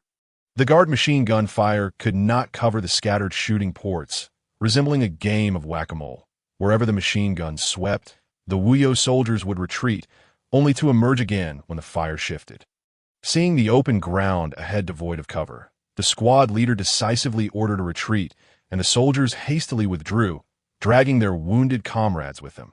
Sensing their enemies in retreat, the Wuyo army sounded a signal and sent several hundred soldiers out of the city to pursue. Li Yunpeng was overjoyed. He had not anticipated that these fools would dare to leave the city. He commanded his soldiers to conceal themselves and set an ambush. The 300 soldiers split into two teams, hiding behind the scattered rocks by the roadside, waiting patiently as the retreating squad crossed the ambush point. The Wuyo soldiers in pursuit followed closely behind. Observing the opportune moment, Li Yunpeng suddenly sprang into action. Roaring, "Fire!" He then leveled his rifle and unleashed a torrent of fire upon the pursuing soldiers, as 300 rifles and 2 machine guns erupted simultaneously. The pursuing soldiers felt a chill run down their spines. So many of them. It was over. Waves of Wuyo soldiers fell into the blood-soaked ground, while others scattered in panic, the cries of the wounded echoing throughout the valley. The Wuyo soldiers, terrified, turned to flee. But their legs could not outrun the bullets. In mere moments, hundreds of them lay shot and lifeless. Yunpeng relished the moment, considering this a return on investment. Of the more than 300 Wuyo soldiers who had been hit, at least half were not dead yet. Their heart-wrenching wails reverberated through the valley, and the walls of the fortress became densely populated with Wuyo soldiers, urgently dispatched from the direction of Wuyo City. However, none dared to exit the fortress to rescue their wounded comrades. Yunpeng remained unhurried, commanding his soldiers to fire upon any enemy who attempted to stand or crawl back. As they continued to eliminate wounded enemies, the lying Wuyo soldiers soon grasped the pattern and ceased all movements, focusing solely on their agonizing cries, blood saturating the ground beneath them. Yunpeng's intention was to undermine the fighting spirit of the Wuyo soldiers within the city. Li Yi shouted across with a loudspeaker, "What kind of soldiers are you if you won't even save your comrades? They are bleeding to death while we watch. Do you care about your comrades' fates or not?" The Wuyo soldiers atop the walls fell silent, the sight of their comrades lying in pools of blood outside the city evoking a vision of their own helplessness on the battlefield. A pervasive atmosphere of despondency enveloped their ranks. Huang Long, who had been preparing to head to the front lines, turned back upon receiving reports of the situation outside, faced with such a dilemma. He cursed himself for failing to eliminate Li Yunpeng during the previous ambush. Yet regret was futile. Since he had missed the chance to eradicate Li Yunpeng, he must now brace himself to face the consequences of his wrath. Li Yunpeng sat on the hillside, listening to the anguished cries of the Wuyo soldiers throughout the afternoon. As darkness approached, the morale of the Wuyo army had dwindled, and many began to waver in their confidence in the Wuyo kingdom. These matters would be left for Huang Long to ponder. Li Yunpeng refrained from killing the wounded, wishing instead for the Wuyo soldiers to retrieve their comrades, which would pose a significant challenge to the kingdom's logistical and medical resources. Alas, if we save them, we risk depleting a significant portion of our medical resources. Yet if we do not, how can we expect any soldier to fight with unwavering resolve in the future? A sinister smile crept across Li Yunpeng's face as he commanded a retreat, allowing the discontent among the Wuyo army towards Huang Long to fester, ensuring that when the time for an attack came, it would yield maximum effectiveness with minimal effort, in stark contrast to Li Yunpeng's relaxed return to the base.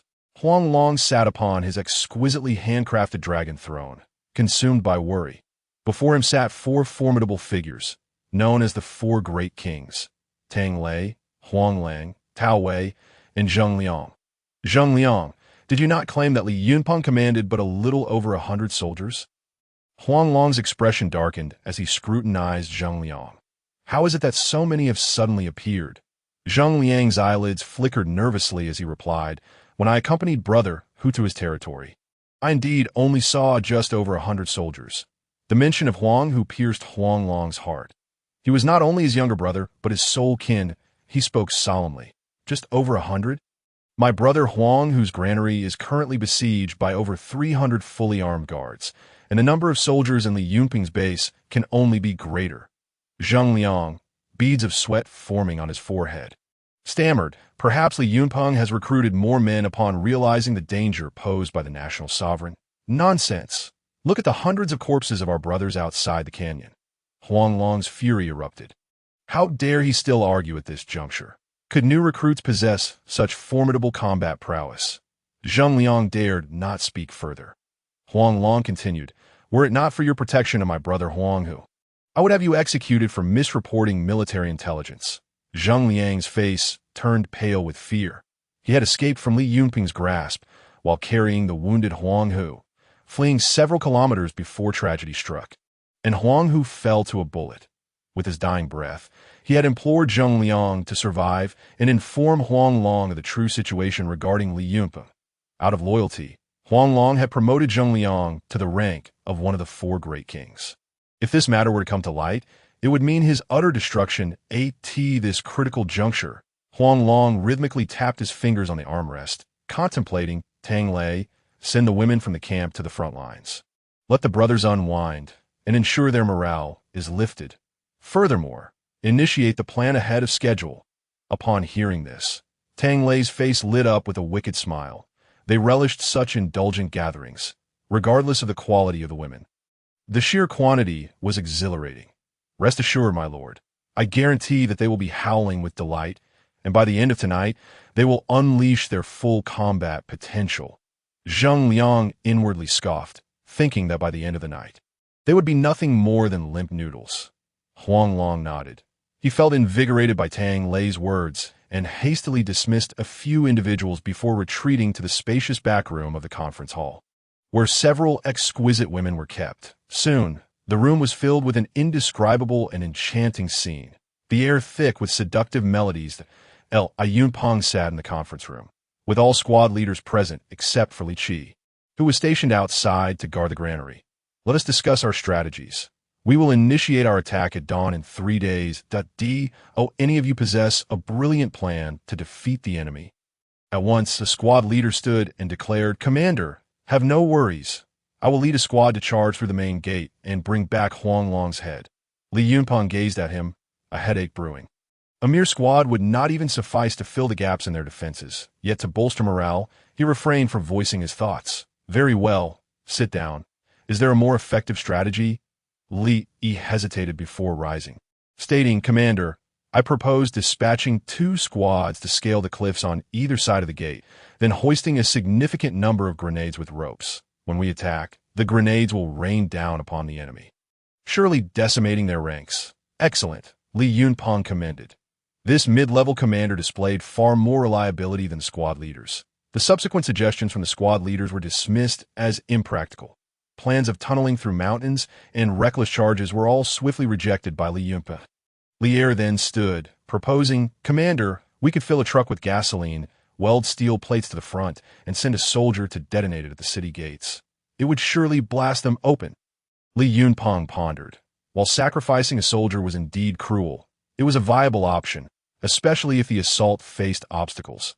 With a plan nearly solidified, he instructed for Li Qi to be summoned back. With the imminent battle, 3 squads would suffice to guard the granary, and the remainder should gather. After assigning various responsibilities, the officers departed.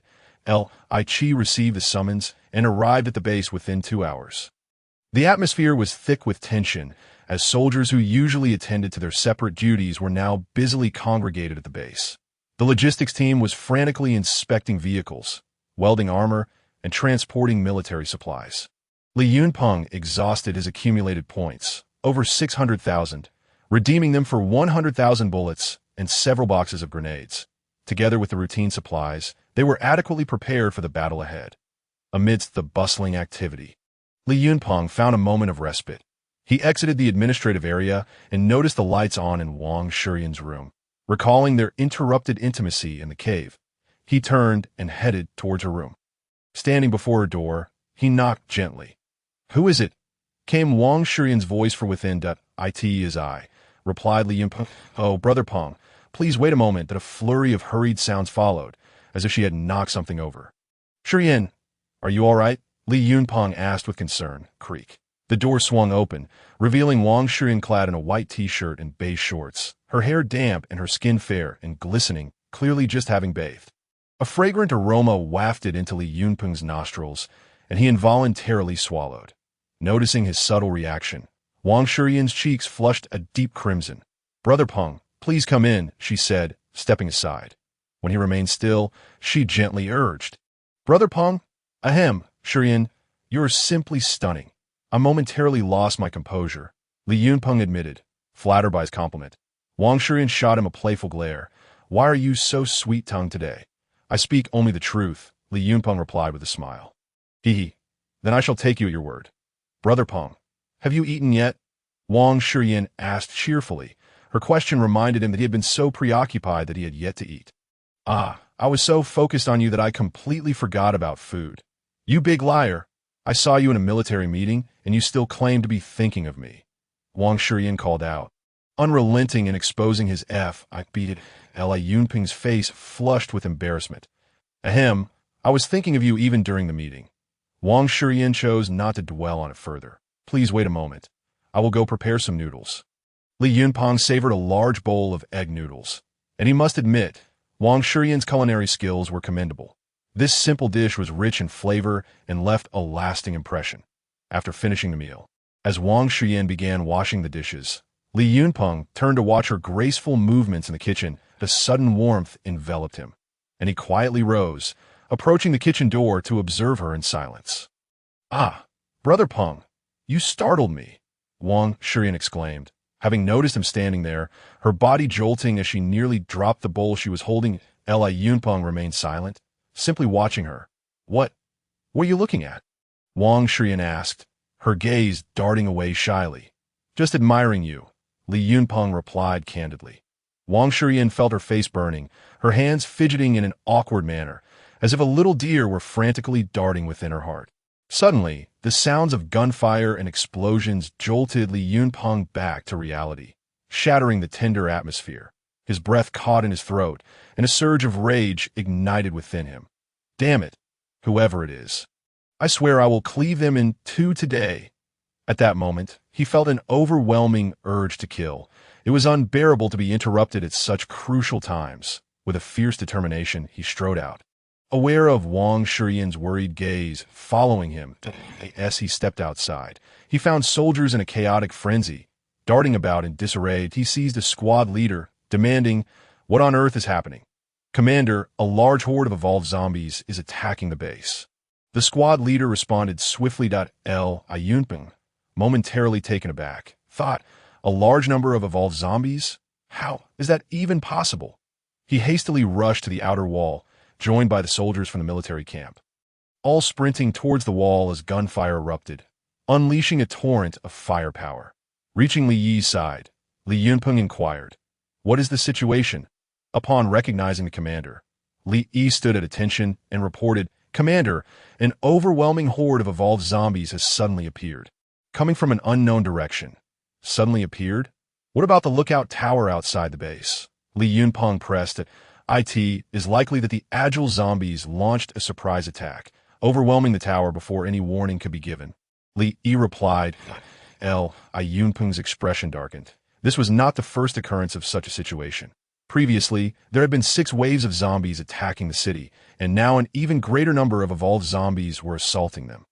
To call it coincidence would be utterly implausible. He was certain that Huang Long was behind this. Scanning the scene, he noted 5 3-meter-tall strength-type zombies and countless agile zombies concealed within the throng, making them nearly impossible to detect. The dense tide of zombies surged forward, relentlessly battering against the base's firepower blockade. All armed forces within the base ascended the city walls, including the Fire Phoenix Squad and Lu Zide, who joined the Yunpeng side this moment. Li Yunpeng could scarcely consider how much assistance these individuals could provide. Can you handle a firearm? He queried. I can't, but I can learn, Fire Phoenix replied, with Lu Zide nodding in agreement. Li Yunpeng tossed them 2 rifles. Let us fight with all our might. In their eyes shone a determination to face death without fear. All civilians within the base were mobilized, frantically transporting ammunition and supplies to the front line. Li Yunpeng calculated that there were currently 908 soldiers in the base and 3 squad leaders, that he summoned them and instructed, Li Qi, Li Yi, Li Er, each of you will oversee a direction. You must defend the base at all costs and, if necessary, organize a death squad to eliminate the evolved zombies. Yes, we stand firm, responded the 3 resolute men, pledging their commitment. The zombies were still over 100 meters from the city wall, and the base's firepower had drastically improved. Each wall boasted at least 8 machine gun positions, bullets raining down like there was no cost. The strength-type zombies began hurling ordinary zombies towards the base, but they lacked the distance to reach the walls. Fire with all your might. We cannot allow the evolved zombies to approach within 100 meters. Li Yunpeng shouted, knowing that once they entered that range, the strength-type zombies could toss their comrades into the base, making defense impossible from both inside and out. Yunpeng glanced at the system panel, watching his points surge. However, the consumption was equally staggering. He exchanged all his points for weapons and ammunition, creating a small mountain at the entrance of the arms factory, as civilians mobilized to carry supplies forward. Despite the ferocious firepower, strength-type zombies continued to throw their kin forward, and the defensive line quickly breached the 100-meter mark. Commander, you must leave. There are boats by the river. I will have Li Bai take you away, Li Qi urged, understanding the peril posed by the evolved zombies. Had this situation occurred earlier in their development, Li Yunpeng might have indeed led a portion of the soldiers to safety. After all, as long as the Green Mountains remained, he would not worry about firewood. However, the base had come too far to abandon it now, and many familiar and cherished faces lived here. He could not simply forsake everything. If he were to leave, the morale of the people would likely collapse instantaneously, and without logistical support, the guards would soon face annihilation. Enough with the nonsense. Today we either eliminate the zombies or die here. Li Yunpeng bellowed, his voice frenzied. Seeing the commander's resolute stance, Li Qi gritted his teeth and shouted, "Clear 2 machine guns specifically to target the strength-type zombies." Zombies continued to be hurled into the city. Li Yunpeng provided handguns to Zhang Tao's security team, who had been summoned in this dire moment. The ordinary zombies were entrusted to them. The security team had received training in the use and maintenance of handguns, and although this was their first real combat experience, they were familiar with the structure and operation of the weapons. Though initially awkward in their first battle, they quickly adapted in the face of life and death peril, forming groups to eliminate the zombies that were thrown into their midst. However, the reprieve was short-lived. A ghostly figure mingled among the ordinary zombies and was thrown into the fray, charging into the security team. Li Yunpeng's pupils constricted. It was an agile, evolved zombie. The security team was ill-equipped to handle such a monster, and in an instant, over a dozen men were torn apart, their mangled bodies strewn across the ground. While the remaining security personnel fled in terror, Lie arranged for someone to eliminate that evolved zombie. Li Yunpeng commanded. Immediately, a small team was dispatched, forming a protective circle, backs pressed together to deny the agile zombie any opportunity. This cunning creature, recognizing the lack of openings, darted towards the base's interior. Unbeknownst to it, machine gun bunkers existed along the outer wall of the administrative district. The soldiers within caught sight of its trajectory and opened fire decisively. The agile zombie was struck in the leg by machine gun bullets, causing it to stumble and fall.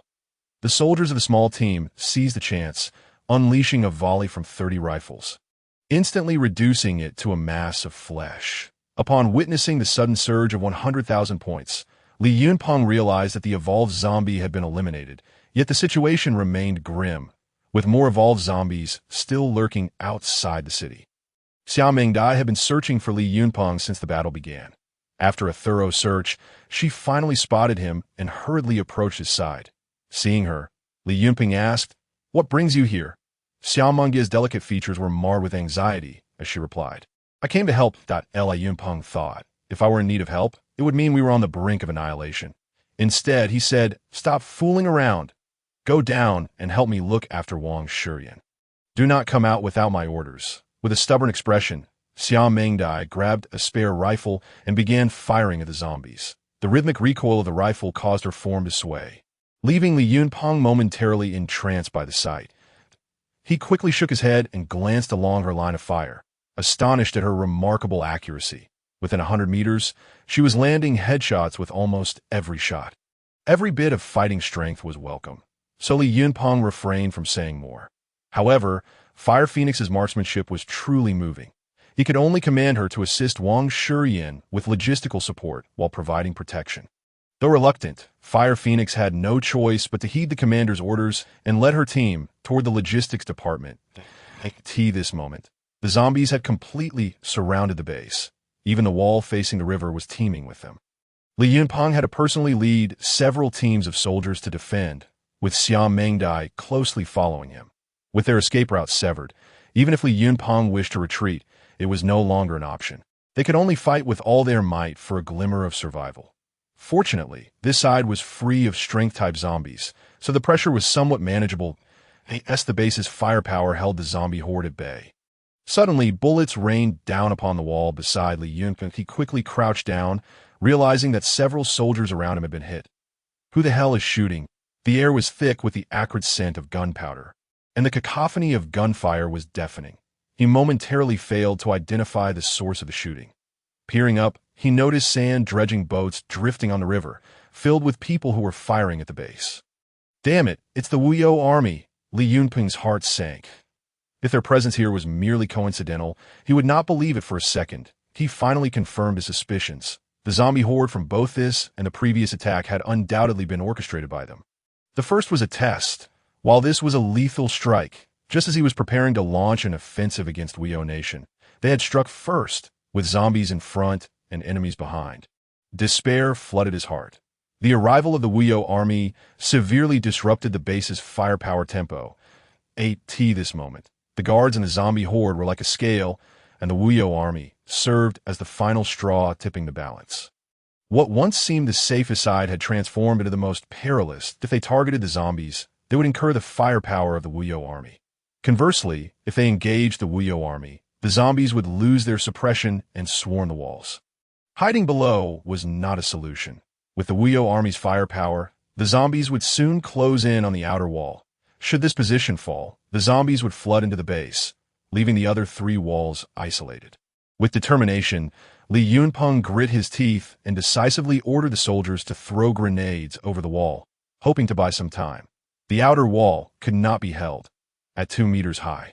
Its effectiveness against the horde was limited. Go spread the word. Everyone retreat to the inner wall. Li Yunpeng issued orders to the squad leader beside him, resolutely continuing to fend off the onslaught of zombies amidst a hail of gunfire, buying precious time for the messenger.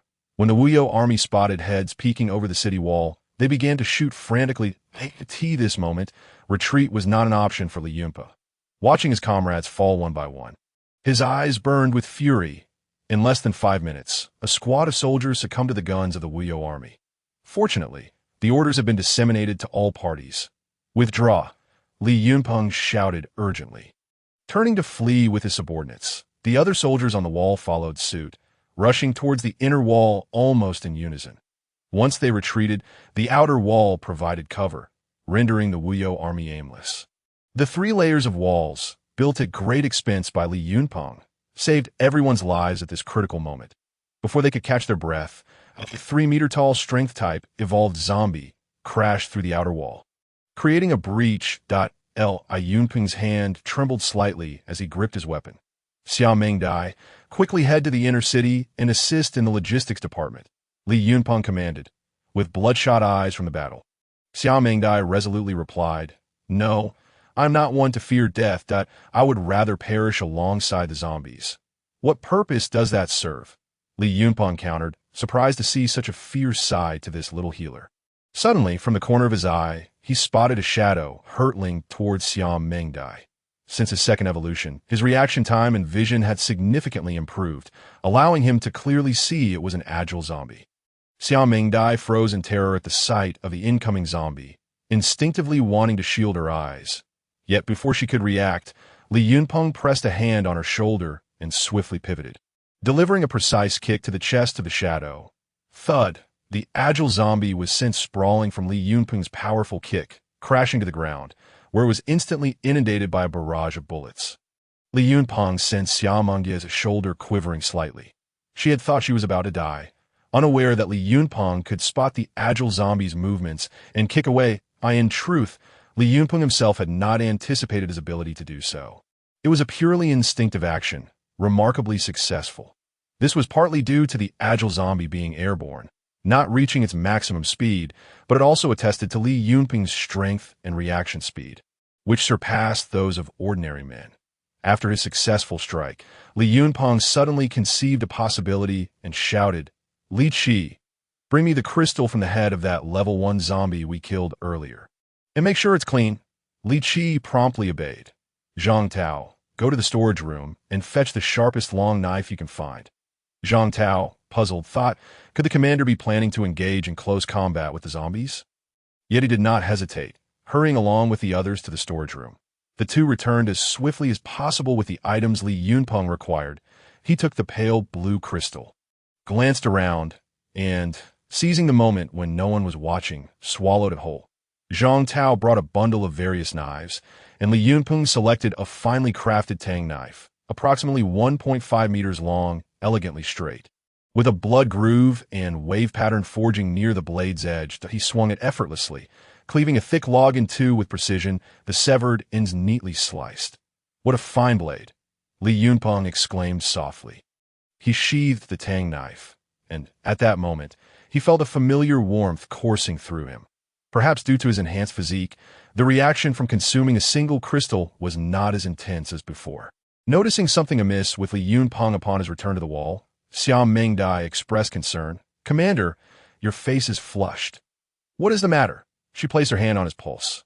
Xiao Mengdai felt Li Yunpeng's pulse strong and vigorous, his heart rate far exceeding the norm. Seeing her worry, Li Yunpeng reassured her, "It's nothing. I'll be fine shortly." However, just as he spoke, he felt his legs weaken, nearly collapsing to the ground. Xiao Mengdai caught him, urging urgently, "We must go to the hospital. I need to examine you. I've never seen such a pulse." Li Yunpeng slowly sat down, weakly waving his hand. "Really, there's no need. I know what I'm experiencing. I just need to rest." Despite her anxiety, Xiao Mengdai, seeing his stubbornness, felt helpless. Just then, a blood-curdling scream echoed from the administrative district. Yunpeng looked on, horrified, as 2 agile zombies were thrown into the city, causing tremendous casualties among the civilians. Unfortunately, he was utterly spent, unable to intervene. Li Qi, at all costs, eliminate the invading zombies, or we will all perish here. The agile zombies continued their relentless pursuit of civilians, their claws slicing through necks like razors. Heads flying, blood spraying, as they turned to stab another person in the chest, ripping them apart in a gruesome display. Those responsible for supplying resources were in utter disarray, screaming and fleeing in panic. Li Yunpeng, in a state of urgency, ordered Li Qi to mobilize 2 squads to confront the agile zombies. Yet they blended into the crowd, making it impossible for the soldiers to fire without risking collateral damage to the innocents. "Everyone, get down! Guards, fire at will!" Li Yunpeng shouted, The agile zombies moved with lightning speed, leaving fallen bodies in their wake. If this continued, the casualties would be catastrophic. In this dire moment, not everyone heeded Li Yunping's command to lie low. Many continued to flee in terror. The guards, having received their orders, fired decisively, and those still standing were occasionally struck by stray bullets. Though this led to numerous injuries, the agile zombies, caught in the crossfire, hesitated to continue their massacre of civilians, retreating frantically to evade the onslaught of bullets. As two agile zombies were cornered, all strength-type zombies broke through the outer walls of the base, flooding into the residential area. Akin to dumplings tossed into the administrative district, ordinary zombies were swiftly dispatched, but among them were 6 agile zombies that suddenly infiltrated the squad, providing reinforcements to the 2 cornered agile zombies. In an instant, they turned and charged at the soldiers. Blood spilled across the squad as limbs and torsos were torn asunder. Desperate, the soldiers activated hand grenades, managing to severely injure 2 of the agile zombies. But all the soldiers perished under the onslaught of the remaining agile zombies. After slaughtering the soldiers, the agile zombies resumed their assault on the civilians, gasping for breath, veins bulging in his neck. Li Yunping witnessed the horror unfold before him. Utterly powerless to intervene, Li Qi, amidst the frantic defense, managed to mobilize 3 squads to encircle the agile zombies. However, this meager force struggled against the 8 agile zombies darting among the crowd.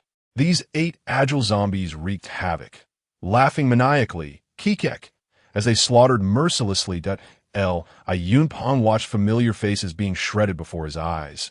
Children with their necks bitten, men with their chests ripped open, and women severed at the waist. The agile zombies showed no mercy to the young or old. Any target before them was met with brutal death. A tidal wave of wrath surged within Li Yunping. Overwhelming all reason, he let out a howl. Struggling to rise, leaning on the tang knife as he advanced step by step towards the rampaging agile zombies. "Commander!" Xiao Mengdai reached out, intending to stop Li Yunping from approaching the evolved zombies. But his blood-red eyes gleamed with a feral ferocity, causing her outstretched hand to freeze in midair. Seeing Li Yunping advance towards the zombies, Li Qi was alarmed, hastily mobilizing soldiers to protect him. "You hold the wall." Li Yunping gritted his teeth, his voice cold and resolute. Though Li Qi had no choice but to obey the command, his eyes remained fixed on Li Yunping, prepared to intervene at a moment's notice. As Li Yunping strode forward, drawing his long knife and angling it towards the ground, his strength rapidly returned, reaching his previous level and continuing to surge toward a new pinnacle, the agile zombies. Engrossed in their slaughter, finally noticed the approaching Li Yunping and charged at him with astonishing speed. The onlookers barely registered the blur of movement. The agile zombies had transformed into indistinct shadows. Yet, to Li Yunping, their speed was merely a facade. Each motion crystal clear. As the zombies closed in, one raised its razor-sharp claw, aimed at Li Yunping's neck. Humph! Li Yunping let out a cold huff and deftly sidestepped the razor-sharp claws. The onlookers could only catch a fleeting glimpse of his shadow as he appeared at the side of the zombie, leaving them all in astonishment. How could the commander possess such terrifying speed? The agile zombie, realizing its attack had missed, swiftly pivoted to launch another assault, its sharp claws aimed directly at Li Yunping's chest. "You wretched creature, today marks your demise," Li Yunping exclaimed, charging towards it with remarkable swiftness. Just as he was about to make contact, the agile zombie suddenly lost sight of him. Thud!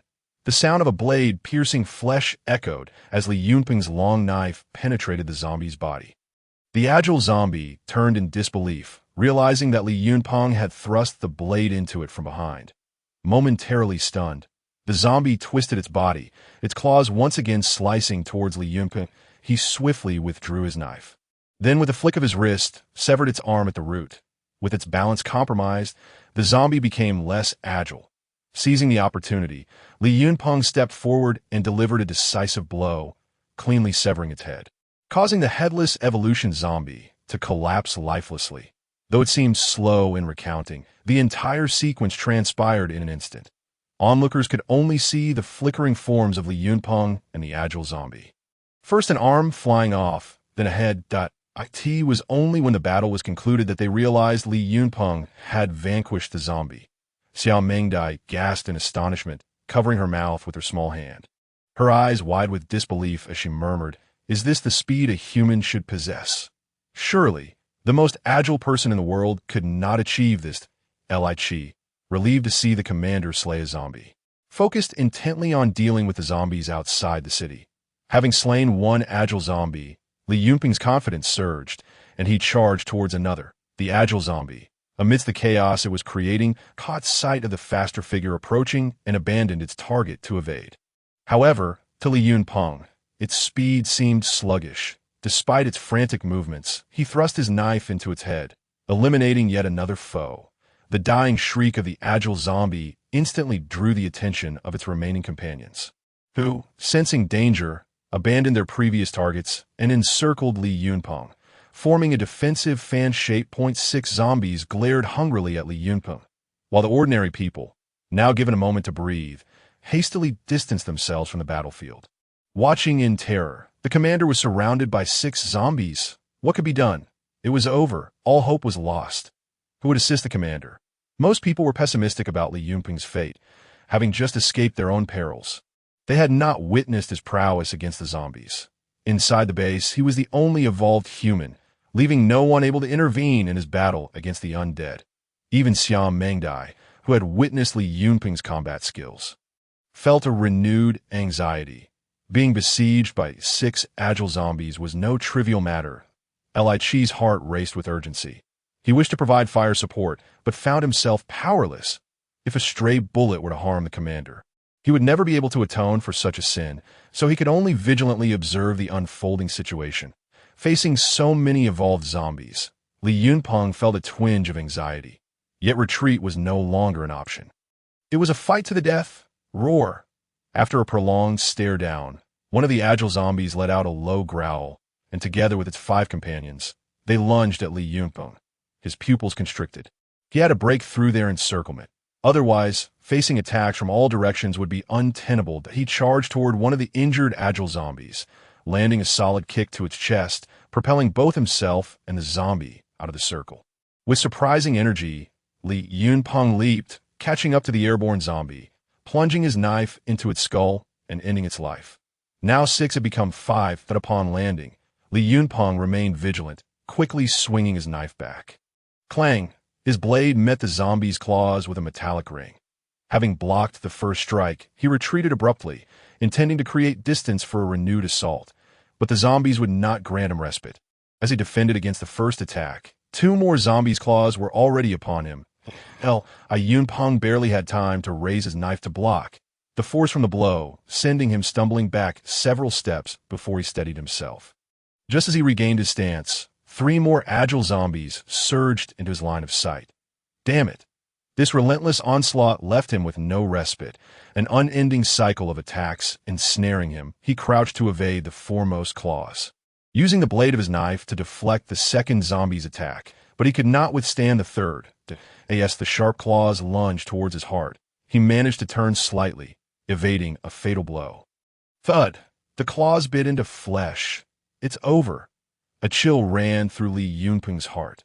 The strength of the zombies lay in their resilience. No matter how many times he struck, they remained unharmed, while even the slightest scratch on him could spell his doom. Lu Zide, Xiao Mengdai, and the soldiers were instantly alarmed, rushing forward without regard for their safety. Yunping felt a surge of despair. Had he not just begun to relish the power and pleasures of life? Would it all come to an end like this? He howled in madness. If he were to be infected, he would take these beasts down with him. Li Yunping, emboldened by fearlessness, grasped the claw embedded in his body, preventing the agile zombie from withdrawing, and swiftly cleaved it in half. At that moment, another zombie's claw came slicing down from above. Disregarding his own safety, he raised his arm to block its wrist, driving his knife into its neck. With a twist of the blade, he brutally mangled the zombie's throat before delivering a final, decisive slash to sever its head. Now only 3 agile zombies remained, and a glimmer of fear flickered in their eyes as they regarded Li Yunping. Blood trickled from the corner of his mouth. Wiping it away, he realized he might have injured his internal organs. But it mattered little that he was destined to become a zombie. Yet before that transformation, he was determined to eliminate the remaining three. Yunpeng lunged forward, and to his surprise, the three agile zombies emitted low growls before turning to flee. In a fit of rage, Li Yunpeng unleashed every ounce of his potential, rapidly closing the distance. When the last zombie sensed an anomaly and turned its head, it was met with a flash of cold steel as Li Yunpeng's knife pierced through its skull. Without pausing, he withdrew his blade and struck down the second zombie mid-flight, swiftly severing its head before hastening after the final one, just as it leaped to vault over the city wall. Its body, having ascended halfway, suddenly plummeted. Yunpeng seized the escaping zombie's ankle, hurling it to the ground. Thud! Even the powerful evolved zombie was left dazed from the impact. With a flicker of his blade, he severed its limbs, then planted his foot firmly on its chest, gazing down at the frantic creature with a heart full of hatred. Finally, he raised his knife and slowly drove it into its forehead. The evolved zombie, witnessing the approaching blade, could do nothing but submit to the steel as it pierced through skin, muscle, and bone, ultimately reaching its brain and rendering it unconscious. Thus, all 8 agile zombies that had breached the city fell at Li Yunpeng's hands. He felt no joy. Looking at the darkening wound, he understood that the transformation had begun. With a sigh, Li Yunpeng quietly drew his handgun, aiming at his own head. He had no desire to become a loathsome monster. Better to end his life with dignity while he still possessed consciousness. Alas, what a pity! Seeing his actions, Lu Zide, Xiao Mengdai, and others came to an abrupt halt. "Punga, no!" they cried, their voices akin to helpless children. Li Yunpeng looked at them with a sorrowful smile. In this unfamiliar world, there were still those who genuinely cared for him, making his struggle worthwhile. "Farewell, my friends." In the very moment Li Yunpeng was about to pull the trigger, a voice from his system rang out. "You have been infected with the zombie virus. Would you like to spend 10,000 points to remove it?" "Fuck! Are you kidding me?" Li Yunpeng had already prepared himself mentally and was ready to pull the trigger when the system's interruption startled him. Why hadn't it mentioned this sooner? If he had delayed even a second longer, he would have smashed his own skull. The system continued. "Given your valiant combat, the penalty for insulting the system is hereby waived. Should there be a next time, the punishment will be doubled. You choose to eliminate the virus within your body." Li Yunpeng felt speechless, but decisively selected yes. Suddenly, he felt a lightness in his body, and the dark wound rapidly transformed into a bright red. Though still bleeding, the signs of transformation had vanished. Yunpeng sighed in relief. Lowering his pistol, he had been prepared for the ultimate sacrifice. Yet once again he had brushed past death that a profound sense of elation enveloped him. After all, who wishes to embrace oblivion?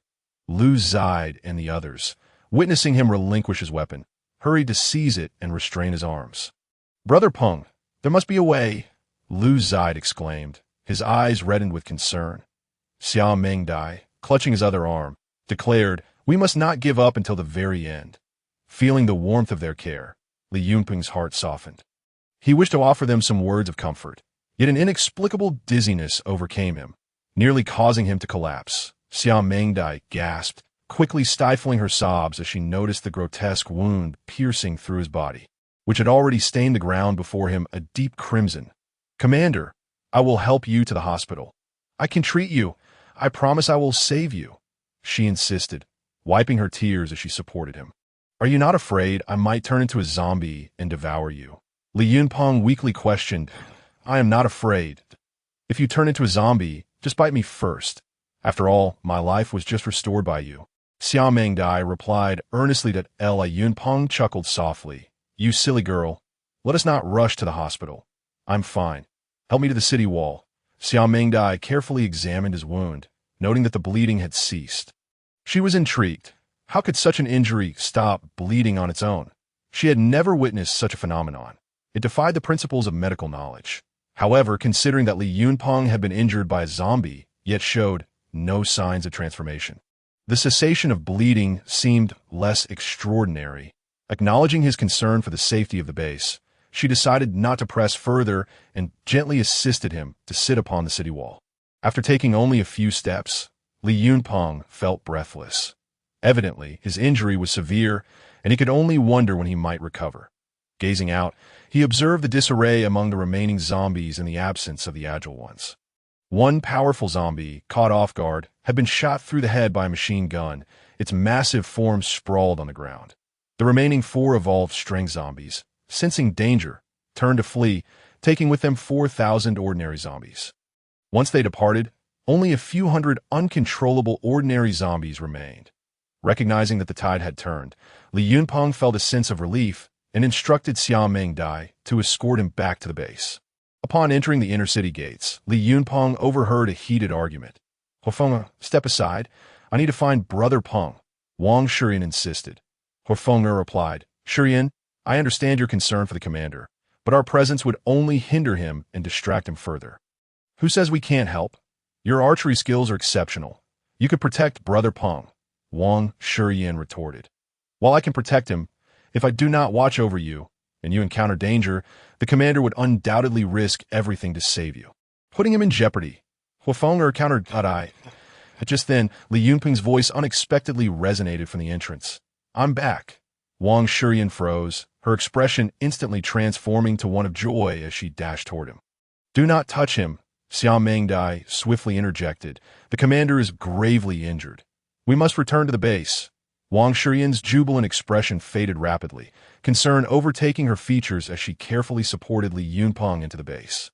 For several of the women, it was their first time entering Li Yunpeng's armored vehicle, and they were momentarily awestruck by its futuristic design. However, there was no time for admiration.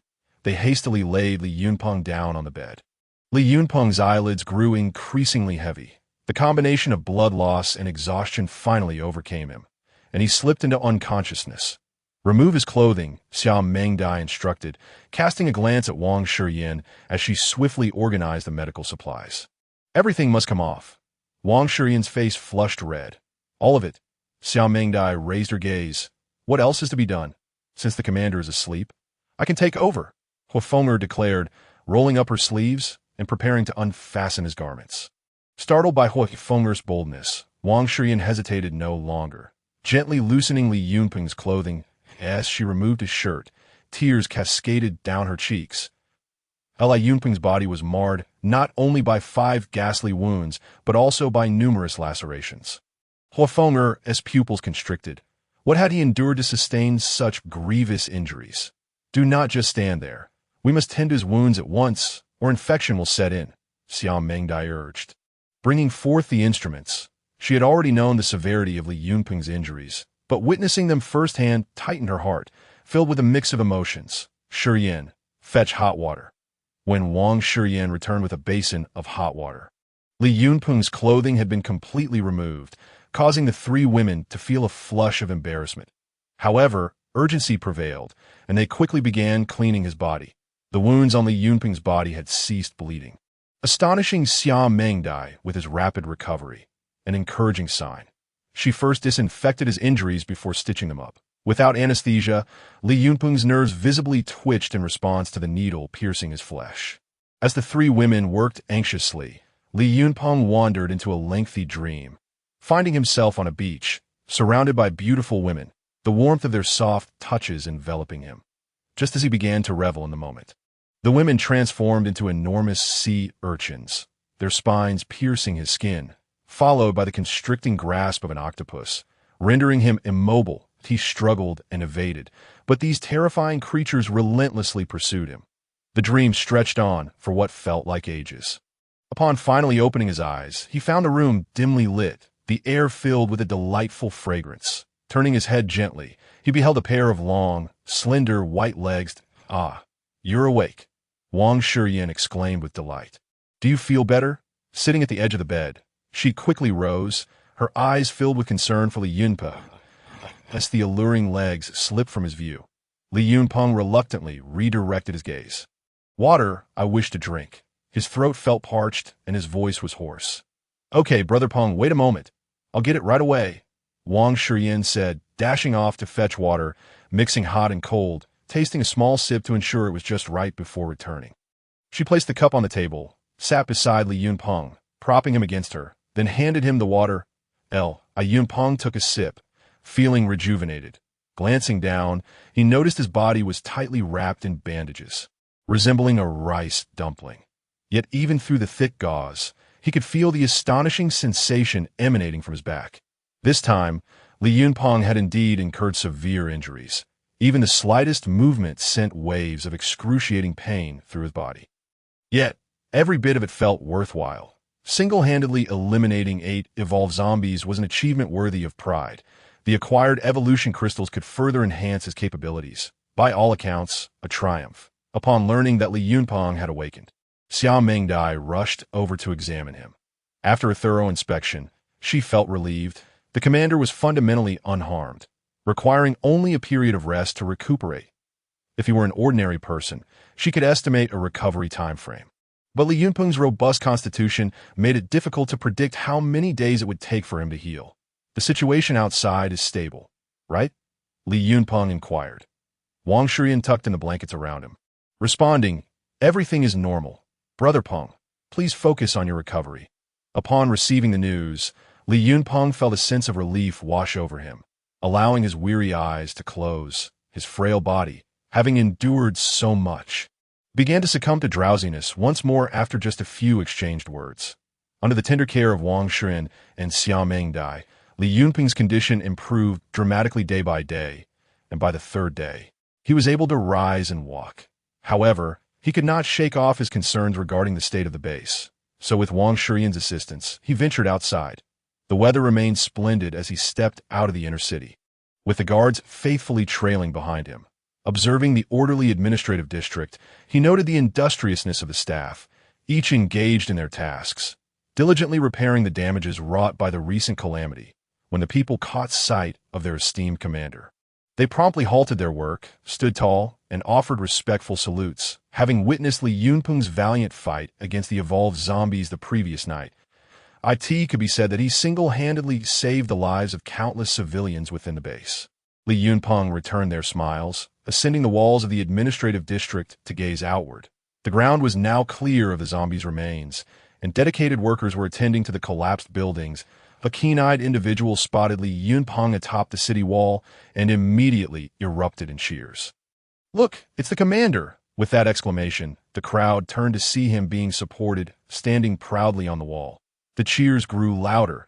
"Long live the commander! The commander is magnificent!" The atmosphere was electric, and Li Yunpeng felt a surge of emotion within him.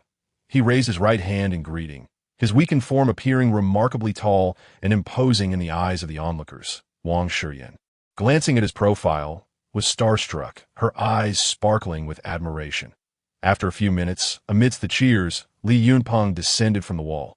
The moment the people saw their commander safe and sound, it was as if a collective shot of adrenaline coursed through them, invigorating their spirits and significantly enhancing their work efficiency. The wind atop the wall was brisk, and Wang Shiyan, concerned for Li Yunpeng's recovery, gently urged, "Brother Peng, let us go down. It's quite windy up here." "All right, let us go," Li Yunpeng replied, instructing the guards to summon Captain Li Qi and the others to the conference room. Upon arrival, he found 5 individuals seated. Besides Li Qi, there were Li Yi, Li Er, and 2 newly appointed captains, Li Bai and Li Shilu. With no injuries reported among the captains after the battle, Li Yunpeng felt a sense of reassurance as he took his seat at the head of the table. "Li Qi, have we collected all the crystals from the evolved zombies?" Li Qi stood and produced a cloth pouch from within his garments, carefully placing it before Li Yunpeng. "Your Excellency, this contains all the crystals obtained from the evolved zombies we defeated, a total of 11. Please have a look." Li Yunpeng opened the pouch to reveal 11 pristine, pale blue crystals, each as pure as diamonds. That a wave of joy surged through him. Having consumed 4 crystals previously had already enhanced his physical prowess to such an extent.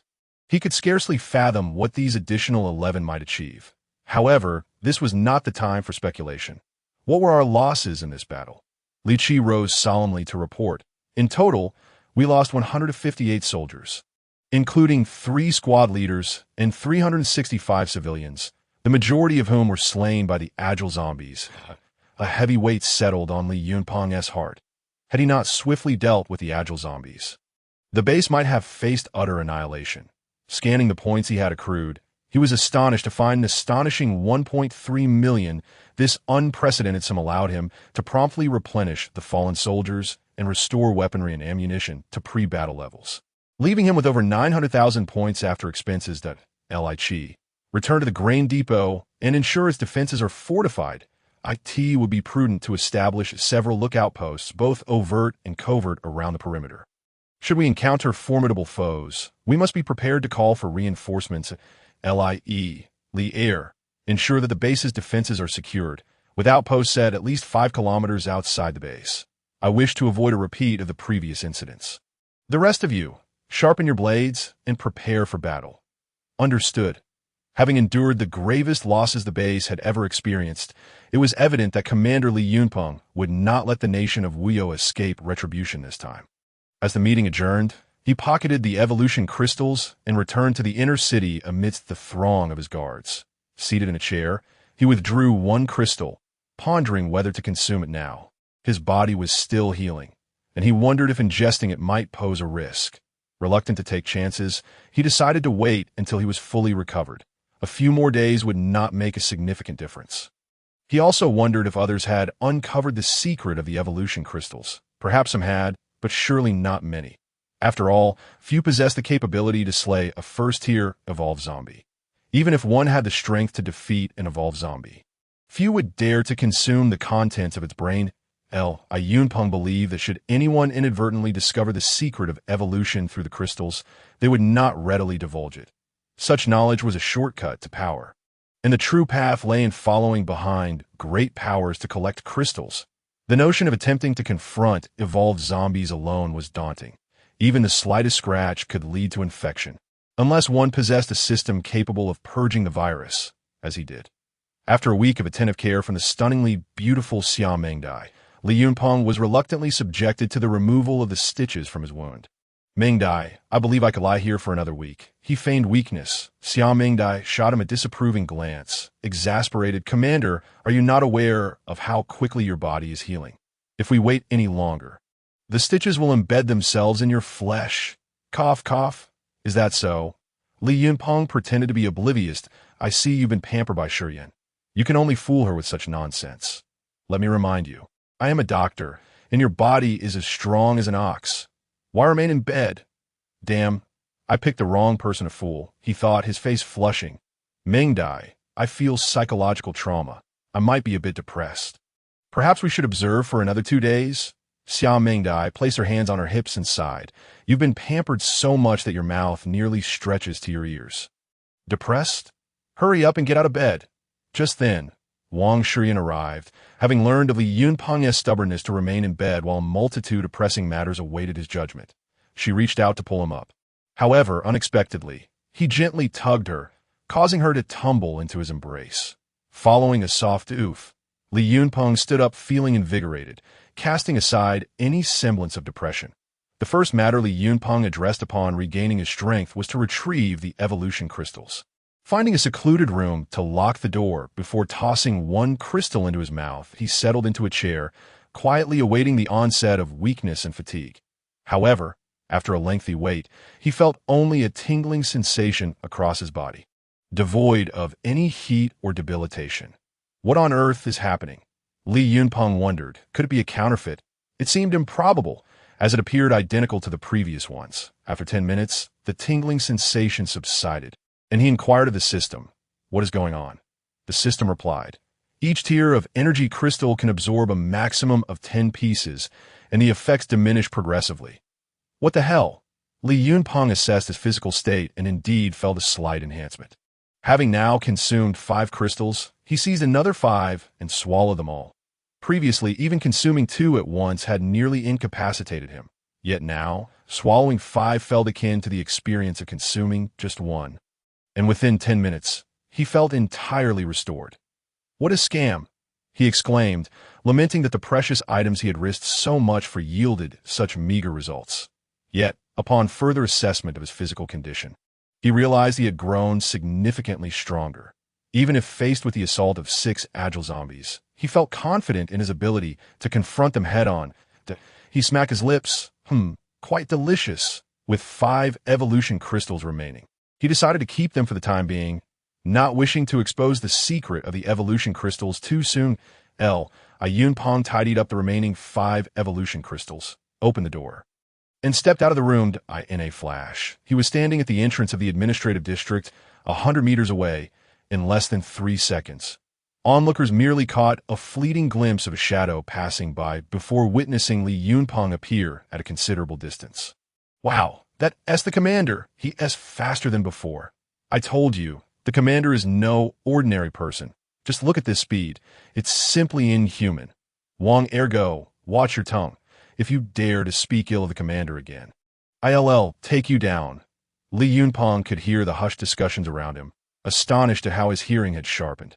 Just as he reveled in this newfound sensitivity, a child's voice interrupted his thoughts. Big brother, you owe me a lollipop, don't you? A chubby little boy wore an innocent smile on his face. Li Yunpeng focused his gaze and realized that this was none other than Wu Bin's son, the leader of the Steel Tower settlement. Had he truly ventured all the way to the base for a lollipop? What brings you here? Li Yunpeng inquired with confusion. The little boy looked disdainful and replied, Big brother, you're not trying to back out of our deal, are you? Cough, I would never do such a thing, Li Yunpeng said, feeling a bit of a headache that it seemed he would have to honor the boast he had made that day. Yet he wondered if Wu Bin would be worried about his son coming all the way to see him. Why Dad is here too. So hurry up and give me the lollipops. This waiting is just intolerable, the little boy insisted. Hey, you little rascal, do you think I would be stingy with a few lollipops? The boy's expression of disbelief irritated Li Yunpeng. After all, he was the esteemed leader of the base. How could he possibly lose face in front of this little brat? Just then, Zhang Tao hurriedly approached. Zhang Tao, go to the warehouse and fetch some lollipops for this kid, Li Yunpeng commanded. Zhang Tao responded, Commander, a leader from a nearby large settlement has come to visit with his wives. I have arranged for them to be in the conference room. What should we do? Xiao Peng, go with Uncle Zhang to get the candy. I need to have a word with your father. Li Yunpeng instructed. Upon hearing there would indeed be lollipops, the boy's face lit up with a radiant smile. Big brother, you go ahead. My dad is eager to see you. Li Yunpeng was taken aback. Eager to see me? Does Wu Bin have something on his mind? As he entered the conference room, he found Wu Bin's portly figure squeezed onto the sofa, surrounded by 4 or 5 heavily made-up women. Wu, what brings you to my humble abode today? Li Yunpeng greeted with a hearty laugh. Wu Bin slowly rose, smiling as he said, Li, my dear brother, I happened to be passing by and thought I would drop in for a cup of tea. Passing by? Li Yunpeng thought disdainfully. Your son has practically sold you out. You're clearly eager to see me, yet you feign nonchalance. Please, have a seat. Li Qi, bring out our finest tea to entertain our esteemed guest. Li Yunpeng ordered.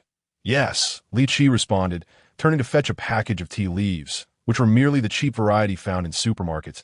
Li Yunpeng accepted it, glanced at it, and remarked, Good tea, brew a cup for Wu Bin.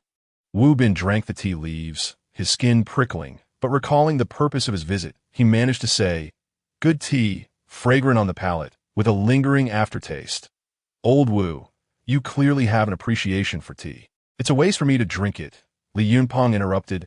Yunpeng mused silently, wondering how long Wu Bin could maintain his pretense that Wu Bin, unfazed, set down his teacup and remarked, Li, with such a vast settlement, the number of people living here is not particularly high, is it? Old Wu, no need to worry that if I want more people, I can simply see some from Wuzhou. It's just that managing a larger population can be cumbersome. So I've been rather lazy about it, Li Yunpeng replied. The Wu Bin's expression stiffened, realizing that this young man wasn't inclined to engage in a proper discussion. However, considering himself adept at navigating such matters, he chose to overlook this minor detail. Since the conflict between Li Yunpeng and Huang Long had erupted, he had been closely monitoring the situation. He was astonished that Li Yunpeng had managed to trap Huang Long in his own lair, completely appending his previous understanding. Originally, he had planned to cultivate a relationship, but he never anticipated Huang Long's treachery, luring the nearby small hordes of evolved zombies towards Li Yunpeng. He had assumed that this would lead to Li Yunpeng's downfall. Yet the latter managed to withstand the onslaught, forcing Wu Bin to reassess his strength. Indeed, Commander Li is resourceful. A mere population count is hardly significant. Yet, Who wouldn't desire a more capable force? Wu Bin flattered. He understood the reality. In the apocalypse, a small settlement lacking strength would struggle to sustain itself, as even 100 individuals gathering together would face challenges in securing food. Naturally, they would prefer fewer mouths to feed. Conversely, larger forces, equipped with robust military might and restored basic industries, required a substantial labor force and soldiers. Otherwise, a settlement of 100,000 could quickly dwindle after a few skirmishes, making development all but impossible. Thus, even if large factions did not have the same stringent population requirements as Li Yunpeng, they would still strive to amass more people, Li Yunpeng pondered, realizing that Wu Bin had approached him in a bid for favor. Perhaps even viewing him as a backup option. I only require those with foresight. If one cannot even grasp the prevailing circumstances, what use is such a worthless individual?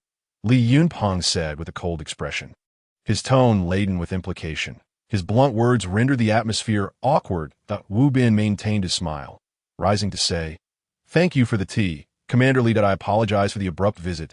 It appeared that Wu Bin was still in a state of indecision. Even with Li Yunpeng's clear hints, he had yet to make a definitive choice. Li Yunpeng remained seated. Raising his voice, "Old Wu, the stakes are usually set before the game begins. Once the outcome is determined, there will be no opportunities left." Wu Bin paused, lowering his head as he hastily departed. Li Yunpeng watched his retreating figure, letting out a cold snort. Choose now or face the consequences of having no choices in the future.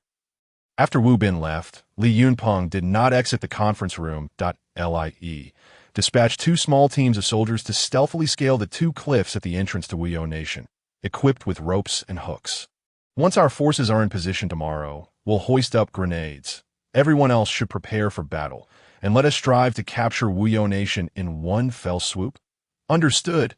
Additionally, instruct the logistics department to prepare some 20mm thick steel plates, equipped with pulleys, to be distributed as mobile cover for each team. That I'm keen to see how these fellows respond to such tactics. Right away. That afternoon, the entire base sprung into action. After a few days of hard-won calm, the people once again felt the palpable tension of impending conflict. Huang Long understood all too well that now that Li Yunpeng had survived, he would undoubtedly seek revenge. Reports from the guard soldiers embedded in Wuyo Nation indicated that Huang Long had been reinforcing his defenses in recent days, casting the entire nation in an atmosphere of imminent threat. The following morning, a grand convoy departed from the base, led by a dozen heavy trucks, atop which stood the formidable guard soldiers. Following closely were several canvas-covered vehicles, inside which were neatly stacked wooden crates filled with ammunition and grenades. Then came light trucks carrying various supplies, along with 10 pickup trucks armed with machine guns. Finally, 2 fuel tankers trailed behind, their cabins encased in thick steel plating. These vehicles were not intended for refueling. Rather, they serve as explosive trucks, ready to blast through city gates should the advance be obstructed. The crowd gathered along the roadside cheered enthusiastically for the departing troops. They had learned that the base had been repeatedly attacked, all orchestrated by Wuyo Nation, and they eagerly anticipated the guard soldiers' triumph over their foes. Go, guard soldiers. This time, let us take down the Wuyo army. Commander, return victorious soon. We await your return. Look at these mischievous girls. They're utterly unrestrained. Shurian, you need to keep a close eye on your Pungu, or he might just be snatched away. Huofeng'er exclaimed angrily from atop the administrative district's wall. Giggling, Wang Shurian covered her mouth, chuckling softly to Feng'er. Why are you so jealous? I trust Pingjin. Li Yunpeng's forces reached a kilometer away from the entrance of Wuyo Nation and set up camp once again. Establishing a logistics command. Report to the commander. Captain Li Qi and his team have arrived for the rendezvous, a guard announced. Let him in. Prior to departure, Li Yunpeng had sent word for Li Qi to meet him. The guard stepped out briefly, then returned with Li Qi striding purposefully. Li Qi, you're just in time. Our soldiers quietly scaled the cliffs last night. Take your men and deliver the grenades. When you see me fire 3 shots into the sky, have the brothers above toss down the grenades. Got it. Just watch me. Li Qi replied without hesitation, turning to leave. Just as Li Qi departed, another soldier approached with a report. Commander, Wuyo Nation has sent a walkie-talkie. Check it thoroughly and bring it to me. I want to see what tricks Huanglong is up to, Li Yunpeng said coldly. The soldier quickly brought the thoroughly inspected walkie-talkie, and without contacting Huanglong immediately, Li Yunpeng instructed Li Yi arrange for 3 small teams of soldiers to test the waters and see if there's been any change in the enemy's firepower.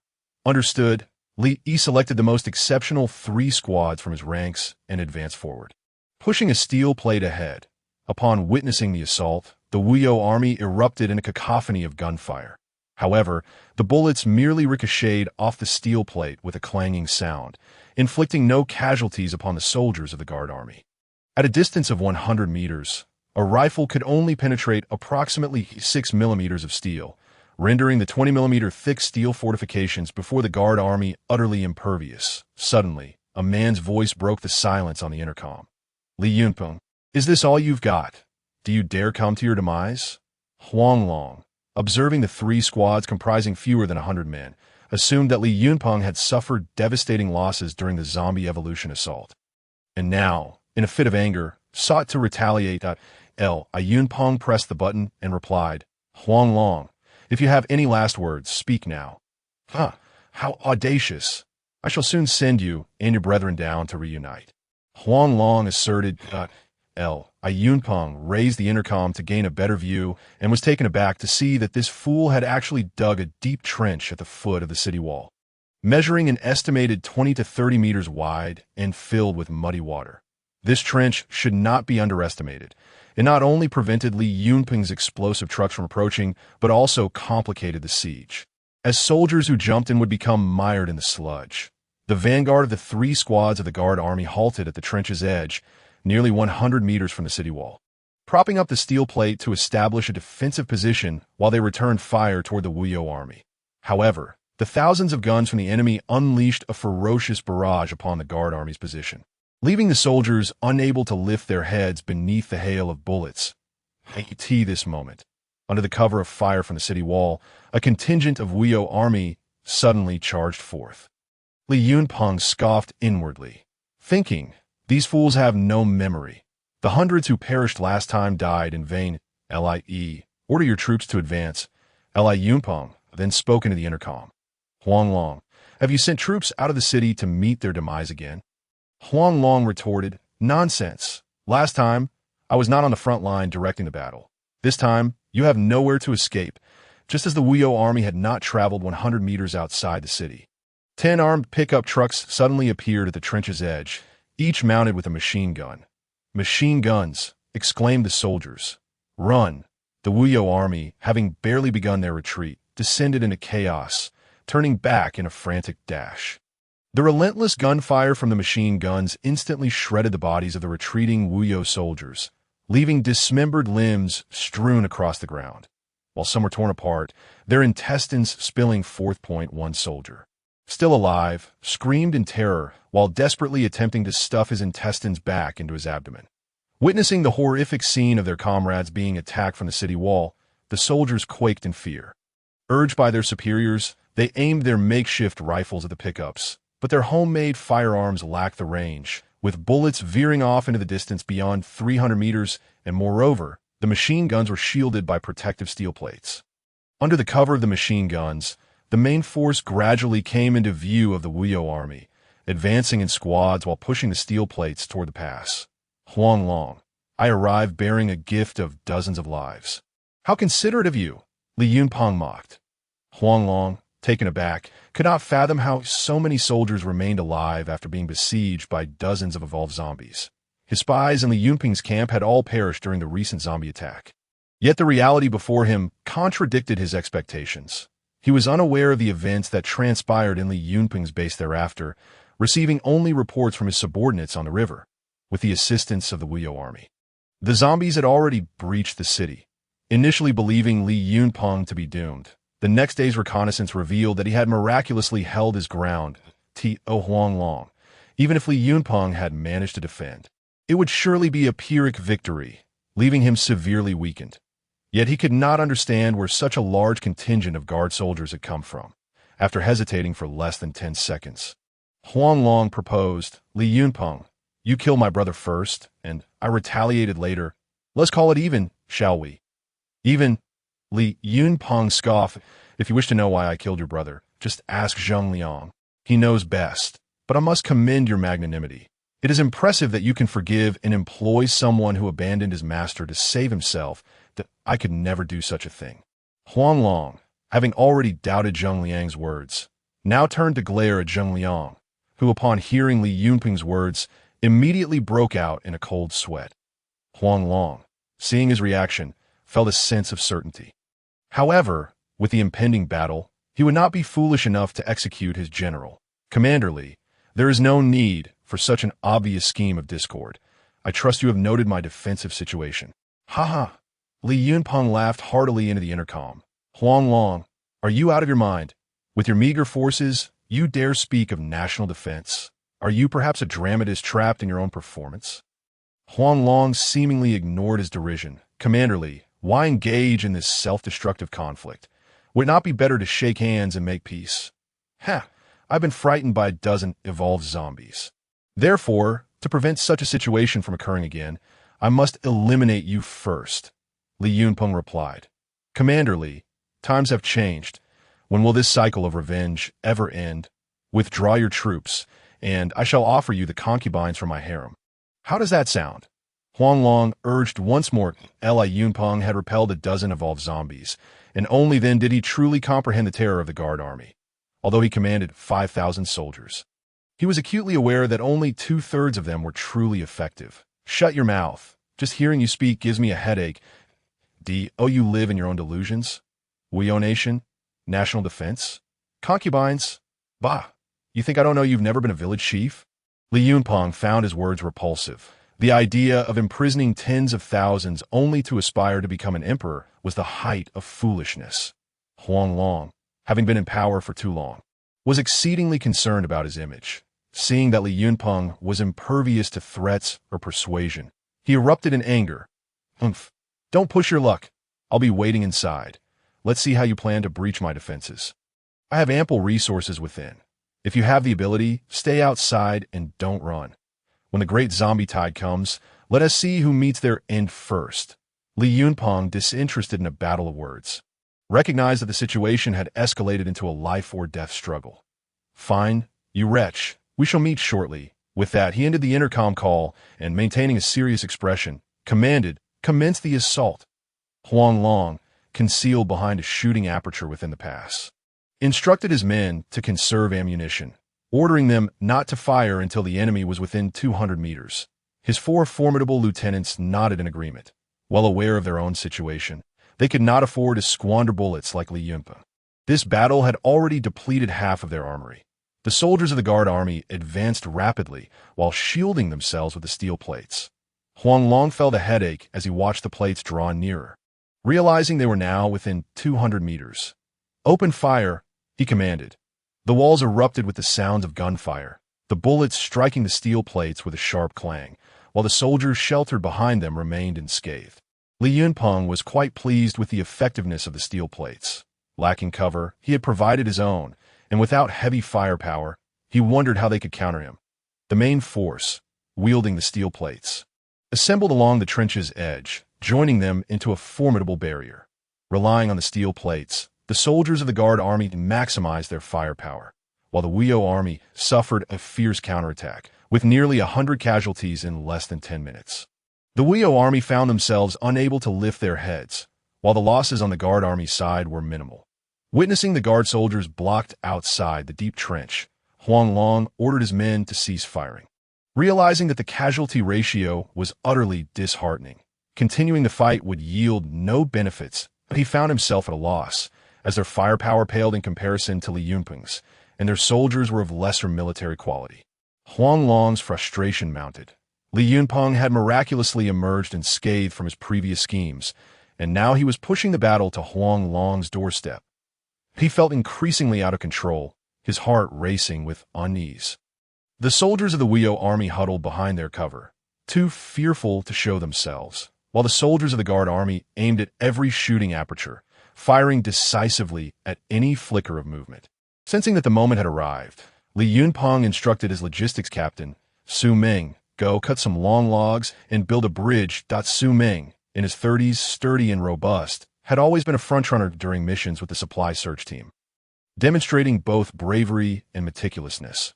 Not only did he excel in completing tasks, but he also displayed remarkable cleverness, leading the team to evade zombie attacks on several occasions.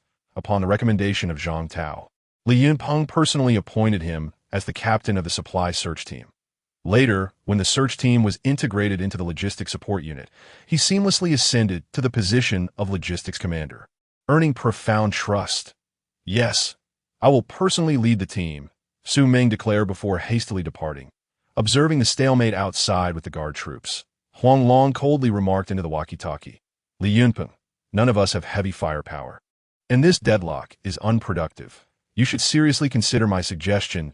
Li Yunpeng dismissed him, thinking to himself, "Soon, you will find yourself weeping in despair." Su Ming swiftly returned with 5 sturdy long logs, running toward the front line under the protection of steel plates. Huang Long, witnessing this, was taken aback. "Quick, prepare the people on the city wall." The long logs were laid across the gully, transforming the chasm into a thoroughfare. The vanguard squad of the guard troops advanced across the wooden bridge towards the opposite bank, while machine gun fire and a renewed barrage from the station guard troops suppressed the enemy on the city wall. The vanguard squad, pushing their steel shields, quickly reached the entrance that a smile curved at the corners of Li Yunpeng's mouth. Beneath the city wall lay a wooden door, and once they reached the base, breaching the city would be but a mere moment away. However, at that instant, countless flaming logs suddenly plummeted from the city wall. The guard troops, oblivious to the commotion above, were caught off guard and thrown into disarray. The fiery debris that struck the ground ignited upon contact, clinging to the soldiers and continuing to burn, momentarily stalling their offensive. The burning logs quickly accumulated at the entrance, creating an inferno that rendered the area inaccessible. Seizing the opportunity, the Wuyo army extended their firearms over the city walls, firing indiscriminately below. Fortunately, the rearguard troops provided timely fire support, forcing the enemy to retreat. Li Yunpeng, initially believing the tide had turned in their favor, was taken aback by Huang Long's hidden strategy. Just then, Huang Long's voice crackled through the walkie-talkie. "Ha ha ha! Li Yunpeng, are you pleased with the grand gift I prepared for you? I wonder if your soldiers can traverse through mountains of daggers and seas of flames." Li Yunpeng, infuriated, hurled the walkie-talkie aside and bellowed, "All units, advance!" At his command, thousands of guard troops surged across the wooden bridge towards Wuyo City. Huang Long, unfazed, ordered, "Have the men on the wall prepare more burning logs. Burn them alive." Li Yunpeng drew his pistol and fired 3 shots into the air from his elevated position. The soldiers, who had long been concealed atop the cliffs, had been quietly observing Li Yunpeng's actions. Upon receiving the signal, they released a pent-up barrage of grenades down towards the city walls. The defenders were hiding behind cover, pouring gasoline over the flaming logs. Suddenly, a deluge of grenades cascaded down. Boom! Boom! Boom! The explosions resonated incessantly, creating a symphony of destruction. The grenades ignited the barrels of gasoline on the city wall, engulfing it in a raging inferno. The Wuyo army writhed in agony amidst the flames, their figures flickering in and out of view. Huang Long, hidden within, felt the ground tremble violently amidst the cacophony of explosions, terror gripping his soul. "What is happening? Where did the explosions come from?" Huang Long exclaimed in fright. His 4 generals stood by, equally bewildered. At that moment, a soldier came rolling and crawling to report, his entire body char black, with remnants of extinguished flames still clinging to his clothing. "Report, a multitude of grenades rained down. Those on the city wall have either been blown to bits or burned alive." "What?" Huang Long's eyes widened in disbelief. "Are they all dead?" He glanced at the soldiers who had already reached the base of the city wall and realized the situation had turned dire. Gritting his teeth, he commanded, "Zhang Liang, you stay here and ensure you hold back Li Yunpeng." With that, he and the remaining 3 brothers turned to flee. Zhang Liang inhaled sharply, thinking, "Damn it, what am I supposed to use to hold them back? Clearly, they intend to use me as cannon fodder." Yet he dared not voice his dissent and could only brace himself for this seemingly fatal task. Huang Long hastily issued his orders and retreated from the city walls towards Wuyo City, leaving Zhang Liang in a quandary. his expression shifting between despair and determination as his comrades looked on anxiously. Zheng Liang, feeling utterly defeated, pulled out a cigarette, took a deep drag, and thought, "If you show no mercy, don't blame me for being ruthless." He suddenly tossed the cigarette to the ground, stood up, and commanded, "Inform the brothers to surrender." His subordinates were momentarily stunned, then quickly realized that surrender was their only chance for survival. Huang Long had barely escaped a few hundred meters when he saw a white flag rising from the stronghold behind him. He nearly spat blood in fury. Damn it, Zheng Liang truly is an ungrateful wretch. Let us go. Huang Long quickened his pace, leading thousands of Wuyo troops to their vehicles, and speeding away. Li Yunpeng, realizing they had not yet breached the gate, was astonished to see a white flag raised on the city wall. What trickery is this from Huang Long? At that moment, someone on the wall shouted, "Brothers of the guard troops, do not fire. Huang Long has fled. We surrender." They then raised their hands and slowly stood up. To prevent any trickery, Li Yi shouted, "Open the gate and step out one by one with your weapons raised." No sooner had he spoken than the gate was opened from within, and 2 lines of prisoners emerged, weapons lowered. Upon reaching outside, they discarded their firearms in a heap and squatted down in the open area. Yunpeng counted roughly 400 to 500 individuals among them. To his surprise, he recognized one of them. "Oh, Zheng Liang, we meet again." Zheng Liang, squatting on the ground, shuddered and stood up, smiling ingratiatingly. Li, General Li, it was I who ordered the surrender. I hope you can overlook past grievances. Humph. Li Yunpeng scoffed. You were abandoned by Huang Long, caught between a rock and a hard place, and had no choice but to surrender. This, Zheng Liang had not anticipated that Li Yunpeng would deduce the truth so swiftly, causing his heart to sink. You need not worry. I will remember your contribution in surrendering the city. As long as you have not committed any heinous acts of arson, murder, or pillage, I may consider sparing you, Li Yunpeng stated. Cold sweat streamed down Zheng Liang's face. He had committed far more than just 1 or 2 such acts. General Li, I sincerely repent. I only ask for your mercy to spare my life. I am willing to dig ditches and build walls for you. Yunpeng glanced at him before turning to leave, as the guard troops began a thorough inspection of the stronghold, ensuring no ambush awaited them before inviting Li Yunpeng to enter the city. Seeing the stronghold was solid and reliable, Li Yunpeng ordered his soldiers to set up camp there, securing the entrance. Holding this position was tantamount to grasping Huang Long by the throat, rendering the Wuyo army unable to flee. The guard troops dismantled 5 machine guns from the pickup trucks and established a machine gun position atop the city wall. They assigned personnel to man the original firing holes. Once the defenders became Li Yunpeng's men. Even if Huang Long had 10 times their numbers, he would not be able to breach this stronghold. As night fell, Li Yunpeng instructed the soldiers to prepare meals, planning to launch a final assault the following morning. Wuyo City was surrounded by mountains, flanked on 3 sides by sheer cliffs, yet its interior was vast, spanning over 1,000 acres. The next morning, after marching 3 kilometers, Li Yunpeng and his army arrived at the gates of Wuyo City.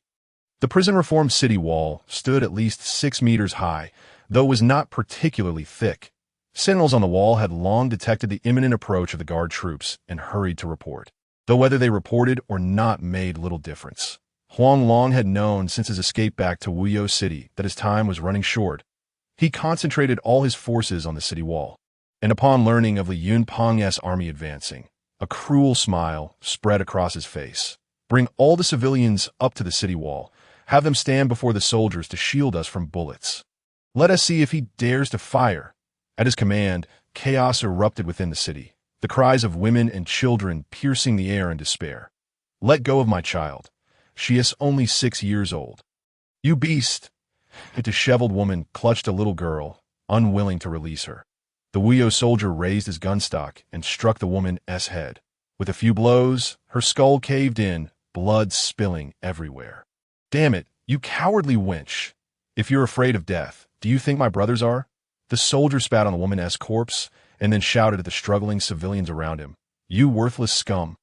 Whether you shield bullets or not, it's death either way. That if you go up to the wall, you might be lucky enough to survive. If not, you'll share the same fate as this woman. People trembled in shock, witnessing the lifeless body of the woman on the ground. The little girl wailed heart-wrenchingly, "Mommy, Mommy, wake up!" Yet her aspirations are fated to remain eternally unfulfilled. The woman's body gradually succumbs to a chilling rigidity.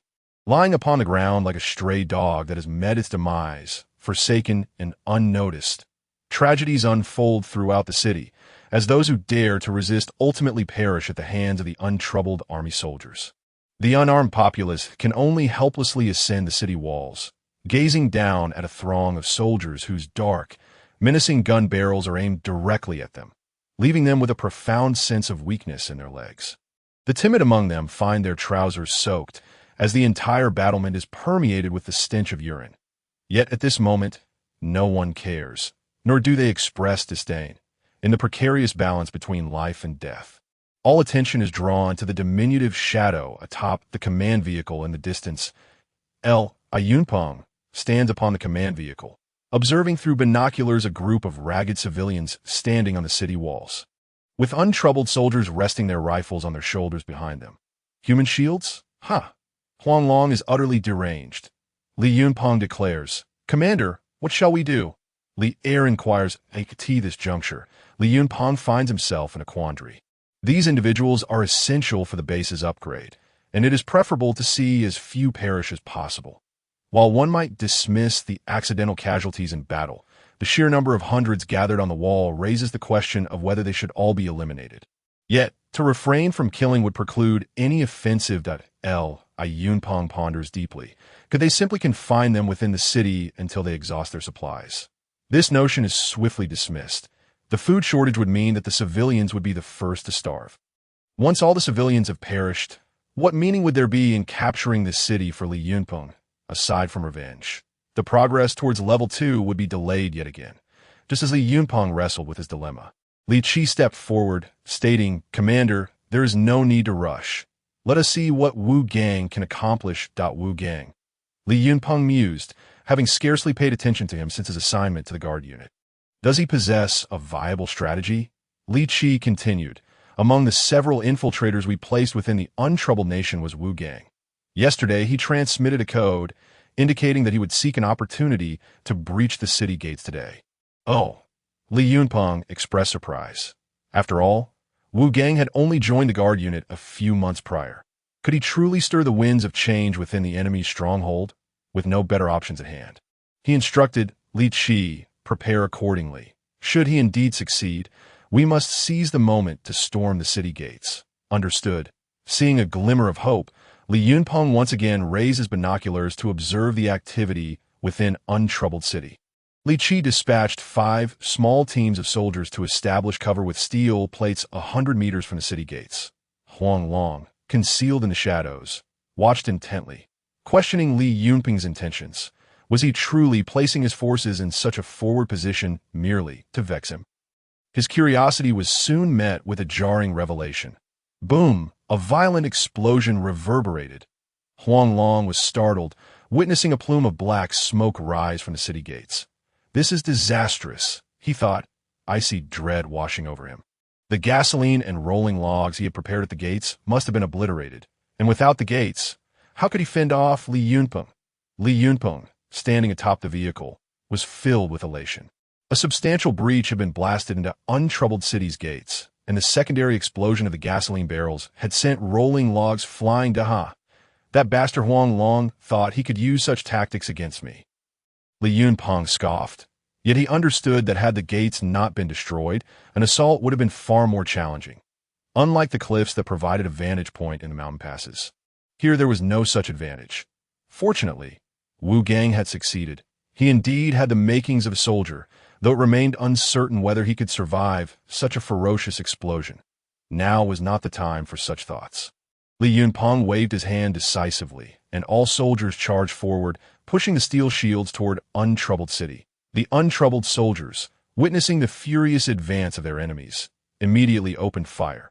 However, the guard unit took refuge behind their mobile cover, and most of the bullets were rendered ineffective. The first 150 soldiers closest to the city gates surged forward, rapidly securing key positions to intercept the approaching untroubled forces as the battle erupted. The civilians atop the walls were thrown into disarray. Even as the untroubled army managed to shoot several individuals, they could not stem the tide. With the human shields rendered ineffective, the untroubled soldiers disregarded the civilians and began firing at the advancing guard unit. Observing the civilians in a panic as they fled down from the walls, Li Yunpeng commanded the machine guns to open fire. The gunners, eager to unleash their pent-up fury, vented their rage upon the opposing wall. A torrential downpour of bullets engulfed the entire battlement, the outer walls of untroubled city erupting in clouds of dust and flying debris. The untroubled army had but one opportunity to fire before they were suppressed. Under the cover of machine gun fire, the guard unit discarded their heavy shields and surged toward untroubled city. Realizing the futility of their position, the untroubled soldiers abandoned the walls and retreated toward the prison. Those who continued to resist were met with a hail of gunfire from the guard soldiers who had breached the walls at Yunpa, now at the base of the shattered city, disembarked from his vehicle and spotted Wu Gang at the gate's defenses. He approached him and exclaimed, "Wu Gang, well done." Wu Gang, seeing Li Yunpeng, was filled with excitement, immediately saluting with military precision, declaring, "Guard soldier Wu Gang, fulfilling my mission, have successfully destroyed the city gates. Excellent, excellent." Li Yunpeng repeated, patting him firmly on the shoulder. He then ascended the walls, where remnants of bodies lay scattered. Ignoring the carnage, Li Yunpeng moved to the parapet to assess the situation within the city. The guard soldiers had secured the entire battlement. Their rifles aimed inward. The disorganized soldiers and civilians within the city surged chaotically toward the prison. The civilians living within untroubled nation were devoid of any external information, constantly monitored by the untroubled army. Upon suddenly encountering the fierce guard soldiers, they instinctively recoiled in fear. However, the prison's capacity was limited. Only the untroubled soldiers could force their way inside, leaving the civilians stranded outside. The people gazed at the tightly locked prison gates, then turned their eyes to the fully armed soldiers atop the walls, slowly crouching down, praying that these soldiers would refrain from indiscriminately slaughtering the innocent. All civilians, you may exit the city through the gates for safety. Untroubled soldiers will be lenient if they lay down their arms, Li Yunpeng announced through a megaphone. Upon hearing they could leave the city, most people were incredulous. Would they truly be spared? Previously, they had been coerced by the untroubled army to attack the survivors' base outside. And after breaching the city, the untroubled soldiers would first perpetrate violence and pillage before dragging the survivors back to untroubled city. This had become the norm. Yet the surrounding soldiers had not fired a single shot. A few daring souls began to tentatively rise, testing the waters as they approached the city gates. The guarding soldiers indeed did not hinder them. With one leading the way, the others followed suit, standing up and forming a line to exit the city. Stepping outside, the people felt a profound sense of liberation. Their daily lives had been so strictly regulated that even their most basic needs were monitored. Now, they were finally free. If not for their long-standing hunger and weakened bodies, many would have reveled in the sunlight, sprinting joyfully to release their pent-up frustrations, in stark contrast to the jubilant atmosphere outside. The prison was a different story altogether. The once mighty prison had become a ghost town, with only a few remnants of the untroubled army peeking out to assess the situation outside. Tension mounted as the threat of combat loomed. The remaining untroubled soldiers, concealed within the prison, stifled their breaths, striving to maintain silence to avoid drawing the guard unit's fire. However, the inevitable was soon to transpire. Yunpeng ordered a team assault on the prison. Deprived of their fortified defenses, the untroubled soldiers were forced into urban combat. With their single-shot homemade rifles, they stood little chance against the fully equipped guard units, and the outcome was a foregone conclusion. The guard soldiers reached the entrance and tossed in 2 grenades, followed by the sounds of explosions mingled with the anguished cries of the untroubled soldiers. The guard soldiers fired twice to shatter the lock, then kicked open the door and charged inside. A rapid succession of automatic rifle fire soon ceased as the door swung open, allowing other teams to flood in, each selecting a direction to advance.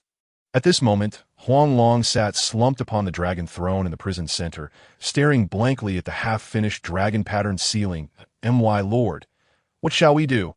You must provide guidance. My brothers have followed you for over a decade across the states.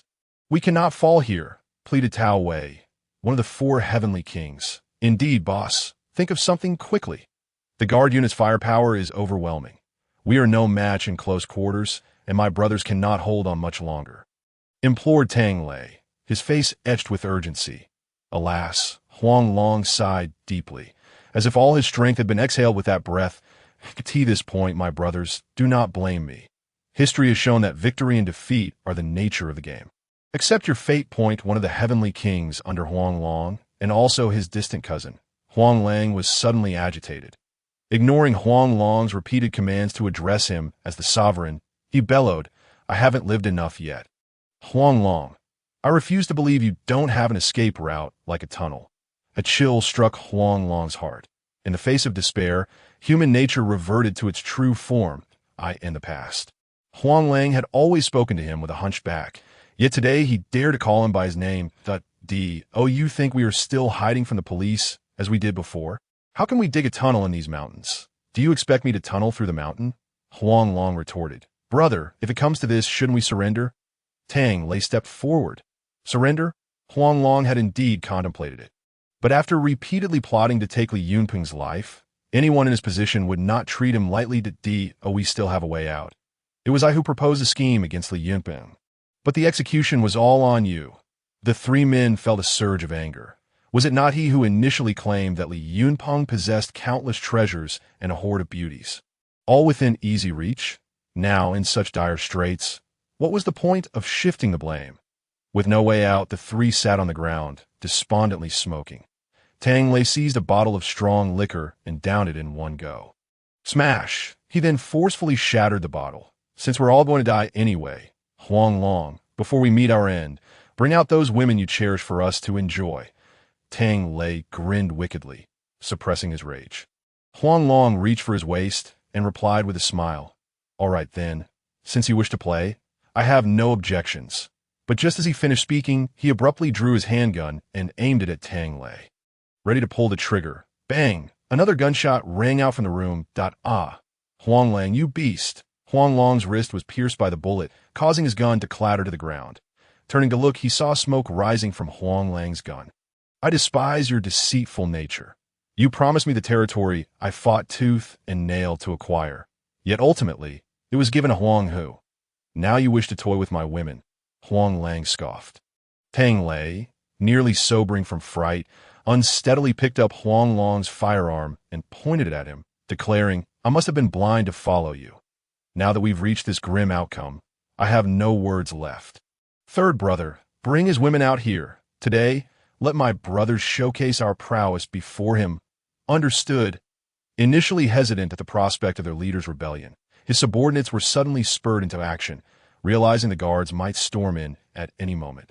They dashed into Huang Long's quarters, dragging out 5 alluring women and tossing them onto the ground. The terrified women looked at the men who seemed poised to devour them whole and quickly crawled towards Huang Long, pleading, Sovereign, please save us. Tang Lei and the others, feeling a stir of heat at the sight of their writhing bodies, urged their comrades to join in, eager to revel in their depravity. That a cacophony of laughter erupted as the group lunged towards the women. Li Yunpeng, taken aback by the rebellion among Huang Long's ranks at such a critical moment, arrived at what Huang Long referred to as the Imperial Palace, only to be struck dumb by the scene before him. Huang Long sat in his chair, eyes vacant, while his subordinates enacted a grotesque tableau of debauchery before him.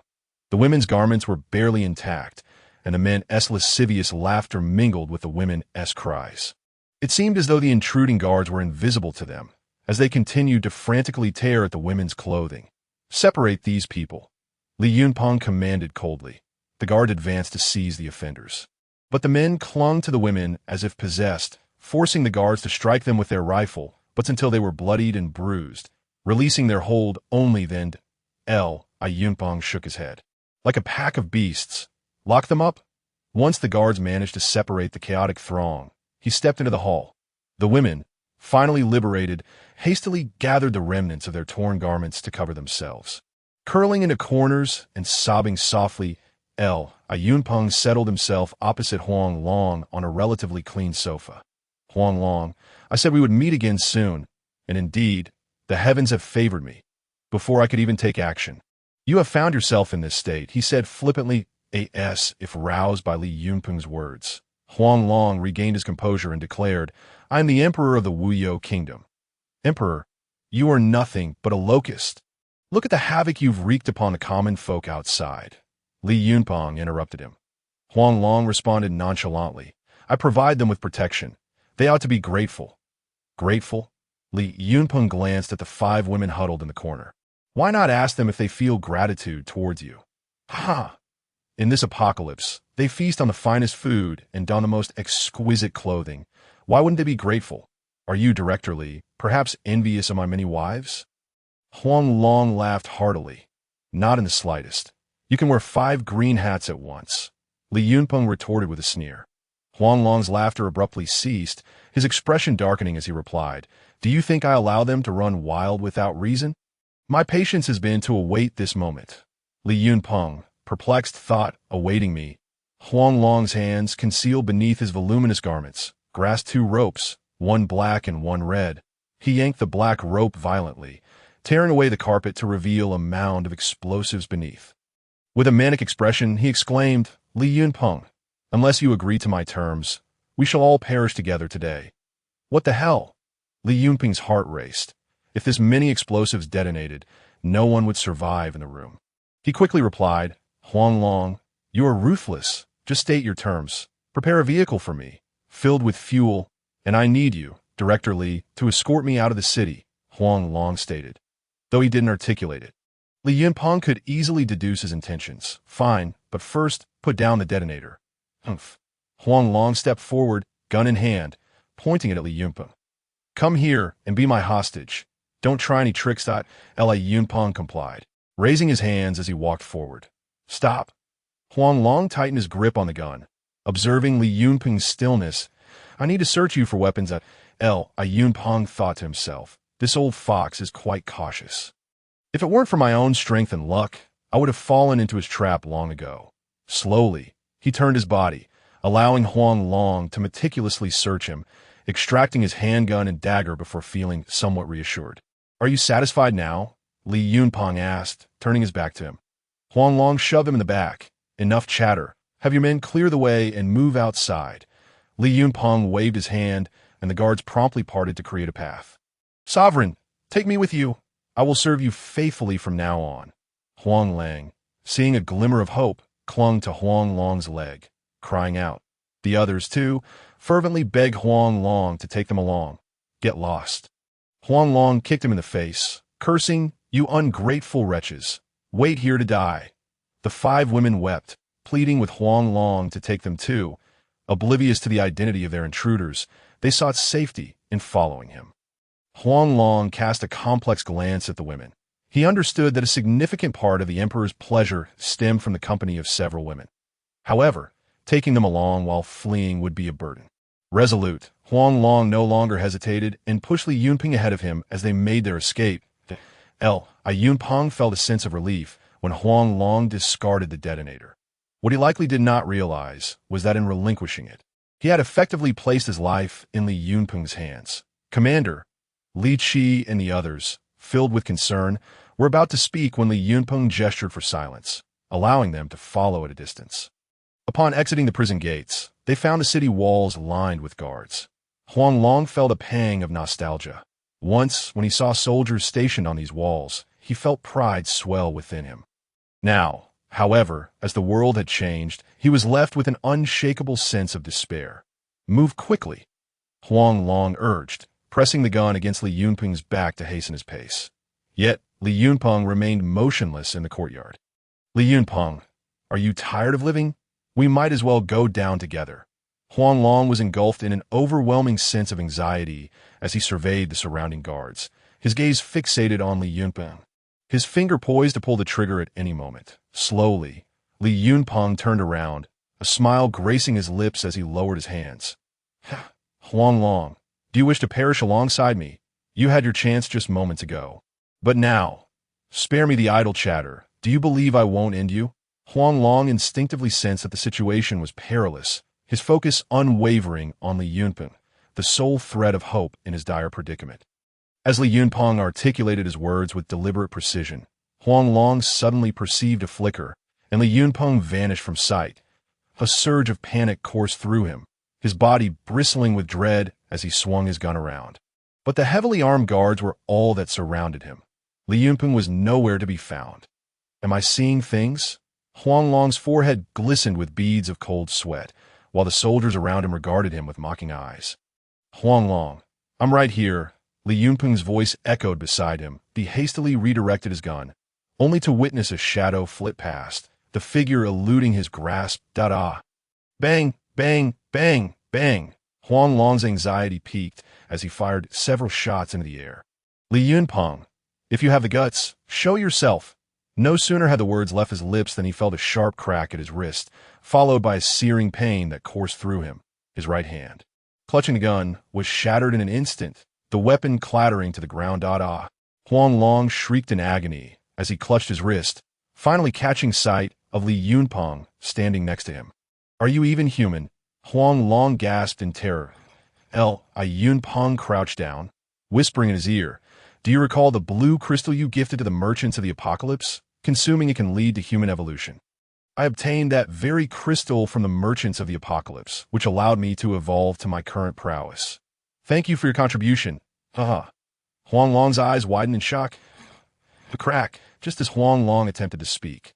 Li Yunpeng swiftly snapped his neck. With regret and bitterness, Huang Long took his final breath, his eyes remaining wide open until the very end. Li Yunpeng cast a cold glance at him, wiped his hands on Huang Long's clothing, and then stood up, making his way toward the prison. Upon his return, the guards had already dismantled and removed the explosives. Apart from a few of Huang Long's subordinates, only 5 women remained in the hall. Take the men away and confine them, Li Yunpeng commanded. The guards complied, leaving Li Yunpeng alone with the 5 women. Where is Huang Long's room? Lead me there, Li Yunpeng instructed. The 5 women, heads bowed, slowly rose, their tattered clothing failing to conceal their allure. However, Li Yunpeng had no time to admire their beauty. Despite their charm, they paled in comparison to the exquisite women he was accustomed to, following the women through the hall. They reached a small door behind screen, revealing a spacious suite. The central area was adorned with luxurious leather sofas and other opulent furnishings. Huang Long certainly knew how to indulge himself. Yet on one side of the hall, a collection of peculiar items caught his eye. Swinging rings, waterbeds, and wooden horses, among others. Li Yunpeng pondered their purpose, finding the incongruous assortment perplexing. Noticing his bewilderment, the 5 women bit their lips before seemingly making a decision. They slowly approached, shedding their garments and reclining on the wooden horse and watered beef. Li Yunpeng's face flushed as realization dawned upon him regarding the purpose of these items. Ahem, you all should rise and find some proper clothing to wear. The women paused in surprise, wondering if their new master would truly spare them.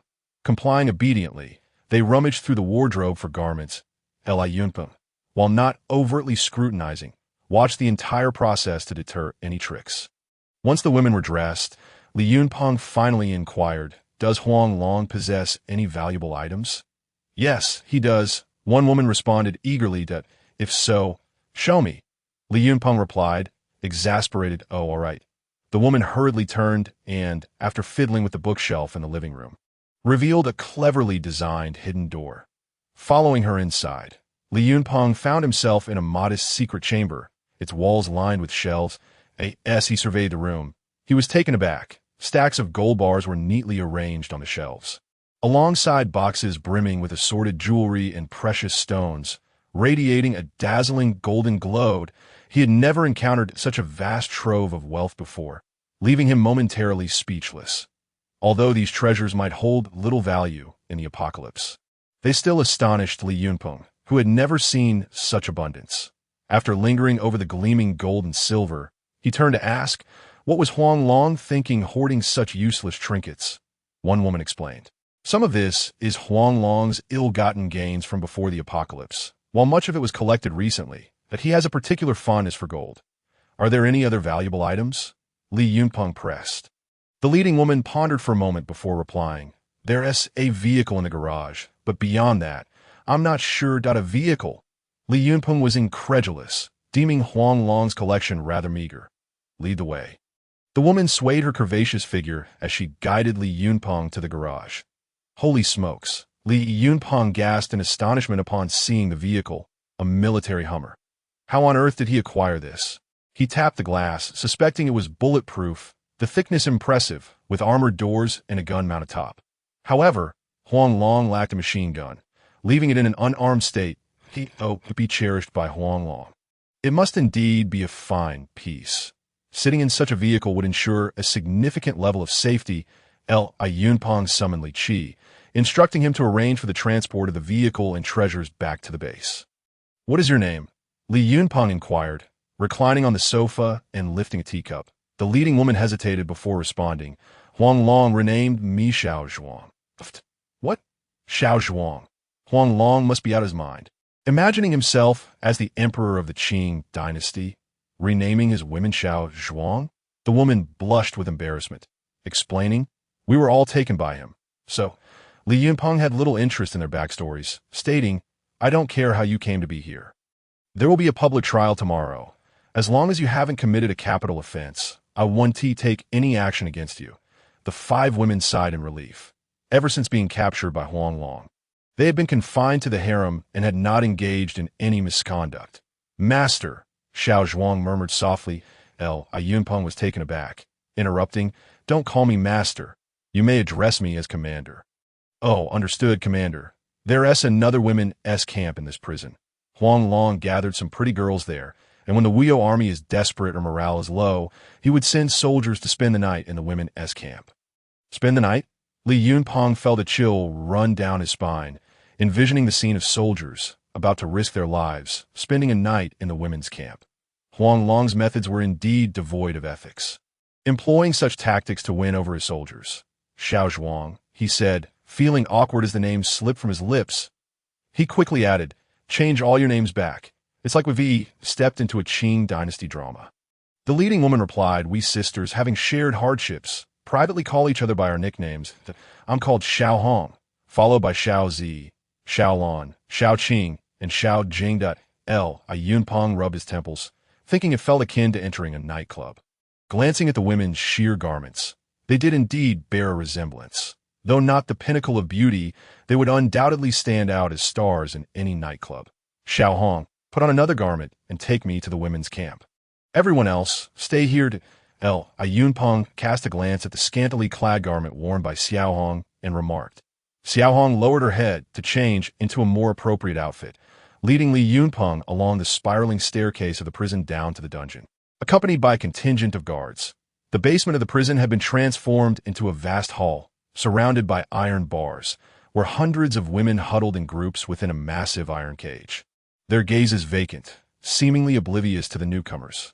Inside the cage, numerous makeshift beds were arranged, and the hygiene, surprisingly, was somewhat acceptable. Yunpeng stood at a distance, observing for a long while before exhaling a deep sigh. "Li Qi, bring these women outside. They will participate in the public trial tomorrow. I hope they can walk out on their OW." Yunpeng felt no inclination to concern himself with their psychological well-being. All he could offer was a stable living environment, which in turn could augment his rank. As for what would happen thereafter, that was not his concern. That evening, Li Yunpeng planned to spend the night in the Hummer. Just as he was preparing to rest after washing up, a soldier on duty reported that Xiao Hong had a matter to discuss with the commander. What could this woman want at such a late hour?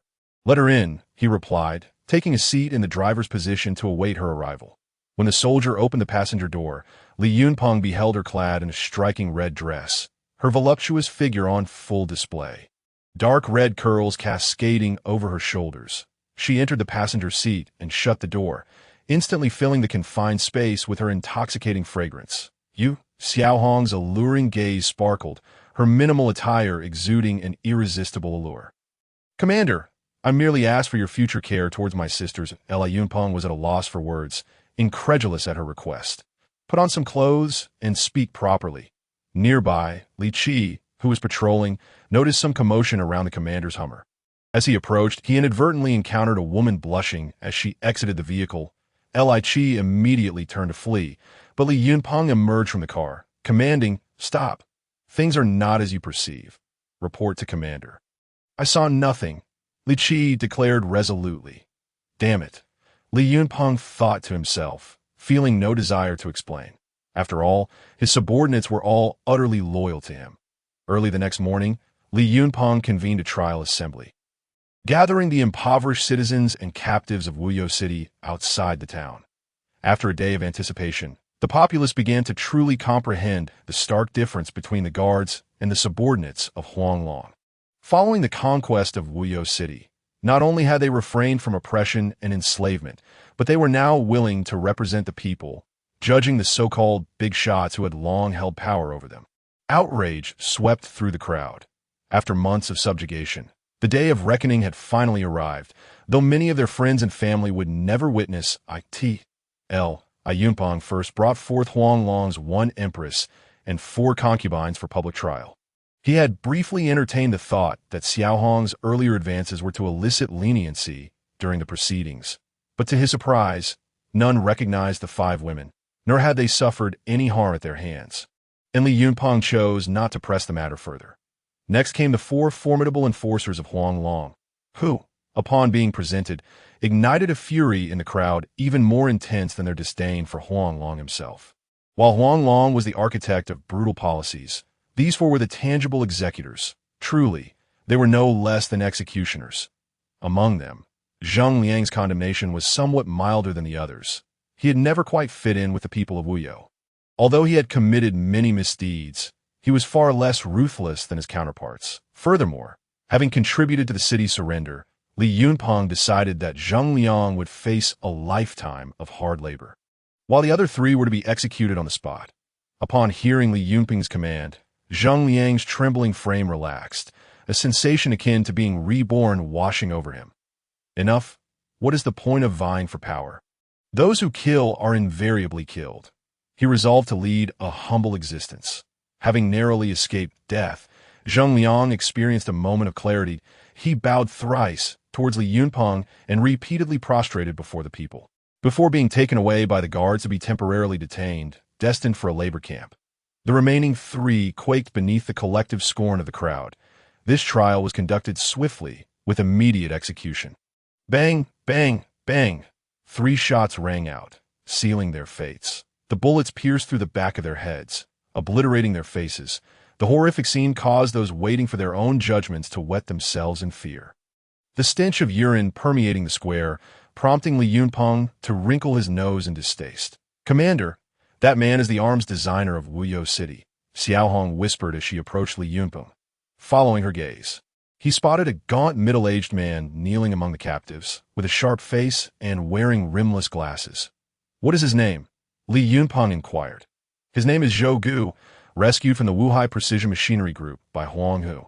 They say he possesses considerable skill, Xiaohong explained. Yunpeng summoned Li Qi, instructing him to pause the next round of trials and bring Zhou Gu forward for immediate questioning. Li Qi obeyed, and as he arranged matters, Zhou Gu trembled, awaiting his fate among the lifeless bodies sprawled around the execution site. Positioned at the end of the line, his turn seemed far off when suddenly 2 soldiers rushed past the long queue, seizing him and thrusting him onto the platform. That he froze, collapsing to the ground. Although he had not committed any heinous acts, the weapons of Wuyou had all originated from his designs, which had caused numerous casualties among the very soldiers before him. He feared he could not escape death. The presiding judge, Li Yi, announced loudly, Zhou Gu, head of weapon design for Wuyou, we shall now commence his trial. Those harmed by him may step forward to testify. The room fell silent for several minutes, with no one rising. Some murmured among themselves, seemingly negotiating, before a representative stood up, somewhat bashful, and proclaimed, Report, Commander, Minister Zhou is a good man. He was forced to design weapons for Huanglong and secretly shared most of his rations with children. Li Yi glanced at Li Yunpeng, who nodded slightly, and declared, Since no one has come forward to accuse him, I pronounce Zhou Gu not guilty. He may join the ranks of the survivors. Zhou Gu, stunned by his unexpected reprieve, found it hard to believe. Was he not to be judged for the absence of harm? He trembled as he stood, casting a glance at the gruesome scene nearby. Before hastily joining the survivors group, generosity was a relative term. The corpses serve as a testament to the decisiveness of those present. "Are you Zhou Gu?" Li Qi inquired, standing before him. Zhou Gu, seeing the stern-faced soldier address him, quickly bent forward and smiled nervously. "I am Zhou Gu. How may I serve you, sir?" Li Qi replied coldly. "Follow me. The commander wishes to see you, Commander." Zhou Gu pondered, uncertain of the rank denoted by the title. Regardless of the level, he resolved to treat it as the highest authority. "Report, Commander. I have brought the individual," Li Qi announced upon reaching Li Yunpeng's side. Zhou Gu discreetly scrutinized the young man before him, immediately sensing youthfulness. Though not particularly robust, his physique exuded an impression of immense latent strength. His deep-set eyes held a serene yet commanding aura. "Indeed," Li Yunpeng responded, realizing that appearances could be deceiving. Zhou Gu was not only thin but also rather short, standing at barely over 1.60 meters, with dark skin and a sharp, angular face. "Zhou Gu, I hear you were once involved in precision machinery design." Zhou Gu bowed and replied, "Report, Commander. I was formerly the chief designer at Wuhai Precision Machinery Group. I possess some knowledge of machinery." He refrained from boasting, wary of inciting trouble. "What sort of company is this Wuhai Machinery Group?" Li Yunpeng turned to Xiaohong for clarification. Xiaohong was taken aback. Had he never heard of Wuhai Machinery Group? It was the largest machinery design enterprise in the Blue Dragon Kingdom, renowned globally. Although puzzled, she patiently explained, "Wuhai Group is a top-tier domestic machinery manufacturing company, even capable of producing industrial mother machines." Can they really produce industrial mother machines? Li Yunpeng marveled internally. Surely, creating a bullet production line would be mere child's play. Yet, the firearm capabilities of Wuyo were not particularly high. "Were all the weapons of Wuyo designed by you?" Li Yunpeng inquired. Zhou Gu trembled slightly, glanced at Li Yunpeng's expression, quickly averted his gaze, and replied, "In response to your esteemed commander, yes, do not be anxious. I merely find it perplexing. Given your expertise, manufacturing firearms should be a trivial task. Yet the armaments of Wuyo Nation are rather subpar." Li Yunpeng expressed his confusion. Upon realizing that it was not an accusation, Zhou Gu's heart, which had risen to his throat, settled back down, and he explained, "Commander, Wuyo Nation suffers from a lack of electricity. The firearms they use are crafted by semi-skilled workers with minimal training. That I'm a first-class technician capable of producing any firearm, but the skills of other technicians are inadequate for mass-producing more complex designs. Moreover, Huang Long is unkind. I have only revealed a fraction of my capabilities to keep him complacent, not exerting my full strength. I see now." Li Yunpeng finally understood the situation. Wuyo Nation lacked electricity. However, the base's vehicles possessed ample power, more than sufficient to sustain life within the entire compound. Yunpeng gazed at Zhou Gu with newfound admiration. With industrial production in place, the concerns over points would soon dissipate. In each battle, points could easily amount to millions, yet the vast majority were expended on ammunition, leaving only a few 100,000 or even tens of thousands, with a few occasions barely maintaining a balance between income and expenditure. Yet with Zhou Gu's presence, the scenario would shift. If a bullet production line could be designed, there would be no need to exchange points for ammunition, allowing all earned points to be preserved. How many points would that entail? Li Yunpeng found it impossible to calculate. "Commander," Xiaohong noticed the sparkle in his eyes and gently nudged him. Li Yunpeng wiped the corner of his mouth and said, "Zhou Gu, might I inquire if you would be willing to serve me?" Zhou Gu hastily replied, "I am deeply honored by your kindness, and I am willing to offer my humble assistance." Zhou Gu is being modest. "I shall rely on you greatly in the future. May I ask how old you are this year?" Li Yunpeng felt elated after securing such talent. In response to your esteemed commander, I have just turned 35. Zhou Gu answered.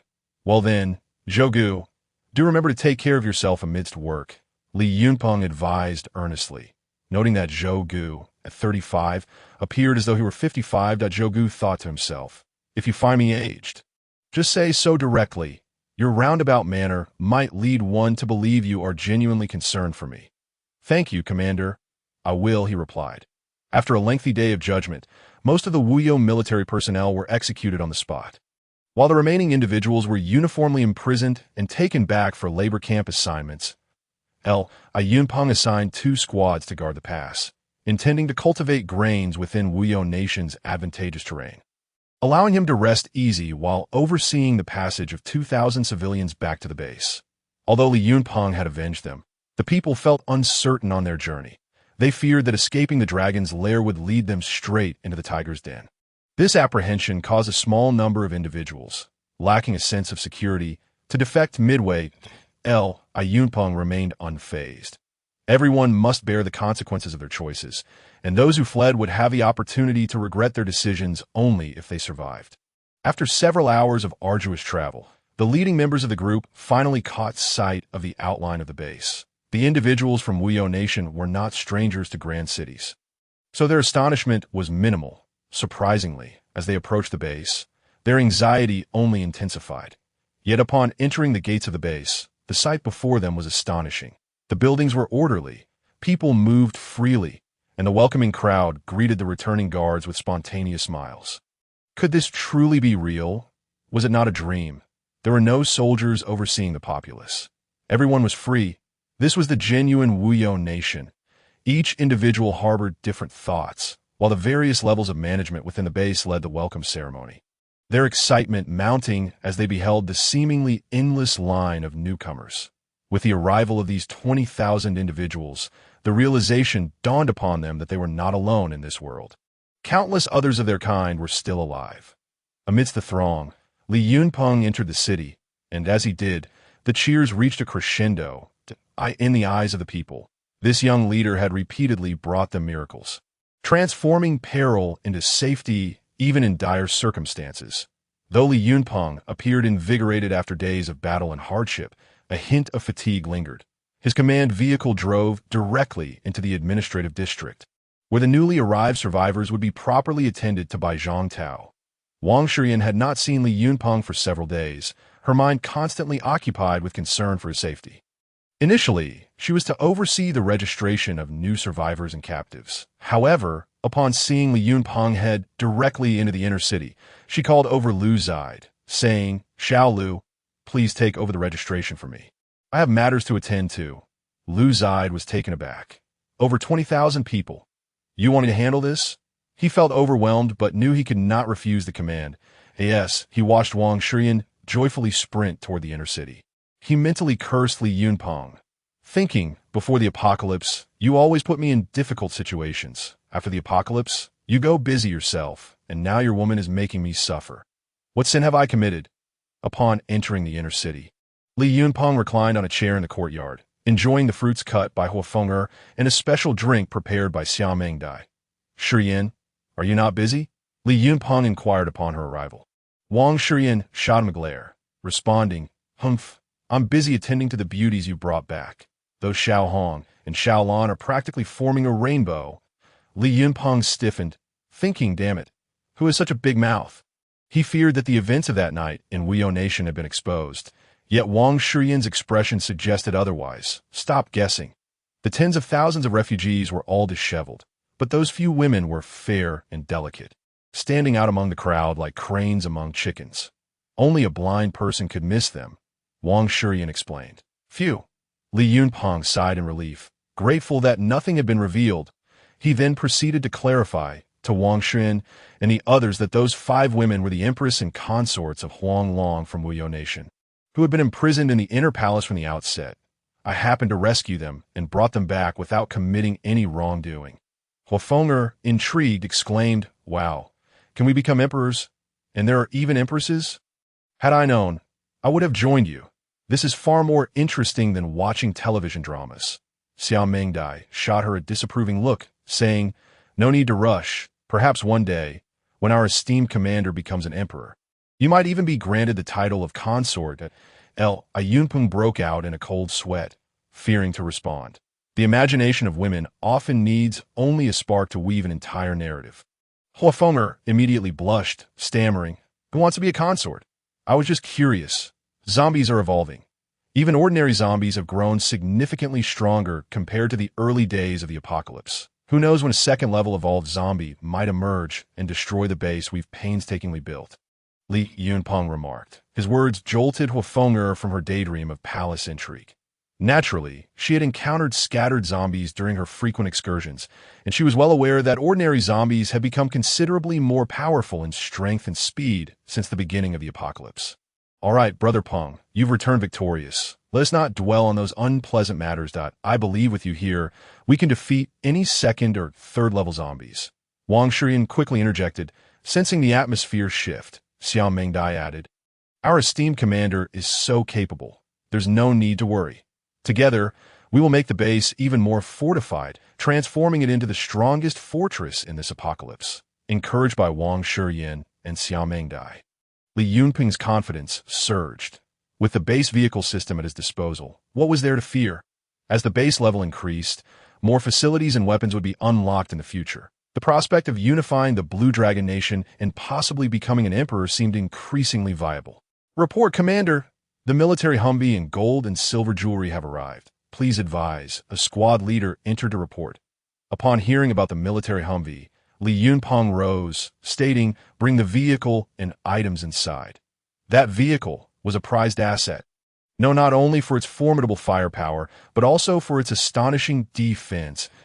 As for the gold and jewelry, while they might not be immediately useful, it was prudent to keep them for potential future use. Shortly after, the soldiers of the Guard Army drove in with the Humvee, unloading boxes upon boxes of gold and silver.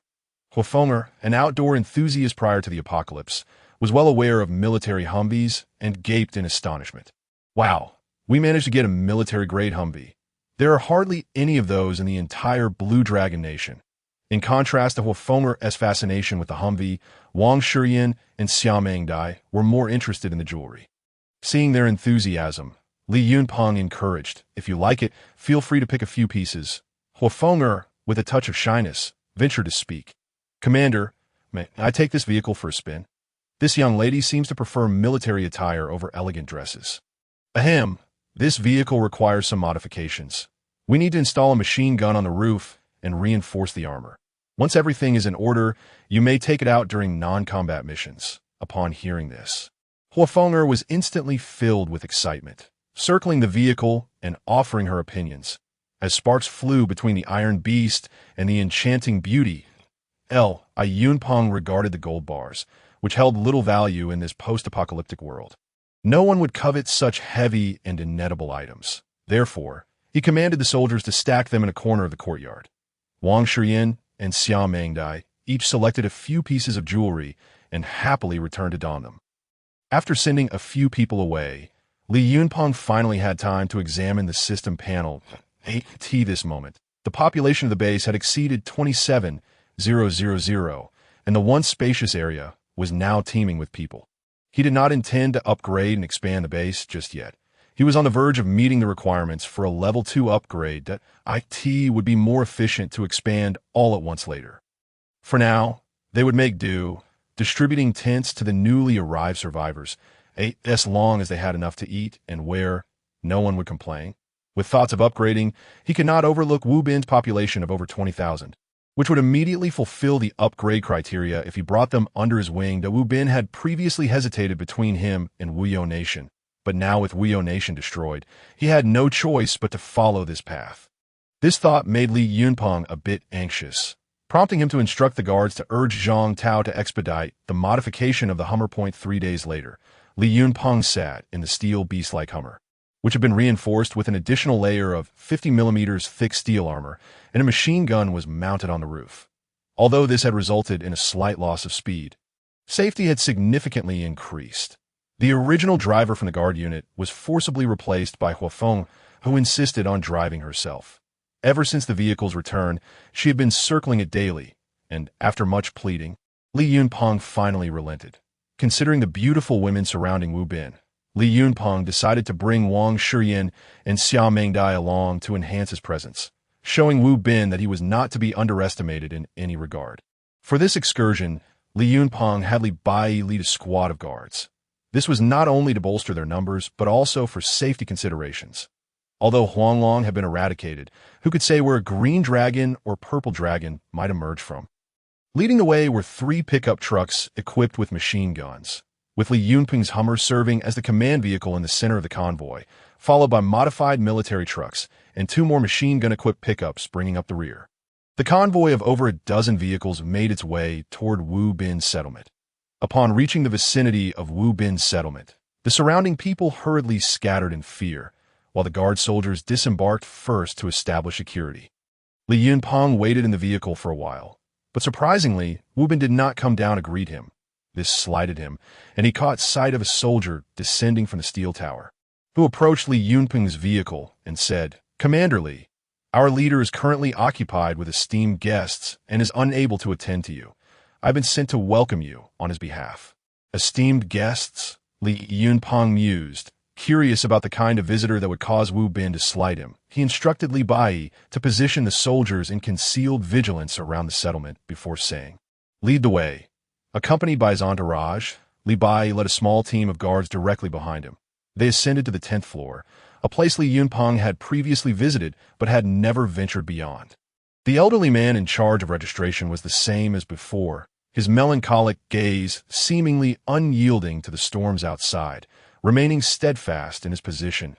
Yunping greeted the old man and followed the guards up 2 more floors, arriving at a spacious platform surrounded by glass, measuring over 1,000 square meters.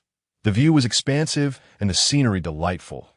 It appeared that Wu Bin had a knack for enjoyment, transforming this space into a veritable sky palace. Li Yunping felt a twinge of envy. Upon entering the room, Wu Bin quickly rose, his plump face beaming with smiles. "Commander Li, your presence here is an honor. I apologize for not greeting you personally." Wu leader, with your busy schedule, how could you trouble yourself to welcome me?" Li Yunping retorted, somewhat dissatisfied. Well, Wu Bin faltered. "Today we do indeed have esteemed guests." "Who might that be?" a cold voice interjected. Following the voice, Li Yunping saw a woman seated in the main position of the parlor, calmly sipping tea without even glancing his way, flanked by several imposing men. Upon seeing the source of the voice was a woman, Huafeng and the others immediately bristled with displeasure. Li Yunping sauntered over to the sofa, propped his legs on the coffee table, and lit a cigarette. "This, miss, your interference seems a bit excessive, don't you think?" He deliberately emphasized the word miss. The woman lifted her head, glaring at him in anger. Only then did Li Yunping fully take in her appearance. A delicate oval face, eyes that seemed to blaze with fire, hair tied high, and a petulant pout that gave her the air of a spoiled princess. That Wu Bin stood by, at a loss, caught between 2 formidable figures. Ignoring her ire, Li Yunping addressed Wu Bin.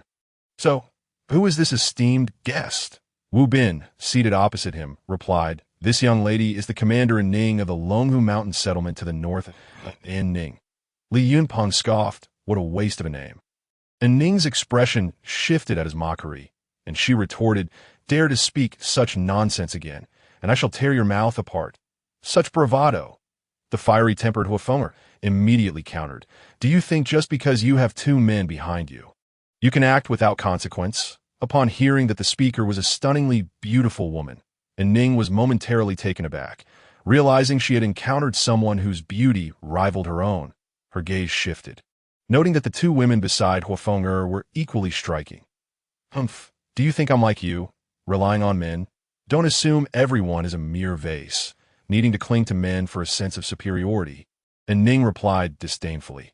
Huafeng, unable to contain her temper, stepped forward, rolling up her sleeves, and declared, "Today, I'll show you who's the real useless vase," seeing that she was about to make a move. And Ning smirked and stood up to meet her. Li Yunping made no attempt to intervene. He had confidence in Huafeng's abilities. With her exceptional archery skills and combat prowess, most ordinary men would not stand a chance against her. He settled back on the sofa to watch the spectacle unfold. The 2 women, filled with fury, locked eyes and moved to an open space nearby. Huafeng assumed a fighting stance, while Ning remained relaxed. After a moment of waiting for Ning to make a move, Huafeng shouted and launched the first attack, throwing a punch toward Ning's face, just as her fist approached Ning's face. Ning swiftly caught her fist with one hand, then lowered her shoulder and charged into Huafeng. Huafeng felt an immense force strike her, sending her flying backward as if struck by a hammer. Her chest feeling as though it had taken a brutal blow. Her face flushed. She struggled to suppress the pain. Yunpeng's relaxed demeanor tightened as he observed, and Ning's movements were significantly faster than the average person, and her strength exceeded that of most men. Could it be? And Ning, upon landing a hit, taunted, indeed, a useless vase. You lack any real strength, only fit to serve man. Huofeng, panting in anger, gritted her teeth and charged at her again. Yet, her strikes always fell just short of hitting Ning, who flawlessly dodged each attack. And Ning wore a smirk of amusement, viewing Huofeng's attempts as entirely ineffectual. Yunpeng's eyes lit up. And Ning's slender frame and delicate skin did not suggest she had undergone rigorous training. Instead, she appeared to have, like him, absorbed an evolution crystal, greatly enhancing her strength and speed, if you have the skill. Come at me head-on. Dodging is hardly a true ability. Frustrated by her inability to land a hit, Huofeng felt stifled. All right, you asked for it. Don't regret it. With that, and Ning pivoted, leaping to Huofeng's side and throwing a punch toward her face. Huofeng saw the punch coming in a blur and could only raise her arms in defense. Bang! With a resounding thud, their arms collided, producing a dull sound. Huofeng was propelled backward by inertia, her stance faltering. Seizing the opportunity, and Ning advanced, her long legs clad in high heels sweeping toward Huofeng's side, aiming directly at her profile. Should this strike land with full force, it would mar her entire visage. Huofeng was instantly alarmed, yet the swiftness of her opponent left no time for evasion. Just as she resigned herself to the despair of closing her eyes, a figure flickered into view before her. In an instant, he grasped Ning's approaching left leg, freezing her movement mid-air. It was then that Huofeng discerned that Li Yunpeng had intervened on her behalf. The onlookers in the room failed to catch a glimpse of Li Yunpeng's actions, and Ning included. They merely sensed his body, previously seated on the sofa, had suddenly teleported in front of Huofeng. Who would have thought you appeared human, yet harbored such malice? Li Yunpeng remarked, his expression grim. With a forceful grip, he flung Ning's leg back. Ning, still in shock, felt her leg spin like a high-velocity top, propelling her entire body backward in a flurry, ultimately landing on the ground. The astonishment within Ning was no less than that of the others. She, a person who had undergone evolution, typically found herself more than a match for several men. Yet, the might of Li Yunpeng left her with a profound sense of helplessness. Wang Shiyan and Xia Mengdai finally snapped to attention, rushing to check on Huofeng for any injuries, their gazes toward Ning brimming with ire. Unfazed by their glares, Ning gazed at Li Yunpeng with a look of grievance, her chest rising and falling rapidly. Suddenly, she burst into tears. The room fell in a stunned silence. Was this truly the same willful and headstrong little princess? The gathered crowd looked to Li Yunpeng, their expressions unmistakably conveying, "You made her cry. You deal with it." The bodyguards behind Ning stared, dumbfounded. They had first-hand experience of her prowess, and witnessing her so effortlessly bested by this man left them unsure of how to proceed. Li Yunpeng, somewhat exasperated, thought it was one thing to engage in combat, but another entirely for her to sit there weeping. Enough of the tears. I haven't harmed you in any way, he stated. Oh, what more do you want from me? You, a grown man, woo-woo, bullying a weak woman like me. How shameful. And Ning lamented, her tears cascading like rain on a pear blossom. How dare you label yourself a weak woman? Li Yunpeng retorted, incredulous, when a woman resorts to irrationality. She can twist black into white. Disregarding her, he returned to his seat on the sofa and turned to the visibly embarrassed Wu Bin, inquiring now, "Tell me about the situation at the Longhu Mountain settlement. When did such a force emerge?" Wu Bin paused, hastily responding. The Longhu Mountain settlement is located in the north and has only recently opened a passage southward.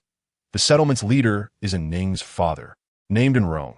Before the apocalypse, he operated a shooting range, and after the onset of the apocalypse, he relied on a vast stockpile of firearms and ammunition to establish a settlement, which is said to be even larger than mine. Li Yunpeng understood. Shooting ranges were typically situated in suburban areas, and with ample weaponry at their disposal, it was indeed plausible to establish a settlement. And Ning, feeling ignored, wiped her tears and reclaimed her seat. Once Wu Bin finished boasting about Longhu Mountain, she interjected, "Humph, scared now. You have offended me today. When I return and inform my father, you will regret Li Yunpeng chose to ignore her. Her spoiled demeanor was utterly unreasonable.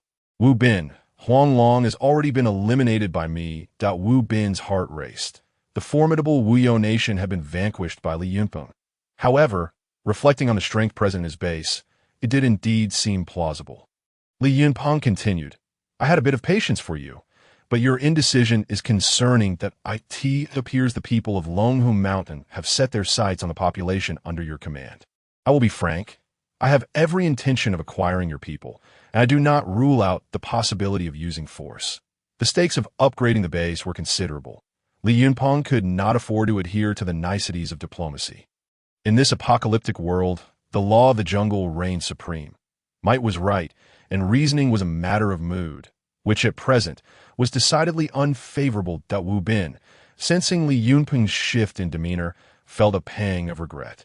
He had hoped that aligning with a faction could grant him privileges, but it seemed he had underestimated the ruthless nature of this world, where the strong devoured the weak. Humph, Li, be careful lest the wind blows your tongue away.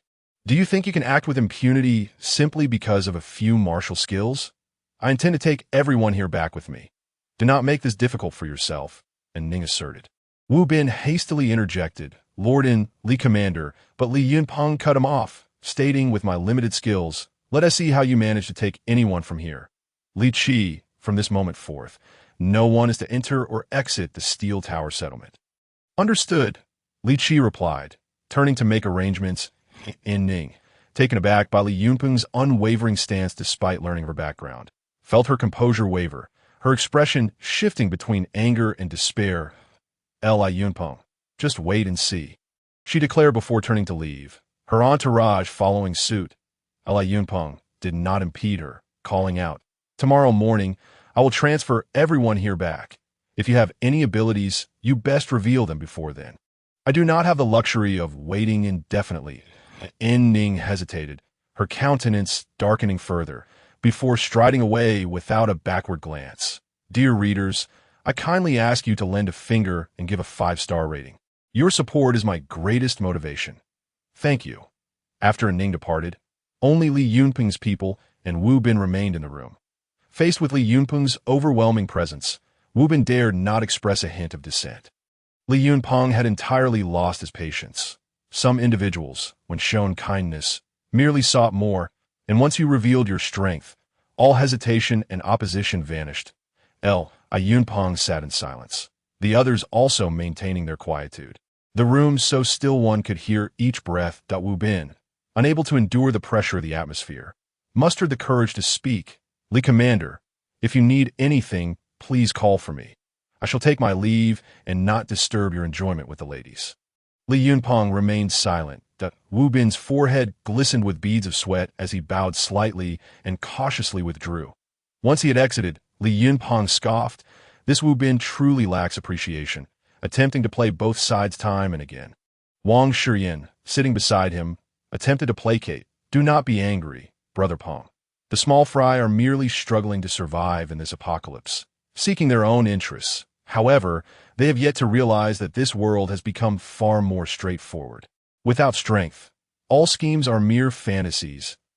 Li Bai, send someone back to the base and request another squadron to come over. I will seize them by force if necessary, Li Yunpeng commanded in a low voice. Yes, I shall arrange it immediately. Wait, instruct the soldiers below to construct defensive fortifications nearby, in case the Longhu Mountain people stir up any trouble tomorrow. Though Li Yunpeng outwardly dismissed Longhu Mountain, he understood that even when hunting a rabbit, one must use full strength. It was prudent to be prepared. Li Bai set to execute Li Yunpeng's orders while a squad of guard soldiers stood at the entrance, leaving the vast hall occupied solely by Li Yunpeng and the 3 women. He moved the sofa to the floor-to-ceiling window on the west side, situated at least 50 meters above the ground, surrounded by exquisite beauties, and gazed upon the breathtaking scenery of the setting sun. The pressures of upgrading the base momentarily alleviated. That night, Li Yunpeng spent the night in the Sky Pavilion. He received orders and quickly brought a squadron of guards to coordinate with Li Bai. effectively encircling the settlement. The next morning, Li Yunpeng awoke to the golden rays of dawn. Approaching the window, he observed the guards' meticulously arranged defense formations below, a grin spreading across his face. Longhu Mountain, I shall see what gives you the audacity to take away the inhabitants of the Steel Tower settlement.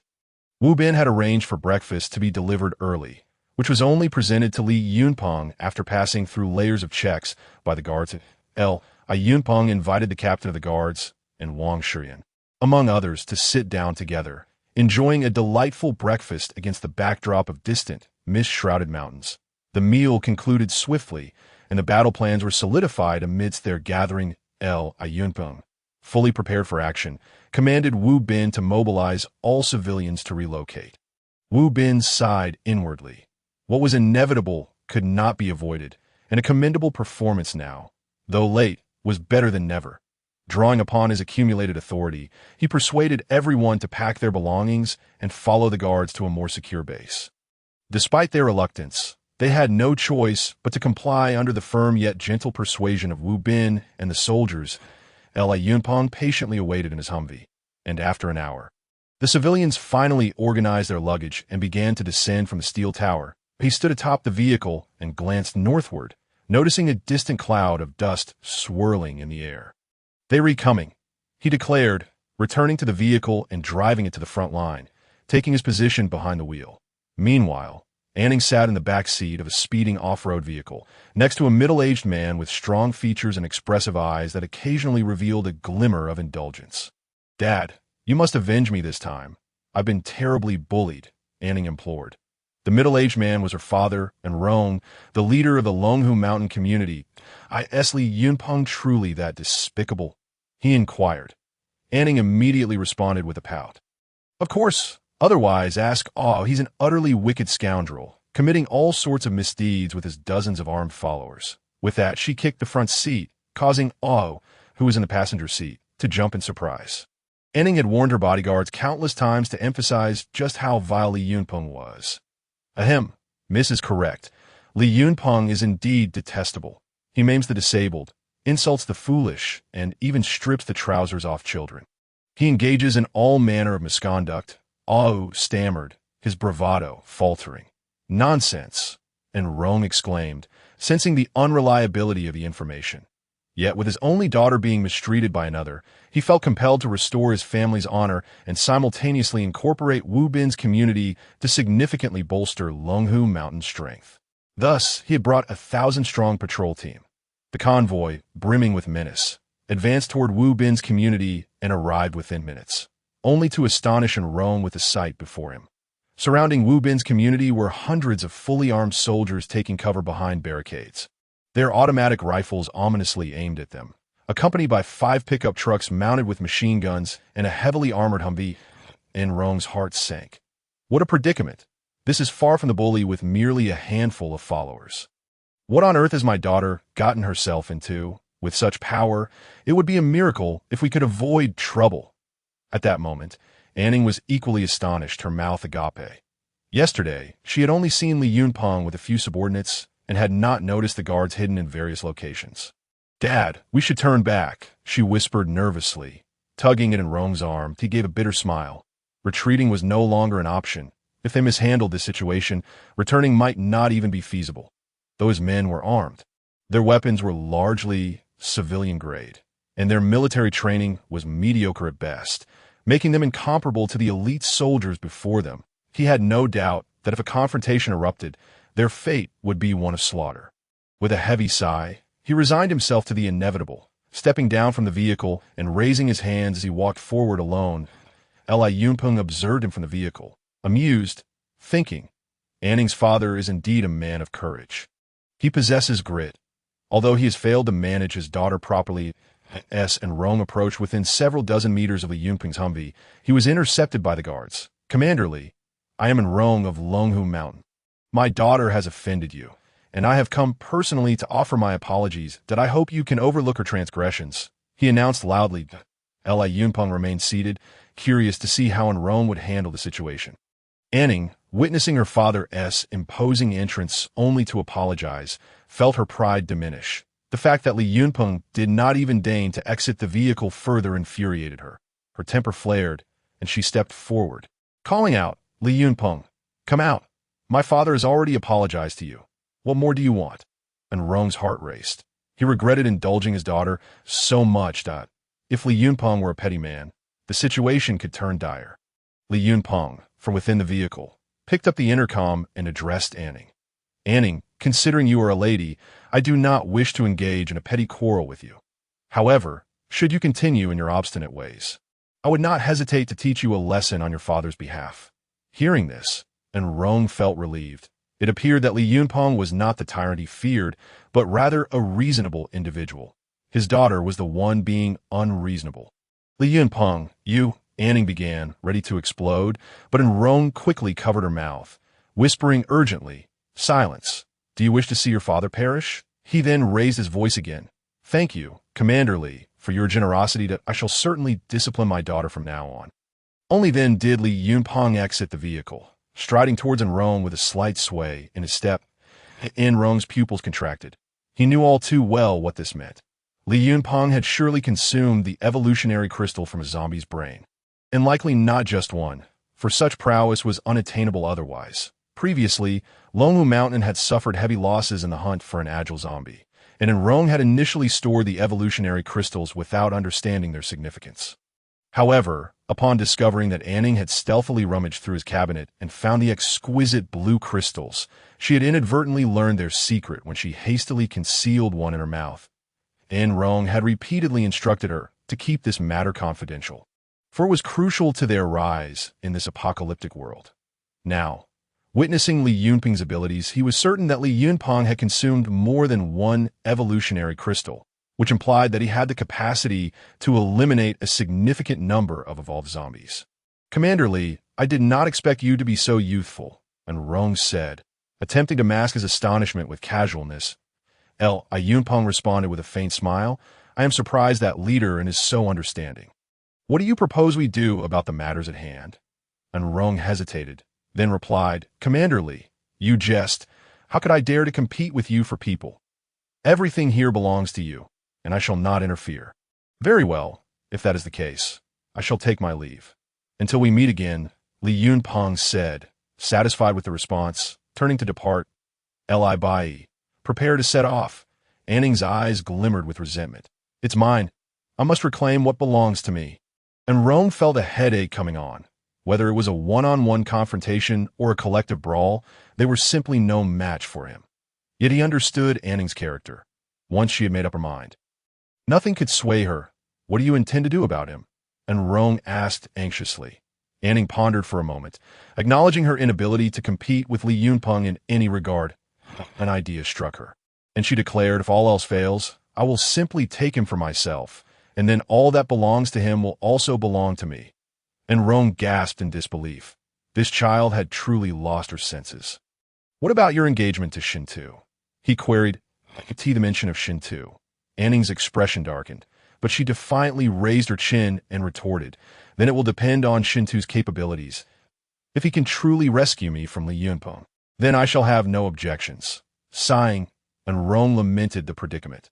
The Shintu family had once been a prominent clan, and at the onset of the apocalypse, they had armed nearly 10,000 men with resources produced from their industrial park and machinery factory. They publicly proclaimed themselves a formidable military force. Shintu Si Ping, the family patriarch, had long set his sights on the Longhu Mountain community, hoping to bring it under his control, while his only son, Shintu, had taken a liking to Anning and had even proposed marriage. Rong had intended to refuse, but the Shintu family's power made him hesitant. Now, Anning sought to employ the strategy of diverting trouble.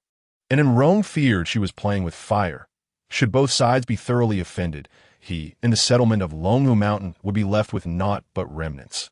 While Rong inwardly fretted, Anning unexpectedly took it upon herself to pursue Li Yunpeng in her vehicle. Rong could only shake his head in resignation, silently hoping she could avert disaster. Compared to the seemingly ominous Shintu, he preferred Anning's future partner to be Li Yunpeng. However, these matters were beyond his control. After standing in place for a while and seeing Anning's car vanish from view, he turned and led the team back to Longhu Mountain. After intimidating on Rome, Li Yunpeng returned first, knowing that the multitude in Wu Bin's settlement would render vehicle transport impossible. They would have to proceed slowly on foot under the guard of the militia. The long journey left the civilians grumbling, yet Li Yunpeng reveled in delight, thinking that bringing these people back should satisfy the conditions for the base's upgrade. Once the upgrade was completed, he would devise a way to incorporate Longhu Mountain under his command, which was simply exhilarating. Upon reaching the base entrance, Li Yunpeng glanced back, only to spot an unfamiliar vehicle trailing behind. He instructed Huofeng to turn around to investigate. Upon approaching, he was startled to discover it was Anning. Li Yunpeng's expression darkened. "What do you want?" Anning stammered, struggling to find an appropriate excuse. "You get back. If you annoy me, I'll have you minced and fed to the dogs." Li Yunpeng threatened with a fierce glare. Such individuals should not be treated kindly. Anning was the type who would flourish with a touch of sunlight. Feeling somewhat wronged, Anning, having grown up in a sheltered environment, had never been spoken to in such a manner. Wang Xian pondered for a moment before whispering, "Pengge, do you have any thoughts regarding the Longhu Mountain settlement?" Li Yunpeng paused, nodding absent-mindedly. Wang Shiyin continued, "If Anning is here, her father will inevitably come as well. Once he sees our strength, things may become more manageable." Li Yunpeng considered this and agreed. Since they had just met the conditions for an upgrade, it would be fine to let Anning stay at the base for a few days. After the upgrade, he would see if he could leverage her connections to bring Longhu Mountain entirely under his wing. Observing Anning's tear-filled eyes, Li Yunpeng softened his tone. "Do you wish to stay with me?" Anning nodded. "Well, that's not out of the question, but I warn you, behave yourself. Otherwise, I will still have you minced and fed to the dogs, and your father won't be able to save you. Do you understand?" I understand," Anning replied softly. "Well, that's more like it," Li Yunpeng said, pressing the accelerator and heading towards the base. Anning watched the retreating vehicle, taking a long time to collect herself, instantly feeling ashamed of her pitiful display. "Li Yunpeng, just you wait." When a militia returned to the base with the civilians, the issue became evident. The living space was woefully inadequate. With 50,000 people crammed together, the entire logistical support system was on the brink of collapse. Upon arriving at the base, Wu Bin's people were immediately vocal about their grievances. While their previous living conditions were not spacious, they had not anticipated such overcrowding. Surrounded by a throng, Wu Bin felt overwhelmed, as people accused him of being heartless for selling them into such misery. "Everyone, listen. This hardship is temporary, and Commander Li will surely make proper arrangements for us." Wu Bin's plump face was drenched in sweat that he too felt helpless. The living conditions in the Steel Tower settlement had been comfortable. Yet here, with Li Yunpeng, it had devolved into chaos. The indigenous inhabitants of the base were also becoming irritable due to the influx of newcomers, with many of Li Yunpeng's staunch supporters brandishing loudspeakers from elevated positions, urging everyone, "Bear with it, trust that Commander will soon find a suitable solution for us." However, the newcomers were unconvinced, erupting in curses. "Oh hell with your arrangements. This place is minuscule, and there are far too many people. There's even a queue for the restroom." Easier said than done. It's not you who has no place to stay. I see this base as a scam. Let's pack our things and head back together. The crowd was in disarray as Zhang Tao, his face darkened, led the security team in an attempt to maintain order. Amidst the external turmoil, Li Yunpeng sat in the base's combat vehicle, brimming with excitement. The population had finally met the upgrade requirement, and Li Yunpeng eagerly declared, "System, upgrade the base combat vehicle to level 2. The system responded, "Congratulations, you meet the upgrade criteria. Deducting 300,000 points, the base combat vehicle will be upgraded to level 2, unlocking transformation capabilities and new building. Combat Vehicle Factory." This upgrade includes 2 rewards. First, Commander S Battle Blade, customizable in form. Once determined, it cannot be altered that if damaged, it can be automatically repaired in the base combat vehicle's recycling bay. Second, Commander S Hound, immune to the zombie virus. Currently at level 0, with a maximum upgrade potential of level 3. Li Yunpeng stifled the pain of losing 300,000 points and inquired, "What is transformation?" The system explained, "Once the commander opts for transformation, the base combat vehicle will descend underground, while above ground, it can transform into a villa, serving as the commander's living quarters. As the level increases, the villa's quality will also enhance it. And oh way, it can do that. Li Yunpeng felt a surge of joy. While the base combat vehicle was excellent, it was not particularly suitable for living due to its metallic and technological atmosphere. In contrast, a villa would be far more comfortable. He began to peruse the various villa styles offered by the system, discovering numerous options, all roughly around 500 square meters. Yunpeng selected a Tuscan-style, standalone villa and mentally commanded transformation, but he then felt the entire space collapse around him. And after a while, the original entrance of the base combat vehicle had vanished, replaced by an elevator shaft. The elevator doors displayed that he was currently on the first basement level. Upon opening the elevator to the first floor, he was greeted by a spacious living room, adorned in a lavish European classical style. Stepping outside and glancing back, it was indeed identical to the design in his mind. The villa spanned 3 levels, with the first floor covering over 200 square meters, comprising a living room, kitchen, dining room, and 2 servant rooms. The second floor was slightly smaller, featuring a small reception area and study, along with 5 rooms, each with a private balcony. The third floor, over 100 square meters, was solely for Li Yunpeng, and as he ascended the stairs, he first encountered a small lounge, then a central courtyard with a changing room, sunlit study, and luxurious bedroom. To the left, to the right were a makeup room, restroom, and sauna, accompanied by several smaller rooms likely intended for storage. Yunpeng's heart swelled with elation. He had never lived in such a splendid residence in both this life and the last. He sighed inwardly. Truly, after hardship comes sweetness. It was worth risking my life. Li Yunpeng sank into the expansive sofa in the study, wearing a blissful expression. Before recalling the 2 remaining rewards, he first examined the Commander's battle blade, envisioning various styles of blades from throughout history. Having grown accustomed to the Tang sword, he decided to select that style. In an instant, a sleek Tang sword materialized on the table. Its sheath was not of an antiquated design, but rather exuded a mechanical, futuristic aesthetic, matching the hilt in style. Drawing the blade, a sharp glint radiated forth, and Li Yunpeng could distinctly sense its lethal sharpness. The blade was adorned with intricate patterns and multiple hollow sections, exuding a mechanical charm. Li Yunpeng had never encountered such a striking Tang sword. It resembled a weapon from a galactic battle. He retrieved the Tang sword he had previously used, eager to compare the sharpness of the 2 blades. With a resounding clang of metal striking metal, the previously used Tang sword shattered, its edge clean and smooth. In contrast, the Commander's battle blade bore not even a minor chip. Wow, it truly can cut through iron like mud.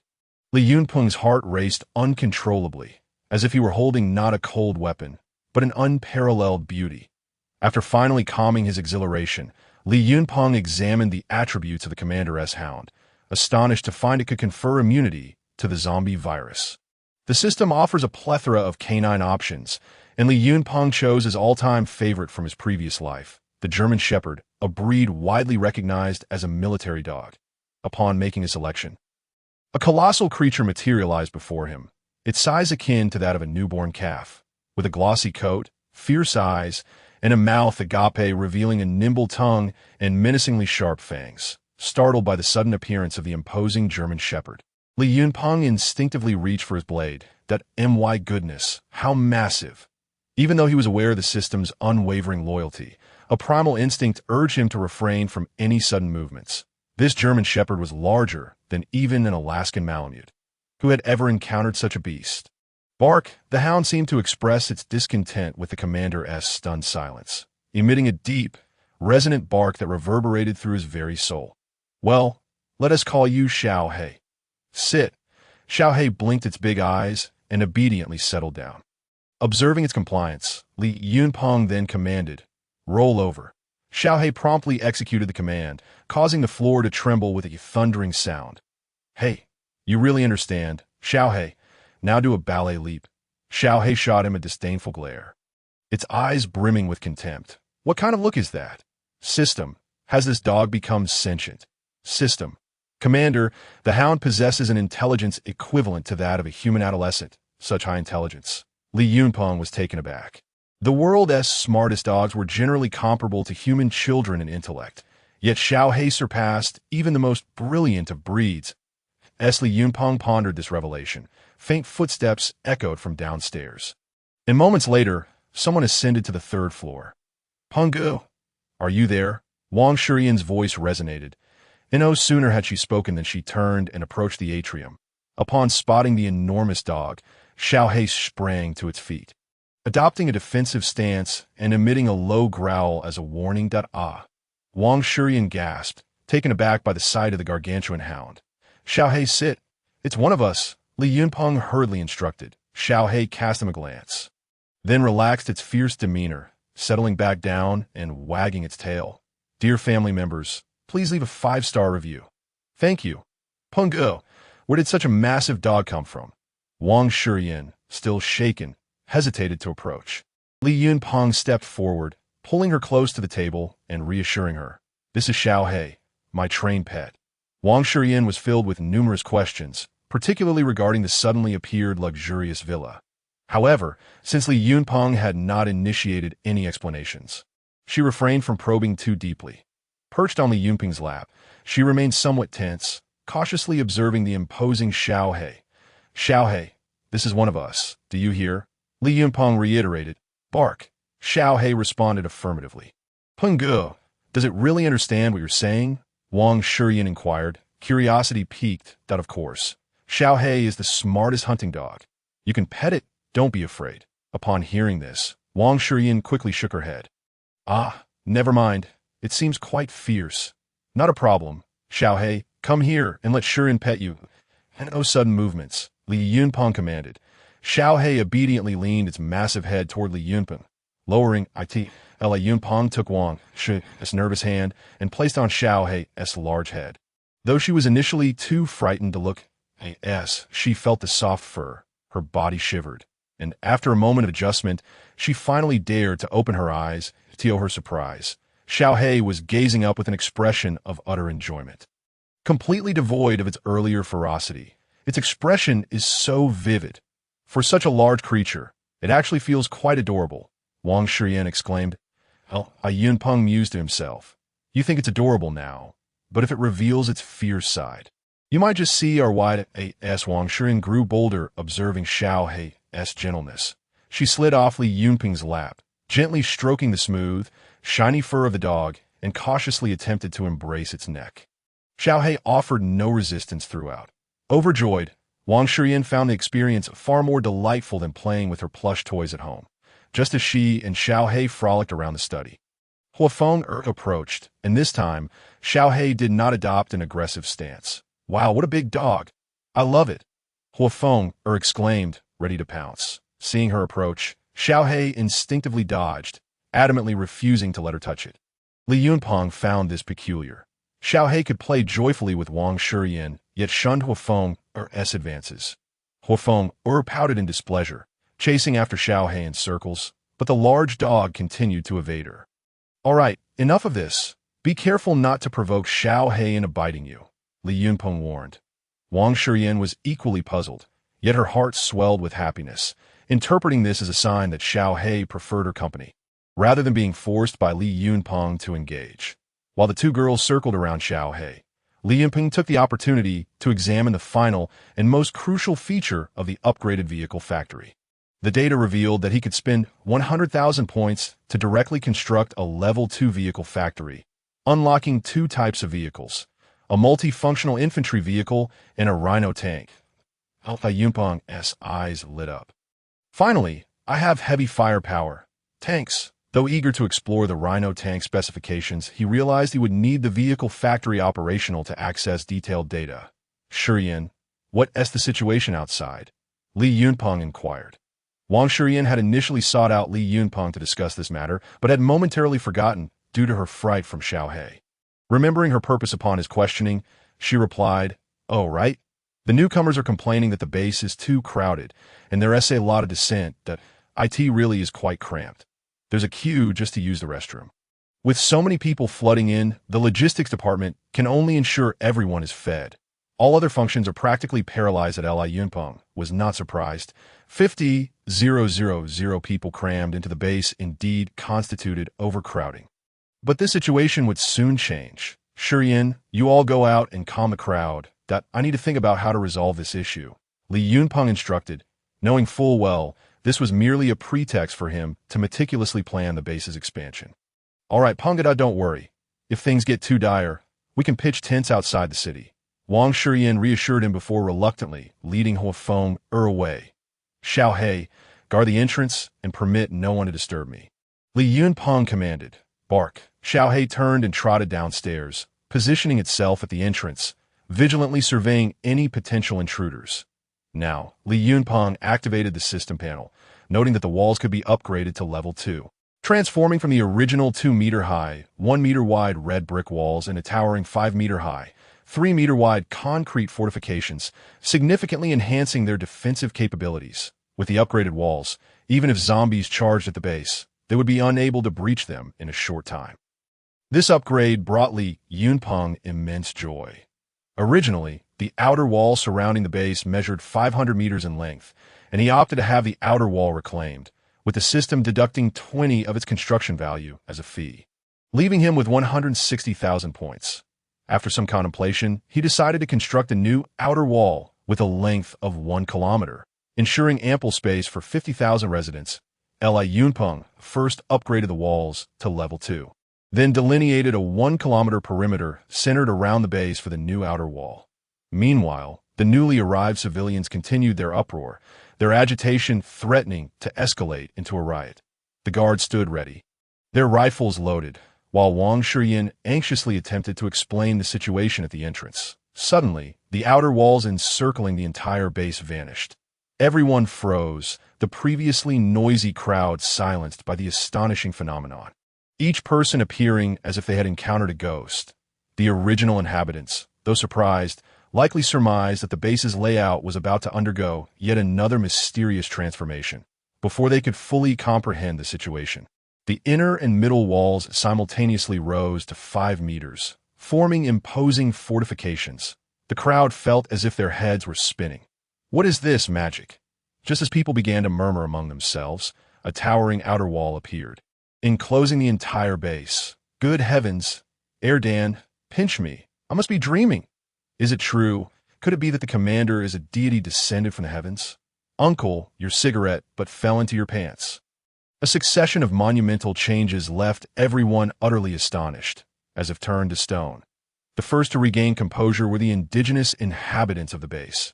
Gazing at the towering, majestic walls, they were filled with an unprecedented sense of security, one that could not be compared to the mere 2-meter-high red brick walls.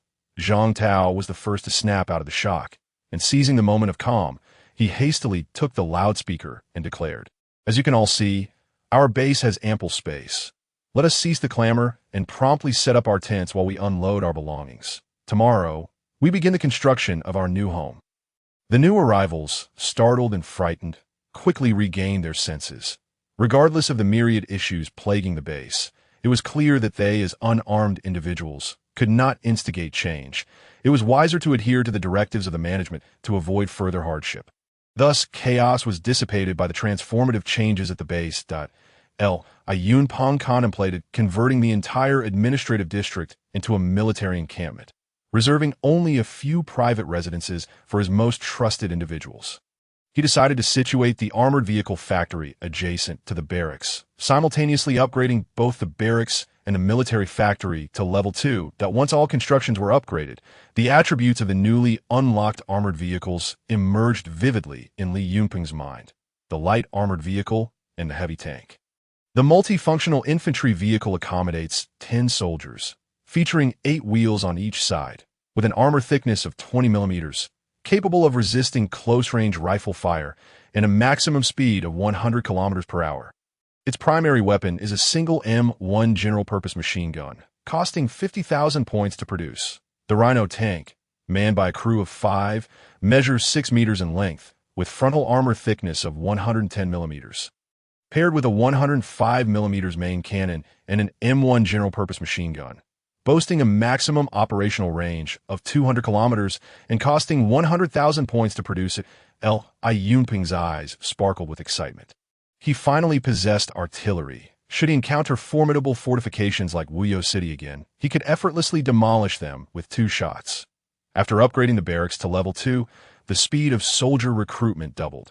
Reaching 12 soldiers per hour, and a new unit type, the Special Forces Squad, was unlocked. The Special Forces Squad, synonymous with elite warriors within the Guard, excels in protection, special assaults, and decapitation missions, consisting of 5 members, and costing 100,000 points to summon. Goodness, that's exorbitant, Li Yunpeng muttered, realizing that one Special Forces soldier equated to the price of 20 Guard soldiers. Clearly, employing Special Forces in conventional battle scenarios would be impractical. They were best reserved for protective and specialized missions. With the weapons factory upgraded to level 2, a regional radio communication system was unlocked, allowing handheld radios to communicate with the tank's onboard radios. Furthermore, the M1 general-purpose machine gun could now be directly exchanged for 1,000 points, a far cry from the cumbersome and costly disassembly of machine guns from fortifications. Now, machine guns could be mass-produced, significantly enhancing both offensive and defensive capabilities. Various models of 105mm tank shells could also be exchanged for 200 points each, ensuring that any adversary could be dealt with efficiently for a mere 2,000 points. Thus, all enhancements stemming from the armored vehicle upgrade to level 2 were now complete. Li Yunpeng glanced at the scant points displayed on the system panel, feeling somewhat helpless. Fortunately, the completion of the armored vehicle factory had granted him a multi-functional infantry vehicle and a Rhino tank. Otherwise, he would have lacked the points for production. Eagerly, he made his way to the administrative district, where staff members were busily engaged in their tasks, amidst the system's architectural complex encircled by the barracks. A new arched factory building had been added, designed in harmony with the other structures.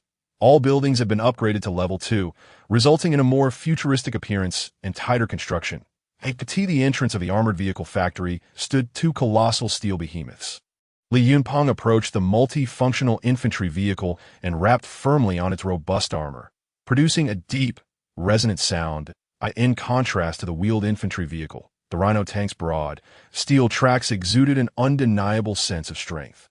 And its formidable 105mm main cannon was a source of immense intimidation. Li Chi, are you proficient in operating these vehicles? Li Yunpeng inquired. Report, Commander. Mastery of land combat equipment is a mandatory course for squad leaders. I can operate these vehicles without issue, Li Chi replied, brimming with eagerness. For a professional soldier, the sight of powerful weaponry was a source of unparalleled joy. Very well. Expedite the organization of soldier training and assemble an armored squad at the quickest pace possible. Li Yunpeng commanded. Yes, I shall ensure the mission is accomplished. Li Chi responded earnestly, his eyes gleaming with fervor. Each Guard soldier promoted to squad leader experienced a deepening of their emotions, and by the time they reached the rank of squad leader, they were nearly indistinguishable from normal humans, even capable of sensing slight pain. Li Yunpeng marveled at the system's origins, pondering what could have crafted such well-suited warriors for the demands of warfare. However, this question was not one that could be answered in the immediate future, and he was uncertain if an answer would ever emerge. Let us not rush. Gather the key personnel within the base for a meeting, Li Yunpeng suggested. After Li Chi departed, he entered the conference room alone, taking his seat at the head of the oval table and leisurely savoring his tea. Within a few minutes, mid to high-ranking military and administrative personnel hurriedly arrived, pausing to straighten their appearances before entering the meeting room in an orderly fashion. With the base's population exceeding 50,000, Li Yunpeng had long since promoted a cadre of grassroots managers to address the current situation. The meeting now involved over 20 individuals, a far cry from the previous gatherings of 3 to 5 people. Closest to Li Yunpeng on the left side was squad leader Li Chi, followed by squad leaders Li Yi, Li Er, and Li Bai, among others. On his right sat Zhang Tao, the base's chief political officer, followed by Wang Shiren, the logistics minister, Su Meng, who had been elevated from the logistics support commander to the base's security chief, overseeing internal security and external warfare logistics. Also present were Xiao Mengdai, the director of the base's hospital, and Montian, the director of the Agricultural Reclamation Office, followed by deputies from various departments. The individual occupying the last seat was somewhat unique. Zhou Gu, who had yet to fully adapt to life at the base, had been directly appointed by Li Yunpeng as the head of the Industrial Expert Group, primarily tasked with developing the bullet production line. In the apocalypse, Li Yunpeng prioritized loyalty in his personnel selections, with capability as a secondary concern that if one was disloyal, greater ability simply posed a greater threat. Hence, many of the seasoned veterans, having undergone numerous trials, received certain promotions. Yunpeng surveyed the room and set down his teacup, preparing to speak. Those seated here were adept at reading the room, and upon noticing the commander was about to address them, they immediately sat up straight. Today marks our first mid to senior level management meeting. With the recent surge in population, it is certain that we will encounter related issues. Let us concentrate on these problems and seek collective resolutions. We may begin, Li Yunpeng announced. Recently, there had been little military activity, so there were no significant issues requiring Li Yunpeng's attention. Most concerns lay within administrative management. As soon as he finished speaking, a man stood up from the middle of the room. Sporting gold-framed glasses and impeccably groomed hair, exuding an air of competence. Commander, the issues stemming from the population surge are quite evident that I suggest we first address people's emotions, organizing more group activities to help newcomers integrate quickly into base life, thereby enhancing work efficiency. Yunpeng recognized this individual as Gong Lei, the base's deputy administrator, personally recommended by Zhang Tao. Prior to the apocalypse, he had served as the CEO of a branch of a Fortune 500 company and held dual master's degrees, excelling in administrative management, which prompted Zhang Tao to identify and recommend him to Li Yunpeng. Gong Lei had been assisting Zhang Tao with various administrative tasks and had never directly interacted with Li Yunpeng. He had harbored dissatisfaction with some of Zhang Tao's policies, deeming them overly stringent, and sought this opportunity to voice his thoughts. Unbeknownst to him, Zhang Tao was merely the executor of these policies, which originated from Li Yunpeng himself. Once Gong Lei finished speaking, Li Yunpeng rhythmically tapped his fingers on the table and asked, "Are there any further issues? Please continue." After a moment of hesitation, Gong Lei added, "There is one minor matter. Sometimes, people express discontent toward various levels of management. I have an immature suggestion. Why not hold an election, allowing individuals to vote for the management team themselves? This might yield better results."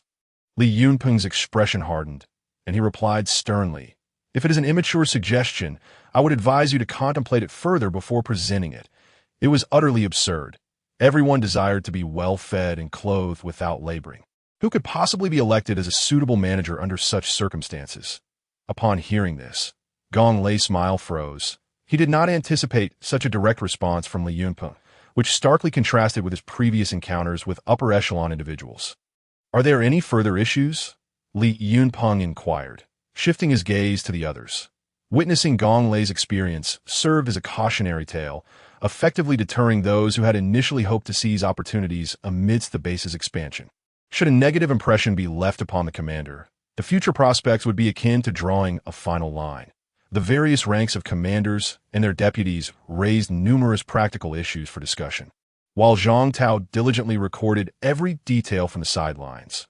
When silence enveloped the room, Li Yunpeng finally took the record book, glanced over it, and stated, "These are the concerns at hand, most of which already possess viable solutions. After this meeting, each of you shall proceed to implement them." The personnel from the administrative department nodded in agreement, pledging to exert their utmost efforts to execute the commander's final resolutions. Li Yunpeng paused momentarily and declared, "Now that the scale of the base has expanded, so too has the cacophony of voices. There is but one point I wish to convey. Within this base, there can only be one voice, and that is my voice." As his words resonated, a serious expression gradually replaced Li Yunpeng's previously nonchalant demeanor. The attendees felt a shiver run down their spines, their relaxed expressions evaporating as they sat upright, gazing at Li Yunpeng with reverence. Li Yunpeng then pushed the record book aside and stated, "Two issues remain unresolved.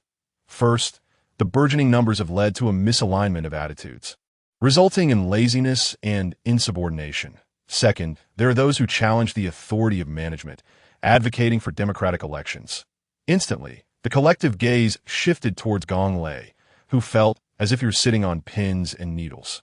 Regretting his earlier indiscretion, he had hoped to leverage his seniority to garner respect from this young man, but it seemed to have backfired. These two issues are quite simple to address, Li Yunpeng continued. Zhang Tao, please enlighten us on how to tackle the first problem regarding insubordination. What measures shall we take for those who refuse to obey commands? Li Yunpeng turned to Zhang Tao. Zhang Tao, rather than pondering an answer, quickly conducted a mental self-check to ensure he hadn't uttered anything to provoke the commander before responding. In response to the commander, those who disobey orders shall be denied sustenance. Those who create disturbances shall be expelled, and in severe cases, eliminated. Li Yunpeng nodded in agreement. You see, the first issue is not difficult to resolve. The best approach for those who refuse to acknowledge their place is to strip them of their dignity. Breaking the rules is permissible. They may either leave or face dire consequences that I have no inclination to cater to every individual's happiness. Given the current circumstances, having food to eat and not fearing death by zombies is a fortune in itself. With that, Li Yunpeng slammed the notebook down onto the table, causing the attendees to lower their heads in silence, while Gong Lei trembled slightly as for the second issue. The solution mirrors that of the first. I shall grant you a week to establish a well-ordered and unified base that if chaos ensues as it did in the past few days, you may as well consider your positions irrelevant. Rest assured, Commander, we shall fulfill the task, the crowd responded in unison. Henceforth, all administrative zones will be designated as military zones, and all existing administrative units will relocate to the outer city, with the expansion of space. Infrastructure development must accelerate. We cannot allow those willing to contribute to the base to sleep on the streets. Every individual diligently noted Li Yunpeng's commands, fearful of inciting the commander's wrath. Is there anything else? Li Yunpeng inquired. If there are no further matters, let us disperse and execute our duties, he added. Just as the attendees were about to rise, a feeble voice emerged from the back. See, Commander, I have something to report. Upon noticing Zhou Gu timidly raising his hand, Li Yunpeng urged, speak freely. Zhou Gu produced a crumpled piece of paper from his pocket and said, Commander, to establish a bullet production line. We require these 3 types of equipment listed here. With these, we can not only create a bullet assembly line, but also manufacture a majority of production lines. However, they are only available at an industrial laboratory in the outskirts of Wuzhou. What do you think?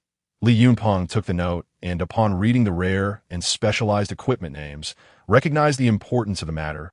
And no matter the difficulty, we must procure these items. He asserted, I will arrange for the military to seize the equipment, and you shall send a knowledgeable individual to accompany them. Zhou Gu interjected, I would prefer to go myself, as the disassembly and assembly of these devices must follow precise procedures. Haphazard handling may lead to their destruction. Very well, we will proceed with that plan, Li Yunpeng agreed, understanding Zhou Gu's intention to prove his worth in the newly established base. Let Li Qi oversee the urgent training of the armored squad, while Li Yi and Li Er reconfigure the base's defenses. Now that we have an abundance of machine guns, establish additional gun emplacements along the walls. Everyone else shall attend diligently to their respective duties. The commanders acknowledged their orders, and Li Yunpeng felt most assured regarding the loyalty of the guards, knowing they were entirely devoted to him.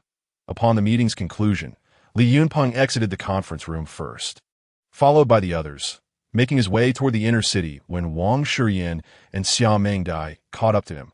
Commander, wait for me. Wang Shiyan called out. Li Yunpeng paused, surprised by the sudden use of the title. Wang Shiyan shot him a glance and replied, It's because of you. You were so fierce earlier that I thought I had committed a grave offense. Indeed, during the meeting, I kept replaying my words and actions in my mind. Terrified I had erred, Xia Mengdai chimed in. Li Yunpeng laughed heartily. I wasn't directing that at you. Why are you so anxious? Brother Peng, you might not realize it, but the aura you exuded during the meeting was quite oppressive, making one feel as though they had erred, Wang Shiyan remarked. Yes, that's so. Li Yunpeng had not noticed it himself.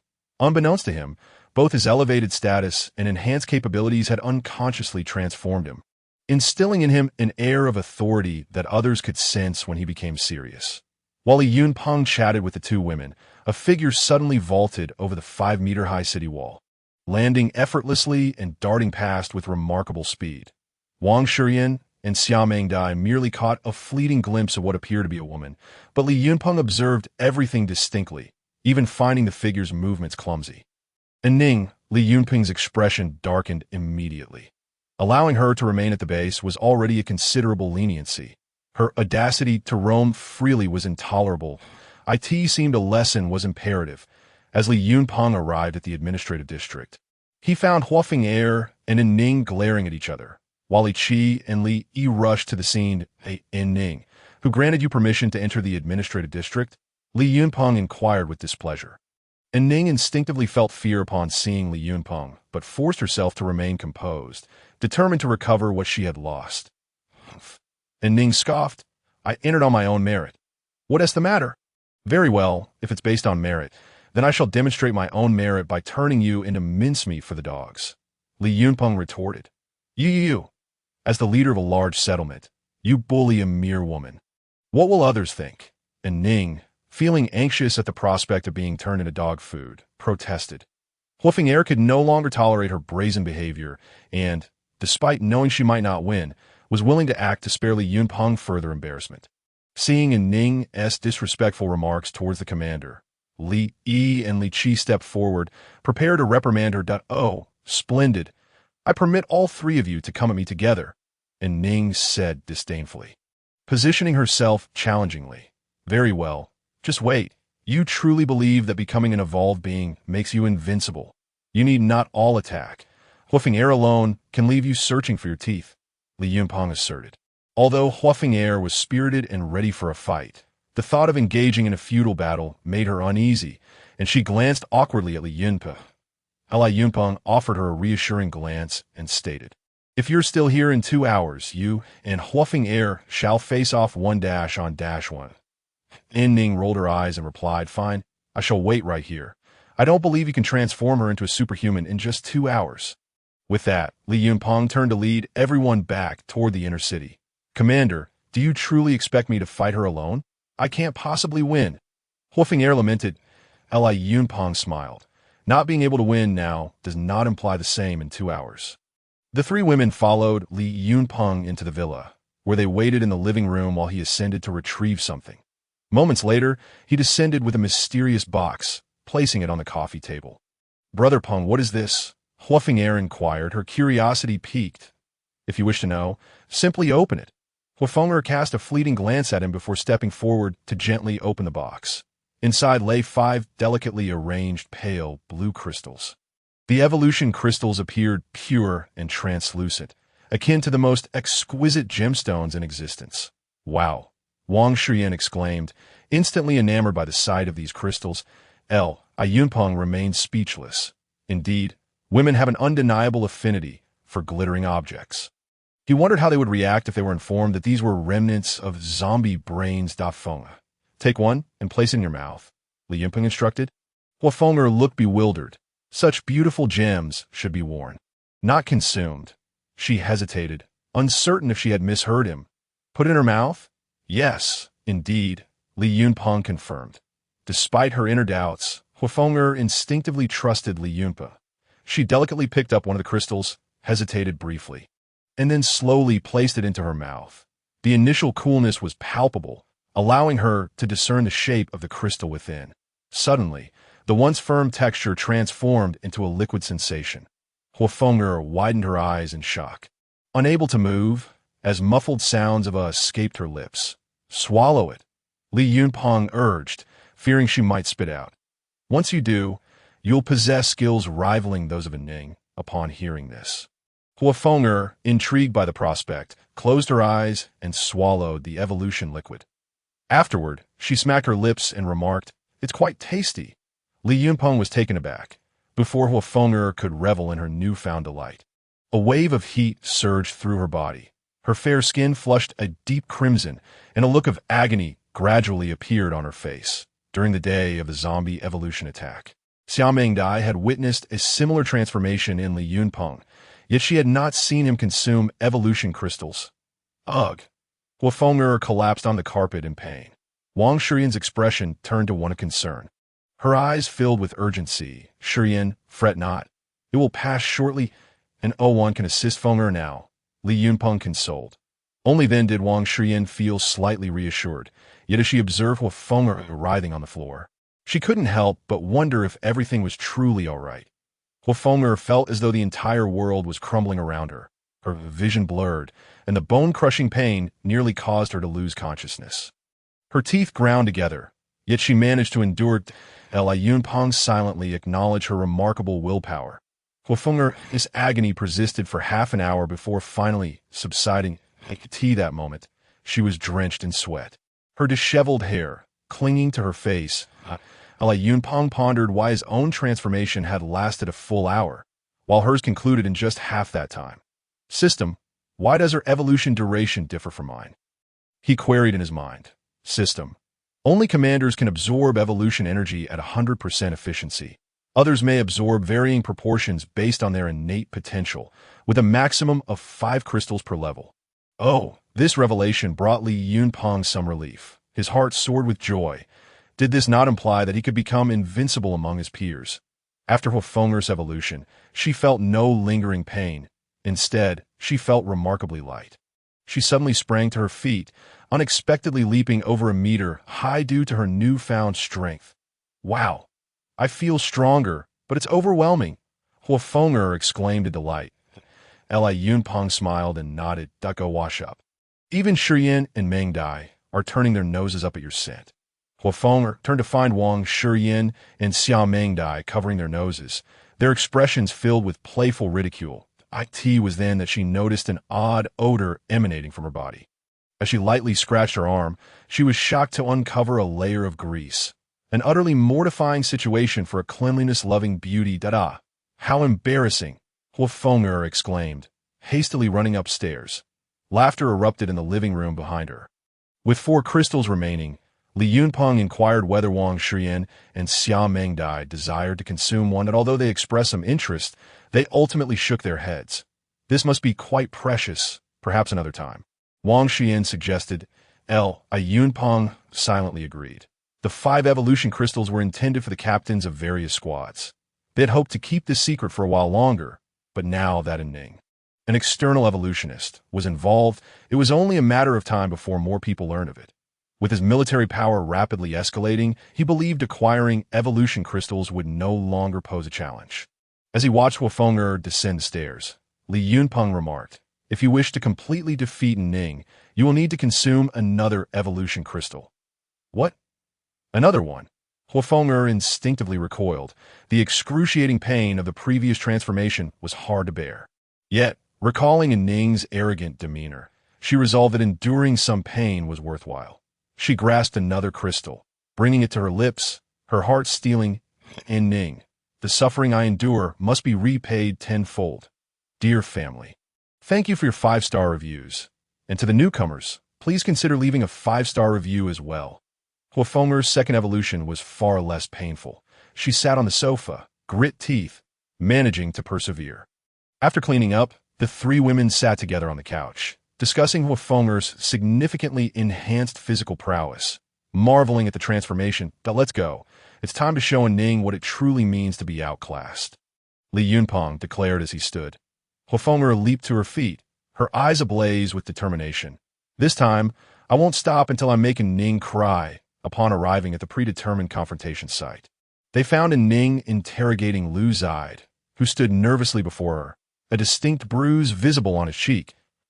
Yunpeng's expression darkened, but I leave for just a moment, and you've already reduced Lu Zide to this state? Upon seeing Li Yunpeng approach, Lu Zide hurriedly sought refuge behind him, as if he had found salvation. Commander, I never imagined you had such a legendary rise. And Ning remarked, feigning familiarity. Yunpeng shot a glance at Lu Zide. Pengge, I didn't say anything. I was forced to briefly explain our base's development. You know, the usual. Lu Zide hastily protested. Yunpeng glared at him. What are you afraid of? You're a grown man. Lu Zide replied with a hint of grievance. It's just that I can't match her strength. She's formidable, so please be cautious. Seeing his hesitation, Ning was incensed. Huofeng'er stepped in front of Lu Zide and declared, Ning, your opponent is me. Ning shot her a disdainful glance and retorted, Oh, after more than an hour apart, have you mastered some sort of energy-sucking technique? You. Huofeng'er felt her cheeks flush with embarrassment and retorted angrily, Enough of your nonsense. Just don't cry later. Without further ado, She launched a punch toward Ning's face. Ning rolled her eyes, casually standing there, thinking that Huafeng must be out of her mind for using the same old tactics. Was she asking for a beating? Just as Huafeng's fist was about to reach her, and Ning intended to block it, but in an instant, Huafeng's speed increased dramatically. Bang! And Ning cried out in pain as Huafeng's fist struck her nose, causing tears and snot to flow freely. Seizing the moment, Huafeng reveled in her success. Seeing Ning clutching her face and wailing, she couldn't help but chuckle. Had she not restrained her strength, she might have broken Ning's nose. Ning, filled with humiliation and rage, wiped away her tears and charged Huafeng. However, this time the situation was entirely different. Despite unleashing her full speed and strength, she couldn't even graze Huafeng's clothing. Huafeng toyed with her for a while, and as Ning faltered, she swiftly sidestepped and delivered a kick to Ning's knee. Ning felt her legs buckle beneath her, and she fell to the ground. Ning, don't think you can bully anyone, Huafeng admonished from her advantageous position. Ning was overwhelmed with anger and frustration, momentarily at a loss for words. She glanced around at the spectators, noticing their mocking expressions, especially Lu Zide, who wore a look of vindication. Having been accustomed to being the center of attention, she now felt as though the entire world was laughing at her. The physical pain was bearable, but the tears of humiliation flowed uncontrollably. With a loud wail, she crumpled to the ground, crying, "You're all terrible people. I want to go home. Boo-hoo." The crowd stood frozen, watching the once pampered little tyrant, now reduced to tears, with a mix of astonishment and amusement. Yunpeng experienced a slight headache. Were it not for his ulterior motives concerning the settlement of Longhu Mountain, he would have genuinely wished to cast Ning out of the base. "What nonsense is this?" he exclaimed before turning on his heel and striding away. Lu Zide, upon witnessing Li Yunpeng's departure, hastily fled in a panic, fearing that this formidable lady might soon redirect her ire onto him. Huafeng displayed no sympathy, merely crossing her arms and observing Ning's tears with a detached demeanor. Ning noted that Li Yunpeng had not uttered a single word of comfort and had simply walked away. Her sense of grievance intensified, her cries growing louder. Even those at the city gate began to peer inside, speculating on who was wailing so pitifully. It was akin to the lament of a family fractured. Huafeng, standing closest, felt her eardrums throb from the noise. She pointed at Ning's nose, intending to chastise her, but upon seeing the tears streaming down her delicate face like a breached dam, she ultimately relented and stomped off in frustration. Xia Mengdai, who had previously felt anger towards Ning, found her heart softening as she observed her helplessly seated on the ground, sobbing uncontrollably. She approached and gently patted Ning's shoulder, offering a consoling word. "Cease your weeping. It is of your own making." Ning shrugged off her hand and shouted, "What business is it of yours? Leave me alone." Xia Mengdai faltered, her words caught in her throat, and with a huff, she turned to leave, seeing that only she and Ning remained. Wang Shiyan pondered for a moment, recognizing a potential opportunity. She approached and spoke softly. "You realize that many have witnessed your lamentations here. Does that not add to your embarrassment?" And Ning's sobs faltered as she glanced at the distant onlookers, suddenly cognizant of the magnitude of her humiliation. "If you do not mind, come with me. You can wash your face and apply some anti-swelling ointment," Wang Shiyan continued. And Ning, moved by Wang Shiyan's sincere tone, nodded in agreement through her sniffles. Wang Shiyan smiled gently and extended her right hand to help her up. And Ning, still sniffling, followed Wang Shiyan into her room. Seated across from her, and Ning continued to sob intermittently. Wang Shiyan retrieved some ointment for bruises and applied it to Ning's swollen nose, also wiping away her tears, though they flowed anew like a spring after each attempt. Ning, do you harbor feelings for Yunpeng?" Wang Shiyan inquired. Ning paused momentarily, retorting, "Who, me? Who would have feelings for him? He is unworthy of my attention." Wang Shiyan chose not to press the issue, instead saying, "When I see you, I am reminded of my younger sister. She was spoiled by our family from a young age and often caused trouble. Yet I understand that she merely sought her father's attention, wishing to spend more time with him. That is not the case. I am nothing like your sister, and Ning stubbornly countered, her curiosity piqued upon hearing about Wang Shiyan's sister. What about your sister? She asked. Wang Shiyan's expression darkened as she lowered her gaze, replying, she was unfortunate. She did not survive the apocalypse. Ning's anticipatory expression faltered, and she timidly murmured, I am sorry. I did not expect that. Wang Shiyan looked up, forcing a smile, and said, it is of no consequence. Who among us has not lost loved ones in this world? We must live well, carrying the memory of those we have lost. And Ning was deeply moved by her words, recalling her own unfortunate mother and the looming threat of Shinto. She whispered to herself, to live well. It is not as simple as it sounds. As Wang Shiyan and Ning conversed, they grew increasingly familiar. Under her deliberate guidance, they discussed various matters concerning the settlement of Longhu Mountain, establishing a preliminary understanding.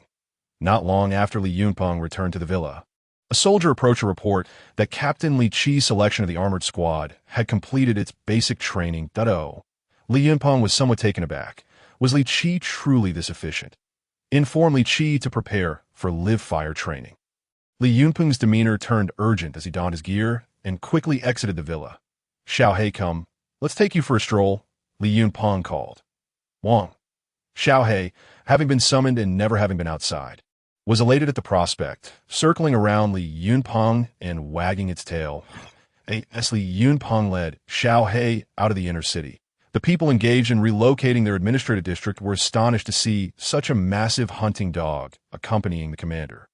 Xiao He surveyed its surroundings, snorted, and proudly held its head high as it followed behind Li Yunpeng. Hey, look at that dog. It struts around like a commander. What the hell? Are you trying to get yourself killed? How dare you speak of the commander like that? You too. Come with us. Their conversation was overheard by the security team, leaving the two men in shock, and they obediently followed the security team, knowing a session of labor education awaited them. Upon reaching the entrance of the tank factory, Li Qi was already there with the armored squad ready for action. Li Yunpeng's Humvee was parked at the forefront, followed by a multi-function armored infantry vehicle and a Rhino tank, with a truck carrying ammunition and supplies bringing up the rear. Li Yunpeng opened the back door of the Humvee, and Xiao He's large frame nearly filled the entire rear seat, its head poking out of the shooting port, curiously surveying the surroundings. Let's go. Li Yunpeng instructed the driver as he took his place in the passenger seat. An extraordinary convoy slowly exited the military camp, driving along the wide roads in the outer city. Upon seeing the commander's Humvee, people paused their tasks to watch. However, their astonishment grew when they noticed the armored personnel carrier trailing behind. They wondered where such sophisticated equipment had come from. When a massive Rhino tank emerged, the crowd collectively froze in disbelief. Goodness, is that hunk of iron a tank? Yes, it is a tank. Our base has a tank now. Holy crap, the commander has a tank. You're done for. The security team will arrive in 5 seconds, and a labor education session is beckoning you. Li Yunpeng led his team forward with a rush, the weighty tank rolling past, causing the ground beneath them to tremble slightly. Report, Commander. 2 kilometers ahead, a horde of wandering zombies has been sighted, estimated at a scale of 2,000, including 1 level 1 evolved zombie. No agile zombies have been detected yet. They are likely hidden among the horde. Came a report from the radio in the Humvee, the zombie horde. Just in time. Draw them in, Li Yunpeng thought, finding himself in need of targets for practice. Armored squad, follow the command vehicle. Prepare for battle as we approach the zombie horde 2 kilometers ahead. Received, came the responses from various vehicles. The Vanguard squad drove their off-road vehicle, luring the zombie horde towards the convoy. Once they were within a kilometer, the guard soldiers dismounted and formed a defensive line. Li Yunpeng grasped his command saber, leaped atop the vehicle, and crossed his arms over his chest, calmly surveying the approaching zombie army. He could not help but reflect on how, in the past, even a single agile zombie had sent him fleeing. Yet now, faced with such a scene, his heart stirred not even a ripple of anxiety. All units, fire at ordinary zombies once they are within range. Armored squad, target the evolved zombies with artillery, Li Yunpeng commanded. The zombies moved swiftly. As they entered the 400-meter range, all types of firearms erupted in a cacophony of fire. The evolved zombies crouched low, shielding their heads as they charged towards the guard soldiers. The Rhino tank adjusted its turret, shifting its firing angle before a burst of flames erupted from its cannon. Boom! A tremendous sound rang out, and dust swirled around the tank, to the moment of the cannon's discharge. The evolved zombie momentarily halted, instinctively sensing danger. However, before it could react, a 105mm howitzer shell struck its body with precision. Bang! The area surrounding the evolved zombie was enveloped in smoke and debris, and when the haze cleared, no trace of the evolved zombie remained, only scattered remnants of flesh. Yunpeng surveyed the Rhino tank's power with great satisfaction. Had he possessed such a tank during the day, he was besieged by a dozen evolved zombies. He would not have needed to charge in with a saber. Following the elimination of the evolved zombies, the horde began to panic. However, a portion of them maintained their formation, and Li Yunpeng knew an agile zombie must be lurking among them. All units, if you spot an agile zombie, do not fire. Leave it to me, Li Yunpeng commanded. The guard soldiers ceased their machine gun fire, deliberately allowing the horde to draw closer. Li Yunpeng leaped down from the vehicle, advancing steadily towards the horde. His somewhat slender figure stood resolute against the throng of undead, unflinching. As Li Yunpeng's gaze flickered, a smile crept onto his lips as he quietly murmured, "Here it comes." Seeing him break from the ranks, the agile zombie within the horde decisively launched its attack, swiftly appearing before Li Yunpeng. Yunpeng harbored a cold smile within, just as the agile zombie's clawed blades were drawing perilously close to his neck. A sudden glint of cold light flashed, and the agile zombie's arms were abruptly severed and sent flying. Bang! Li Yunpeng delivered a powerful kick to the chest of the now armless creature, propelling it over 10 meters away. As the agile zombie collapsed to the ground, its eyes wide with terror, Li Yunpeng unsheathed his blade and dispatched the remaining limbs before sheathing his weapon again. To onlookers, there was merely a fleeting flash of cold light and the sight of dismembered arms soaring through the air. With no visible action from Li Yunpeng, he approached the fallen creature. Placing a foot upon its neck, the zombie attempted to struggle, but it felt as if a mountain were pressing down upon it. With a decisive crack, Li Yunpeng applied a slight force, and the zombie's head was severed from its body. Ah, truly feeble, he mused, returning to the front lines, for the battlefield would be cleared by others. Such trifles did not require his intervention at that moment. His score had surged to over 300,000, and he reflected that engaging personally yielded quicker rewards with minimal losses. With the remaining 1,000 or so ordinary zombies swiftly eradicated under a barrage of machine gun fire, Li Yunpeng settled into the passenger seat, awaiting the arrival of reinforcements. Shortly thereafter, a soldier delivered 2 evolution crystals. Li Qi, once we return to base, find a quiet room and consume this, Li Yunpeng instructed, handing him one of the crystals. Understood. Li Qi did not question the edibility of the item extracted from Zombie's brain. Despite some mental reservations, he would follow the commander's orders without hesitation. Such a minor outbreak of zombies had failed to serve its purpose for training. Li Yunpeng observed the distance for a moment before pointing to a hillside, saying, "Let us continue live-fire exercises over there." To a truck laden with ammunition awaited, and for a small armored squad of 30, each member needed to fire several rounds, especially with more tanks to utilize in the future. The convoy soon reached the foot of the hill, where targets had already been set up. The armored squad took turns firing at a tank, leaving the hillside scarred and shrouded in smoke.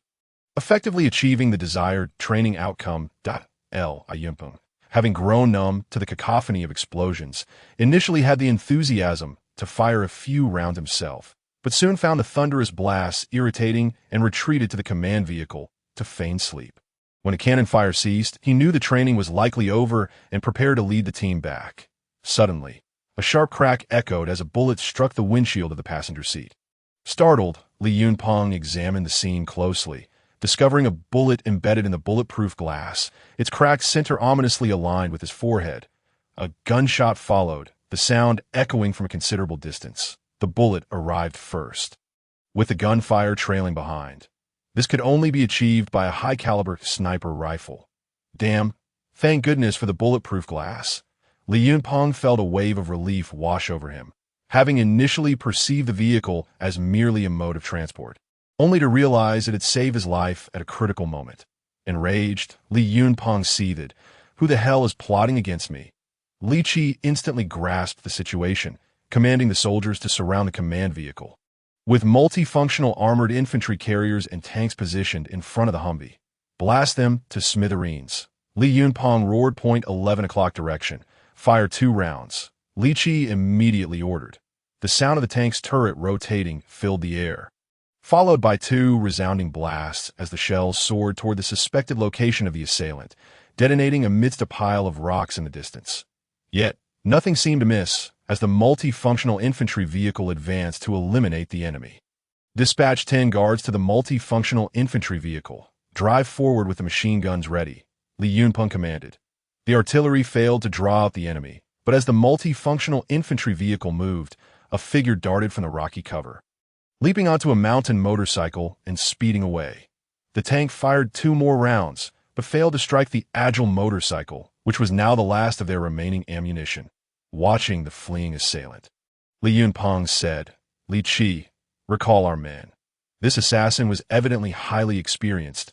Having come prepared, he had only begun to act once the artillery had nearly exhausted its fire, and he utilized the motorcycle to escape, specifically choosing narrow and rugged mountain paths that no other vehicles could traverse. He had calculated his actions well, but had not anticipated that Li Yunpeng's vehicle was equipped with bulletproof glass, nor that the distance was too great for the sniper rifle to penetrate.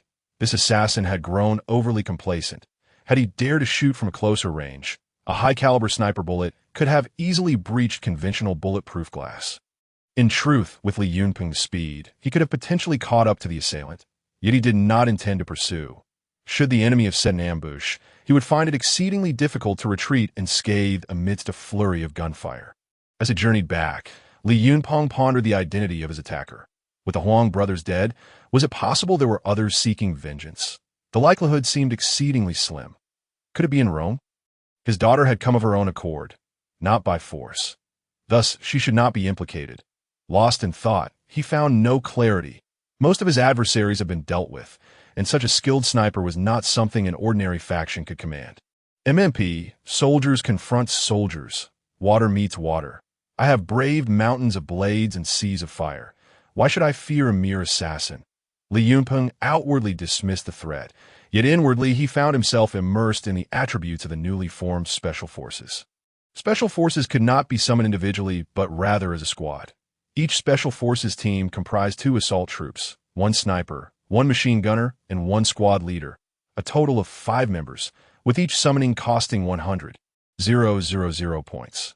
However, in comparison to his own life, points were of little consequence. Yunpeng decisively chose to summon them, fully aware it would take 12 hours to complete the process. He was not in a hurry. The assassin, having failed in his attempt, would likely refrain from taking another shot at the well-guarded Li Yunpeng in the near future. Upon returning to base, Wang Shiyan noticed the grim expression on Li Yunpeng's face and the evident bullet hole in the passenger seat, causing her to gasp. Brother Peng, did someone shoot at you? Yes, fortunately, the bulletproof glass held, Li Yunpeng replied. The Humvee was taken by the logistics department for repairs, leaving Li Yunpeng with over 200,000 points. He ordered the production of a Rhino tank and instructed Li Qi to prepare for a trip to the outskirts of Wuzhou. Throughout the day, Li Yunpeng found himself in a foul mood. After all, anyone would feel uneasy under the scrutiny of an unknown assassin. That evening, while dining at his villa, Wang Shiyan, having learned of his assassination attempt, invited Lu Zide, Xiao Mengdai, and others to join him for dinner. Li Yunpeng's surprise. And Ning was also present. I could see that moment. And Ning had shed her previous haughty demeanor, sitting quietly beside Wang Shiyan in silence. Feeling irritable, Li Yunpeng coldly inquired, "What are you doing here?" "Not going home, just lingering around me." And Ning, already feeling somewhat awkward at the dining table, grew even more uncomfortable under his gaze and stubbornly retorted, "Is it just a meal? I'll have my father send you double the rations later." Li Yunpeng's temper flared at her response, slamming his chopsticks onto the table in frustration. Wang Shiyan quickly tugged at his sleeve, prompting him to suppress his anger. He shook his head in self-deprecation, realizing it was absurd to be unsettled by an unknown enemy when he was currently strong and well-equipped. He could hardly fathom what kind of adversary could instill fear in him. While he had confidence in his abilities, Li Yunpeng reminded himself to remain vigilant, as there were numerous instances of individuals meeting their downfall due to overconfidence.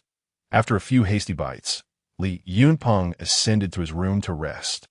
Before leaving, he addressed Wang Shiyan, saying, "Shiyan, there are plenty of rooms on the second floor. If it's convenient, you can arrange for everyone to move in. The conditions are much better than outside." "Oh, all right," Wang Shiyan replied. Her cheeks flushed. Would they truly be living under the same roof? Although somewhat bashful, a subtle sweetness and anticipation lingered in Li Yunpeng's heart. Reclining on the spacious bed, he expended another 100,000 points to summon 100 guard soldiers, thereby depleting his points panel once more. By the morrow, his total military strength would reach 100, and after accounting for a battalion guarding the granary, 800 guards would remain at the base. This time, Li Yunpeng intended to lead 2 battalions to the industrial laboratory to procure equipment. The number of machine guns at the base had multiplied tenfold, alleviating concerns regarding safety to the Special Forces squad. 2 battalions of guards equipped with 20 machine guns, 1 multifunctional armored infantry vehicle, 2 tanks, 10 military vehicles, and 5 logistic supply trucks. Li Yunpeng finalized the firepower configuration for this operation at dawn the following day. The summoned Special Forces squad awaited outside the villa of Li Yunpeng, pleased by the fierce aura exuded by the 5 men before him, noted the sniper's hawk-like eyes that seemed capable of piercing through anything, the machine gunner's robust physique reminiscent of a bodybuilding champion, and the assault troops appearing agile and spry, while the squad leader appeared relatively ordinary. However, as the leader, he surely possessed exceptional qualities. "From this day forth, you shall be known as Li Dun, and your squad will undertake my security duties." Li Yunpeng addressed the squad leader. "Understood, Your Excellency. I, Li Dun, shall guard your safety with my life," he replied. Li Yunpeng nodded. Stepping out of the inner city amidst the company of the Special Forces, Xiao He, aware of the impending mission, remained closely tethered to Li Yunpeng's side. Upon reaching the military camp, a predicament arose. Xiao He's imposing size rendered the Humvee, now under the Special Forces' control, insufficiently spacious for him. The only individual with whom Xiao He shared a bond was Wang Shiyan, yet Li Yunpeng could not bring her along on the mission. Consequently, Xiao He was made to lie atop the vehicle, his restless eyes darting about, clearly displeased with Li Yunpeng's arrangements, yet unwilling to ride in a stranger's vehicle. The newly summoned guard soldiers and rhino tanks had all been called forth. Zhou Gu and the logistics support team had boarded their vehicles. Li Yunpeng settled into the central seat of the Humvee and commanded the convoy to depart. As the convoy entered the outer city, he caught sight of Lu Zide peering out through the window. With the base's expansion, Li Yunpeng's power had surged accordingly, and people became increasingly reserved in his presence, save for the somewhat eccentric Lu Zide, whose demeanor remained unchanged, providing Li Yunpeng with the sole semblance of friendship he could still experience. For those in positions of authority, pure friendship was undoubtedly a luxury, making Li Yunpeng cherish it even more. He recalled the early days of the apocalypse when, in a desperate bid to escape the park, Lu Zide had even offered to stay behind to assist him. He lowered the window, and Lu Zide inquired, "Where are you headed, Pengge?" "To catch shrimp." "Lu Zide." "Wang." Xiao He barked from atop the vehicle, noticing Lu Zide and calling out to him. Suddenly, Li Yunpeng felt the vehicle jolt as Xiao He leaped down from the roof. Circling Lu Zide froze in fear. Pengge, get your dog away from me. It's terrifying." Li Yunpeng stifled a laugh, but was curious. Xiao He rarely took notice of others, yet seemed intrigued by Lu Zide. "Detsy, I have a mission today. Will you assist me?" Li Yunpeng asked. "Anything is fine. Pengge, just get it away from me. It looks like it might bite." Xiao He come back. Seeing Lu Zide's genuine fear, Li Yunpeng called Xiao He back. Xiao He squatted beside the Humvee, wagging his tail and tilting his head at Lu Zide. Lu Zide exhaled a sigh of relief and asked, "Pengge, how can I help you?" Li Yunpeng replied, "It's simple. You drive a vehicle and take Xiao He with you." Lu Zide's heart sank. Soon, a guard soldier drove over in a Land Rover. Its elevated chassis and ample space were perfect for accommodating Xiao He's large form.